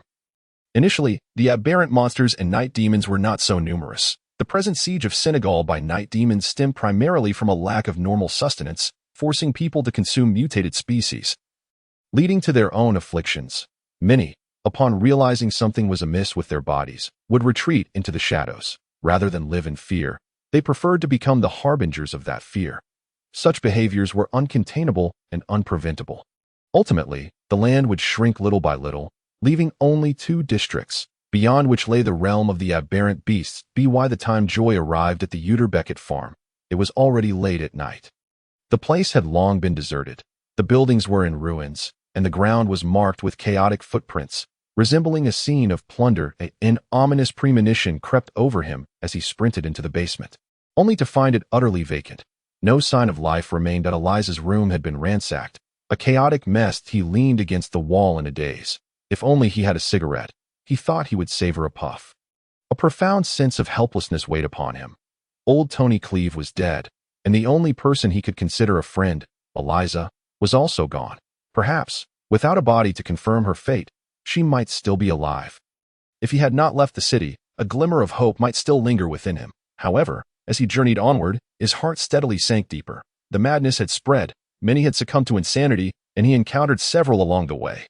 Were it not for the firearm he possessed, he would likely have found it exceedingly difficult to reach this place safely. Some were merely deranged, not entirely devoid of reason. They still showed caution at the sight of a gun. Joy found himself unsure how he had returned to the inner city, and by the time he arrived at his abode, dawn had already broken. With a heavy heart, he collapsed onto the sofa and fell into a deep slumber. In the outskirts of Senegal, in stark contrast to the necromancer cult, a vast procession was moving forward at a leisurely pace. This was a gathering of civilians, presenting a vivid contrast to the disciples of the undead. Their faces beaming with smiles and spirits high. Clad in tattered garments, yet displaying a healthy glow, they starkly differed from the emaciated, starving populace that subsisted on mutated food. One individual, with a prominent belly, chuckled, "It's almost mealtime. I wonder what we'll have for lunch this time." Another voice teased, "Look at that belly of yours. You must be pregnant, haha." He turned his gaze to the rear of the procession, licking his dry lips, filled with longing, and marveled, strangely enough, since following the goddess, I find myself nostalgic for those days of hunger. Oh, spare me. If you're so nostalgic, feel free to leave the group. No one is stopping you. Hey now, I'm just jesting. Together with the goddess, we shall overthrow the Daniel dynasty, and soon, everyone will live well. Such banter was commonplace among the ranks of this convoy. They were united in a firm belief that the goddess was the messenger sent by the sun god to rescue Senegal. They were not traitors, but merely following divine revelation. The heart of the procession was a 12-wheeled cart, powered by human strength turning gears that propelled the wheels forward. The cart boasted ample space above, resembling a house mounted on wheels. Suddenly, an unsettling explosion reverberated, followed by a cloud of black smoke. A plump middle-aged man leapt onto the cart, flung open the door, and rushed inside, anxiously exclaiming, "Elisa, are you all right?" Chapter 37. Abduction. The two parties advanced towards the main city of Senegal in an unspoken agreement. A thick fog now enveloped the entirety of Senegal, shrouding everything in mystery, as a grand conspiracy quietly unfolded. Joy slept heavily, and in a haze, he felt as though his body was ensnared by some unseen force, rendering him immobile. He yearned to open his eyes, but found himself utterly drained, lacking even the strength to do so. Something was amiss, very amiss. His foggy consciousness gradually sharpened. One thing became clear. He was not dreaming. It felt more akin to being poisoned. The discomfort radiating from his body and the heaviness in his head heightened his alarm. Had he been careless? Was it possible that someone had tampered with him last night? He began to suspect that his own oversight had drawn unwanted attention. Though of a lower order, he still possessed some divine traits, granting him a slight edge in physical prowess over ordinary individuals. He attempted to summon his extraordinary powers, hoping to awaken himself. Today's fortune, accompany me, Joy silently chanted, expending the day's share of luck bestowed by the luck master. At last, that long-lost sensation of control began to revive within him. He gently shifted his arm, finding his joints stiff and only able to move within a limited range, just as he prepared to make a second attempt. A soft, melodic voice whispered in his ear, "Are you awake?" The voice was familiar. After a moment's contemplation, he quickly identified its owner. Mrs. Naomi Jeft. As long as she was not an enemy, he felt a sense of relief. Naomi must have come to deliver breakfast in the morning. Joy sighed inwardly, pondering whether he had encountered something at Uter Farm that had led to his current predicament. After several impacts of spiritual energy, the dizziness in his head finally dissipated, and he wearily opened his eyes, only to be met with astonishment. Surveying his surroundings, he realized he was not in his residence at all. The floor was strewn with candles, and by the flickering light, he discerned that he was in a cramped underground chamber. It was scarcely 10 square meters, with a ceiling low enough to touch. The floor and walls were adorned with various grotesque runes, blood-red in hue. Whether they were paint or real blood remained uncertain. Naomi wore a yellow dress, its hem embroidered with sunflower patterns. Her disheveled curls cascaded down, and her pallor was ghastly, devoid of any color. Her gaze seemed distant, as if shrouded in an enduring sorrow. This demeanor was one Joy had never witnessed before. In his memory, Naomi was a woman of fiery passion, bold and optimistic. Now, she resembled a soulless shell, her eyes lacking focus and any hint of emotional fluctuation. Mrs. Jeff, good morning. Joy automatically filtered out the strangeness of his current environment and greeted her as if she were an old friend. Naomi's vacant gaze turned towards him, and her expression suddenly twisted into a snarl as she brandished a small knife, seemingly appearing out of nowhere, just as her left hand raised the blade to strike at Joy. Her own Naomi, in a fit of rage, hurled the bowl from her grasp, tearing at her own hair while shrieking, Speak. Do you despise me? Is that so? You once vowed never to disdain me. Strands of her hair were ripped away, and soon blood began to trickle down her face, rendering her appearance rather ghastly. Observing Naomi's state, Joy surmised that her mental faculties were compromised, though he could not ascertain which malevolent deity had tainted her. After a prolonged observation, Joy discerned that Naomi seemed deeply affected by the memory of her deceased husband. Once Naomi regained her composure, the numbness within Joy had significantly abated. However, he refrained from acting impulsively. Maintaining an outward facade of tranquility is unwise to provoke a woman in an unstable mental state. Clearing his throat, Joy solemnly inquired, Naomi, might you share with me the tale of Jeff? Naomi appeared eager to recount the love story she shared with her husband. In her youth, Naomi had worked as a servant in Jeff's estate. A handsome, wealthy, and charismatic man, he had swiftly captivated her tender heart, though she dared only to admire him from afar. One fateful day, Jeff unexpectedly crossed paths with the young Naomi. Their encounter was akin to a serene morning, where a fragrant wildflower swayed gently in the breeze. Jeff wore a sumptuous dark robe, adorned with a golden belt that sparkled with rare gemstones. His visage was striking and graceful, reminiscent of the warm sun in spring, brilliant yet not blinding. In his eyes shone an innate nobility and wisdom, twinkling like the stars in the night sky. Naomi, clad in a simple garment, could not conceal her ethereal beauty. Her eyes resembled deep lakes, filled with boundless tenderness and innocence. Their gazes met amidst the throng, akin to two celestial bodies converging in the vast expanse of the night. In that moment, their souls resonated in a wondrous harmony. The vast chasm of their social standings rendered Naomi hesitant to meet his gaze. Greetings, he spoke, his voice imbued with grace and gentleness, though somewhat anxious. Naomi endeavored to maintain her composure as she replied, Hello, I am Naomi.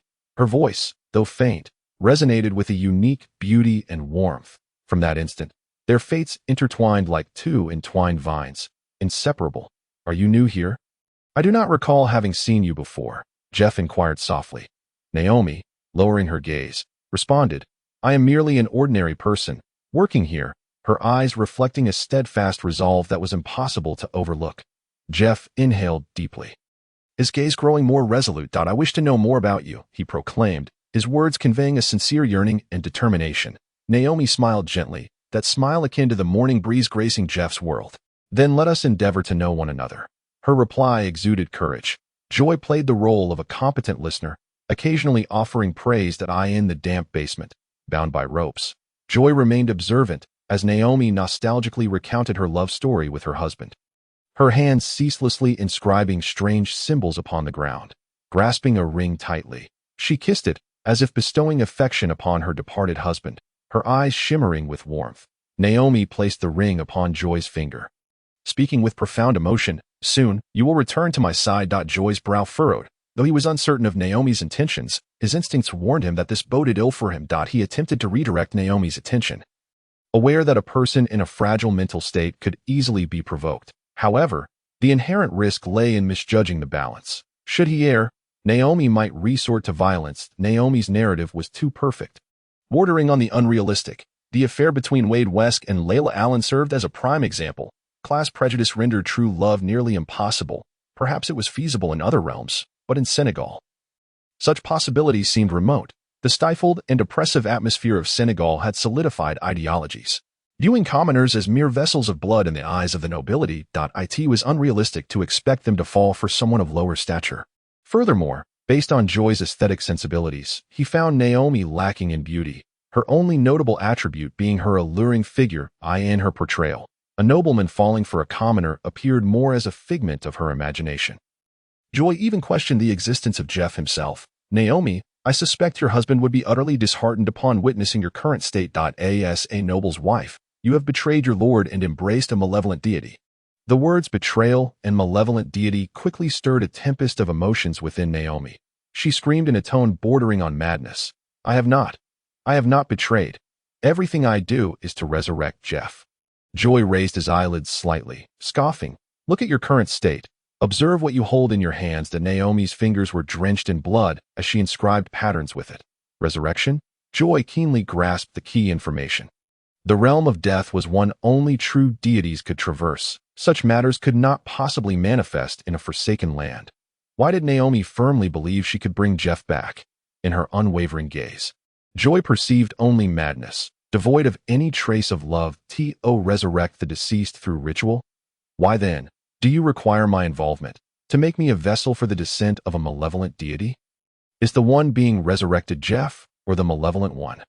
Thoughts and ideas swirled in Joy's mind. It seemed that provoking Naomi was futile, as she was resolute in her beliefs, even if he warned her that malevolent deities were untrustworthy. She would likely remain deaf to his counsel. The only course of action left was to identify the malevolent deity that had ensnared Naomi's mind in order to understand its power. Suddenly, Naomi stood abruptly, her head tilting at an unusual angle, her right eye fixated intently on Joy. Not struggle in vain. A low voice echoed, sounding distinctly masculine. Was it a case of dissociative identity disorder? Or had she been tainted by some otherworldly presence? Joy scrutinized Naomi cautiously, remaining ever vigilant. Should she exhibit any peculiar behavior, he would not hesitate to invoke the sacred name and retreat to the round table hall. Perhaps due to excessive blood loss, Naomi's complexion had turned pallid, her vitality waning.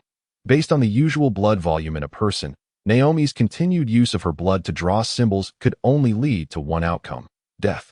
Blood sacrifice was a ritual that even seasoned practitioners of the arcane would approach with trepidation. An ordinary person devoid of spiritual essence, Naomi was vulnerable to being consumed by such practices. The optimal response would be to enter the round table hall at once, not merely in spirit, but with her entire being. The reluctance to take such a risk stemmed from the uncertainty of which deity Naomi was venerating. The fear lingered that entering the round table hall might result in being ambushed upon return. The physical body had a limited existence in that realm. One could not remain hidden indefinitely. Naomi, look, I am also unable to flee. Could you perhaps tell me who imparted these teachings to you? From previous analyses, it was evident that Naomi's social standing was not particularly high, likely that of a petty bourgeois. Nobility itself was stratified, and her husband, it was said, held only a minor title, sustaining their livelihood primarily through business ventures. Given this status, Naomi would have little exposure to extraordinary events, especially in the main city, under the watchful gaze of the knights. Yet, upon reflection, that assumption might be flawed. After all, the necromancer cult had brazenly invaded the Earl of Allen's estate. It was plausible that numerous malevolent creatures lurked in the shadows. This upheaval had merely brought everything to light. Naomi's smile was eerie as she uttered two simple words. Guess. Chapter 38. The dead from the door guess? If possible, I would rather crush your skull. The expression of a person on the brink of collapse is uncontrollable. Joy felt as though he was confronting a deranged individual whose actions could not be measured by the reasoning of a rational mind. Naomi mocked him, her face smeared with crimson blood, appearing all the more grotesque in the flickering candlelight. In your gaze, I perceive despair and fury. You need not fear, he will enter your body gently. Trust me, that sensation is one you shall cherish. Once experienced, you will find it irresistible. Madam, perhaps you should reconsider the implications of your words. I apologize.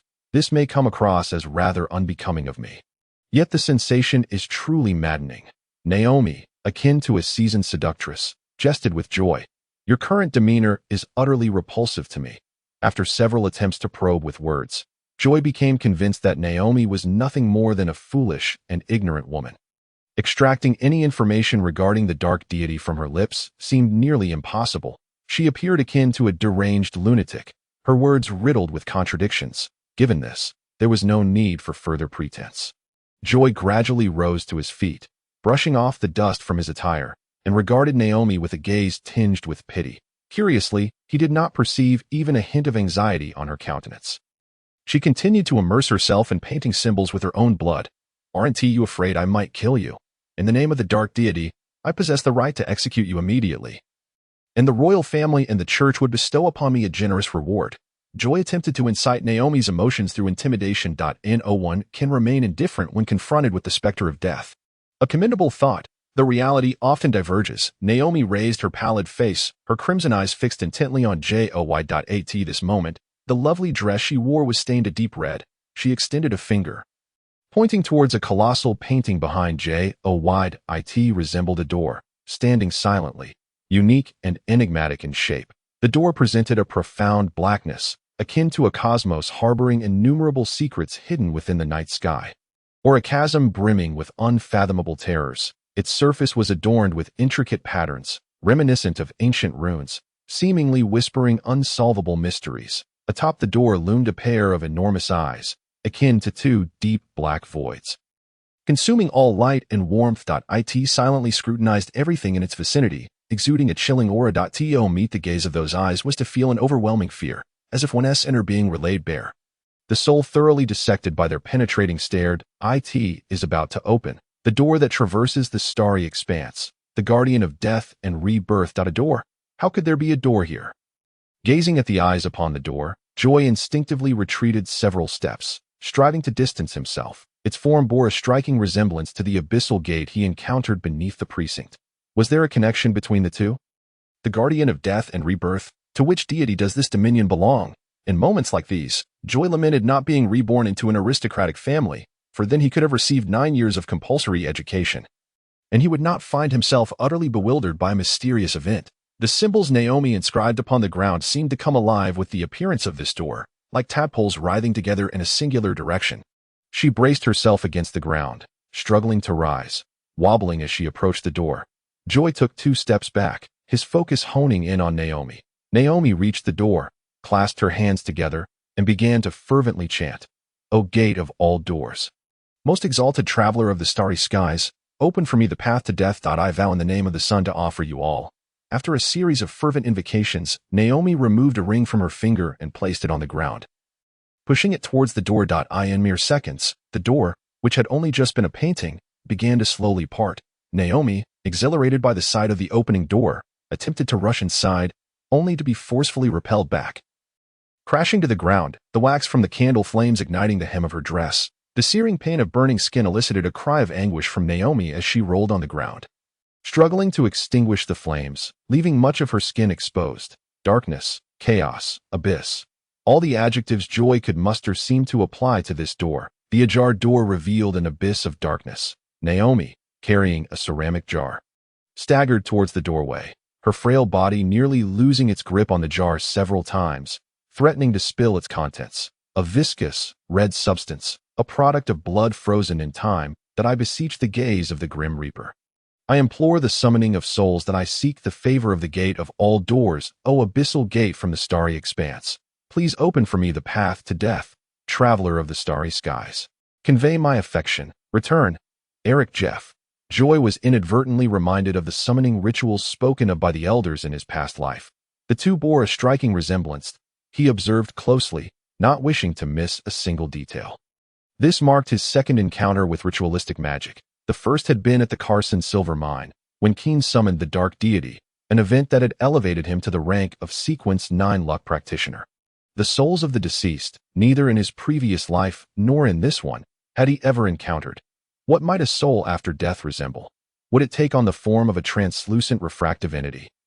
At that moment, the candles in the basement began to flicker, their flames dancing erratically, though there was no wind to disturb them. One by one, the candles toppled, wax spilling across the floor, and the flames surged in intensity. Had it not been for the absence of an exit, Joy would have fled long ago. Contemplating this, he wore a grim expression. The basement was small. Combined, the total area barely amounted to 10 square meters.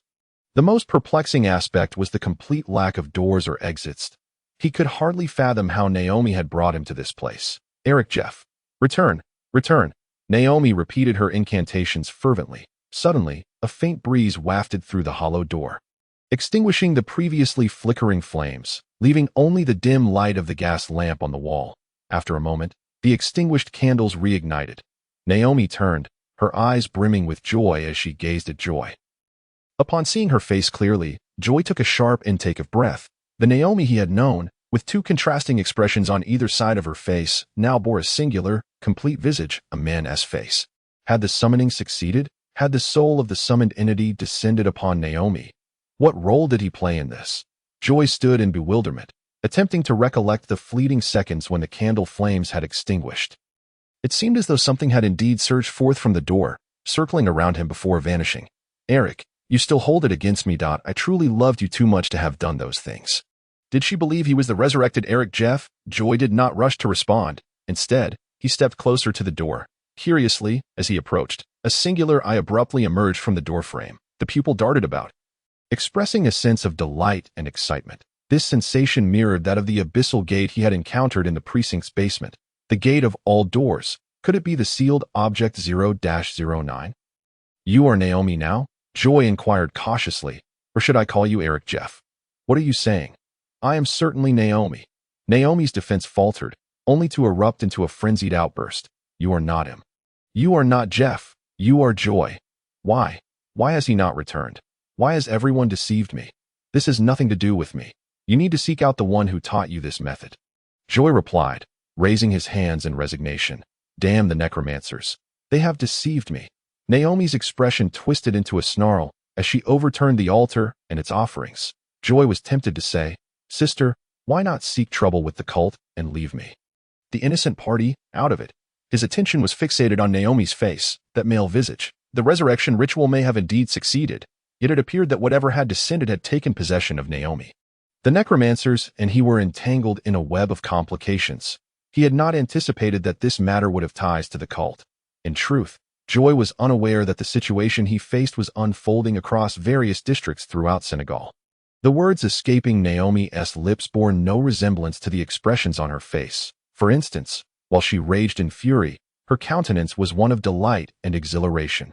Should he flee to the mists above? Or perhaps, should he eliminate Naomi now? Naomi's violent coughing disrupted Joy's tumultuous thoughts. She appeared gravely ill, the substance she coughed up mixed with blood clots. Joy observed her with a grave expression, tentatively inquiring, Naomi, are you all right? He could not ascertain whether Naomi still held dominion over this body. It seemed that his abrupt voice roused Naomi from her stupor. She turned to him, speaking in a deep, resonant tone. Why will you not let me go? Her words left Joy utterly perplexed. Whom was she referring to? He cautiously probed. Eric Jeff? Naomi gazed at Joy in astonishment, questioning, Who are you? And how do you know me? Indeed, the soul residing within this body was not Naomi. I am your wife's neighbor, currently renting her house. Naomi is a woman of kind heart, yet it seems she has fallen under the influence of certain entities and is now conducting a ritual to summon your soul back. Joy endeavored to clarify the situation and convey his goodwill to her. However, upon hearing Joy's words, Naomi descended into madness. She screamed and howled, kneeling on the ground in a tone bordering on desperation, pleading, Spare me, I beg you. Spare me. This scenario was utterly disconcerting. Was he not supposed to feel elated at being resurrected? He had envisioned numerous possibilities. Eric Jeff would exclaim in excitement, extolling the marvel of his rebirth. Never did he anticipate finding himself in this current state. The confusion was overwhelming, leaving his mind in disarray. Suddenly, the deranged Naomi picked up a dagger from the ground, poised to plunge it into her own heart. The abruptness of the situation caught Joy off guard, and he leaped forward, delivering a kick that sent Naomi's frail body flying across the room. Naomi looked back in bewilderment, seemingly perplexed as to why this person would prevent her from committing suicide. In his mind, Eric added the word lady. I wish to know what has led you to contemplate such a drastic action. Noticing her silence, Joy shifted the topic, cautiously inquiring, Do you not wish to meet Naomi? The mention of her name seemed to trigger a significant reaction as she frantically beat her head, attempting to block out the sound. No, I do not want to see that demon. Demon? Are you not an enviable couple? In the narrative surrounding Naomi, they appeared to be a couple to be envied, deeply in love and transcending societal classes. You must understand, she is a madwoman. She locked me in a cage. From his words, Joy gleaned an alternate version of the love story. In this rendition, Naomi transformed into a scheming woman, leveraging her body to ascend socially. She meticulously crafted a trap, using her physicality as bait to ensnare her prey. Ultimately, Naomi exerted almost maniacal control over Eric, forbidding him from even glancing at another woman, and in a bid to restrict him, she severed his feet, confining him to a cage. Eric Jeff chose to end his life, succumbing to the perverse love of Naomi. Two perspectives, two narratives, one of a humble girl encountering her destined partner, the other of a wealthy heir ensnared by a predator. Though reluctant to admit it, Joy acknowledged that Naomi was adept at storytelling, at least providing him with a complete tale of love. Eric Jeff's narrative was marred by only insults and hatred. Believe me, Naomi is a madwoman. You would do well to keep your distance if you do not wish to become the next me. Wait a moment. What do you mean by that? It sounds as if I have some connection with your wife. Joy replied innocently. Mr. Eric, I am merely an ordinary person, with no ties to Naomi. She has a fine figure. But I prefer fair skin. His statement almost implied, I am not blind. In Senegal, the definition of beauty is often ambiguous, frequently dictated not by appearance or skin tone, but by status. Status often determines a person's perceived beauty and popularity. With 2 silver coins, one could enjoy the company of a fair-skinned, beautiful woman in Senegal, or perhaps it should be said, regardless of gender, neither men nor women hold much value. Their worth often reduced to the quality of their blood. Chapter 39. The schizophrenic Naomi. A shiver coursed through Joy as he felt the despair and rage of Eric in his final moments. He suddenly perceived the name Naomi as an evil incantation, plunging one into an inescapable abyss. Determined to flee, he wished to distance himself from the chaos. Yet at that moment, the frenzied Naomi paused, casting a sinister gaze upon Joy. In a chilling tone, she proclaimed, Joy, you cannot escape. Eric, none of you shall leave me. Joy regarded her solemnly, her black eyes flashing with dangerous light. He leaned closer to Naomi, whispering softly, why not take a look in the mirror and see your current self? The basement was well stocked with various items, possibly due to the ritualistic magic at play. Joy discovered several potions he needed. Naomi stood before a mirror, gazing at a visage that was entirely foreign to her. Frozen in place. Why is this happening? She muttered to herself. With a heavy sigh, Joy remarked, you should not have trusted them. The necromancer cult is merely a group of madmen. Madmen? Naomi's expression contorted into a snarl, her eyes widening. Did they deceive me? Indeed, the truth was as Joy affirmed with a nod. Naomi seemed to have lost the will to speak further. The air around them was thick with the scent of candle wax and her subdued sobs. In this atmosphere, several minutes passed, and the presence of Eric within Naomi appeared to regain control of the body. He caressed every inch of her skin, then dug his nails in deeply, yearning to tear apart this vessel. Joy, disinterested in the madness of Naomi, began to cautiously collect the potion ingredients in the basement. Many of these items were rare and valuable, and he pondered whether he might find the antenna worm here. The potion recipe for Sequence 8 Transporter required 3 primary ingredients. He had already acquired 2 from Clyde Phoenix, leaving only the elusive antenna worm in his search. In the far corner, he spotted a half-human-sized jar that appeared to hold great promise. Approaching it, Joy unhesitatingly opened the lid, but before he could examine its contents, a head suddenly burst forth. The figure, disheveled and indistinct, seemed unaccustomed to the light after a prolonged stint in darkness, retreating back into the jar.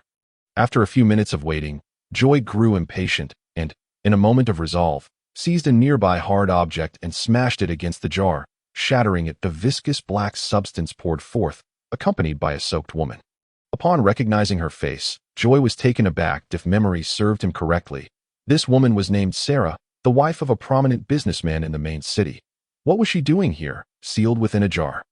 After several minutes, Sarah finally managed to shakily rise to her feet, her gaze blank as she surveyed her surroundings, filled with a palpable fear of the unknown. Upon spotting Joy, she charged towards him as though he were her savior. Help me, Mr. Cleve, she pleaded, her voice trembling. Joy sighed and steadied the unsteady Sarah. It seemed misfortune did not strike him alone. He felt an urge to check Naomi's heart to see if it was as dark as he suspected. It is all right, Mrs. Sarah. Can you tell me what has transpired? She glanced at the still rambling Naomi a short distance away, perhaps finding some semblance of reassurance, as her fear subsided slightly. Trembling, she began, initially. Naomi was not like this. She and Eric were an enviable couple. It was unclear when she had begun to exhibit signs of neurosis, growing suspicious of Eric's fidelity, even doubting any clandestine relationship between herself and Eric. She incessantly stalked Eric and me, attempting to invade my home in search of evidence. Even when I eventually allowed her to search, and found nothing, she remained unconvinced. Not only does she harbor doubts about me, but any woman who comes close to Eric also falls under her suspicion. She has lost her mind, a veritable lunatic. She drove Eric to his demise and has shifted the blame onto me, confining me here. She has even begun to worship a fallen dark deity, seeking a way to resurrect Eric through its power. Fortunately, you have finally discovered this place, Mr. Cleve. I beseech you, let me out. Sarah is acquainted with Joy and is aware of his affiliation with the local constabulary, which is why she sought him out the moment she began to regain her sanity. The sun shall bless you, Mrs. Sarah. He made a gesture of blessing typical of the church, lightly tapping his right fist against his heart. Sarah appeared as though she had found a confidant, pouring out her grievances that in truth, he could somewhat empathize with her emotions. Being targeted by someone as neurotic as Naomi is an undeserved calamity that would leave anyone feeling stifled.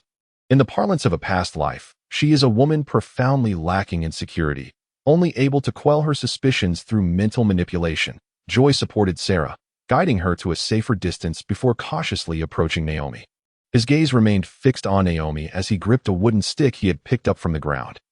Joy furrowed his brow, scrutinizing the door on the wall with a penetrating gaze. Ever since he had entered the basement of the security bureau, he had sensed something amiss with the abyss gate. And now his feelings were further corroborated. Was this reasonable? The attitude of 0-013 towards him was equally perplexing. Rubbing his throbbing head, Joy hesitated to step outside and inquire why 0-09 had treated him in such a manner. Clearly, there would be no answers to be gleaned. 0-013 served as a prime example. There was only one suspicion that lingered. He seemed to have some obscure connection with these sealed entities, a matter perhaps only to be pursued at a higher tier. Level 0 sealed entities, once out of control, could even influence demigods or angels. He had not yet become so arrogant as to meddle with the secrets of higher tiers while occupying the lowly position of a level 9. Such folly would be tantamount to courting death, reflecting on the pasts of Naomi, Sarah, and Eric. Ah, my master, I most enjoy sharing stories. Chapter 40. Naomi's ritual magic in the tranquil basement. The only sound was the soft scratching of a pen against paper. After a moment, Joy sighed, feeling a wave of melancholy wash over him. To summarize, it was the tale of a wealthy playboy who, having grown weary of his lavish lifestyle, unexpectedly fell for a woman as pure as freshly fallen snow. Their love was genuine, yet love encompasses more than just romance. It also entails the mundane realities of life. Eric, who had taken over the family business, inevitably interacted with various women, but Naomi struggled to comprehend the social dynamics of the upper class.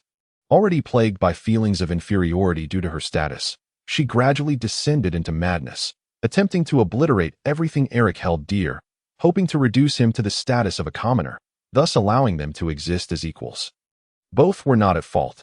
The true villain was the grotesque class system that bound them. Eric navigated the circles of high society, which was nothing short of indulgence. He may have loved Naomi, or perhaps he merely sought amusement. Only the incompetent would choose to change others to validate their own worth, failing to consider the faults within themselves. Had Naomi been sufficiently capable, able to share even a fraction of Eric's burdens, they might not have reached such a dire point. One may not be exceptional, yet one must strive to become so. Naomi accounted for everything, except for one crucial detail. Eric's soul, summoned back, did not occupy Joy's body as planned. A single misstep could lead to total ruin. The struggle for control over the body between Eric and her ultimately resulted in an eternal entanglement. It seems my fortune for today is quite favorable. Speaking of fortune, Joy suddenly recalled something, his gaze darting nervously around the room until it settled on a large chest in the corner. Approaching and opening it, an indescribable excitement spread rapidly across his face. Inside were a chaotic assortment of potions, many of which would prove useful to him. Thank you, Mrs. Jeff. Joy tilted his head in thought, feeling a strange dissonance and expressing gratitude towards a woman who had just attempted to kill him. Returning the pages of 0-013 to the Great Hall, he stepped closer to the ajar door. One step forward, and suddenly he found himself in the street near his home, having exited the basement. Back in reality, Joy's first sensation in truth, I am not a woman skilled in the culinary arts, and thus I cannot prepare you a lavish feast, but can only manage a few simple breakfasts. Her voice rose a few pitches, seemingly trying to convey the gravity of her feelings. I swear, I have truly fallen in love with you. After a moment's contemplation, Joy thought it unwise to provoke her further, and gently spoke. Naomi, would you kindly open the door? At the very least, let me know that you are safe. Yet Naomi's voice suddenly turned frantic, followed by the sound of objects crashing to the ground. And then her hurried words. You cannot come in. Do not enter. Just leave me be. I am but a filthy woman.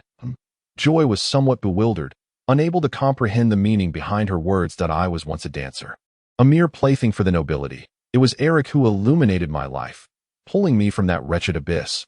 without disdain or revulsion, and we shared a deep affection that as she spoke, her voice gradually weakened, finally dissolving into sobs. He is dead, the wonderful Eric, slain by a band of street thugs. I loathe his kindness. Had he not intervened to assist a girl being robbed, he would still be alive.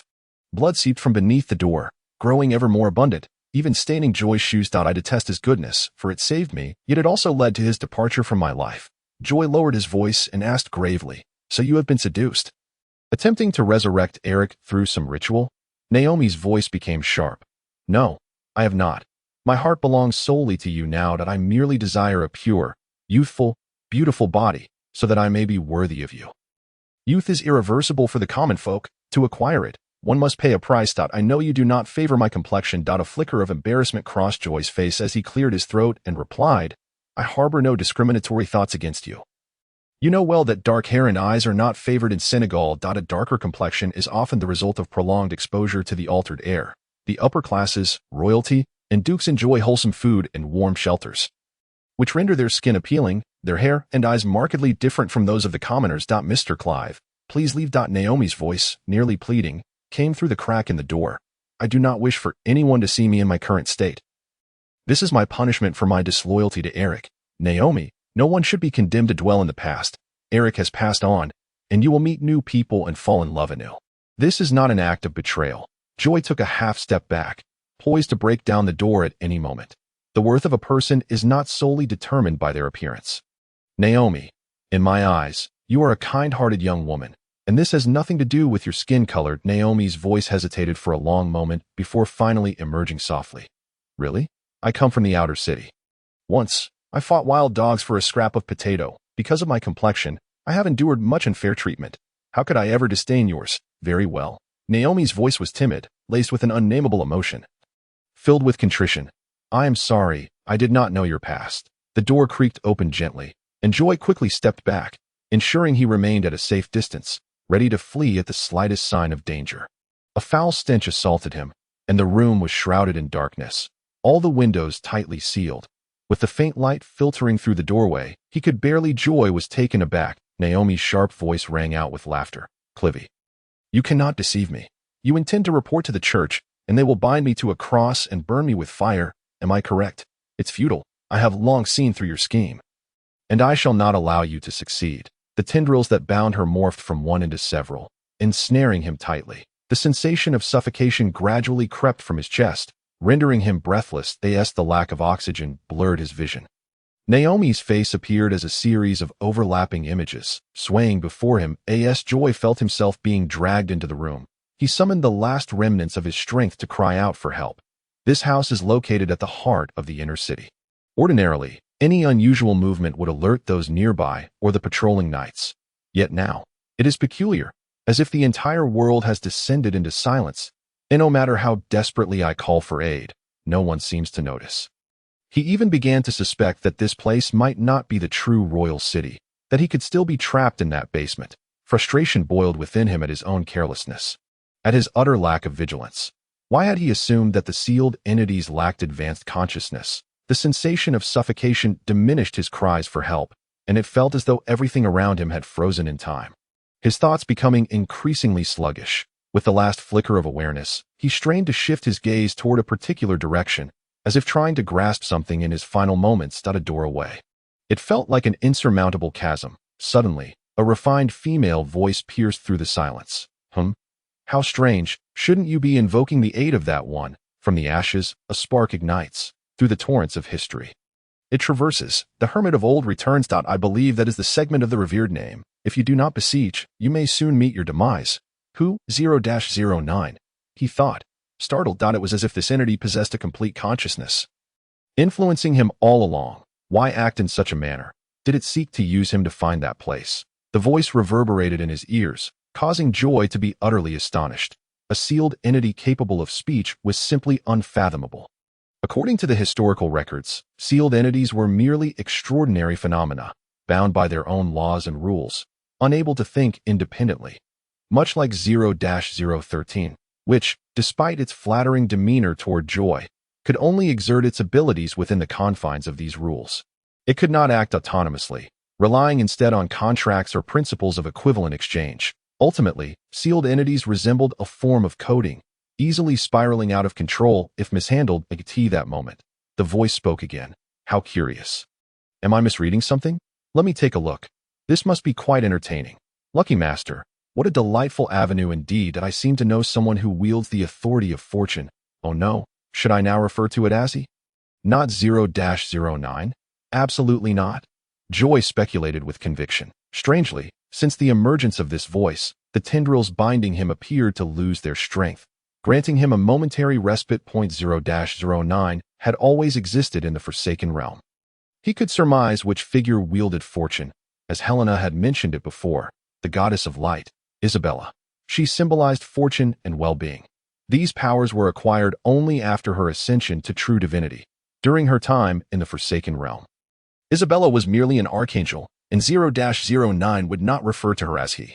As this thought struck him, it was akin to a thunderclap in his mind. An outsider, someone from beyond, had ventured into Senegal. Since the fall of the sun god, it could very well be the first time in a millennium that an outsider entered the Forsaken Realm. Now, tell me, to whom does that segment of the revered name refer? The voice seemed to emanate from all directions, and everything around Joy came to a standstill, rendering him unable to turn his gaze. My apologies. I forgot. You cannot speak at this moment. Forgive my oversight. As those words fell, Joy discovered he could move again, regaining control of his body. Naomi remained frozen, and everything within this space seemed to be shrouded by some peculiar force, leaving only one person capable of action. Who could possibly have their sights set on such a minor figure as himself? Joy began to analyze the situation from a different perspective. The Round Table Hall held his greatest secret, and this person's objective was likely directed towards it. If they claimed to know Isabella, one of the 7 gods, it would imply they were either a devotee of the 7 or a highly ranked extraordinary being. Those of lower ranks could not enter the Forsaken Realm. They lacked the strength and would not mention true gods without a modicum of reverence, instead speaking as if they were old acquaintances. An extraordinary being capable of contacting true gods, entering the Forsaken Realm, and inexplicably seeking him, it was an enigma that seemed insurmountable. Her audacity to appear here suggested she harbored no fear of the demigods within the royal city. This hypothesis left Joy pale with dread. He fought to suppress the terror rising from the depths of his soul, his chaotic thoughts exhausting him, and he could scarcely discern whether the present place was indeed the real world. The only solace was that the other party did not seem eager to take action against him. The absence of immediate violence left room for negotiation, and he let out a quiet sigh of relief, softly inquiring, "Who are you?" Suddenly, the surrounding scenery shifted abruptly, and Joy felt his vision blur. When he regained his senses, he found himself seated in a chair, glancing around in bewilderment. The sky was no longer a dreary gray. A brilliant and warm sun hung high above, and before him stretched an expanse of azure sea, the gentle sea breeze caressing his face, evoking long-forgotten memories. Opposite him, a stunning woman had appeared, so exquisitely beautiful it seemed otherworldly. Her golden hair flowed like silk, complementing her cerulean eyes, as if she had stepped forth from a painting.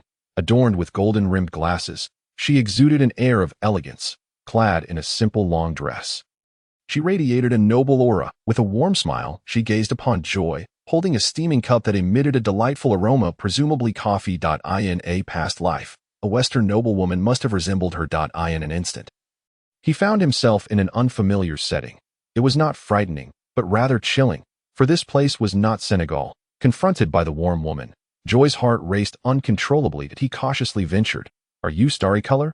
The woman opposite him took a delicate sip of her coffee, setting the cup down with a smile. With a gentle push of her golden-rimmed glasses, she replied, "No, he is not me, but I can be him." As she spoke, she reached into the void, and a vibrant, colorful mist appeared in her grasp. It was as though she were toying with a plaything, the mist shifting into various forms in her hands. The Starry Color, even in its weakened state, was an outer god from the starry skies, now reduced to a mere toy in this woman's possession.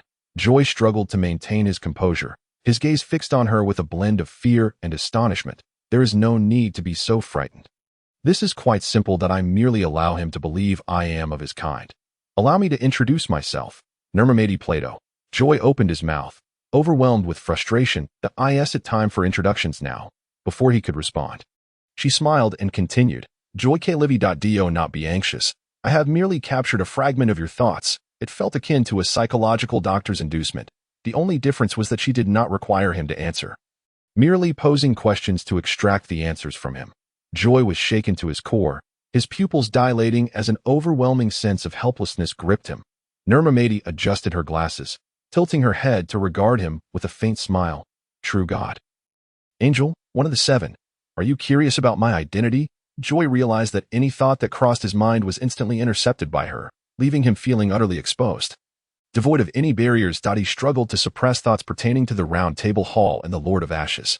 Nurmamati Plato exuded the air of a competent professional woman, radiating an aura of confidence and assurance. Ashes, sparks, hermit, she gazed at Joy with a gentle smile, as if seeking to guide the expansion of thoughts through the intercepted words. Joy, unable to resist, began to let his mind drift towards the Round Table Hall. From the ashes, a spark ignited. With each utterance she made, Joy felt his heart plummet uncontrollably. In his ears, the familiar sound of frenzied murmurs gradually arose. Without him responding to the pleas in the Round Table Hall, the mere act of her unilateral recitation accurately pinpointed her elevated status, higher than he had anticipated. Just as Joy entertained the notion of rejecting her overtures, he swiftly succumbed to self-denial. Although it was their first encounter, the presence of Nurmamati evoked a sense of long-lost familiarity akin to that of old friends reuniting. That it was a feeling of kinship, a bond of family and friendship, which rendered him incapable of dismissing her. His emotions were being assimilated, his subconscious altered. Joy once again experienced the dread emanating from a higher power, from the unknown. Nurmamati, with a faint smile, did not cease her recitation of the prayer. In endless darkness enveloped them, accompanied by the indistinct, maddening whispers rising from the depths. The gray mist loomed like an invisible hand, abruptly emerging from the void, shrouding them in an attempt to draw them into another realm that the body must not enter. In a moment of panic, Joy realized a terrifying truth. This time, the gray mist was not merely attempting to draw his spiritual consciousness in, but was intent on dragging his physical form along. Having learned from past experiences, he knew that the body could only exist in that world for a fleeting moment. He was uncertain whether he could maintain control upon this involuntary entry. The consequences of failing to return promptly were unfathomable. They were poised to enter the realm of ashes. Nurmamati suddenly froze, halting her actions. The gray mist enveloped them, and within the vast, mysterious darkness, something seemed eager to emerge. Joy's eyes flickered as he discerned through the billowing gray mist that the once suppressed waters of the endless sea began to churn and surge, transforming into bizarre creatures, seemingly striving to break free from the surface. It was as if fish were leaping from the water, only to fall back again. With Nurmamati's unexpected pause, the mist dissipated, and the tumultuous waters appeared to lose their objective. Returning to tranquility, Joy's expression faltered. Unable to comprehend why she had halted, the sensation of escaping death was delightful, though he knew it was but a temporary reprieve. That moment, Nurmamati withdrew her gaze and smiled faintly. Clearly, she had intercepted Joy's earlier sense of danger. Instead of being disheartened by her inability to enter, she wore an expression of intrigued amusement and said, "I am grateful for your warning." She lightly tucked a strand of golden hair behind her ear. She rose, and without any visible movement, a tray appeared in her hands, bearing a cup of freshly brewed hot coffee. She placed the coffee on the table before Joy. This moment, I cannot afford to attract its attention. Joy was perplexed by her mention of it. Gazing at her with a questioning look, he began to recall fiery, passionate images in his mind. Attempting to distract himself, Nurmamati returned to her seat. She remarked with a teasing smile, "Europeans and Asians, truly a peculiar race." Joy gaped, finding it hard to believe that such a beautiful visage would calmly utter those four words. What a clever tactic to divert one's thoughts with desire. What power is this? The ability to even intercept memories. Chapter 42. The god of mischief. In the face of such abilities, all efforts seemed utterly futile. However, it was evident that this method was effective, for now his mind was consumed by thoughts of desire. Nurmamati glanced at Joy through her glasses, her expression unchanged, still embodying that air of tranquility.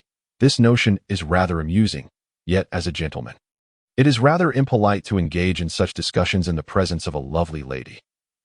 She tilted her head slightly, as if recalling something. I do not employ my abilities at all times. Otherwise, I would go mad. Mr. Kellawide and I believe we can converse in a conventional manner. Upon her words, Joy felt the sensation of being observed dissipate. The minute was remarkably light and effortless, devoid of the need to vigilantly guard his thoughts and musings. What did she mean by that? Not employing her powers at all times. After pondering for a couple of seconds, Joy suddenly understood. This was indeed reasonable. If one were perpetually subjected to the psychological activities and emotional fluctuations of those around them, any normal individual would surely lose their sanity, let alone a transcendent being constantly at odds with themselves. That it seems you grasp my meaning, Nirmamati acknowledged with a pleased hum, then spread her arms wide, as if relishing the afternoon sun, the heat and warmth. How long had it been since Joy had felt such sensations? A year, 2 years, perhaps even in a past life. You appear unfazed. Joy swirled the cup in his hand, the rich aroma wafting through the air, evoking a sense of nostalgia. Are you referring to the sun? He extended a hand to bask in the sunlight. Senegal hasn't seen the sun for a millennium. Joy nodded, a faint smile gracing his lips, as he seemed to surmise her identity, yet still required further clues for confirmation. From your reaction, it appears you have seen the sun. If you were born in Senegal, you would not display such behavior. Ancestors, am I correct? He sought to extract information from her, and she too seemed curious about his identity. Yet what did she mean by ancestors? He instinctively inquired. What are ancestors?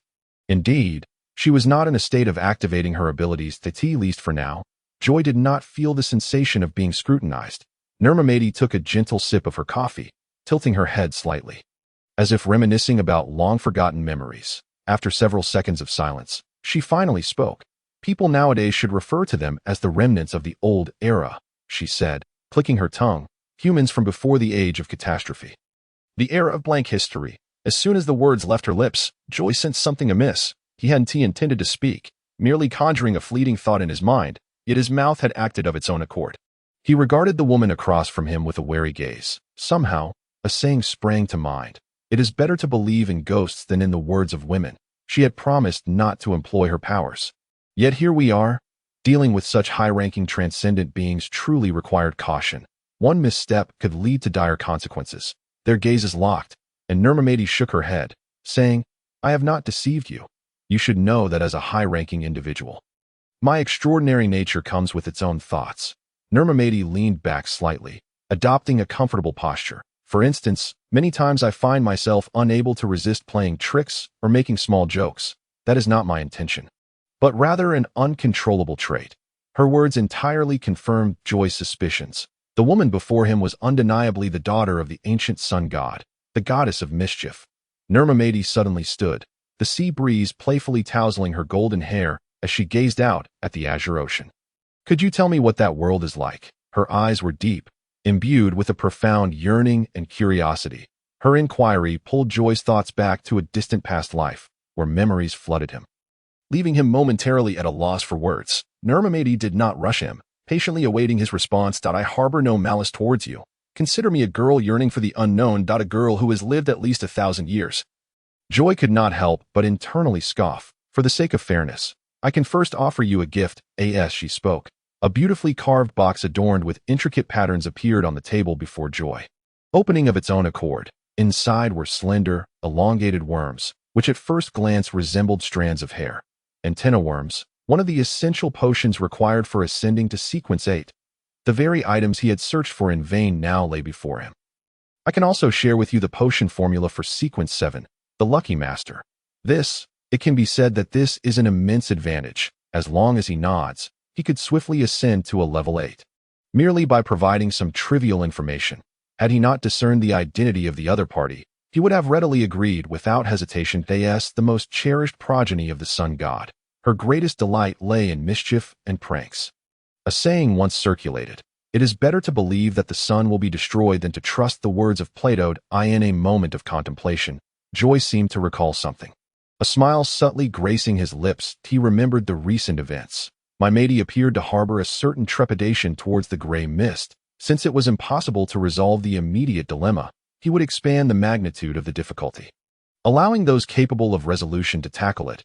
Casting the trouble away, he prepared to invoke the frenzied whispers of the boundless sea beneath the gray mist to confront his adversaries. This might render him a madman or a will-less mythical being. However, as this thought arose, he seemed to forget what he had intended to do, standing dazed and expressionless. Did she steal my thoughts? If so, how can I escape? In that fleeting moment of clarity, despair enveloped Joy, an overwhelming sense of helplessness causing his eyelids to droop. You might as well directly seize my memories, he thought. My matey, covering her mouth, seemed to recall something amusing and chuckled softly. Casting the trouble upon those who can resolve it is quite an intriguing notion. For her, it was indeed challenging to confront certain existences at that moment, as it would bring her inconvenience. Why not simply appropriate all of my essence? For a great archangel like you, it should be an effortless task. Is it because you are not complete at this moment? My matey nodded candidly. You are quite astute, hence I wish to comprehend that era in a manner that won't disturb anyone. Yet, it appears you do not endorse this transaction. As she spoke, the favored daughter of the ancient sun god slowly turned, gazing down at Joy from her elevated position. That a flicker of fear instinctively crossed Joy's mind, prompting a desire to flee. Yet outwardly, he could only feign an expression of indifference towards death. He attempted to calm his tumultuous spirit, regarding my matey as an ordinary and beautiful woman, refusing to acknowledge her status as a great archangel. This coffee is rather unpalatable. In my homeland, there exists a beverage that would suit you perfectly. Joy opened his mouth, about to speak, when my matey preemptively interjected, milk tea, a drink brimming with tapioca pearls. As she spoke, her elegant fingers lightly tapped the table, and instantly, a cup of milk tea from Joy's memories manifested before him, prominently inscribed with the words fragrant and delightful. Dealing with a thief capable of appropriating everything is truly mundane. What exactly are tapioca pearls? My matey inquired with curiosity. You ought to directly seize my memories, he mused. My matey rested her chin on her hand, falling into silence for several seconds before replying, two charming dimples appearing on her face. I relish conversing with others, even though I can anticipate what you wish to say before you utter it. Joy shrugged helplessly and replied, you could interpret it as a food made from coconut flesh, which enhances the texture when added to milk tea. Adjusting her golden-rimmed glasses, my matey smiled and said, is that so? Beside the cup of milk tea on the table, a coconut materialized, and in Joy's eyes, it automatically cracked open, the flesh morphing into a rounded shape. Then, transparent beads appeared, perfectly replicating the bubble tea from Joy's memories. My matey mixed the milk tea with the coconut flesh and took a gentle sip, a radiant smile illuminating her face. This flavor is quite unique. However, I enjoy it. The great archangel, near my matey Plato, has a fondness for bubble tea. One wonders how this revelation will astonish many. Joy opened his mouth, ready to articulate something, when my matey abruptly stood, her gaze fixated on a certain direction. I must take my leave. Thank you for the bubble tea. Farewell. The sun and the ocean began to fade from Joy's sight. And when he regained his senses, he found himself before Naomi's house in the West 9th District, the sky perpetually shrouded in gray. She did not kill me. Why did she spare my life? In an instant, a torrent of questions surged within Joy's mind. Most incredulous was the fact that he now possessed a box containing an antenna worm, along with a piece of paper, a formula for a sequence potion. He had not sacrificed anything significant. Well, aside from a cup of bubble tea, the returns could be deemed quite generous. With a heavy heart, he ascended to the second floor, pausing at Naomi's doorstep. Although he harbored suspicions, he clung to a glimmer of hope. Gently pushing open the door, he found the interior impeccably arranged. The floors and ceilings were pristine, devoid of blood, tendrils, or Naomi herself. An inexplicable wave of disappointment washed over him. He comprehended that Naomi had perished in that basement, and everything he had encountered since was merely the machinations of the great archangel, the god of mischief. She possessed many extraordinary abilities, rendering her antics all the more exasperating. What is true, and what is false? Joy found himself unable to discern. In the face of the unknown, he would gradually succumb to the pranks my matey had orchestrated. Remaining ever vigilant, now that Joy was aware of the other party's existence, as long as he exercised caution, he could still guard against her schemes. At the very least, he was certain that the current time and space were indeed real. My matey had truly departed. It was precisely this reality that left him unsettled. Every gift bore a price, and he could not refuse the benefits she had bestowed. Upon returning to his residence, he refrained from summoning 0-013 this time, instead allowing his spiritual consciousness to enter the round table hall. Only here could he remain unaffected by certain existences. Great Master, I sense that your current mood is quite dismal. Is there anything I can assist you with? Azrael, Is the story you previously deduced true? He recalled 0-013's narrative regarding Naomi. My matey's appearance had sown doubt within him. On the yellowed pages, no words appeared until several seconds had passed, at which point a passage materialized. The information rendered Joy utterly flabbergasted. 0-013 had remained within the round table hall and had not been summoned at all. This implied that the 0-013 in the basement, or everything that had transpired, was orchestrated by my matey. Naomi was real, 0-013 was false, 0-09 was real, Sarah was false. What is true, and what is false? Or perhaps all is an illusion. Here, no one can exert influence. Contemplating this, Joy solemnly stated, "Tell me, did the Naomi that appeared in the basement truly exist?" Yes. Did the Naomi from the red house truly exist? Yes. 0-013 provided precise answers, and it was this revelation that left Joy momentarily reeling. The capabilities of a great archangel are terrifying to such a degree, he began to grasp the depth of that statement. According to rumors, my matey Plato wielded an authority, guardian of time and space. She could exist in the past, present, and future. The Naomi he later encountered should be a character extracted from a specific time frame by my matey. Thus, both the basement and the subsequent Naomi were genuine.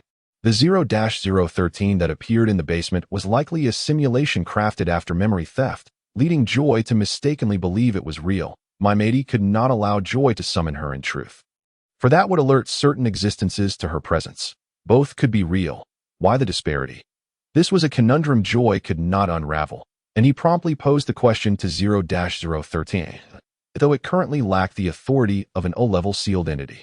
Here, as an encyclopedia, it remained capable in this realm. It seemed to possess even greater abilities as the yellowed pages began to fill with densely packed text. Each segment Joy finished reading yielded new words. After a brief moment, he leaned weakly against the round table chair. As 0-013's pages hovered before him, starry radiance fed on the emotional energy of humanity's darker aspects that it would beguile, induce, and lead individuals towards darkness. To extremes, generating negative energy. A perfect love story was not what it sought. Therefore, it fabricated a distorted, tragic love tale for Naomi, entrenching her in false memories, driving her to obsession, despair, and ultimately, death. What connection does starry radiance have with 0-09? The information involved is too intricate to deduce. 0-013. But on the pages of the book, a visage of a despondent little figure emerges. They appear to engage in a mutual exchange of needs. Perhaps only by meeting 0-09 can one discern its true purpose. The mere necessity for a particular emotional energy has transformed Naomi into such a grotesque entity. To certain existences, humanity is indeed a diminutive species. Gazing into the endless gray mist, Joy felt a weight upon his heart. Murmuring to himself, "Is this divinity?" Chapter 43. Even in darkness, we must turn our hearts toward the light. He could not guarantee that, in the face of overwhelming power, he would retain his humanity and not devolve into a malevolent deity chronicled in history. The following day, Joy awoke early, having completed his morning routine. Rarely did he don the sheriff's uniform, and this marked his first time wearing it since his leave as he passed by Naomi's doorstep. He suddenly halted, staring at the peeling wooden door, standing there in eerie silence that it seemed as though, in the next moment, Naomi would swing the door open with a smile, greeting him with, "Good morning." Mr. Creeved in sunless Senegal. Darkness is the inescapable backdrop, rendering the value of life trivial. No one would notice that there once existed a warm-hearted landlady. No funeral, no salutation, as though she had never existed at all. Perhaps only at some noble gathering would someone mention a lady with curly hair and a voluptuous form. He gently placed his hand on his left chest, bowed slightly, suppressing a tumult of emotions, and descended the stairs. The streets lay in disarray. Not far from the dynasty, arson, robbery, and murder transpired, with many crimson stains still fresh upon the ground. The calamity that befell Naomi spread like a plague. Joy's hand gripped his revolver tightly, his gaze vigilant as he surveyed his surroundings. Should anyone approach, he would not hesitate to raise his weapon in warning. In the midst of repression, a violent outburst. In paranoia, a descent into madness, the star's color was insidiously awakening the darkest facets of humanity. That moment, his uniform felt glaringly conspicuous. He even spotted a fellow sheriff, standing on a woman's back, his visage contorted as he shouted, "Dead woman! Commanding me? I am a man, your master. You must kneel and kiss my toes." Unluckily, this man was familiar to him, always portrayed as a devoted family man. More absurdly, a dog held it serves as both a key, unlocking the portal to an unknown realm, and a barrier, safeguarding the world from the encroachment of mysterious forces. The place where a door knocker should reside has been replaced by two watchful eyes. It gazes intently at Joy, its large orbs fixed upon him. Though no words are spoken, an unmistakable sense of joy permeates the atmosphere. Joy understands that, despite being merely a replica, this door possesses a trace of divinity due to the extraordinary nature of 0-09. As the door creaks open, darkness envelopes the space within, resembling an endless abyss. Soon, a line of text materializes within the yawning entrance, as if an invisible hand were inscribing it out of thin air. "It is a pleasure to see you again, D. Oh, you seem to know me?" Joy inquires, astonished by the words that have appeared. He is testing whether 0-09 possesses a shared consciousness. "We met just yesterday. Did we not?" Indeed, the authority of the Gate of 10,000 Doors grants it a semblance of universality akin to possessing countless avatars. After reflecting for a moment, Joy directly poses the question, "What are your intentions in Senegal?" 0-09 remains silent for a considerable time before yielding another line of text. "It is not a matter of what I intend to do. I am powerless to act." Joy suddenly realizes that he had misinterpreted the situation. Ultimately, the sealed object is merely a tool, its purpose contingent upon the wielder. That he raises his gaze, carefully choosing his words before continuing. "Perhaps I should inquire about your capabilities. Are you a traveler of the starry skies? Or perhaps a guardian of life and death?" As the door of 0-09 closes once more, Joy exits the subterranean storage room. Although he has not received a definitive answer, one certainty lingers in his mind. Someone has located the true essence of 0-09 and seeks to exploit it for their own ends. The sealed object adheres to its own laws of conservation, much like 0-013, which answers all inquiries. The law of conservation governing 0-09 is that it requires the nourishment of living blood, a prerequisite for activating its powers. Lost in thought, Joy exhales a deep breath. A saying comes to mind. When the cart reaches the mountain, a path will surely appear. When the boat arrives at the bridge, it will naturally straighten. Approaching noon, Joy busies himself with preparing lunch. Regardless of the chaos outside, it feels as if none of it concerns him. Once again, the sentiment remains, no matter who holds power, they will not act against the common folk. For now, his sole focus is to ensure his own safety until the coup settles. Milk, bread, and a bowl of dry noodles. As he gazes at the meal, memories of Naomi flood his mind. Perhaps the Naomi constructed by Mai is the true essence of her. Passionate, unrestrained in love and hate. That deluded and frenzied Naomi is but a pitiful pawn in the grand scheme. The star's color resembles a puppeteer who delights in manipulating humanity. That it whimsically alters its surroundings, shaping everything to fit its desires. Indifferent to the fates of those being manipulated, he lifts his gaze towards the window, where the thick fog has taken on a more vibrant hue. Suddenly, a knock resounds at the door. "Clivy, are you there?" Joy rises, astonished that anyone would seek him out at such a time. That he opens the door to find a tall soldier standing before him, his armor indicating his identity as a guardian knight from the Elder Council. Unlike the Knight Order, which does not interfere with the security of the Imperial City, these knights serve solely the Elder Council. "Come with me," the Guardian Knight instructs, his voice low and thunderous, devoid of any expression beneath his helm. Joy's heart tightens. What could the Elder Council's people want with him? Though it is not his first time visiting the forbidden grounds of the Imperial City, Joy must feign the demeanor of a novice. By custom, his memories of the last encounter with that prominent figure should now be erased. Speculation arises, could the old man he met last time be none other than the leader of the Elder Council? The demigod Ramses. As a demigod of the Giant Path, he wields unparalleled power in Senegal. The Guardian Knight escorts Joy to a towering edifice and coldly commands, "Enter," with a heart laden with apprehension. He pushes the door open. Before him lies a myriad of transparent crystal orbs, resembling countless eyes. Illuminated by gas lamps stands a sprightly old man, his stooped frame emanating an air of decay and ruin. Yet his eyes glimmer with the wisdom of ages, bearing the gaze of a battle-hardened elder, one who has weathered storms and witnessed the vicissitudes of life. His mane of white hair starkly contrasts with his flowing black robe, intricately embroidered with silver runes. the collar adorned with an ancient emblem that embodies his faith and totem. His wrinkled skin is a testament to the passage of time. He approaches Joy with deliberate steps. Slow yet imbued with an undeniable presence that compels one to avert their gaze, he perpetually embodies the image of a sage, calm, rational, and inscrutable in his true emotions, though his voice is low. It resonates with authority and power. Joy Clivey. Do you remember me? Chapter 44. Sequence 4. The Demigod Archbishop. Although only 2 individuals occupy the room, Joy feels an unsettling sensation of being scrutinized by countless pairs of eyes. Leaving him on edge, the crystal orbs upon the shelves resemble watchful eyes. What should I do?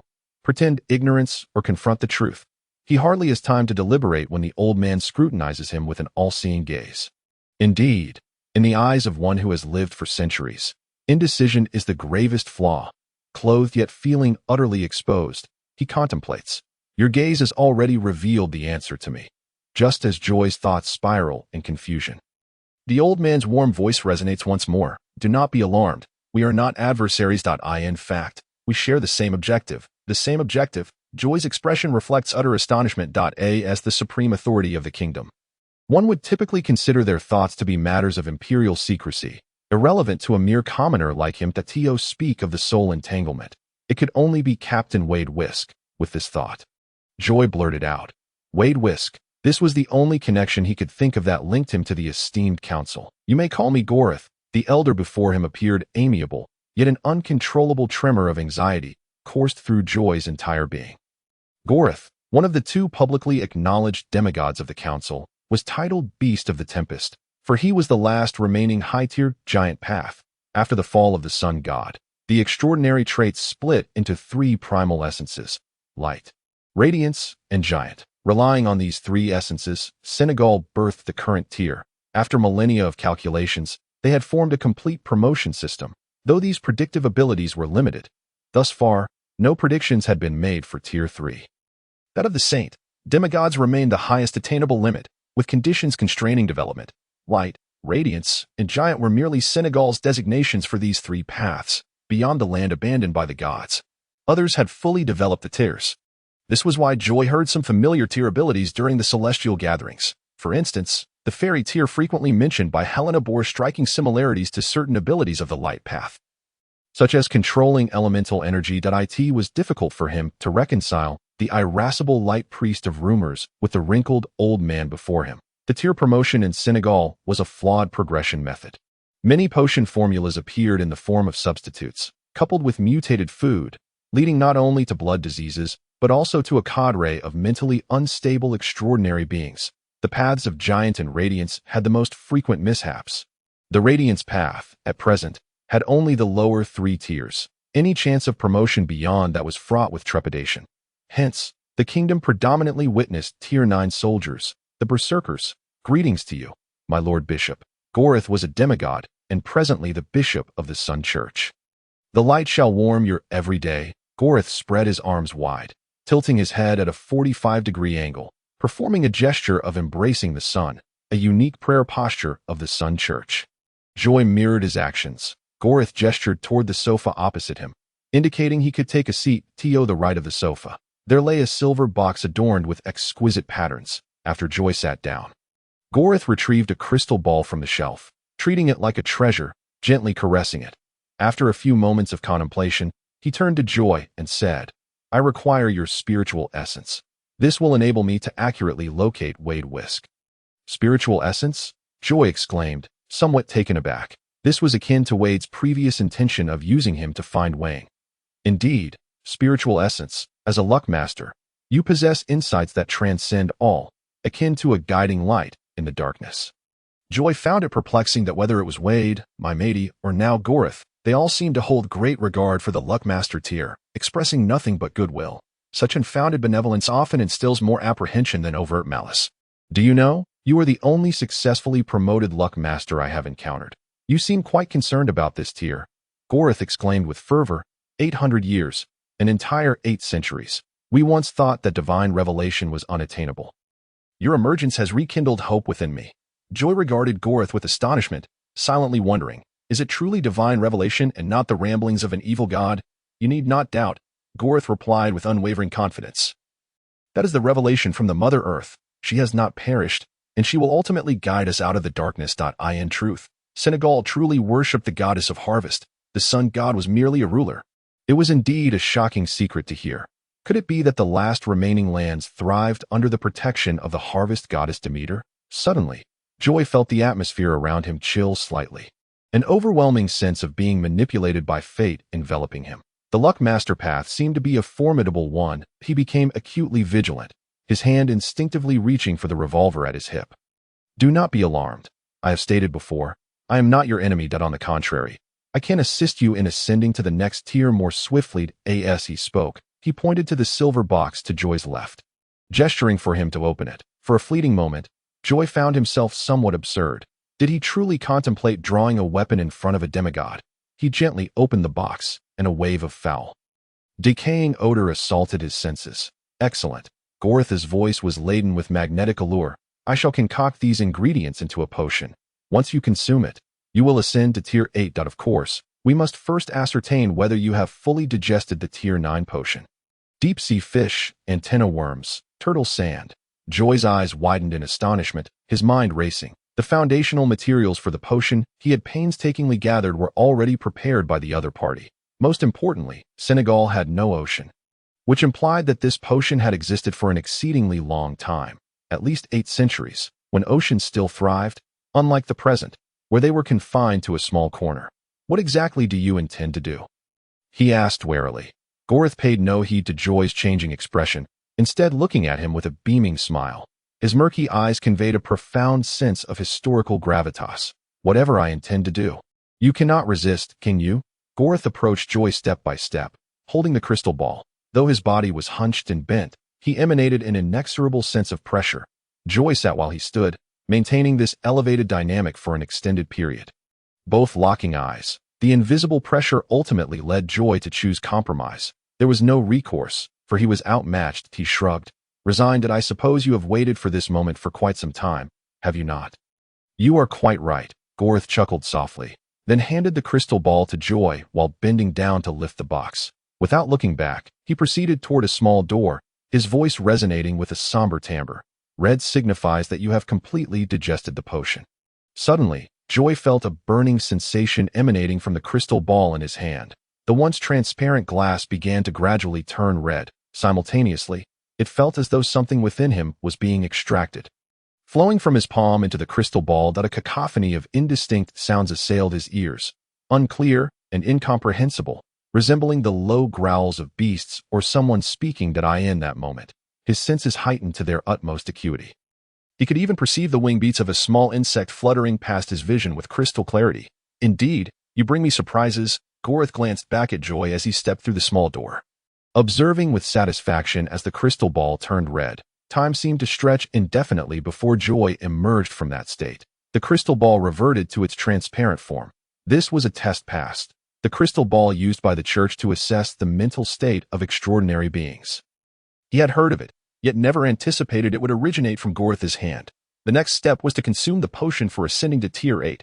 He wondered if he could endure it.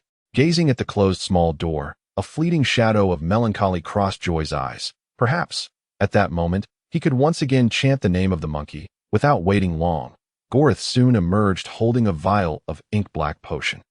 Do you need to adjust your state? Joy shook his head, indicating, no need. Given the situation, retreat was no longer an option.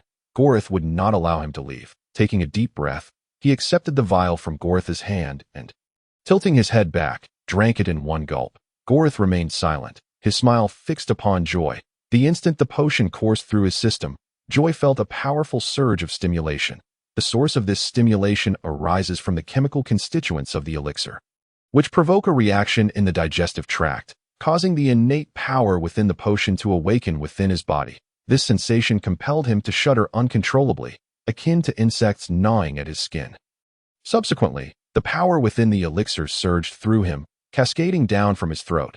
This energy coursed through his being, conjuring both intense heat and biting cold simultaneously, leading to an array of abnormal responses in Joy's body. Veins bulged with muscular tension in his arms, his vision sharpened to an acute clarity, enabling him to perceive his surroundings in all their entirety. The eruption of power is not a burden that all can withstand. And Joy gradually grasped the meaning of this statement. The dizzying sensation compelled him to beat his head in desperation. The effects of the elixir varied from person to person. It could sway emotions and thoughts, prompting feelings of exhilaration, frenzied agitation, or confusion in some, while others might experience fear, anxiety, or bewilderment. Such effects could lead to erratic behavior, even dangerously reckless actions. Overall, the bodily reactions following the ingestion of the potion are complex and diverse, contingent upon the type of elixir, its ingredients, as well as the individual's constitution and tolerance. It is not merely a means to acquire new abilities. Rather, it is a struggle for survival that fortifies oneself through the potion. Joy could almost hear the rhythm of his heartbeat, beads of sweat trickling down his forehead. This state persisted for an extended duration as he gritted his teeth to endure. Power. I crave power. His gaze brimmed with yearning. The chaotic energy within him reached a critical threshold in a fleeting moment, as if a fully inflated balloon had burst with a resounding pop. Instantly, a wave of exhilarating relief washed over him. The voice of Gallus resonated in his ears. Congratulations, you are now a Sequence 8 transporter. Next, I need you to perform a task. A glimmer of gold shone in his murky eyes. You seek to find Wade Whisk. Joy gasped for breath, still acclimating to his new body. Gallus, stroking his beard, allowed a faint smile to grace his lips. Indeed, he nodded, scrutinizing Joy with evident admiration. May I inquire, what is your relationship with the captain? Gallus approached the workbench, fiddling with various vials and containers. Upon the utterance of Joy's question, a fleeting glimmer of nostalgia passed through Gallus's eyes. He spoke in a low, somber tone. He was my mentor. Observing Joy's gaping expression, he chuckled softly. Do not doubt. This is the truth. It is no wonder I harbor suspicions. Would you care to look at your own face? Half of you is already buried in the ground. Wade is your mentor. Who would believe that? He inexplicably vanished nearly 2 centuries ago, but recently, I sensed his presence once more. From Gallus's words, Joy discerned an unusual emotion, one that transcended the typical bond between teacher and student. This old man cannot be, Joy pondered, his gaze shifting towards Gallus, now tinged with skepticism. Chapter 45. Ascension to Sequence 8. The Transporter. Even in a different world, Joy's insatiable curiosity remained unquenchable. Gallus tinkered with a peculiar device. And suddenly, a cacophony of mechanical whirring filled the air. Stooping slightly, he pointed to an odd chair, gesturing for Joy to take a seat. Almost the moment Joy settled down, the dimly lit room erupted into a dazzling brilliance. He raised a hand to shield his eyes, waiting until he adjusted to the brightness before opening them again. Before him lay a collection of crystalline spheres radiating a soft blue glow. Unlike those found outside, these resembled vessels for containing various entities. Within them were an assortment of eyeballs, each seemingly belonging to different species. Most strikingly, these eyes displayed rapidly constricting pupils, indicating they were not mere lifeless objects. Joy's expression froze as he stared, taking several seconds to recover, his gaze transfixed by the ocular orbs. Gallus offered him little time for contemplation. Activating the machine, a metallic cap adorned with numerous tubes descended from the ceiling, enveloping Joy's head in a manner reminiscent of scenes from films depicting condemned prisoners enduring torment. Drip, the sound echoed like droplets of water falling. Almost immediately, Joy sensed a connection forming between himself and the crystalline spheres. Insight and perception expanded geometrically, and amidst the haze, he realized he had gained a godlike vision, as if the entire imperial city lay beneath his mental gaze. Every detail, every passerby, even the mice scavenging in dark corners, were vividly captured in his mind's eye. This was akin to a central monitoring system. It was the terminal server. Enraptured by this sensation, he felt as though he were peering into the essence of all things. Do not recklessly wield this power. It consumes greatly. Gallus's voice jolted Joy back to reality, prompting him to sever the connection to his newfound omniscience. Redirecting his gaze towards Gallus, he spoke gravely. I feel as though the majority of my blood has been siphoned away. Indeed, Gallus affirmed, in mere seconds, you have already begun to perspire profusely, your complexion pale. Upon glancing back at the glowing crystalline spheres, many of the eyes appeared withered and shriveled, clearly devoid of life. Gallus, if you intend to kill me, there is no need for such theatrics. I am not yet in a position to flee from a demigod. This is not my intention, Gallus replied, casting a sympathetic glance at the lifeless spheres. His expression then shifted to one of curiosity as he fixed his gaze on Joy. You acted recklessly. I did not anticipate your swift entry into the state of heightened perception. The previous test subject took a full hour to achieve success. Joy sprang to his feet, making a motion to remove the metallic cap. It had barely been a moment, yet he felt more drained than after an exhausting night. He adamantly refused to continue as a mere guinea pig. Do not, Gallas implored, shaking his head in exasperation. Joy halted his actions. Fixing Gallas with a knowing look. It was clear he sought some form of compensation for his efforts. Joy observed that the room was replete with intriguing items. For instance, in the corner lay a thumb-sized glass sphere, known as Tyrant's Thunder, akin to a grenade from his previous life, but with even greater potency. Containing a surge of elemental lightning, it would yield unexpected effects if hurled at an adversary in a moment of peril. Gallas, following Joy's gaze, spotted the object in the corner and smiled faintly. If you desire it, I have plenty to spare. You may have as many as you wish. Thank you, esteemed bishop, Joy replied with a smile. Speak, and I shall fulfill your request. It is but a simple task. The stark contrast in his demeanor momentarily left Gallas taken aback. Utilize your insight to locate Wade. Is it truly that simple? This is not a simple matter. As a demigod, even if he stood before me, I would remain oblivious to his presence. Joy contemplated this and realized that if it were truly so straightforward, his existence would be rendered unnecessary. The ability of the Fortunate Master, if deployed on the battlefield, would undoubtedly serve as a formidable auxiliary weapon. Sequence 8 not only endowed Joy with newfound capabilities but also enhanced his prior perceptive skills.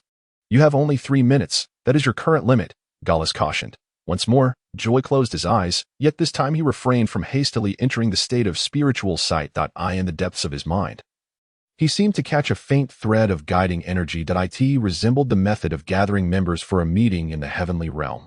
Amidst the boundless darkness, a flicker of light, barely discernible, drifted. His intuition whispered that it was indeed Wade Whisker. Joy abruptly opened his spiritual sight, and what met his gaze was a dilapidated and collapsed structure. His vision pierced through layers of mist, finally revealing the scene. It was the estate of Count Layla Allen. Before the ruins of the building stood a middle-aged man with a bushy beard, his posture erect, and his countenance stern and expressionless. This visage left an indelible impression in Joy's mind. Wade Whisker was indeed present at the Count's estate. Attempting to extend his spiritual sight, Joy sought to discern if anyone else was nearby. To his astonishment, the previously expressionless Wade suddenly turned around, and in that instant, Joy felt a chilling gaze bore into him. He cried out, tumbling from his seat, a trickle of blood seeping from the corner of his eye. I found him, right at Allen's estate. Joy had no time to assess his own injuries, urgently exclaiming, I saw a phantom door behind Wade. Vaguely, he sensed that it was the true form of 0-09.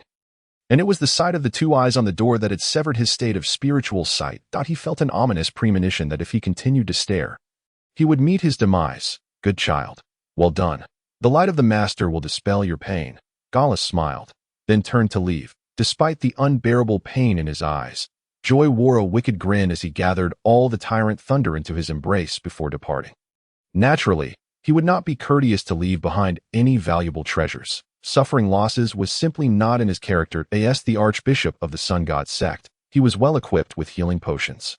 And within mere minutes, his injuries were mended, and no matter how powerful the sealed object, it could not incapacitate someone with merely a glance. Had he exercised caution, he might not have been affected at all. At the ruins of Layla Allen's estate, Wade looked up in astonishment, furrowing his brow slightly. What is it? Wayne asked, surrounded by several cloaked figures. Observing Wade with confusion, Wade pondered for a moment before shaking his head. Perhaps it was merely an illusion.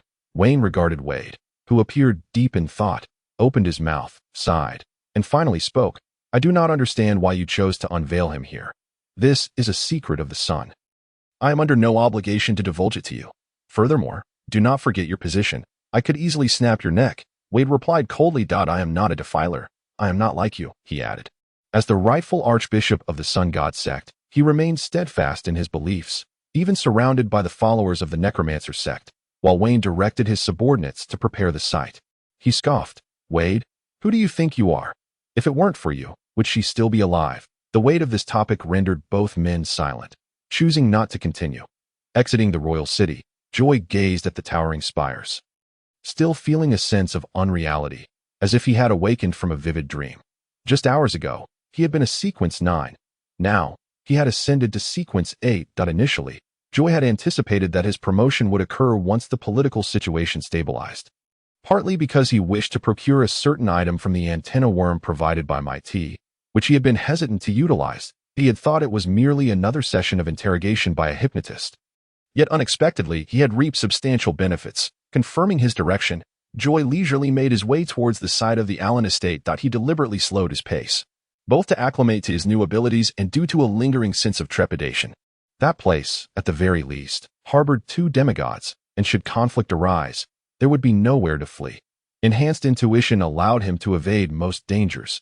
At that moment, the main city was anything but tranquil. With civilian riots escalating in intensity, occasional explosions echoed, filling the air with dust and smoke, while the stench of decaying flesh was suffocating. Without needing to investigate, he was aware that it was the handiwork of the disciples. Through the chaos, it was uncertain how many had risen to Sequence 7 within the Necromancer sect. Once proud Imperial soldiers now found themselves in a pitiful state, some drenched in blood as they grappled with civilians. Their faces bore a shared expression of obsession, savagery, and madness, as if they had lost all reason. Flames consumed buildings, casting a crimson glow over much of the district, while corpses and blood silently narrated. His gaze pierced through the dense fog. As if he beheld the distant starry sky. He resembled a merciless machine, casting his gaze down upon everything below. The mother who had lost her child stood like a lifeless statue, her eyes reflecting profound sorrow and rage. Yet predominantly a sense of bewilderment. A kaleidoscope of mist swirled above her head, its alluring luminescence seemingly whispering to her, guiding her toward an endless abyss of darkness. All around, the eyes of those present brimmed with madness. As if driven by an invisible force, engaging in brutal slaughter like automatons.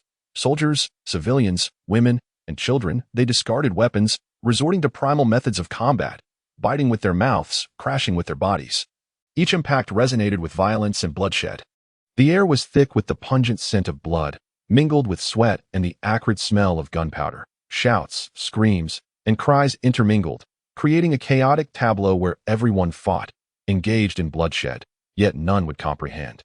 Even in death, the purpose of their struggle, compared to the outset, the situation had grown increasingly dire. Joy could not fathom whether this was the true visage of the star's color or if it was intertwined with other factors.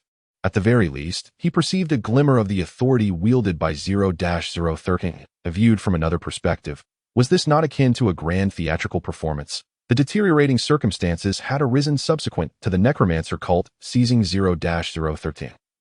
And everything aligned perfectly. It was a drama steeped in slaughter and despair. The mentally disordered populace exhibited no rationality, merely engaging in murder for the sake of murder. It had devolved into an irreversible catastrophe. Demigods, angels, zero-level seals. What had transpired? In ordinary times, merely summoning one of these figures could send tremors through all of Senegal. Yet now they appeared together. Joy endeavored to adapt to his newfound abilities. Sequence 8. The luck transference. Literally, it meant to manipulate fortune, enabling him to bring misfortune to others, siphoning their luck, which could be stored for future use, yielding different outcomes when necessary. An additional effect allowed him to obscure all traces of his presence. Even his very essence, in his current state, Joy had effectively transferred his existence to an inconspicuous state. To outsiders, he would appear insignificant, akin to an ant or bacteria on the ground, evoking no notice of his presence.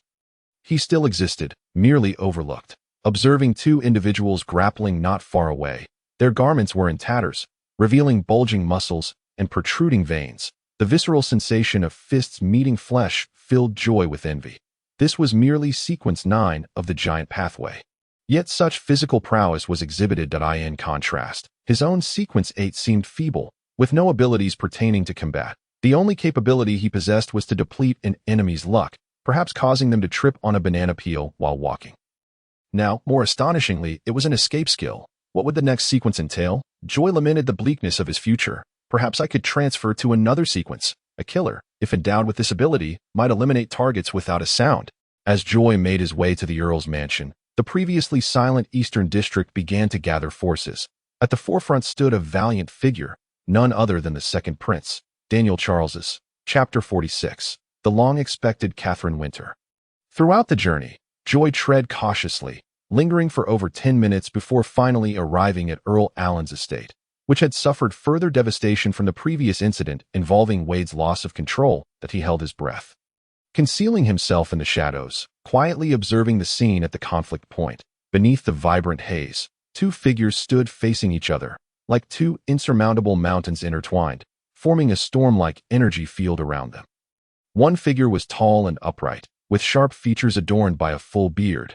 The other stooped, his head crowned with white hair, the stark contrast of black and white. "Long time no see, Master Gallus, you have aged." "Indeed, no one can escape the shackles of mortality. Unlike you, who seems ageless." Wade's gaze suddenly turned icy, his eyes narrowing with a predatory glint as he fixed them upon Gallus. "Are you still engaged in those pursuits?" Gallus laughed heartily. "Surely you must have anticipated this." Wade, astonished and furious, roared, "You are mad. I suspected something amiss with Charles, and it turns out to be your doing. Do you not realize that many lives will be lost? As your teacher, I must correct your errors." Gallus seemed to sense a looming danger. In an instant, he darted backward. As he distanced himself, a bolt of lightning appeared abruptly, sending dust swirling. You think you can still manipulate me as before? Master, I shall prove you wrong. You are naive, and mercy will not save this nation. Necessary sacrifices must be made. Gallus's eyes sparkled like stars, each movement akin to a dance, effortlessly evading the falling thunderbolts. After narrowly avoiding another attack, he leaped into the air, his formerly stooped form twisted and transformed at an unbelievable angle, red fur sprouting from his body, and his wrinkled skin tightened, his clothing burst as muscles expanded. And his hands and feet morphed into beastly claws, his human head becoming that of a wolf. Upon landing, he had transformed into a 3-meter-tall humanoid beast. Hidden in the shadows, Joy gasped in astonishment. So this is the mythical form of the Dark Moon Wolf. Gallus, now entirely covered in red fur, revealed only a pair of blazing eyes. He threw his head back and howled, emitting a roar not of this world, his hind legs propelling him into instant disappearance. When he reappeared, he stood before Wade, claws swirling with a green flame. Wade's hair was ruffled by the force of the attack, his robes rustling in response. No hint of emotion was visible on his face. Gradually, his features were replaced by a swirling black void. Just as Gallus's claws were about to make contact with Wade's head, an invisible barrier seemed to intercept them, halting to midair with a metallic clang. Two powerful forces collided, creating a tempest of swirling black and green flames, a violent energy storm erupting around them. Bang! Crash! Their battle resembled the collision of two irreconcilable forces, each encounter sending shivers down the spine. The place where Joy had hidden was inevitably affected, forcing him to retreat time and again. The struggle between demigods was far more violent than he had ever imagined. Their movements were so swift that they eluded the naked eye, leaving only the pulsating energy in their wake. At last, following a sharp howl from Gallus, the two separated, with Gallus warily eyeing his opponent, Wade. At that moment, Wade was no longer merely defined by his facial features. The area where his head once was entirely consumed by a swirling abyssal void. As it spun, everything around seemed drawn towards him, as if eager to be devoured. Gallus, witnessing this, momentarily displayed a flicker of terror in his gaze. Yet he did not retreat. Instead, he threw his head back and let out a roar, his eyes glinting with madness and longing. "Teacher, you are not the only one daring enough to fully unleash the mythic form of a demigod." He emphasized the term demi with conviction. They were humanoid beings wielding a fragment of divine power, and in a certain sense, they could no longer be considered entirely human. Should one lose themselves in divinity, they would transform completely into a mythic creature. Hence, until reaching sequence 3, as long as one's mind remains intact, they would not allow their divinity to overshadow their humanity. Gallus's physique surged once more, his original height of 3 meters gradually expanding until it reached 5. In comparison, Wade appeared to be the weaker party. While Joy marveled at the terror of the demigod battle, his peripheral vision suddenly caught sight of a figure lunging towards him. Thanks to his extraordinary instincts from Sequence 8, he detected the attack in an instant and rolled away just in time. Had this occurred before, he would have been unable to evade it. After his promotion, Joy realized that not only had his perception broadened, but his control over his body had reached a terrifying level of sensitivity. If previously, it took 0.4 seconds for his brain to send a command to his body, Now it required only 0.1 seconds that a pitch-black dagger was left embedded where he had just stood. Shaking off the disorientation, he slowly rose from the ground, finally having the time to discern the identity of his assailant. "Is that you?"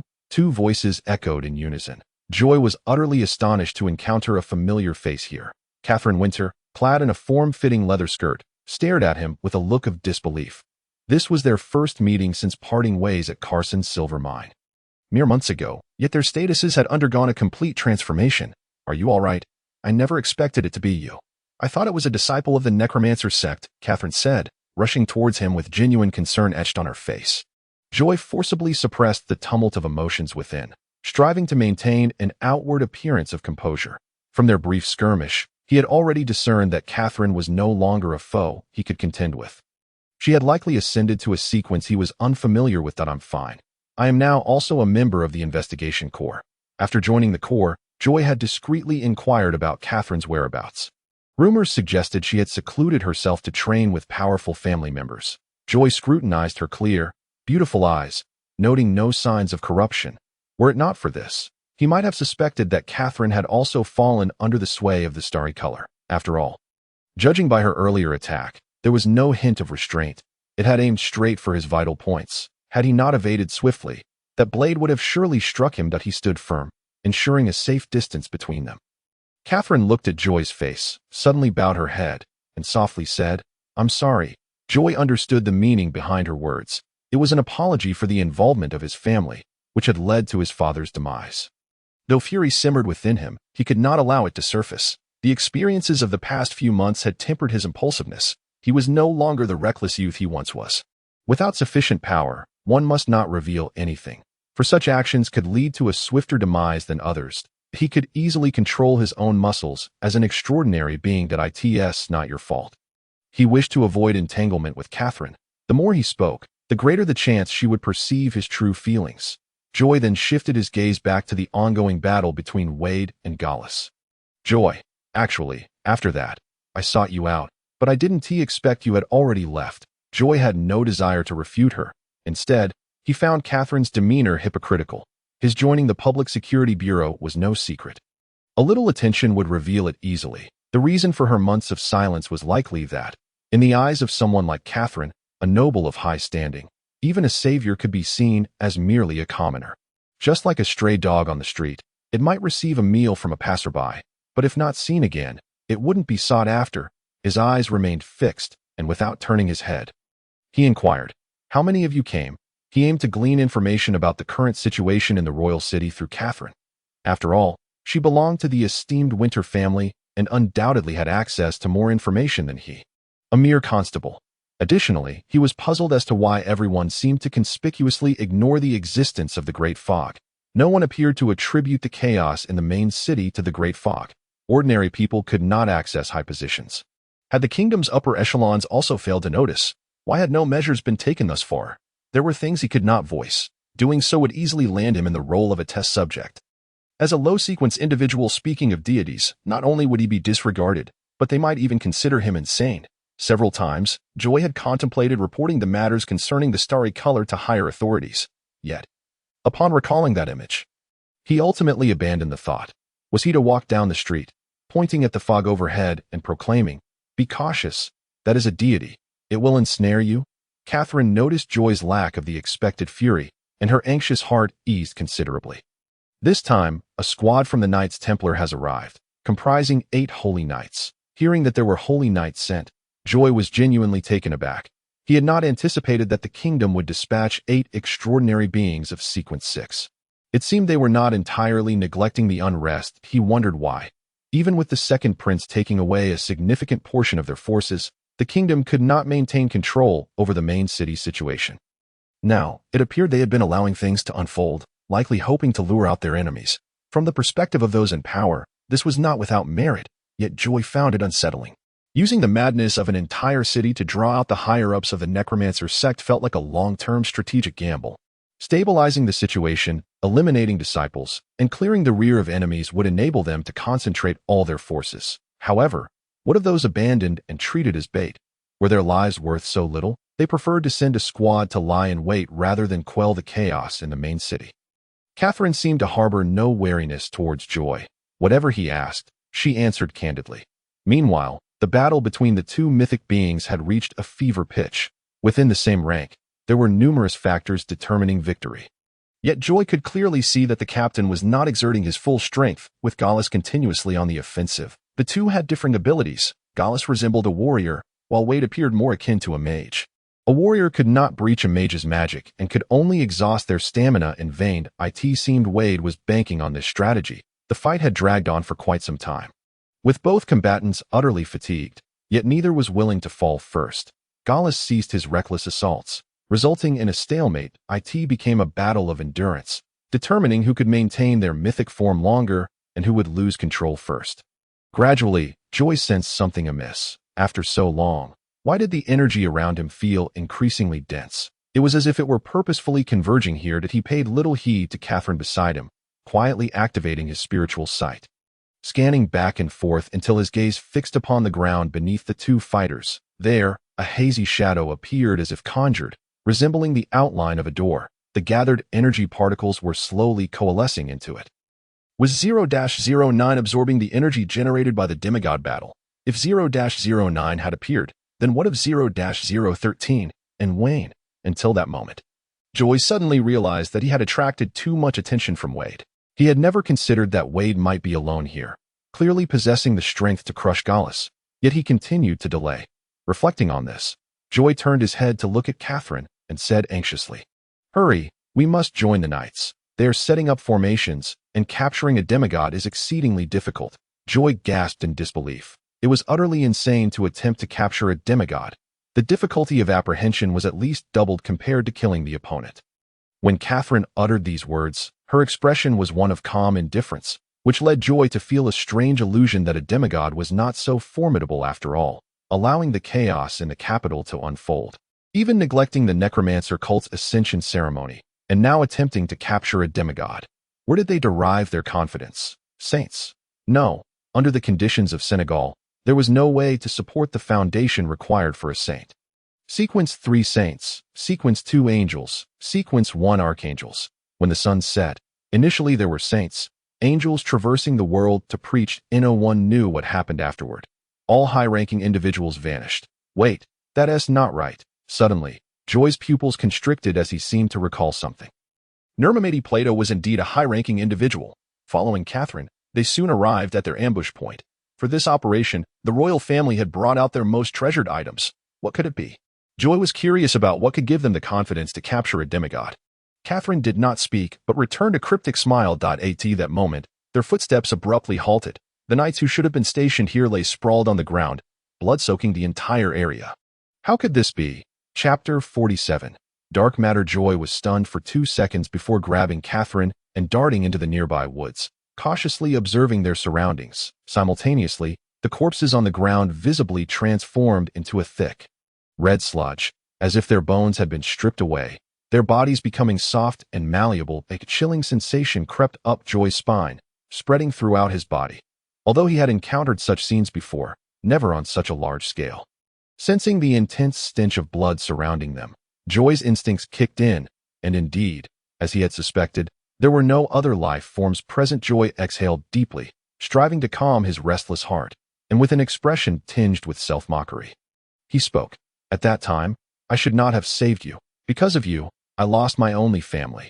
Months later, faced with a similar scenario, Joy turned and departed without hesitation after uttering these words. He refrained from confronting Catherine, perhaps merely regretting his initial decision. Had he not rescued Catherine, none of the subsequent events would have transpired. Catherine Winter leaned against a stone, her gaze vacant as she stared into the sky. The words of her teacher echoed in her mind. "Catherine, what do you aspire to be when you grow up?" Her response had been, "To become a strong individual like you, saving those misled by the malevolent gods." Indeed, she fulfilled her promise, joining the Survey Corps and becoming a law enforcement officer tasked with hunting down disciples. Due to her position, she thrived, swiftly carving out her reputation as the justice enforcer of the Winter Duke's household. Fame and accolades gradually clouded her judgment, and her inherent arrogance turned into obsession, often leading her to pursue criminals without regard for her own safety. She was acutely aware that no one dared challenge the name Winter. Thus, even when faced with foes of higher rank, she remained undaunted.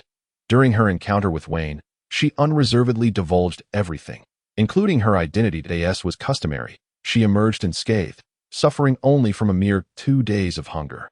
Yet, she never considered that not everyone possessed such formidable protection. While she emerged unscathed, Joy lost everything. The words of her teacher reverberated in her ears. "Catherine, you must understand that your strength derives from your surname, not from you. Have you ever pondered what would happen if the winter names ceased to exist? Only the weak rely on external forces. Those who are courageous in their ascent will find no insurmountable peaks. I, Michelle Winter, am not powerful because of the winter name, but because I am Michelle, a sun that shall never fall." In the aftermath of that incident, Catherine underwent much introspection, which fueled her dedication to training. She no longer relied on the winter surname and endeavored to become strong on her own. The path of the giants emphasized the enhancement of the physical body as long as she desired. Though it was impossible to eradicate the toxin of quenching, suppressing it momentarily was not insurmountable. However, she remained inactive to that moment. Catherine felt lost within herself, her mind consumed by Joy's indelible gaze of hatred. Her creed was to rescue the suffering citizens. However, it seemed that her actions had precipitated dire consequences. Perhaps I was mistaken from the very beginning? Catherine began to descend into profound self-doubt. Without the winter surname, I might have perished long ago. No, I cannot die yet. A sudden spark ignited in her once dim eyes as she began to suppress the toxins within her body. Joy subtly redirected his breath to an almost imperceptible level, cautiously returning to the ruins where he discovered his foes. This time, he could clearly see the figure of his long-sought enemy, Wayne. Under the night sky, his silhouette melded seamlessly with the terrain as he awaited the opportune moment to strike. Undeterred by the enemy's higher rank, observing Wayne and his companions busily at work, he stealthily followed behind. Soon, he noticed their peculiar actions. They were setting up a formation, seemingly familiar with the original layout of the Knight's Order. How could disciples possess knowledge of the Knight's arrangements? Concealed in the shadows, Joy hesitated to make a move, his mind swirling with questions. That on one side stood the official and orthodox church knights, while on the other lurked the malevolent cult's undead disciples. A terrifying thought suddenly crossed his mind. A traitor had emerged within the knights. This would explain how those ambushed were effortlessly eliminated. Moreover, Joy could think of no other rationale, according to the information provided by Catherine. This team included several paladins. Even if there were strong disciples among them, it was improbable that they could annihilate all the knights without a trace of struggle. Sequence 6 marked the first threshold of the extraordinary. Entering this tier equated to entering the mid-sequence, categorizing one among the ranks of the powerful. With 8 paladins, it implied the presence of 8 sequence 6 strong individuals, along with a lower sequence squad, thus leading to the massacre of this elite group. Furthermore, there were no signs of fierce combat at the scene. The only conclusion was that a traitor existed. Suddenly, a sharp sound sliced through the air like a thunderclap. Following the direction of the noise, Joy realized it emanated from the battlefield of demigods. Joy pondered. Has the outcome already been determined? The commotion caught Wayne's attention. He appeared anxious, urging his subordinates. How much longer will it take? Among the bustling figures, a slender, diminutive man bowed in response. It will likely take another 5 minutes. There's no time. I must go ahead, he declared, charging forth alone. In that moment, Joy hesitated, torn between disrupting the formation or pursuing Wayne. After a brief contemplation, a cunning glimmer sparked in Joy's eyes. Though numerous individuals remained at the scene, only 8 were responsible for the formation, and one was very close to him. Without a moment's hesitation, Joy activated his ability, siphoning away that individual's luck for the day. He contemplated further duplicity. The sounds of battle intensified from afar, more fervent than before. There was no time left. He abandoned his scheme, concealing his presence and skirting around the individuals to follow Wayne closely. In the heart of the battlefield, a 5-meter-tall werewolf gasped for breath, its fur singed in numerous places, revealing bloodied skin underneath. Opposite stood Vade, unwavering as ever, his attire devoid of even a wrinkle. He had not moved an inch. No matter how Goraz attacked, it seemed inconsequential to him. Goraz, surrender. Even if you have become a demigod, you cannot alter the outcome. Vade Whisk's voice resonated from all directions, as if it were behind him or to the sides, omnipresent. A black void replaced his head, devoid of features, only a swirling abyss of darkness. Teacher, You remain as formidable as ever. Goraz's werewolf form began to shrink, from 5 meters to 4, ultimately regaining human size. But do you think I would approach you unprepared? Goraz, do not forget, the Knight's Order was established by me. Everything you know, I taught you. The moment you stepped into this place, the outcome was sealed. Goraz bared his teeth, a row of sharp fangs glinting ominously in the night. The werewolf's claws spread wide. Mimicking a gesture of embracing the sun, the divine decrees that this world must have light. Chapter 48. The sword's point, the formation's might. Goraz stood as a deity overlooking all, and as his words fell, a blinding light descended from the heavens, enveloping Vade, rendering him immobile. Teacher, I am deeply sorry, but this is all for the Empire. Bound by the light, Vade did not exhibit the anticipated panic. He barely acknowledged the radiance surrounding him. Goraz, I recall once imparting a lesson to you. In the face of absolute power, all schemes will lay bare. Goraz chose not to respond directly, instead chuckling lightly. You also said that nothing is absolute. Do not overlook any detail. Vade ceased speaking, taking a slight step forward. In an instant, the binding light shattered like fragments of glass, cascading into layers of shards. Goraz was momentarily taken aback, then revealed a wry smile. Indeed, I knew that I am not the only one progressing. Teacher, you have grown significantly stronger since our last encounter. With a regretful shake of his head, he added, you shouldn't have returned. Do you intend to kill me? Vade asked, his voice heavy with skepticism. No, there is no irreconcilable conflict between us, provided you remain a mere observer. Goraz replied in a tone reminiscent of long-lost friends initiate combat upon meeting, and then claim there is no conflict. Who do you think you are fooling? A sudden voice interrupted their exchange, prompting both to turn in search of its source. Joy rushed over, anxiety etched across his face, his law enforcement uniform caked in dust, his dark eyes nervously fixated on the two. Captain, I apologize. The arrival of Joy seemed to be anticipated by Wade, who merely nodded in calm acknowledgement that I suspected they would find this place because of you. Joy awkwardly scratched his head, casting a furtive glance at Gallus before hastily adding, I never expected he would target you. He then redirected the conversation towards Gallus. Your people are all dead. Bishop, let us depart. The dark matter has fallen into the hands of the disciples, and there is no hope left. That it was not that Joy wished to act as a peacemaker. Rather, he felt an inescapable conviction that all the current strife and bloodshed were orchestrated by that one being. Furthermore, within his vision, the illusory gate appeared to solidify further after absorbing the energies left in the wake of the battle between the two demigods.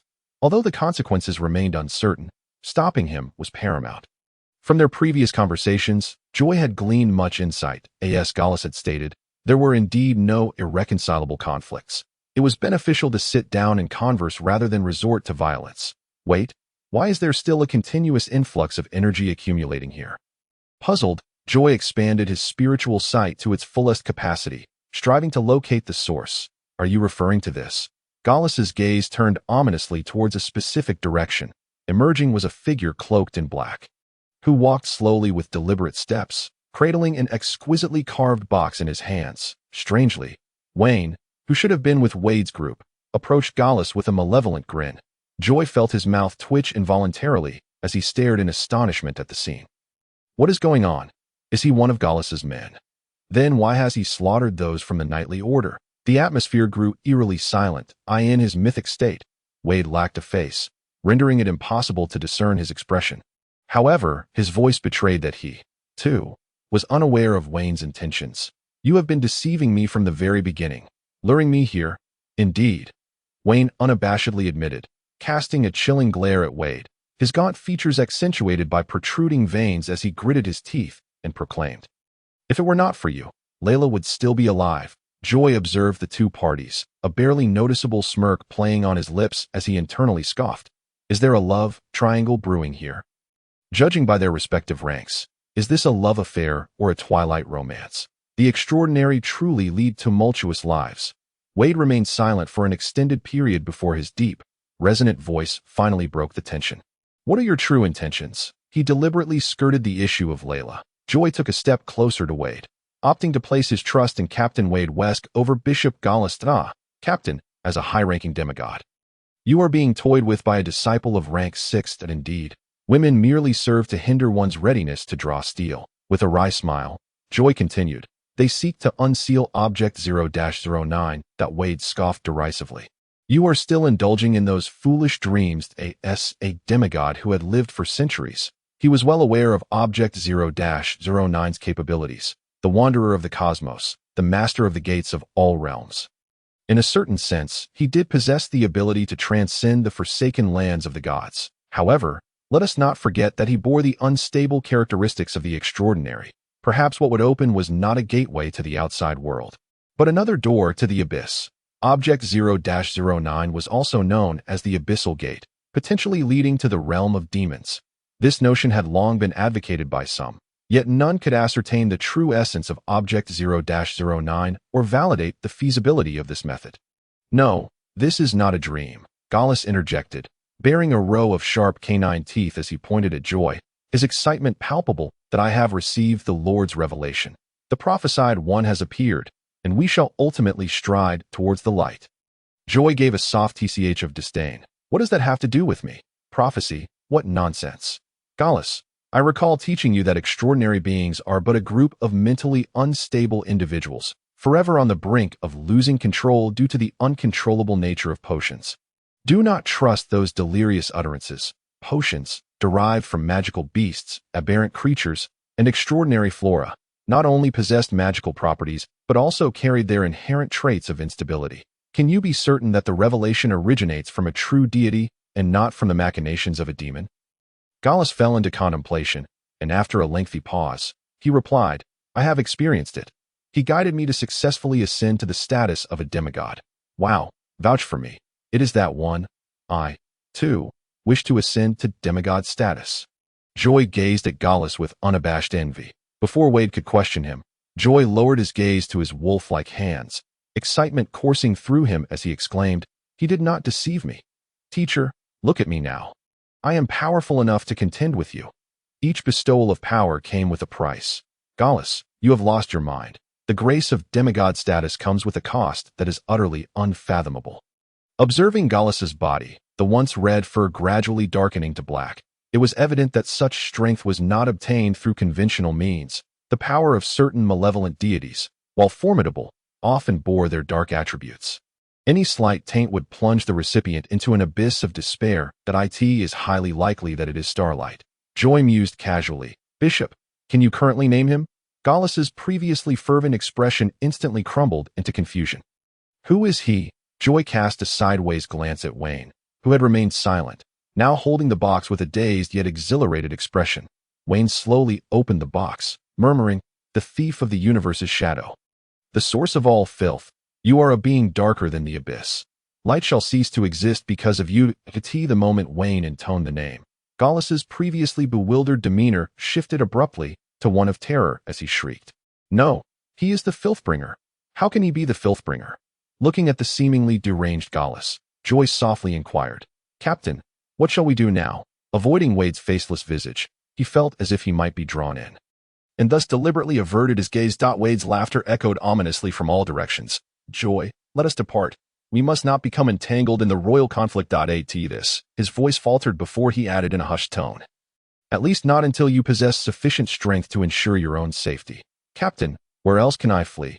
Joy shook his head, letting out a sigh of resignation that he gazed skyward, where vibrant hues of mist swirled, devoid of sunlight or warmth. Meanwhile, outside the imperial capital, a multitude of commoners had gathered. Citizens of Senegal, seize your weapons and heed the Lord's revelation. Let us overthrow this decaying kingdom and forge a new nation. Free from nobility, free from slavery, where equality reigns. We are not rebels.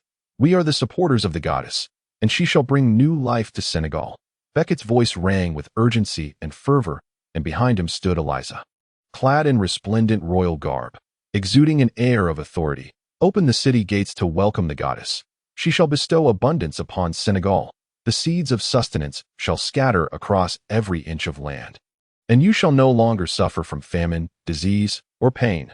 Eliza's lovely visage bore the signs of fatigue. She had delivered this speech countless times, and their ranks swelled into a formidable army. She listlessly listened to Beckett's impassioned cries. She cast a sidelong glance at the maidservant holding her lengthy train and whispered, "I am so tired. Can I return now? I still have experiments to conduct. Your Highness, please endure a little longer." The maidservant softly comforted her. Creak.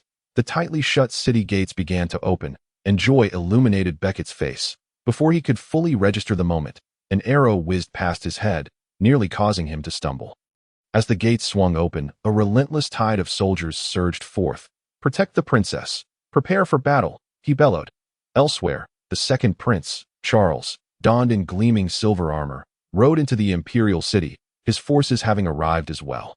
Drawing his sword from his side, he directed it towards the fray. Charge! In an instant, the clang of steel and the clash of arms resonated like a thunderous wave, echoing through the skies. Chaos erupted. Engulfing the entirety of Senegal, the realm has fragmented into three distinct factions. At the forefront is the Imperial Knights Order, led by Emperor Engel, steadfastly guarding the royal city. To the east, the rebel forces, commanded by Charles, have launched a siege under the banner of overthrowing tyranny. This army is well equipped, rivaling the defenders in strength. To the west, the civilian militia organized by Eliza and Beckett stands out for its sheer diversity. Their most notable trait lies in their disarray. Lacking refined weaponry and uniform attire, they hail from various social strata, including slaves, merchants, nobles, and the extraordinary, with the majority being ordinary folk, compared to the other two armies. They appear significantly weaker. However, their numbers vastly exceed those of their adversaries combined. The smoke of war spreads rapidly across Senegal like a virulent plague, staining the earth with blood and echoing with the cries of despair. In the rear of the army, Eliza rests her chin on her hands, gazing vacantly at the sky, captivated by the vibrant mist that she finds beautiful. Beckett, brimming with excitement, enters and bows respectfully, stating, "Your Highness, our forces have breached the city gates, and it won't be long before we penetrate the inner city." Eliza, puzzled by the implications of this, finds it rather dull and, with her captivating eyes, inquires, "Beckett, have you found Joy?" "I haven't seen him in ages." Beckett lowers his head, a flicker of an odd expression crossing his face, but he quickly composes himself, rising with a sycophantic smile. "Rest assured, Your Highness, our scouts have confirmed that Joy is within the inner city. Once we gain entry, we shall reunite with him swiftly." "Why must we fight?" She seems troubled by this question. "This is not merely a battle. It is a rescue mission that we are liberating Senegal from the oppression of the nobility. Do you not yearn for a world devoid of famine and slavery?" Beckett's voice is soft, gently guiding her thoughts. Yet, she replies, "But I do not wish to be a princess or Your Highness. I only want to tend to flowers. I dislike witnessing death. Tony has perished, and Joy is heartbroken." Eliza strives to articulate her discontent, feeling a discomfort she cannot quite comprehend. "Without the nobility, there shall be no more wars, and no one will mourn. You could fill all of Senegal with flowers. Is that truly so?" Eliza, remaining the innocent and carefree girl she has always been, twirls in her dress, exclaiming with excitement, "What kind of world would that be? Joy would surely adore it. He once said that in his homeland, there is no hunger, no war, no nobility, and no royalty." Stepping out of the tent, Beckett's previously jovial demeanor darkens instantly as he scans the guards. His voice low and commanding, "Protect Her Highness?" "Yes." The soldiers shudder at his tone. Despite Beckett's amiable facade before Eliza, he is known as a tyrant outside these walls. Anyone who dares to defy his orders is unlikely to see another day. Along their path, all who encounter him bow their heads in deference. Beckett relishes the sensation of power. Who could have anticipated that within mere months, he would transform from a humble farmer into the commander of a vast army? All credit goes to Eliza, whose nurturing spirit has allowed this force to flourish. That a seed capable of producing sustenance in a cursed land has ensured their dominance. Yet, he wonders who might regret their initial decisions upon encountering him. Gazing at the distant flames engulfing the inner city, he recalls the command he received. To eliminate Eliza, he is grateful he held back. Initially, he feared being betrayed and sought leverage. After all, assassinating an imperial princess is a grave charge. Yet he never envisioned that Eliza would present him with such a surprising boon. Of course, he was unaware of her true identity at that time. Chapter 49. A web within a web. A torrent of blood seeps into the earth, converging in a singular direction.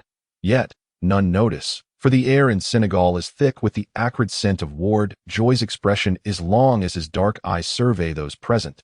He cannot fathom why matters cannot be resolved through discourse, resorting instead to violence. Moreover, he realizes that Wayne is nothing more than a double agent, clearly allied with As the silver box slowly opens, a dense cloud of black mist seeps out, resembling writhing tendrils. The moment it emerges, the starry veil swirling above seems to recoil, deliberately avoiding the substance. Though Captain Wade's features remain obscured, his words betray a sense of satisfaction that, splendid, dark matter. It indeed counters me well that I can see you've done your homework over the years. Goreth pauses, then breaks into a grin, softly replying, I won't fail a second time, even if I know it is the murmurs of the bound. Wade shakes his head, a deep sigh resonating from all around. You truly are beyond redemption. That he never expected Goreth to choose a path of destruction, fully aware that his ascension was a gift from the dark god. Joy turns to Goreth, genuinely admiring his composure, exclaiming, no wonder you are a demigod. You are remarkably steady. He feigns nonchalance, interjecting, what is this prophecy you speak of? No one acknowledges Joy, and his expression falls. Could someone please explain? The parties involved are right here. Ultimately, it is Wade who elucidates. 800 years ago, the necromancer cult fabricated a prophecy to deceive the common folk, proclaiming that a divine envoy would arise to guide humanity toward enlightenment. That's utterly ridiculous. Indeed, it seems implausible. Yet, one cannot deny that the necromancer cult gained its initial traction from this tale. Before Wade can continue, Goreth suddenly springs into action, and the box in Wayne's hand emits a beam of black light, aimed squarely at Wade Whisk.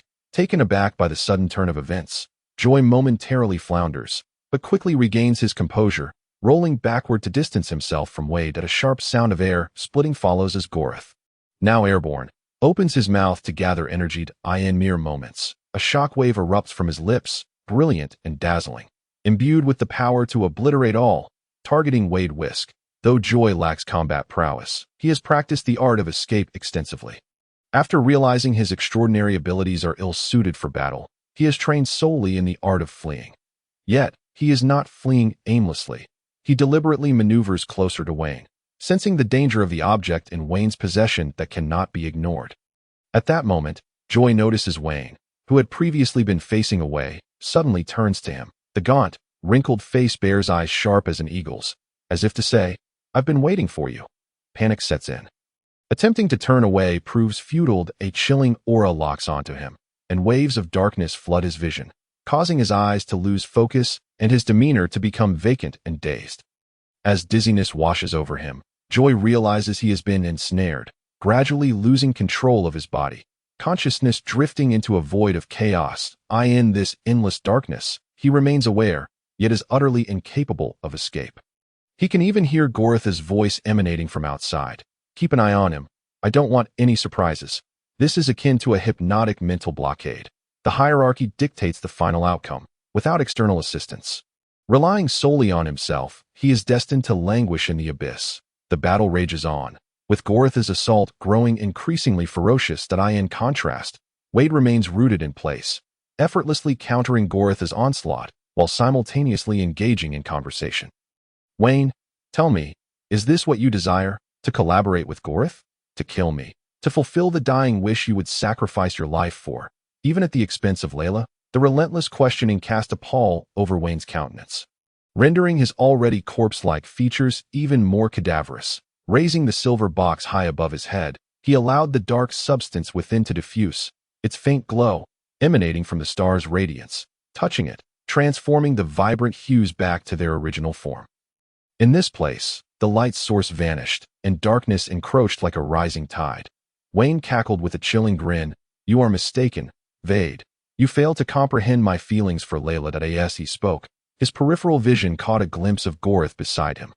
And with a sneer, he derided, cooperation? He dares to aspire to that. A pitiful creature, easily swayed to betray his faith with but a hint of temptation. His words astonished all present. Who could have anticipated that a demigod would be so utterly belittled? You shall never grasp the greatness of Layla. Only she is the true seeker of light.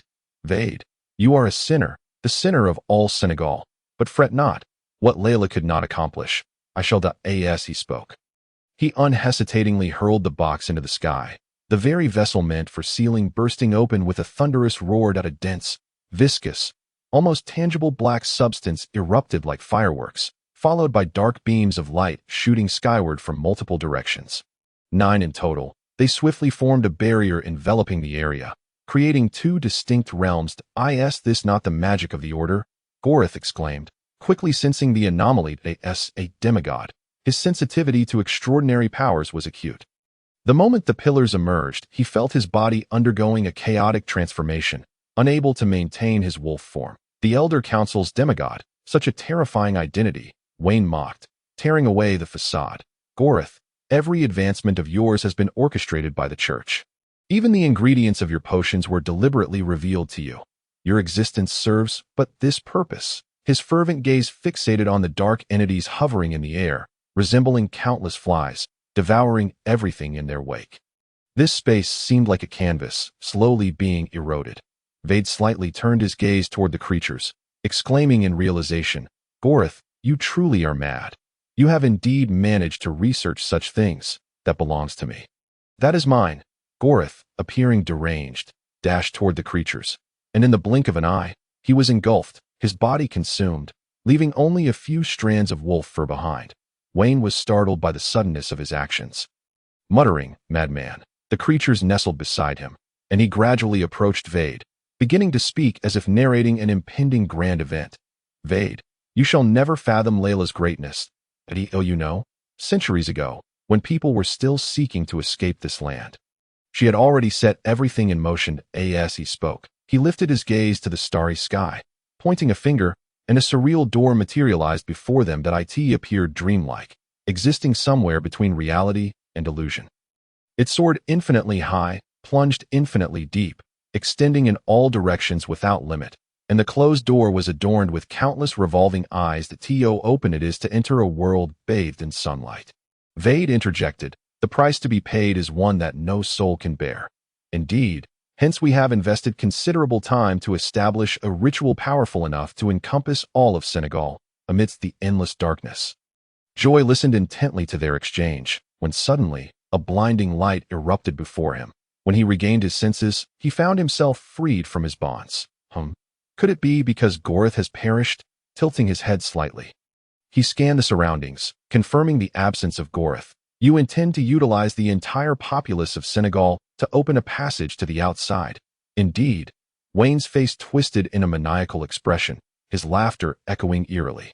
In a world such as this, death is the ultimate liberation. They should thank me. Madman, Joy scoffed, rolling his eyes. Wayne roared in fury, seemingly enraged that anyone could fail to comprehend his grand ambitions. You are but a pitiful creature. A divine envoy? Absurd. Only a fool like Gorith would believe such nonsense. The gods long abandoned this land. Only Layla is the true deity, the sole one capable of leading us out. Joy furrowed his brow. Uninterested in debating with a madman, he turned his contemplative gaze toward Vade. From the beginning, Vade had remained immobile, even in the face of Gorith's attack. Activating his spiritual sight, he observed countless threads of energy elements crisscrossing within this space. These strands resembled the intricate roots of a tree, weaving through the void. Their convergence point was precisely where Vade stood. If this were a grand magic circle, Vade was its focal point. Joy's expression grew increasingly grave as he scanned Vade, attempting to catch a hint of insight. Unfortunately, in his mythical form, Vade lacked facial features. His head was merely a swirling black vortex, making it impossible to glean any emotion from him. Joy, you are a good child. Come now. The captain's words jolted Joy's taut heart. If his earlier suspicions were mere conjecture, Vade's statement now confirmed his fears. Vade had orchestrated everything from the shadows, whether it was Gorith's emergence or Wayne's betrayal. He had seemingly played along with their antics as if participating in a game. Leave? Wayne sneered. None shall depart. You are all mere fodder for the opening of the abyssal gate. The sudden sound of heavy footsteps pierced the air, akin to a stone cast into a tranquil lake. For the first time, Vade moved, stepping away from his previous position that he advanced step by step toward a swarm of tiny black creatures that swarmed like ants. As they passed, gaps appeared in the void. Strangely, the creatures, previously devouring the void, grew excited upon sensing Vade, circling him in anticipation. What is happening? Wayne exclaimed incredulously. You expend so much effort to create this, believing it to be my weakness? Not only Wayne, but even Joy wore expressions of astonishment. The horror of these entities, though unseen, was evident. A demigod at the peak of power had been devoured in an instant. The terror of it was palpable. Now they circled Vade like obedient pets, displaying no signs of aggression, seemingly relishing this closeness. No, this cannot be. Gorath spent centuries seeking something to counter your black hole abilities. These creatures are pure dark matter, impervious to your powers. Their corrupting nature can infect divinity, driving you to madness. The black entities coiled around Vade's hands, morphing into various shapes. Did you never consider that as a demigod, I might possess no glaring weaknesses? If that were the case, I would have perished long ago. Though Vade's face remained hidden, Joy felt an odd sensation that the bearded visage bore a sly grin. Truly, a creature that had lived for centuries was adept at discerning any trick or conspiracy. You lay traps for him. Yet who is to say who is truly ensnared? Esteemed figures, I am but a mere child, not one to provoke you. Joy retreated 2 steps, engulfed in profound sorrow. The ensuing confrontation was destined to be between Wade and the cult. A flicker of hesitation crossed his obsidian eyes as he pondered whether to heed the captain's advice and flee. While he wrestled with his indecision, Wayne's maniacal laughter echoed in his ears. Even so, what does it matter? You cannot thwart the magic of the abyssal gate, which has long permeated this land. Do you not wonder what Layla exchanged with 0-013 at the cost of her life? You can halt nothing. Listen, this is the sound of war, an ode to the passage of life. The moment Wayne's words fell, a mechanical voice resonated throughout the entire main city. Leaving this place is prohibited. Joy furrowed his brow, acutely familiar with this sensation. The decree of 0-013. It was only then that he recalled this detail. Previously, he had found it strange that 0-013 had seemingly fallen into the hands of the cult. After a lengthy struggle, its absence was unsettling. After all, that was a level 0 sealed object. Had it issued a decree, Gorath would likely have perished long ago. It became evident that 0-013 was not present here. And now, an even grander scheme had unfolded, with the decree sealing off the entire Imperial City area. Listening to the uproar, astonishment was etched across Joy's face. Had the ceasefire agreement been torn asunder? Plunging them into war? Chapter 50. The truth is often cruel. After several seconds, Joy finally steadied his emotions, slightly tilting his head to regard the frenzied Wayne. Then glancing at Captain Wade, he observed that the captain, a paragon of righteousness who could not tolerate even a grain of sand in his eye, remained unmoved despite knowing that war would claim the lives of the majority. He resembled a just enforcer, witnessing a criminal act unfold before him, yet choosing to remain a passive observer. Suddenly, an idea struck Jay. Why did I in such a tainted world, where the malevolent deity constantly sowed discord? Could there truly exist pure justice? Perhaps, long ago, Wade Whisker had been a harbinger of righteousness. But what of now? Time could erode many things in his past life. Joy had witnessed countless transformations of humanity, all within a span of mere years or even months. In this realm, where lifespans stretched across centuries, could the human heart truly retain its purity? He suddenly recalled a saying. The human heart is the most unfathomable of things. That Joy's pupils constricted, a possibility dawning upon him. Perhaps this was precisely what he wished to witness. Yet he quickly dismissed this conjecture. If he were the mastermind behind this war, then Layla Allen's fate would not have transpired as it did. However, one fact was glaringly clear. Neither party comprehended the other's true identity. Negating the existence of a shared conspiracy, could it be due to the influence of Star's color? No, that was incorrect. He overturned this notion once more. According to Wayne's account, this plan had been in the works for centuries. Long before Star's color existed, the condition for 0-09's activation was the sacrifice of countless lives. Only war could catalyze such events. That Layla's scheme was to open the abyssal gate, thereby orchestrating a large-scale bloodbath under the auspices of the necromantic cult. The emergence of Star's color merely served to amplify this incident. 0-013 rendered everything more plausible. Every step seemed meticulously orchestrated. After all, they all possessed the same characteristics: seduction and manipulation. Thus, returning to the original question, what role did Wade Whisker play now? Instinctively, Joy took a step back. realizing that the only enigma left was the captain himself. From his vantage point, Wade should be a supporter of imperial authority. Akin to the protagonists in A Tale of Justice, such a person, upon witnessing preparations for a large-scale massacre of civilians, not only refrained from intervening, but appeared to be exacerbating the situation. By relying on the capabilities of the transporter, he minimized his own presence, ensuring his own safety. Wade, your plan is flawless. I suddenly find myself curious about your relationship with Layla. It seems you harbor some unique feelings for her. You are unworthy, Wayne retorted with a scornful glare that Wade's laughter echoed from all directions. Your eyes have already revealed the truth to me. You love her. Joy nearly lost control of his emotions and swore. For heaven's sake, emotions must consider the circumstances. A fleeting glimpse of uncontainable anguish crossed Wayne's eyes as he glared at Wade with venomous resentment. You are unworthy to utter that word.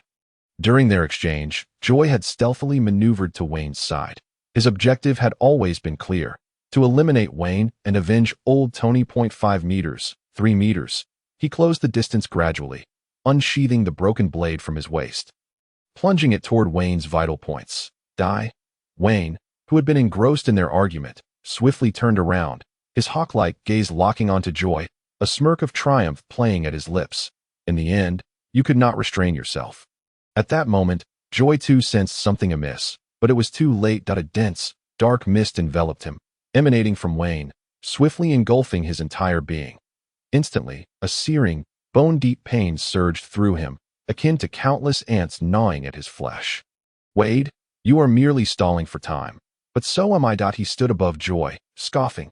Little insect, do you truly believe a Sequence 9 can escape my grasp? Do you genuinely think Wade Whisker would accept you into the investigation corps without reason?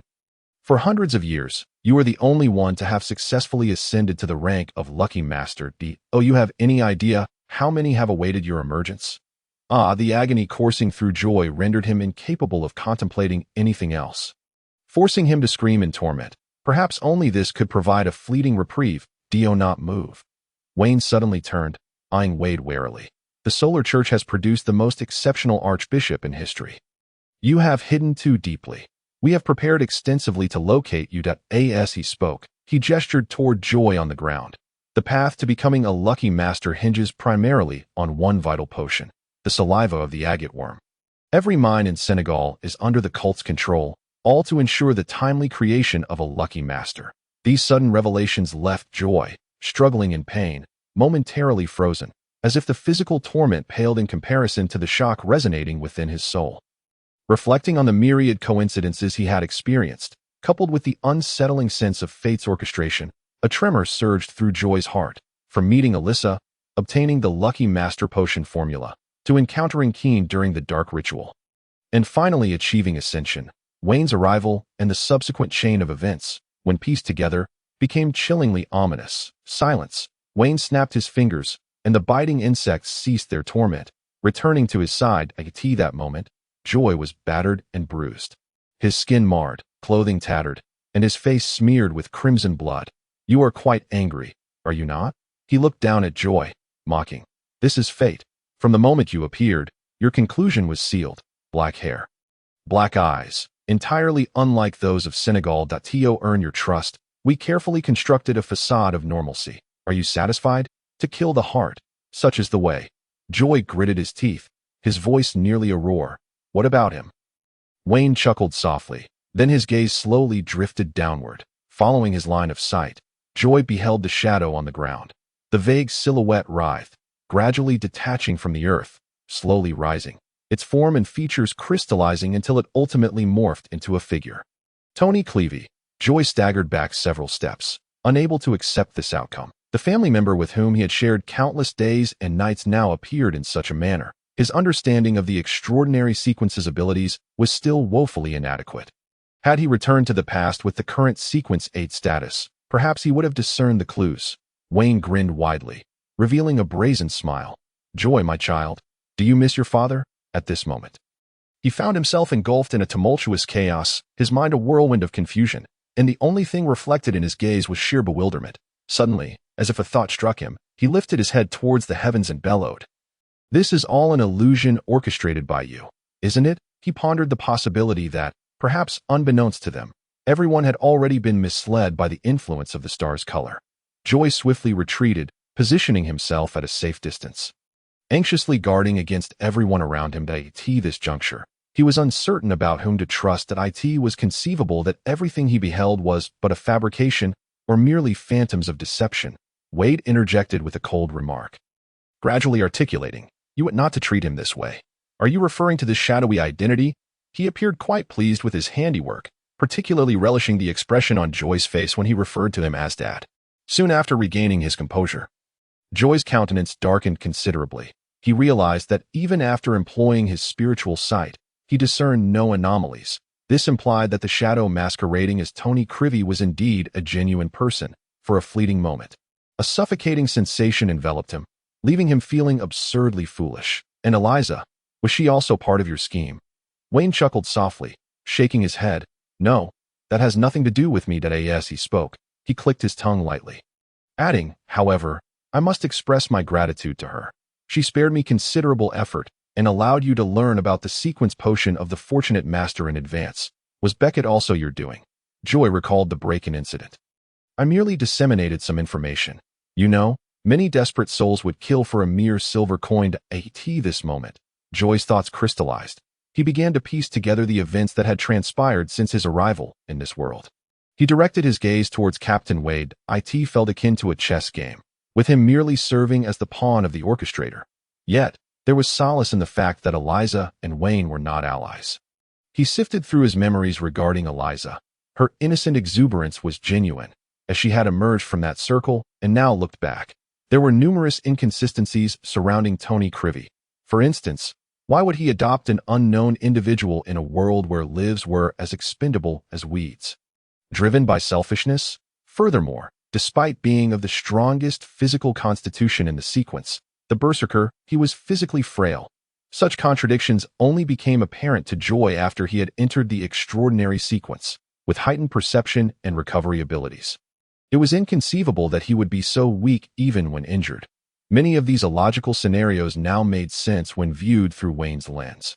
Only those in a position of weakness are compelled to harbor a desire for strength. Joy recalled that when he first arrived in this world, he harbored no ambitions akin to those of protagonists in novels, seeking to dominate in a foreign realm. After years of being oppressed by the grind of life, he merely wished to lie flat. The notion of becoming a mage hardly crossed his mind. There is a saying, with great power comes great responsibility. To attain significant gains is to confront corresponding consequences. Cultivating crops at home, was that not a delightful prospect? This sentiment only intensified after he realized that even consuming mutated food would have no adverse effects on his body. How did things evolve to this point? It was on a fateful day that Tony Crivey suddenly sustained injuries, rendering him incapacitated. He was compelled to venture out in search of sustenance, and as days grew increasingly arduous, the thought of becoming an extraordinary being took root in his mind. Eliza appeared in his life as if by fate, fortuitously acquiring a complete sequence potion. He could not fathom why it was imperative for him to become extraordinary, even to the extent of staging a heartfelt father-son relationship. "Do you not fear that I might actually become an obedient child and forego my vengeance?" The reality proved otherwise. "You would not, would you?" Joy profoundly sensed the adversary's mastery over the human heart. Had Tony Crivey at that time urged him to seek revenge, it was likely he would have turned a blind eye and chosen to hide away, living a quiet life.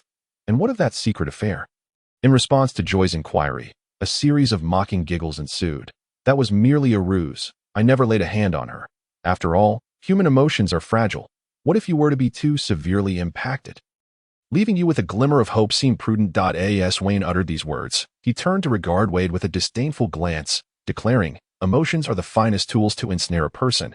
This gaze made Wade feel belittled, and a low, resonant voice emerged. "You too are a pitiful creature, similarly bound by emotions. Why mock others? I care not for your ulterior motives.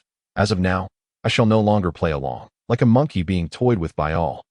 Joy had yet to crumble. His fortitude was already considerable.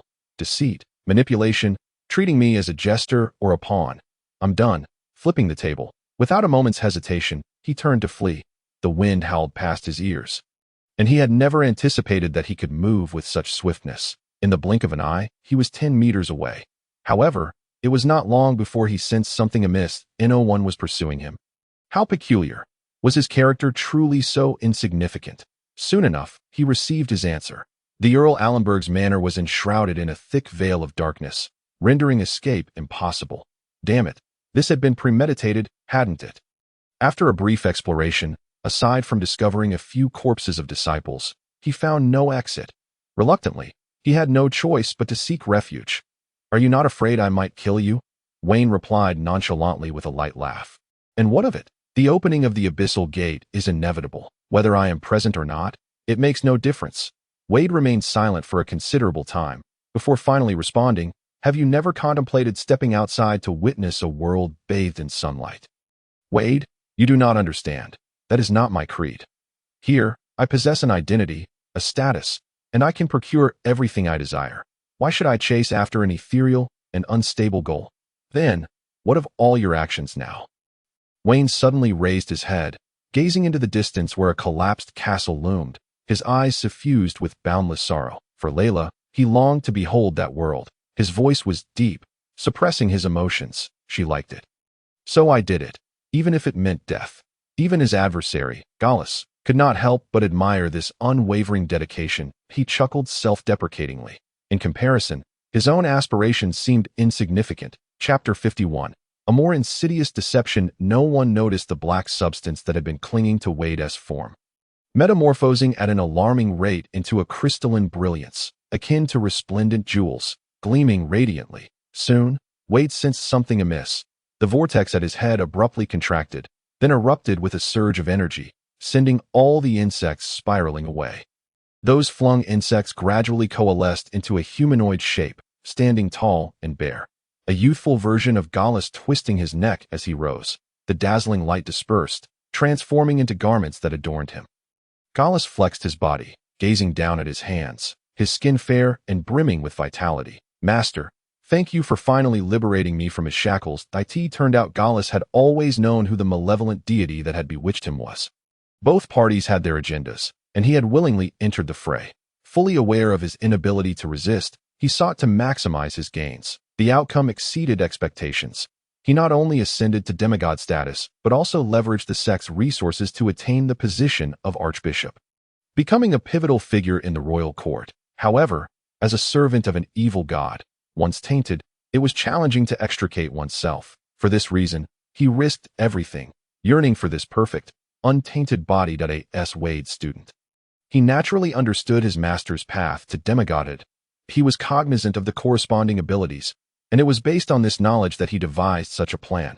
Although perilous, with death looming at every misstep, he was fortunate that the result was flawless. He had shed the corruption of the evil god and now possessed a perfect physique that if joy were present, he would certainly scoff. Just old silver coins. Who was truly orchestrating whom? No one could untangle the web of deception. The only certainty was that each sought to fulfill their own needs. Sequence 4 Demigod, shuddering black hole, capable of absorbing all matter and devouring all elements, be it magical or physical attacks. This sequence faced no pressure and had no effect on him. Upon Gallus's sudden appearance, Wayne appeared astonished. In his eyes, the supposedly elevated archbishop was merely a puppet thrust forth by the sect. Just a docile dog of sorts. Despite being only sequence 6, Wayne regarded the demigod Gallus with utter disdain. At a skyscraper without a foundation, pulling on one thread could unravel the entire structure. Gallus, having ascended through means of manipulation, bore significant weaknesses, making him prone to losing control. Without considering certain sequence properties that countered one another, he could even slay beings of higher sequences. Believing everything was under his control, he was caught off guard by an unexpected turn of events. Wayne's expression darkened. He furrowed his brows, his gaze fixated on Gallus with a sinister intensity, lost in contemplation. Reflected, Wade seemed unsurprised by Gallus's emergence. The mythical creature form he had maintained gradually reverted, reshaping into human form. A scruffy beard, a broad face, a standard square jaw, sparse hair. He appeared as a weary middle-aged man. Wade and Gallus now seemingly exchanged roles. The once aged Gallus had transformed into a robust youth. This master and apprentice had been entangled for most of their lives. Wade had thought they would never meet again, and those contingencies he had left behind were never anticipated to manifest in his disciple. Gallus's gaze, though imbued with sorrow, was swiftly replaced by determination. Once, Wade Whisker was obsessive, deranged, overflowing with a sense of justice, unable to tolerate even a speck of dust in his vision. Gallus, however, was his antithesis, embodying both virtue and vice. Employing exceedingly cruel methods to achieve his aims, Theo studied the ascent of sequences. He had resorted to live experiments, even using humans as subjects, attempting to rewrite genetic codes to find a solution to blood maladies. That experiment was undoubtedly successful. Blood transfusions and the phenomenon of blood bank seeds emerged during that time.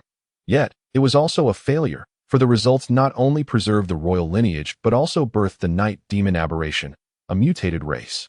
The nobility received treatment and flourished, while the commoners became mere mobile blood banks, their lives worth less than a single gold coin. Wade did not wish to abandon the church, nor did he voluntarily conceal himself in the outer city. He was revolted by the royal family's true nature, as for why he had not stopped Gallus back then. It was essential to mention another demigod, Michelet Winter. The nobility in Senegal balanced one another, and demigods also hindered each other. Becoming a demigod did not grant one absolute power. It was because Michelet Winter supported the royals that Wade found himself on the opposing side, as though he were the true sinner. Thus, he departed, vanishing for centuries. No one knew that the church's most formidable support, the archbishop, had gone missing hundreds of years prior. When Wade left, he had left behind numerous contingencies, intentionally exposing weaknesses as part of his strategy. Yet, he never expected that the one to exploit this weakness would be his disciple, the very one he had once held great hopes for and painstakingly educated, even when forced out by the royals. He merely regarded it as a difference of opinion with his disciple. He demanded perfection in all things. While Gallus was unscrupulous, their goals aligned. Both wished to extricate Senegal from its plight. Though Wade disapproved of Gallus's methods, he had to concede that perhaps it was another path to survival. Unable to confront his own inner turmoil, he had remained absent for centuries, without a trace. Silently concealing himself in the outer city, observing discreetly and nurturing promising talents, he awaited the emergence of a prophetic revelation.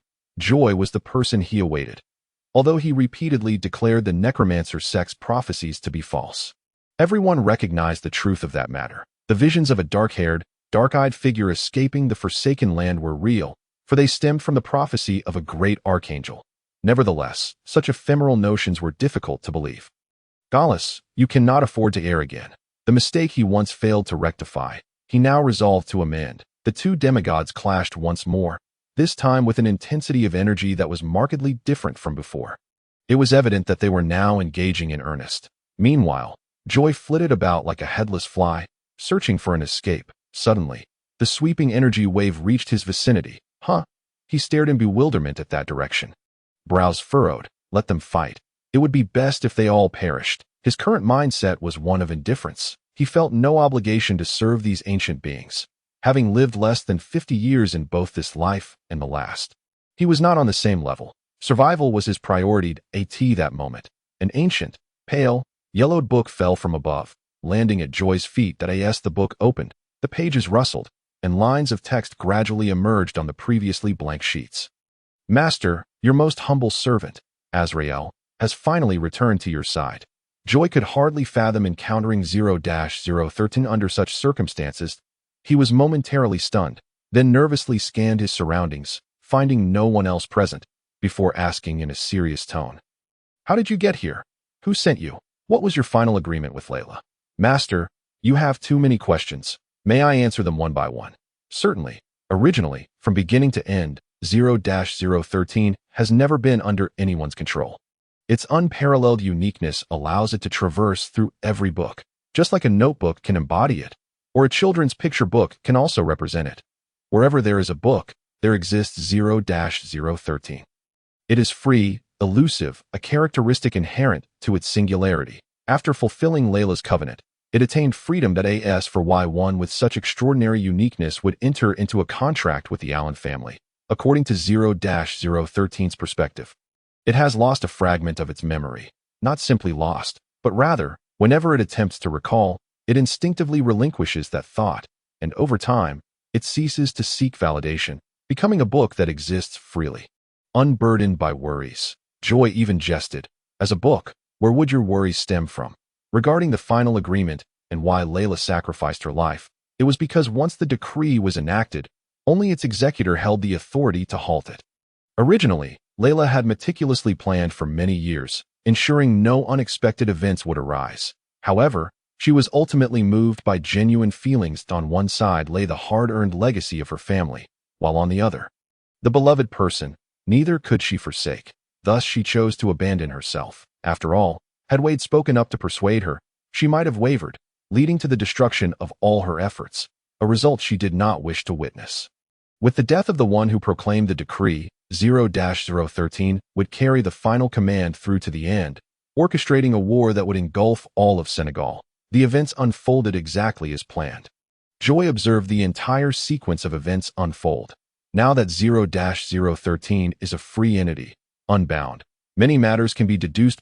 800 years ago, all the kings of angels, all archangels mysteriously vanished, and no one knows what transpired. Whether they perished or lived, or perhaps left the forsaken land of the gods, remains a mystery. However, they left behind a prophecy foretelling the emergence of a person with black hair and black eyes, who would open the passage to the outside world and lead Senegal towards the light. As time passed and generations faded, the prophecy was gradually forgotten, and people began to seek alternative paths. For centuries, numerous methods were attempted, only to be systematically dismantled, until 500 years ago, when Layla Allen was born. She emerged as a beacon of light in the darkness. Intelligent, beautiful, and wise. At 15, she entered the extraordinary sequence. And by 20, she had already reached sequence 7. Subsequently, she ascended to become a demigod before the age of 100, becoming the high priestess of the necromancer sect and overturning the doctrines of previous generations. From that point onward, the necromancer sect ceased its rampant expansion and began to lie dormant, with only minor skirmishes carried out by lesser disciples, while the true members of the church remained hidden from the public eye. She devoted decades to supplanting the Allen family, naturally becoming the heir, inheriting 0-013 in the capacity of a duchess, becoming its master to avoid any suspicion regarding her identity. She was born under the surname of an infant within the Allen family. And when Wayne appeared before her, she was Layla Allen. Had Wayne never shown up to awaken her memories, she would have remained in that identity until her death. Such painstaking efforts were all for the rightful transfer of 0-013's usage rights. No one could have anticipated that the young lady born in the Earl of Allen's estate would be the high priestess of the necromancer sect, for her identity bore no weaknesses. The Abyssal Gate was a plan devised by Layla. However, the conditions for violating the unique properties of the Level 0 sealed objects were exceedingly stringent. Moreover, opening a dimensional space portal was no trivial matter. The formation of the Forsaken Land was due to the fall of the Sun God, whose explosive power storm pulled this land into an unknown spatial interstice that it acted as an insurmountable barrier. Isolating this space that it extended infinitely upward, downward, leftward, and rightward, and one could not escape until death. Layla believed that from the very beginning, the search for an exit was misguided, regardless of whether one moved forward, backward, or in any direction. The only eventuality was death, only darkness. She began to study space, seeking knowledge in this realm, and through various clues, they discovered the Abyssal Gate and managed to open it, with an almost extinct cost. They concluded that only by paying a sufficiently great price could the correct door be opened. The door could be opened at will, yet once inside, no one knew where it would lead. Those who entered never returned alive, or perhaps they did live, yet remained lost within the door.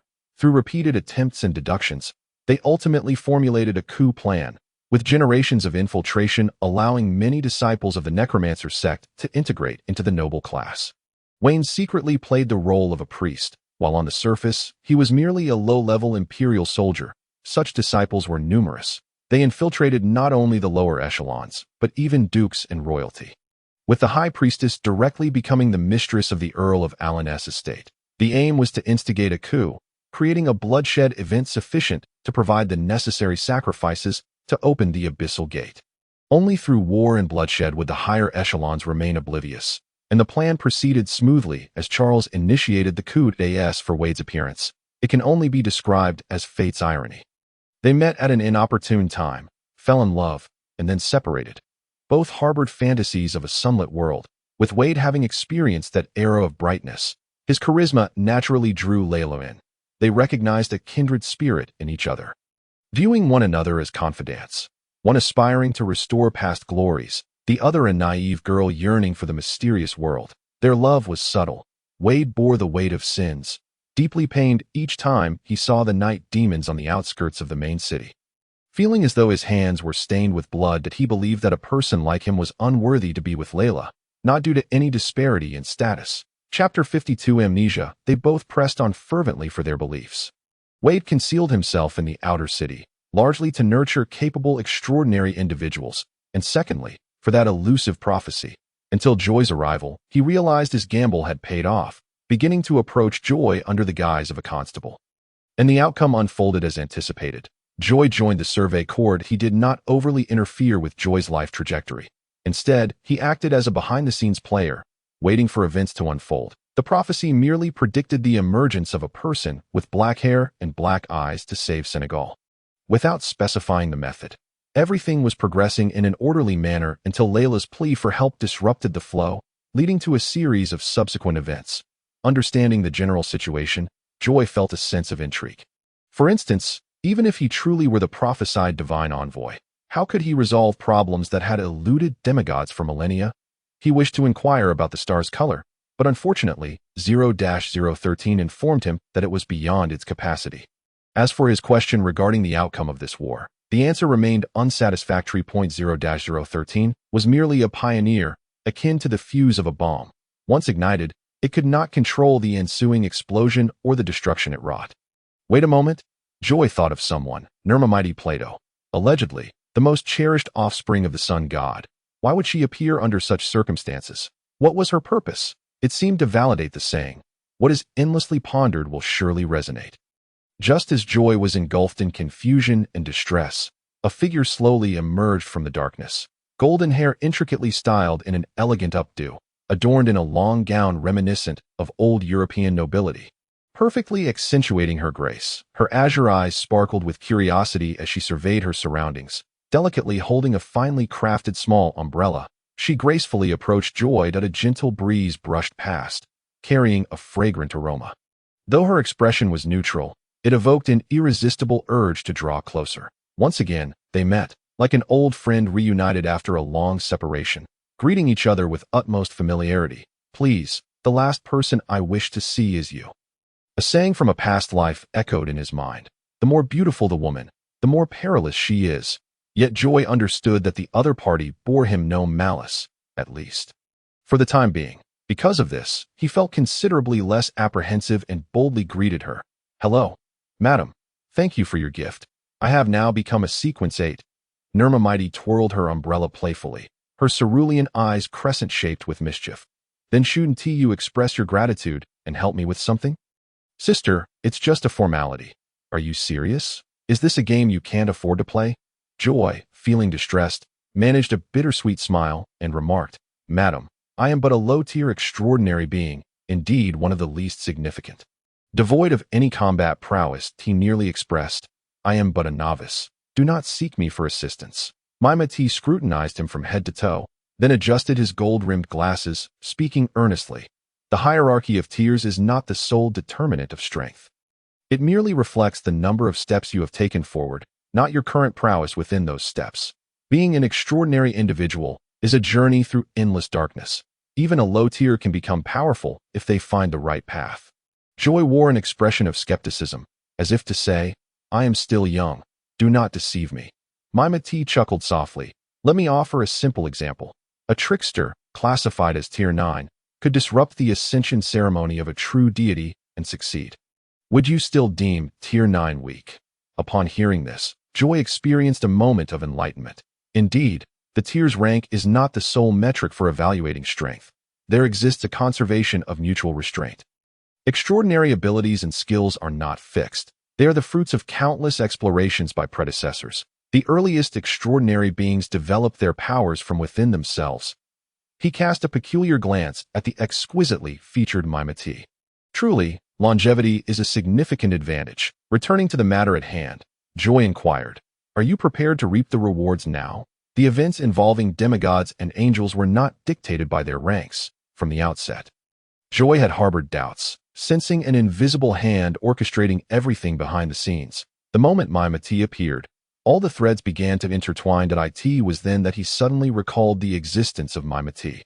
Due to the peculiar nature of the trickster god, his consciousness had been subtly diminishing her presence. Had she not appeared, he might have forgotten her altogether. How would one contend with such a figure if she were an enemy? Maimati observed Joy's tense demeanor, smiling as she shook her head, pausing for a moment before lightly tapping again. It could be argued, yet it could also be denied, she stated, a contradiction in her words. However, Joy was not inclined to ponder those matters further and pressed, "Is it truly possible to open the abyssal gate?" "Indeed," she replied, abruptly lifting her gaze toward the swirling, vibrant mists, then gracefully turning away. "Well then, our reminiscences shall end here. Farewell." Just as mysteriously as she had arrived, her departure left one perplexed. Maimati took a single step, and then she vanished completely, leaving only the sound of her receding footsteps. Her azure eyes sparkled with a radiant glow, and a faint smile graced her lips. "My dear brother, do not keep me waiting too long." As for Joy, he remained in a daze for quite some time after Maimati's departure. He needed to inform the captain immediately. With that thought, he raced toward the battlefield. Joy feared that if he delayed any longer, his memories of Maimati would fade. Upon his hasty return, he found that the battle between the two parties had already concluded, and it was clear who the victor was: Vitor, without a doubt. Seeing this, Joy shouted urgently, "Captain, wait!" He gasped for breath as he rushed forward. "Goraz must not be killed." Vitor momentarily froze, then turned to Joy with a puzzled expression. Remaining silent as he awaited further explanation, Joy pieced together the events and prepared to elucidate, but just as he was about to speak, his expression suddenly froze, transitioning to a look of bewilderment. He stammered, "Where am I?" The words he intended to speak seemed to vanish, leaving him at a loss for what to do next. Vitor lowered his head, contemplating for several seconds, before he sighed heavily, a grave expression on his face. "Joy, you should not have returned." After deciding to take that course of action, Vitor had relinquished any concern for Joy, unwilling to involve him further. As for the guide, he now cared for nothing. Goraz's life was slipping away slowly in his hands. "Goraz, you are weary. It is time for you to rest. You have borne enough." Goraz slightly lifted his head and called out as he had in the past, "Teacher." In his eyes, there was no hatred, no anger, nor the fear of approaching death. Rather, there was a profound sense of liberation. Goraz had once been a famished child, raised in poverty, with parents who favored one another. His family selling him for a mere 2 silver coins.